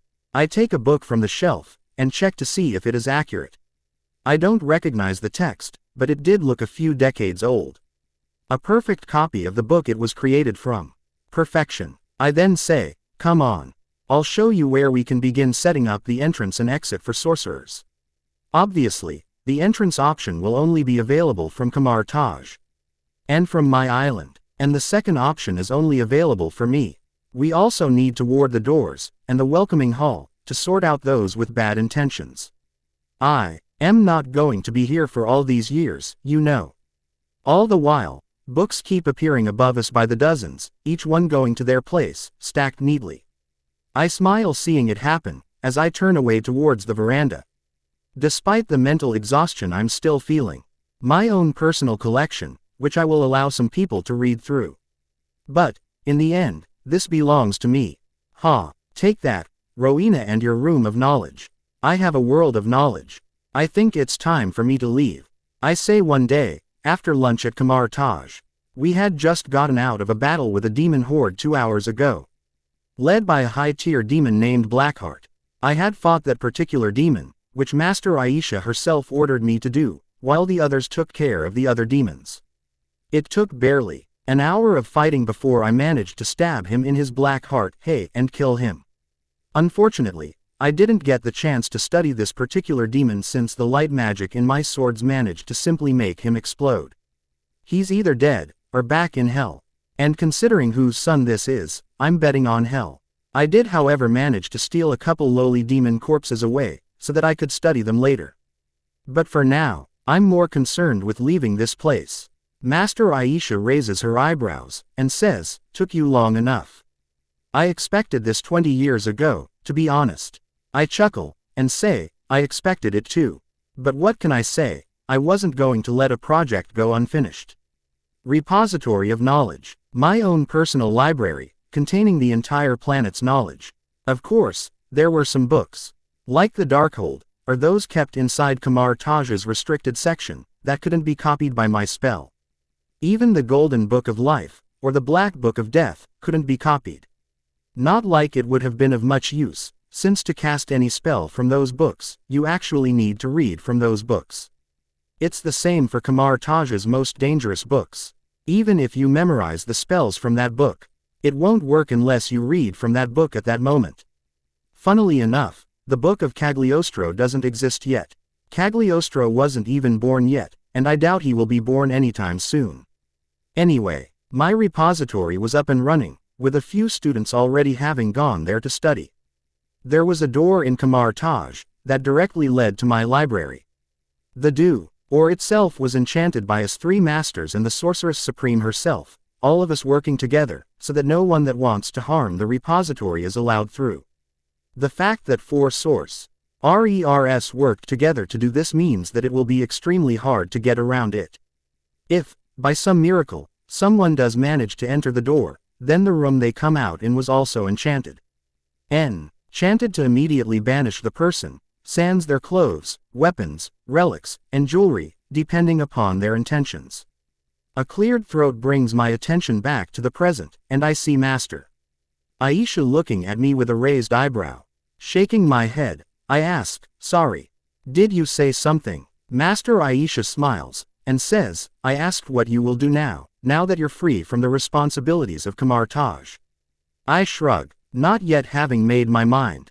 I say, "I'll probably go back home for now. Home, sanctuary, because that is what this was. My home. Rest for a few years, continue my alchemy studies or something. And then go back to traveling the world once again. See where my feet take me. Or my telekinesis, since I doubt I'll just walk around the world. I'll probably fly." Master Aisha sighs, as she puts her cup down, and says, "I cannot say I am glad to see you go. You are one of the strongest sorcerers Kamar Taj has ever seen, and you would have been a terrific sorcerer supreme.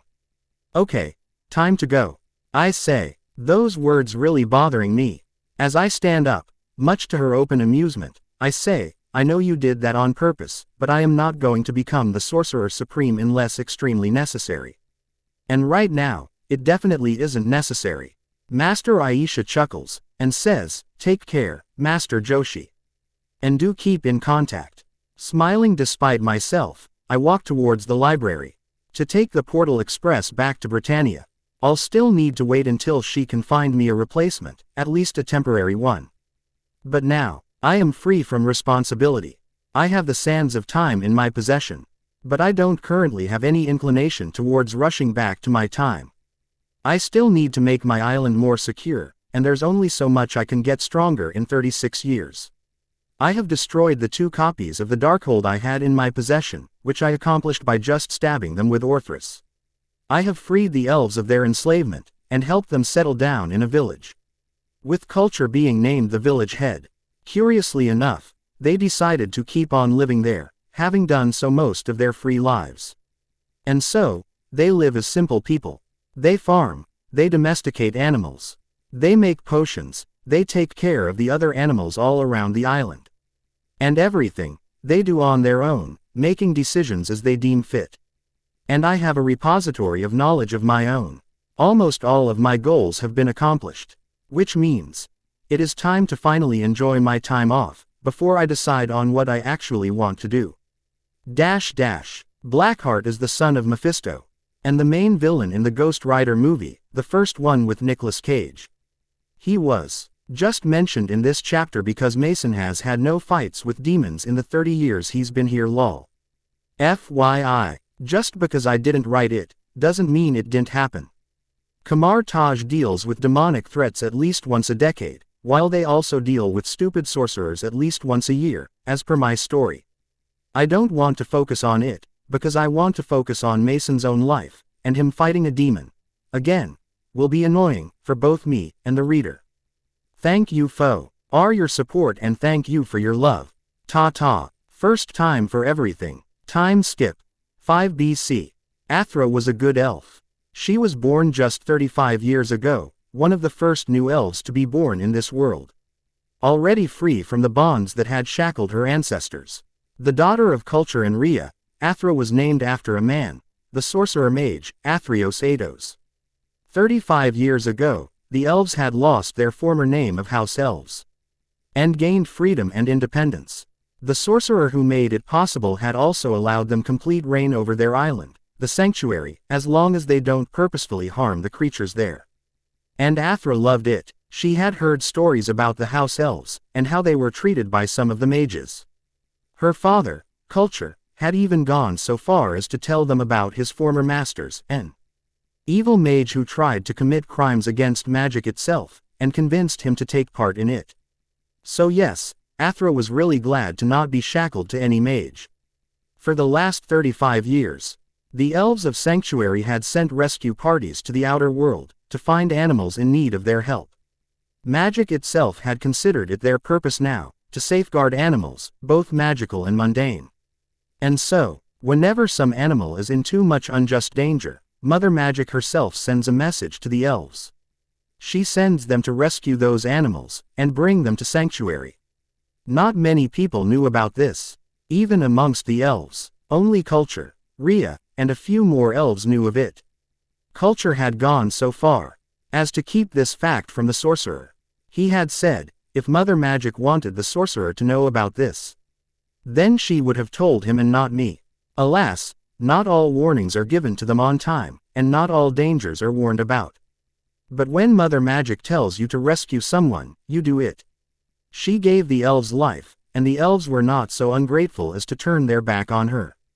So, when Culture, her father, had gotten a sense of urgency to go and rescue someone from the lands outside, he hadn't wasted any time. He was old now, far too old to go on the rescue quests himself, and so he had sent her. Athra, alongside 5 other elves, all of them around her age. Athra had traveled to the lands that her father had told her of. The lands beyond 2 oceans, the land of the Maya. It took just a few minutes to find the place where she was needed. Magic itself guided her there. But when she reached there, Athra didn't know what they could even do. There were 6 men, all of them as big as the biggest men Athra had ever seen. And they were fighting Riem. Not by using magic, no. These people were fighting the Riem with their fists and legs and swords and shields and bows and arrows. These people were wrestling the Riem, and judging by the one hardly breathing Riem laying down there, arrows sticking out of its body, they were winning. The Riem were large magical bulls with long horns, with hides tough enough to shrug most man-made weapons off, with strength enough to fight giants one-on-one, and with magical resistance to prevent mages from capturing them easily. And they were losing to these men. What hope did 6 elves have? Athra, however, was anything but a coward. Even despite the harsh odds she was faced with. She takes one look at the 2 more fully grown, 15 hands tall Riem fighting the men, and then turns to the 3 young Riem trying to hide behind them. Athra turns towards her companions, who look too afraid to even breathe. After using her magic to make them all less noticeable, and to silence their sounds, she shakes them all out of their shock. And gently whispers, we should take the babies out of there first. Eti, Magni, Joy. You 3 go and take the baby Riem to Sanctuary. Paulo, Taka, and I will distract the men while you do that.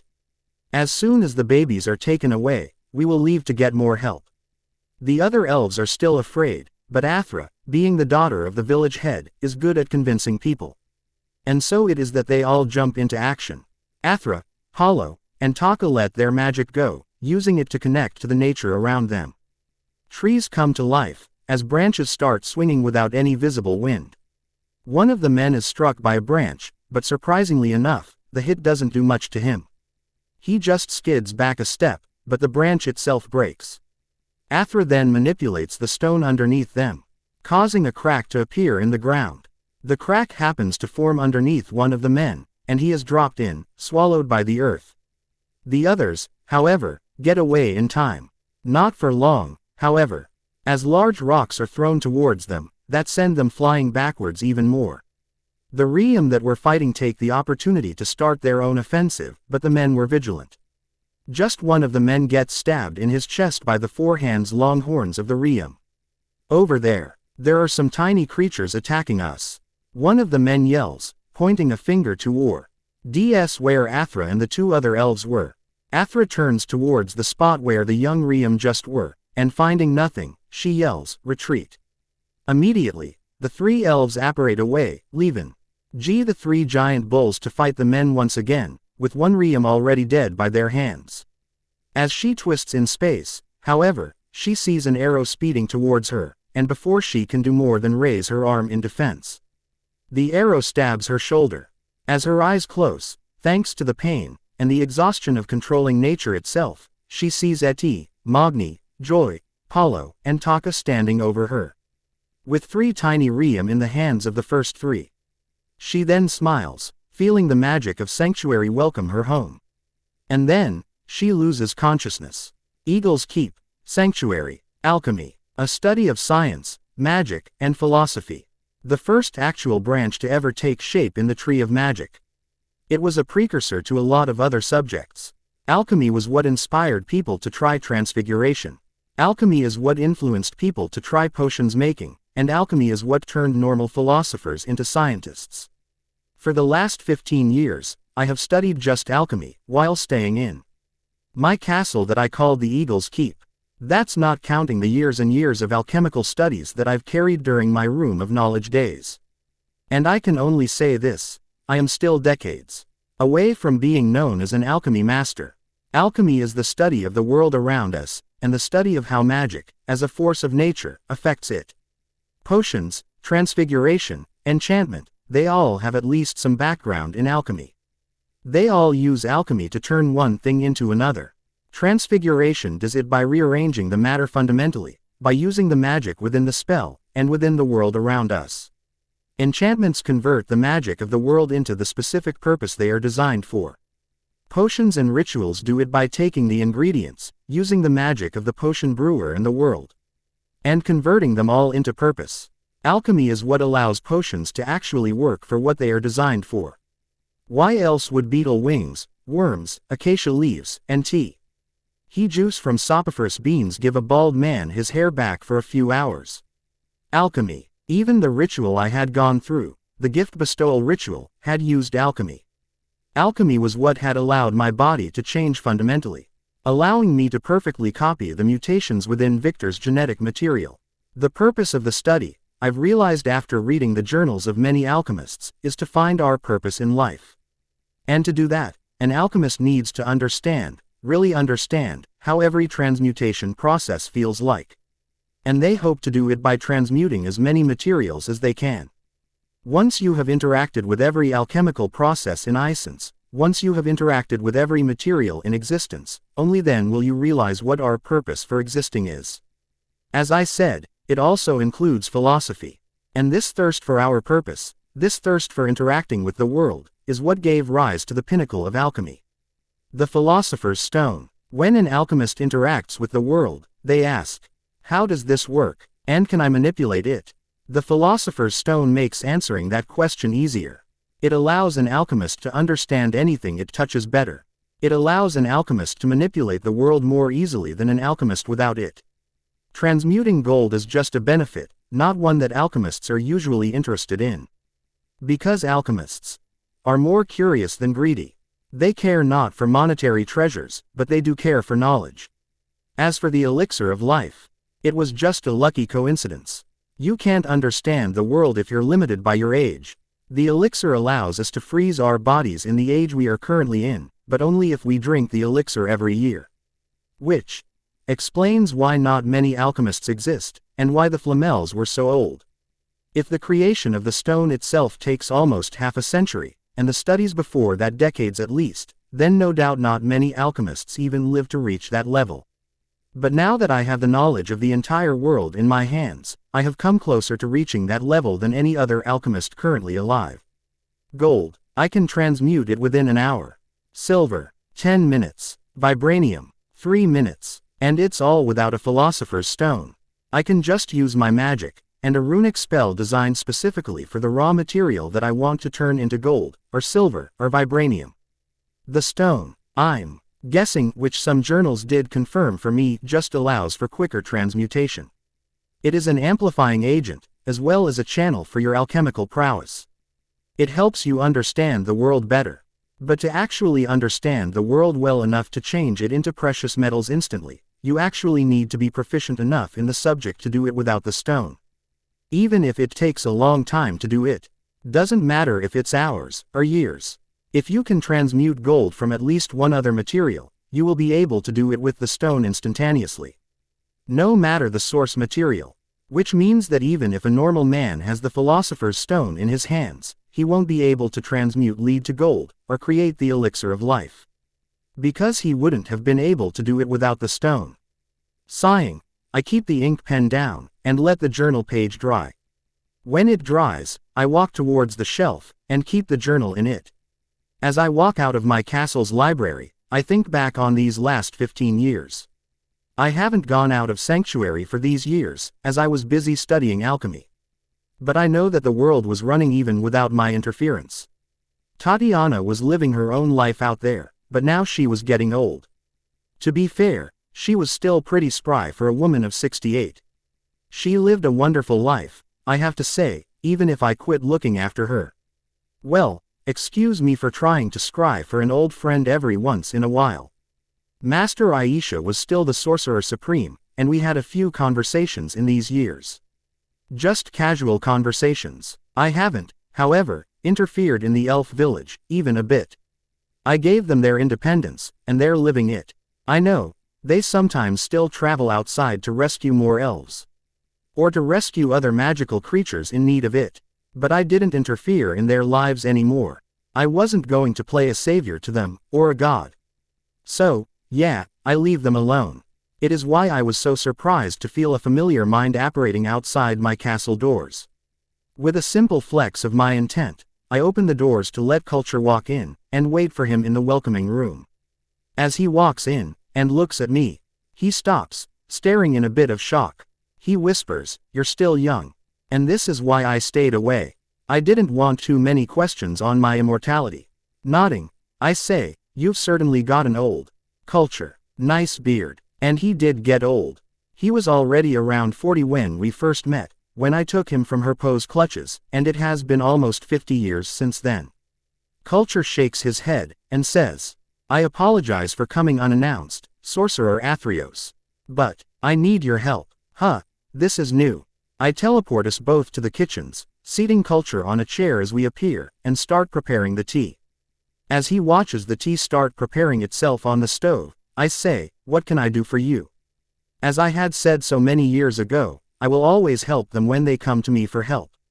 This is my repayment of the work the elves had done for me.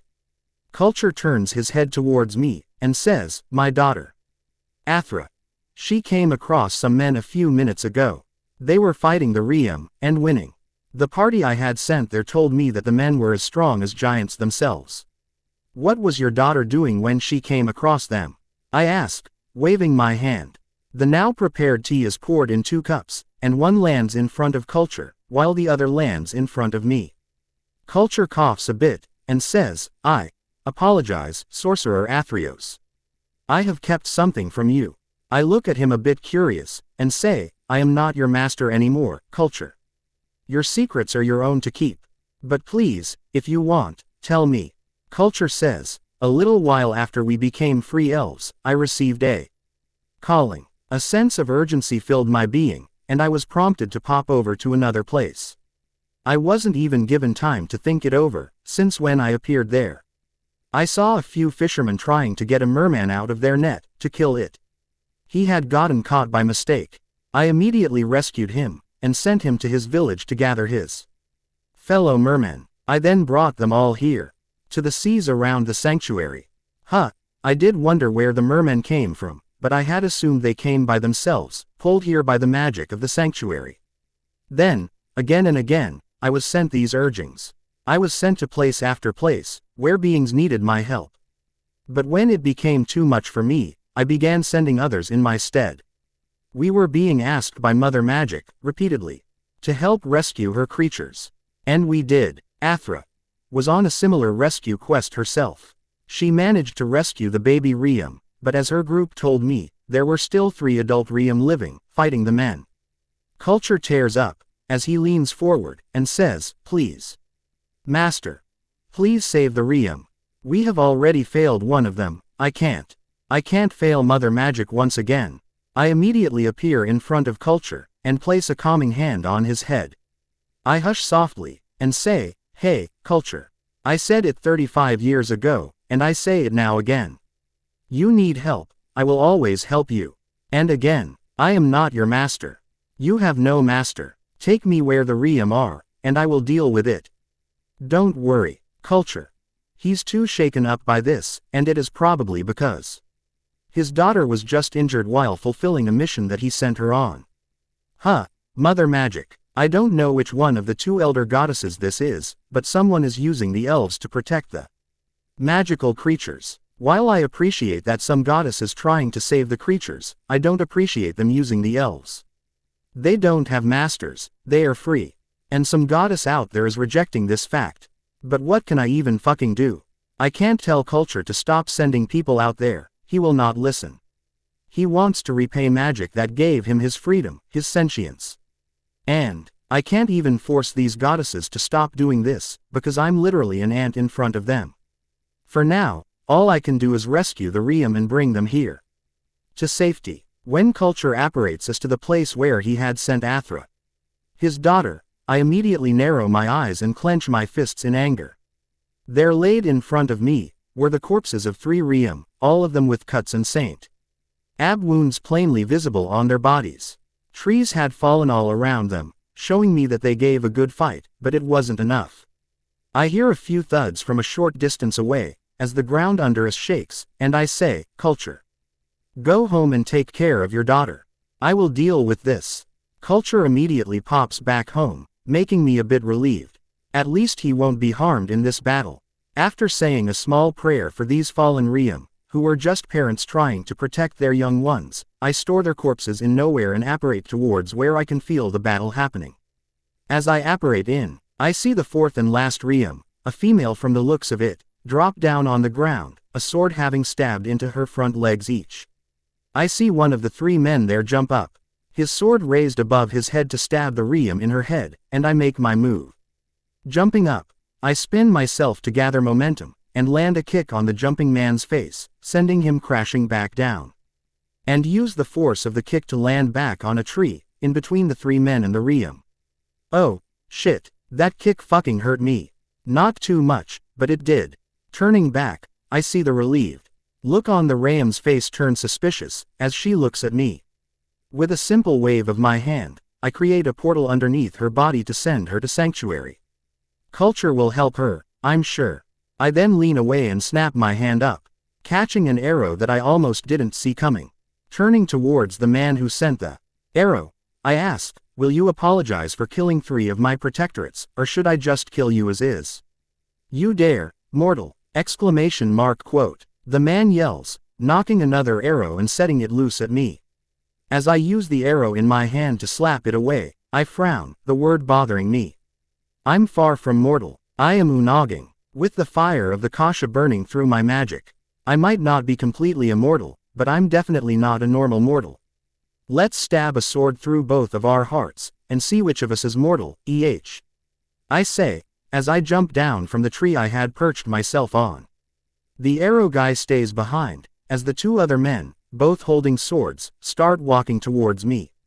The one I had kicked says, "You made a mistake in interfering in our vacation, mortal. These creatures already cost us 3 of our brothers in arms, we won't lose any more." I raise my hand, and ask, a question before we begin our battle. "How did your holiday lead 6 of you to fighting with 4 Riam?" And while they were guarding their young ones, no less. The one I had hit turns back towards the arrow guy, and asks, "Is he mocking us?"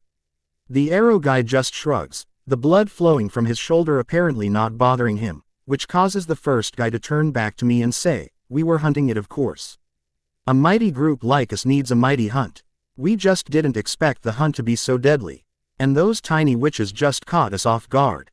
I smile, although it is anything but reassuring, and say, "Great. This makes the decision-making easier then." And then, I summon my swords, Orthrus, to my hands. "You took our hunt away from us, you took our chance at vengeance away from us. We would have killed the beast, eaten it, and gone on with our lives, but it seems we will have to appease our hunger with your own death, mortal." The second sword guy says, as he starts walking towards me. As his walk turns into a run, he yells, "For Asgard! For Asgard!" The other two yell, making me suddenly realize that I'm actually fighting Asgardians. Well, first time for everything. I raise my sword and slash it upwards, cutting the arrow that had been shot at me into two, symmetrically. I then jump forward and block the second swordsman's sword with my own. Gods, this is getting confusing. Let's call him Ed. The first swordsman Ed, and the archer Eddie. Ed slashes at my head, and I duck down to stab his stomach. However, a small dagger appears in the way of my sword, diverting the hit.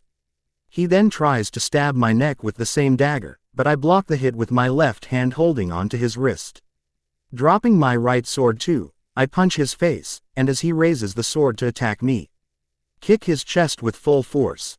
The kick sends him flying into Ed, who was trying to sneak behind Ed, sending them both crashing down. Summoning my swords back to my hands, I slash them both in front of me, sideways, slapping the two arrows Eddie had sent at me away. Jumping up, I apparate right in front of Eddie, and slash my sword downwards.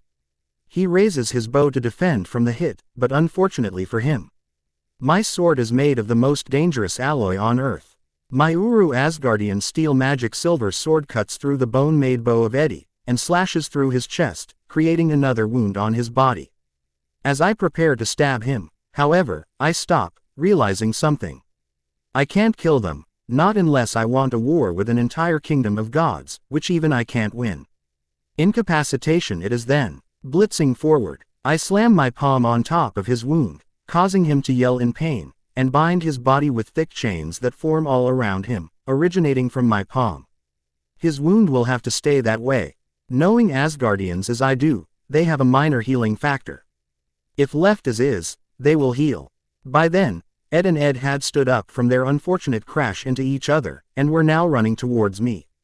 Both of them, against one of me. Really unfair, for them. I raise my left sword, and use Ed's sword to block the downward swipe made by Ed. Getting close, I slam the pommel of my sword into Ed's wrist, causing him to drop his sword, and then kick the falling sword flying into EDF's foot. AAARGH. You bastard, Ed yells, as the Asgardian steel sword goes through his foot and into the earth.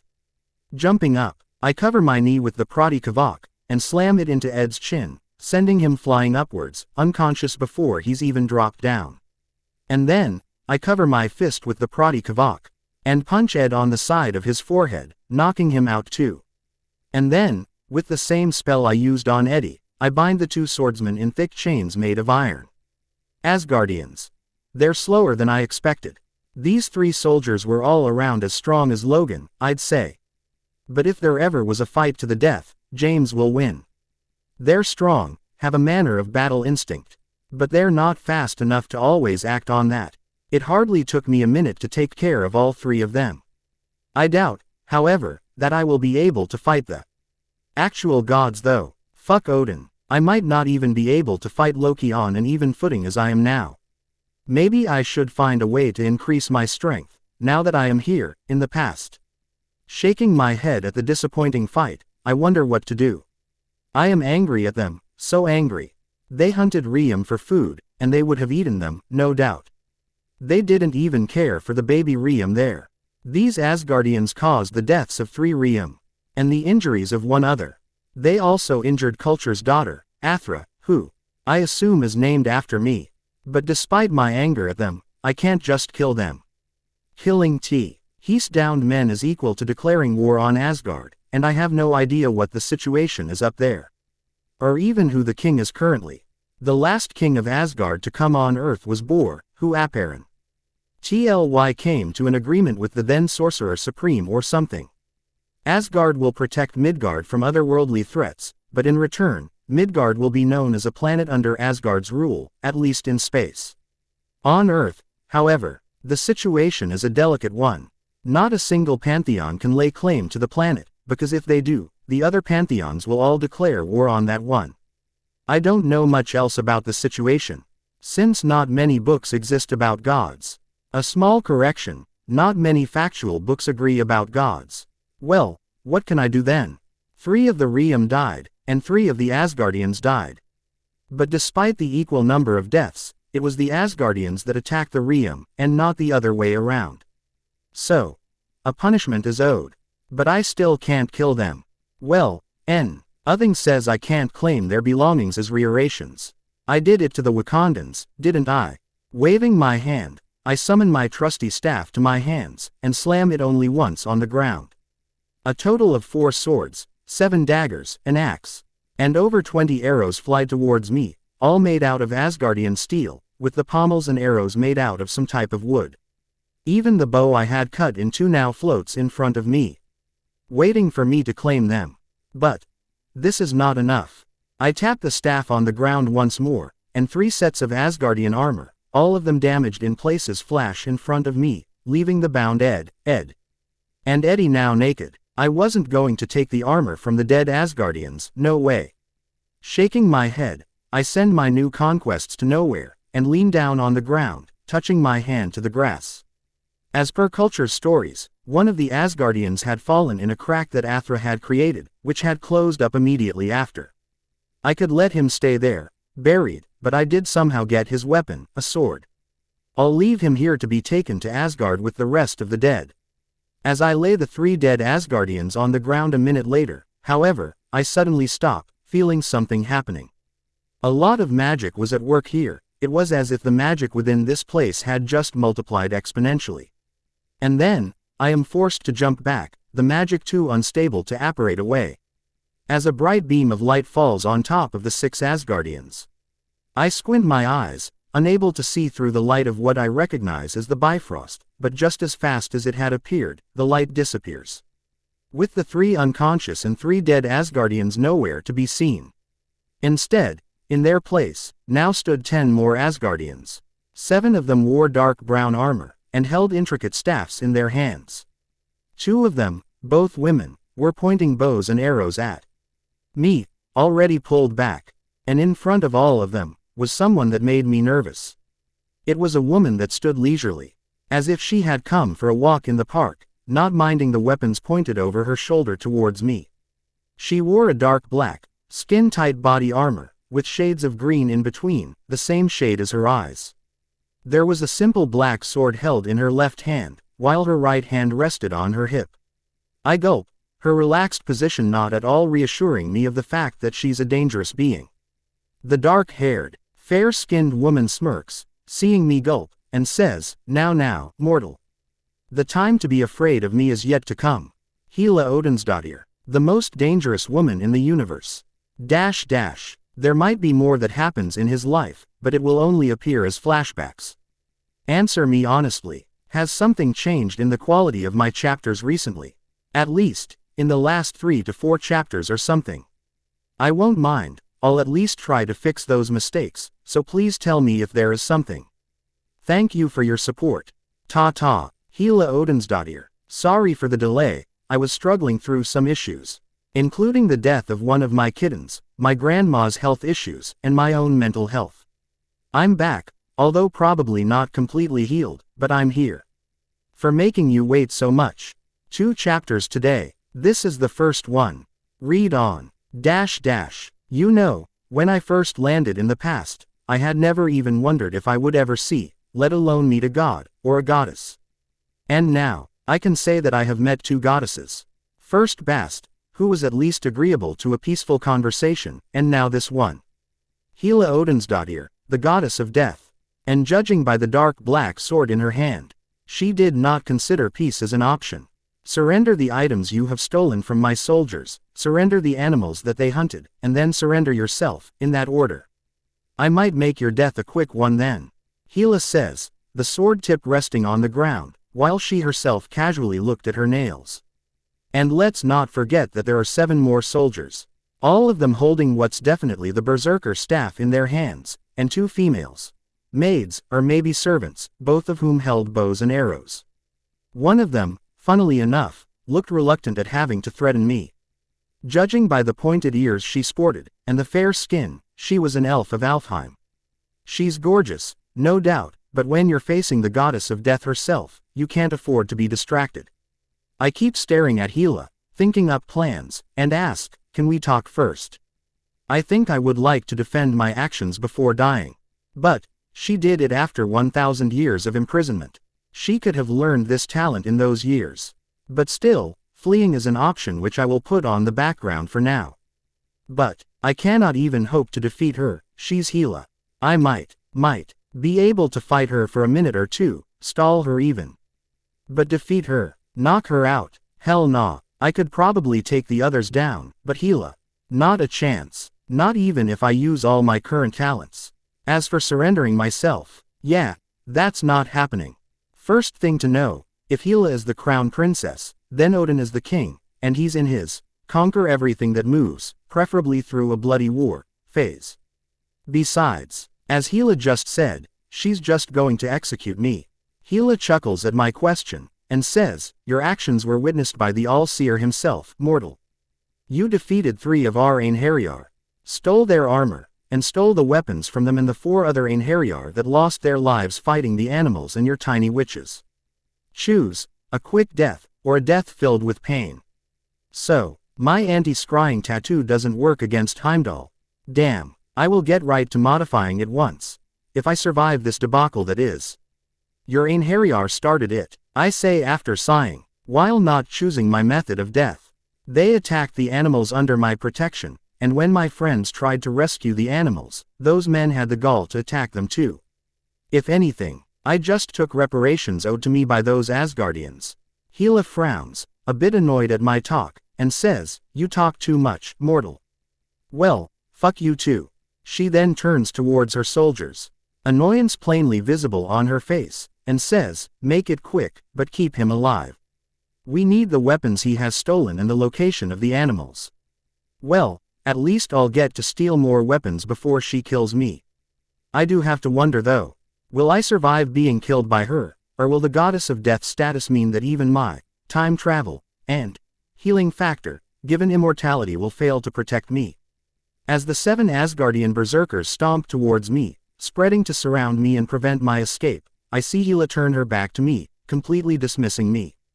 Waving her hand, she conjures a pitch-black throne made of the same material as her swords, reminding me of a certain iron throne, and sits down on it, the 2 archers staying at her 2 sides, subdued.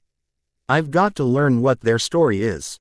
They're probably prisoners of war, knowing Asgard's current rulers. One woman is from Alfheim, but what about the other one? She looks normal, so probably just an Asgardian woman who doesn't like violence or something. Or a daughter of some noble who didn't agree with Odin. I don't get to think more on that, as the soldiers attack me, as 7 berserker staffs approach me at high speeds, aimed at my head, neck, shoulders, knees, and gut, leaving me no place to dodge, and no way to defend myself from all those hits. Or so they probably believe. With a simple snap of my fingers, I turn the time slower on. Directly at 50x speed, and leisurely walk forward. One by one, and careful not to touch them directly, I pluck the berserker staffs out of their very slow-moving hands, and store them in nowhere. I do the same for the daggers on their person, and then punch all their foreheads with my Prodigy-covered fist. They will be unconscious when I resume the normal flow of time. The momentum will ensure it. Whatever I may have done, I don't ever regret making the newer time slower out of magical silver. Just by using runes, I could speed my own perception of time by up to 100 times. And not a single rain of the sands of time were used in this.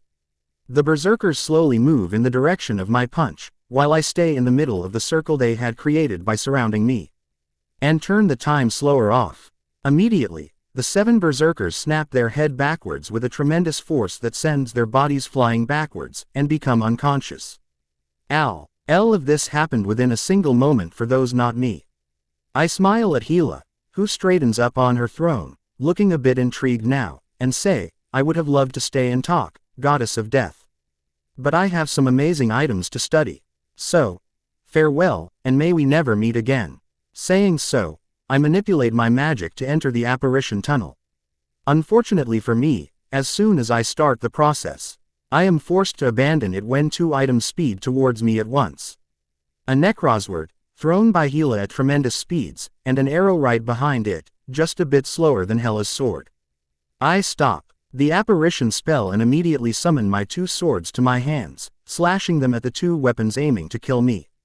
With a loud clang, the necrosword hits my orcrist and is thrown away from me, hitting a small rock. While the arrow is simply thrown upwards, the diversion of the necrosword is still enough to completely crush the stone, while the arrow flies up a small distance and then starts falling downwards. As the arrow reaches my face level, I spin around to gather more momentum and slam the flat side of my sword on its blunt end, sending it flying back towards the woman who had thrown it at me. Helped along by my telekinesis. Unsurprisingly, it is caught right before it can hit the surprised light elf woman in her left eye by a fast-acting Gila Odinsdottir. Her reaction speed is something else, that's for sure. I just wasn't sure that she would even save a servant of hers. And I had to stop my apparition. If I hadn't stopped then, the arrow and necrosword would have come into the tunnel with me and stabbed me in my neck while I was in transit. They were just that fast. And Dobby knows how that would have gone. I look at Gila, a bit annoyed, and get ready to defend at a moment's notice. This time, however, I am much surprised when she just looks at me, the arrow in her hand still, like I'm a puzzle. You're different. You're stronger than those other mortals, and you have magic. Tell me, are you a cedar? Gila says, as she sits back down on the throne.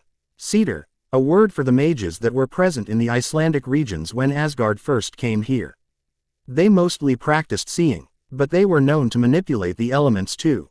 And when Bor and his son Odin came here, with their fancy magic and stronger elemental manipulation, the cedar began worshipping the 2 gods. I look at her in suspicion, looking out for the next attack to come, and say, I might have some ancestry there, but no. I am what's called a mage. And your strength, mage, is this something you were born with? Gila asks, now twirling the arrow in her hand, while the elf woman finally comes out of her shock at her almost death. The other woman was still pointing her bow at me, an arrow knocked. But she looked afraid of everything. I could tell that while she knows how to use the bow, she hadn't used it to kill any sentient beings yet. Why do you want to know? I asked, wondering if she wants the ritual to enhance strength or something. However, I have it won't work on you anyway. If I was born with it, it's of no use. And if I did it through a ritual, it still won't help her. Whatever rituals enhanced my strength to where I am now, will have a barely noticeable effect on someone like Gila. Gila hums, and says, so you got it externally then. Which means a tool of sorts that only works on mortals. Pity. She shakes her head, and then crosses her legs one over the other, making my eyes subconsciously go there. Hey, she might kill me anytime she wants, but I'm not blind. Gila is a fucking goddess, and she's bloody beautiful. Black hair, green eyes, skin tight green and black armor, and makeup that makes her look emo. She also looks like a 30-year-old mortal woman. And her face is similar to what I remember the movie actress being, only obviously younger, who was a bombshell even in her 50s. And then there's her height and strength. She's just a bit shorter than me, her body slim, but definitely muscly, showing that even without her divine strength, she is not some useless woman. As I said, Gila is a fucking goddess, and it's not just because of her title. And she can also kill me in like 10 minutes, if I use everything in my arsenal. As I try not to ogle her, she says, well, you're of no use to me then. And then, uncrossing her legs, Gila stands up. The arrow in her hands discarded to the side. She says, don't interfere, elf. I will kill him, and then we can discuss your inability to deal with a simple mortal. The elf in question ducks her head down. and drops her hands, the bow now resting on her back. The other woman simply takes a step back, not saying anything even as she disarms herself. Hela is the one who has all my attention, though. As she takes a few steps forward and stops, she conjures 2 swords in her hands, and says, "Come on, mortal. I don't have all day. Show me what you can do, and if you manage to impress me, I might just take you for a pet." A pet, to Hela. I scowl at her, and bringing my swords to my side, I disappear from my position. Appearing above Hela, I swing both my swords down on her head.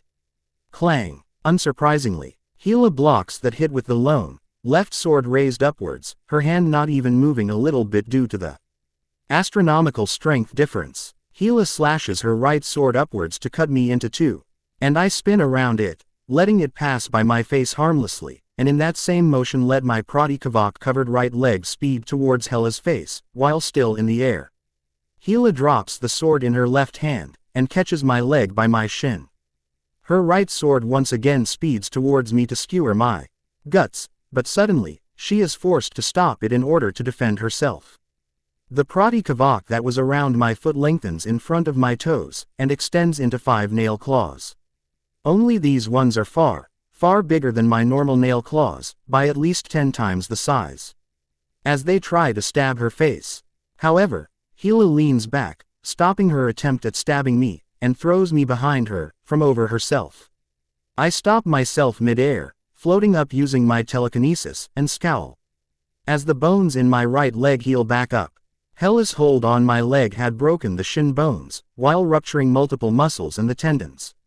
If I had landed on the ground while in this situation, I would have been in some amazing amount of pain.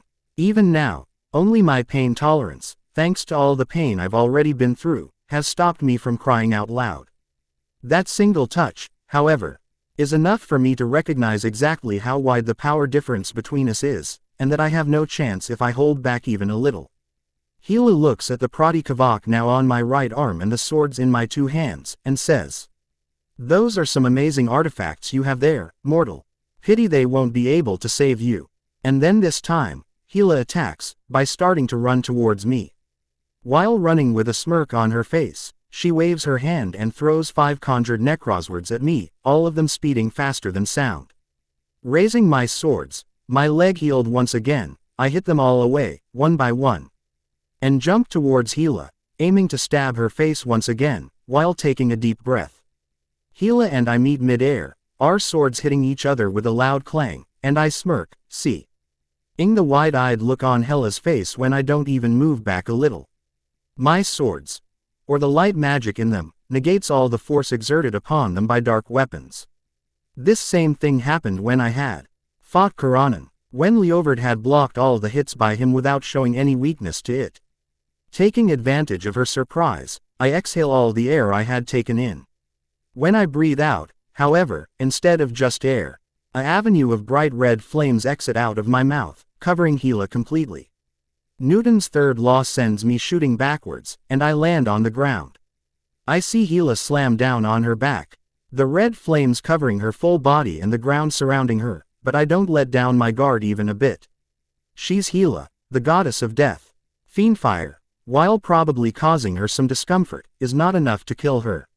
Sure enough, something flashes green inside the rampaging flames, and an explosion of wind and magic erupts out of that point, snuffing the flames out.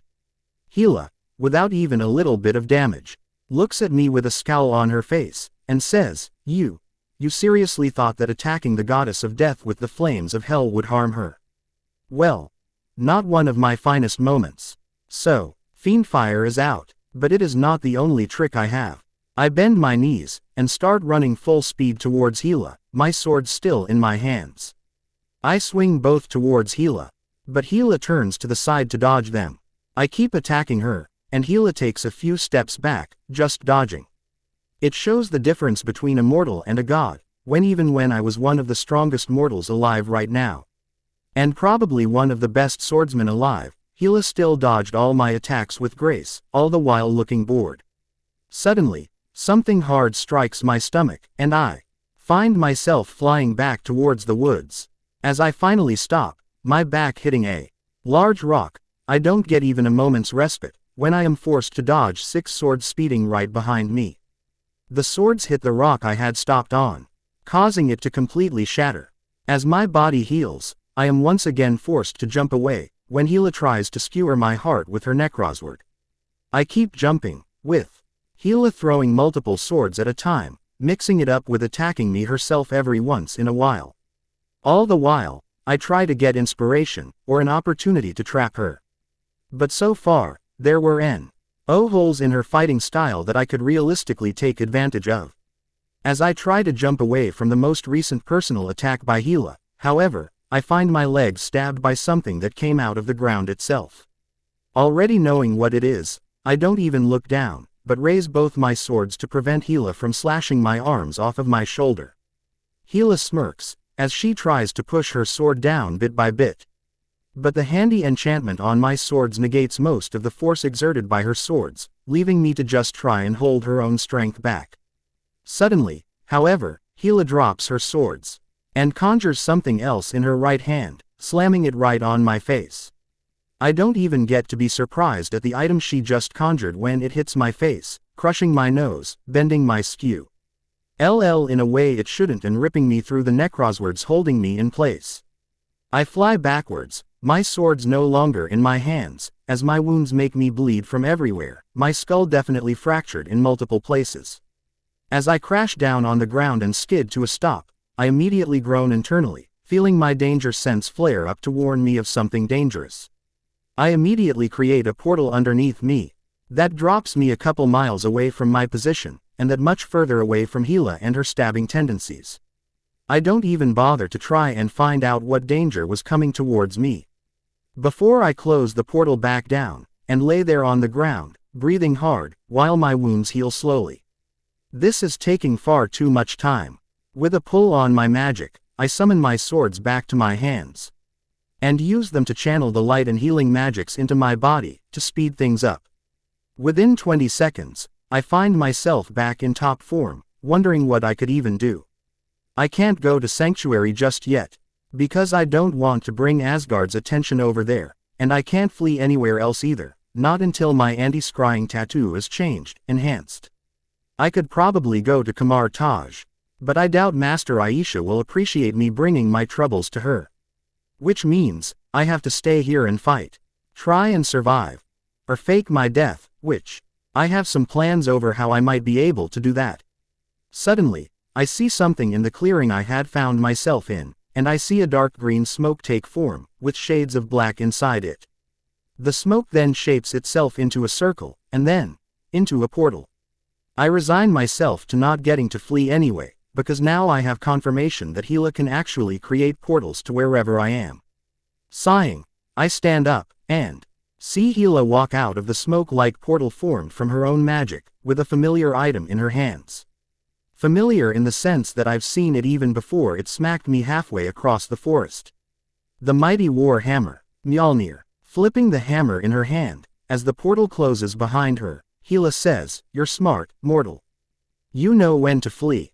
She then smirks, as the magic around a star ts to become a bit too cold for my tastes, and says, "But you cannot escape death, mortal." My wounds now completely healed, and my strength completely returned to me, I say, "Look, Hela, goddess of death. The soldiers from before were hunting a family of magical creatures, who were under my protection. I was oath-bound to protect them, and take reparations for whatever harm your soldiers caused. I understand you Asgardians are big about oaths and all." Hela snorts, and says, "I don't care, mortal. You insulted Asgard, stole the property of Asgard, and your little animals and those tiny witches caused the death of 3 Asgardian soldiers. And that means you are an enemy. Unless you would like to tell me where those tiny witches are." This time I snort, "Like hell am I giving up my tiny witches. I think I would rather have another bout with you, goddess of death." "Admirable, but sooner or later, we will find them. Even now, the All-Seer is busy looking for those witches, and when he does, well, Asgard has no need for witches, but we won't say no to more indentured servants." Hela says, shrugging casually. My eyes narrow, and my face hardens on those words. I really hope my wards are stronger than my runic tattoo. Or else Sanctuary is already in danger. But now I know, I definitely need to fight. Either until Hela believes me dead, or until I actually die. But I can't do it with just 2 swords. I need to use my magic too. Especially when Hela has the bloody Mjolnir in her hands. Still glaring at Hela, I move both my hands, and bring the 2 swords, the Orcrists, together. As soon as they touch one another, the metal shifts, as the swords go from 2 to 1, and form into the straight long sword, the Glamdring. I hold the Glamdring in my right hand, while I keep my left hand open. And start running towards Hela. Hela stays in her spot, not even bothering with seeming vigilant, but when I swing my sword towards her neck, Hela leans back just the same, while swinging the hammer upwards. Aiming for my chin, I raise my leg up, and knee Hela on her elbow, messing with her aim, and causing the hammer to miss my head by a large margin. In the same motion, I extend my leg, the Prodigy once again covering the foot, and slam it into the arm. Hela had expected the hit, and my kick barely causes her arm to move. I, however, hadn't meant the kick to actually attack her. But I used it to push myself back. Waving my hand, I manipulate the ground to rise up, and send a few large chunks of earth at Hela, while I start preparing another spell. Hela uses her hammer to smash the rocks to pieces, while a sword conjured in her left hand does the same. But when the rocks stop coming, I send my spell at her. A dark brown-colored curse, meant to destroy castle walls, hits Hela on her torso, and immediately splits in 2 as it goes to the back.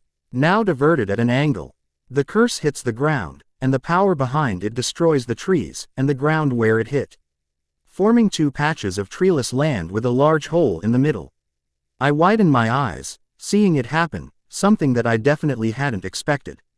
What the fuck is her armor even made of?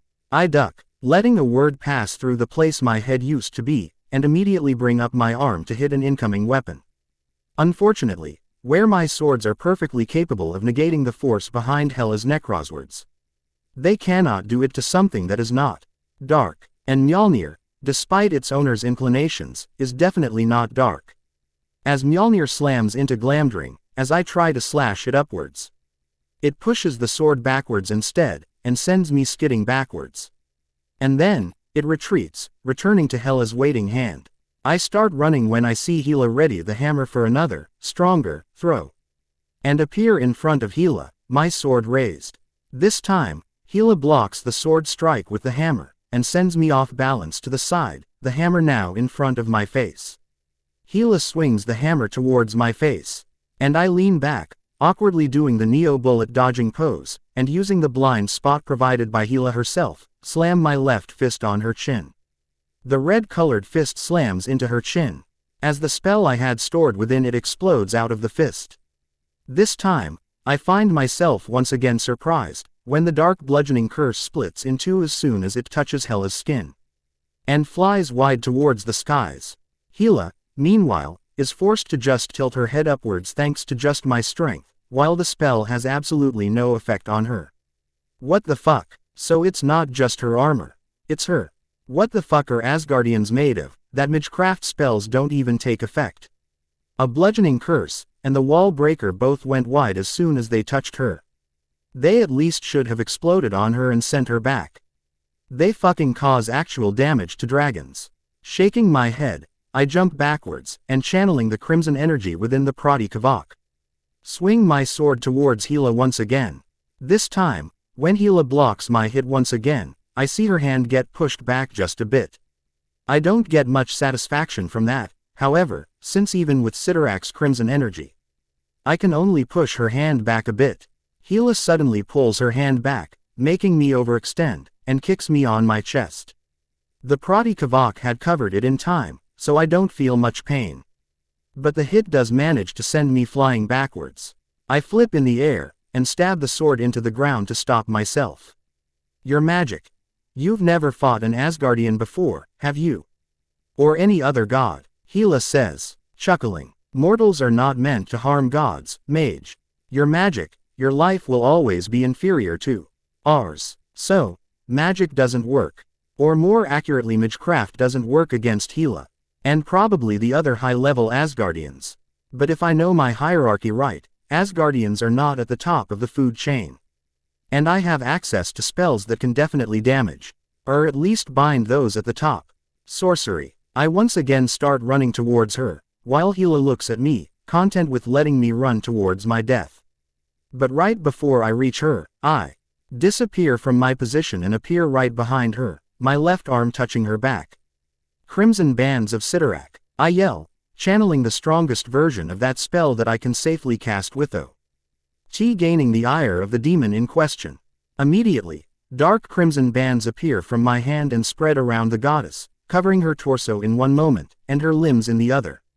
The explosion of magic causes her to get pushed forward by a bit, as Mjolnir drops down on the ground when the crimson bands take hold of her right arm. Within a second, Hela is completely covered by thick crimson bands of Sidorak, top to bottom, leaving only her nose and eyes free, so she can breathe and see. The bands prevent her from even moving, while tightening around her with every movement she makes. I keep my left hand there, breathing hard, and raise my sword to her neck. A small space opens up within the bands, giving me enough space to touch my sword on her neck, causing her to stop struggling at once. I say, give me your word, as the princess of Asgard, that you won't come after me, or my elves, and I will let you leave here, alive. I stay behind her, one hand holding the sword to Hela's neck, while the other holding on to the crimson bands binding her. I feel her anger, at either getting caught in something like this, or at me threatening her into compliance, and I manipulate the bands to open a space in front of her mouth. She gasps first, finding herself able to open her mouth once more, and says, "You are making a terrible mistake, mortal." I tighten the bands some more, look up, and say, "I can feel it. You know, the Bifrost charging up. If I feel it activating, your daughter won't have a head anymore. Let's see how she stays alive after that." It was a guess that Odin himself was watching over this fight right now. Not something I'm sure of, but when the princess of your realm is caught in someone else's trap, you don't wait to call your king, her father. You do it immediately. I hear mumbles, and turn my head towards Hela, whose mouth was once again covered by the crimson bands. Keeping my sword stable, I open up her mouth once again, allowing her to say, "I said, I don't need anyone to come and rescue me, mortal." Something cuts through the bands holding her arms together,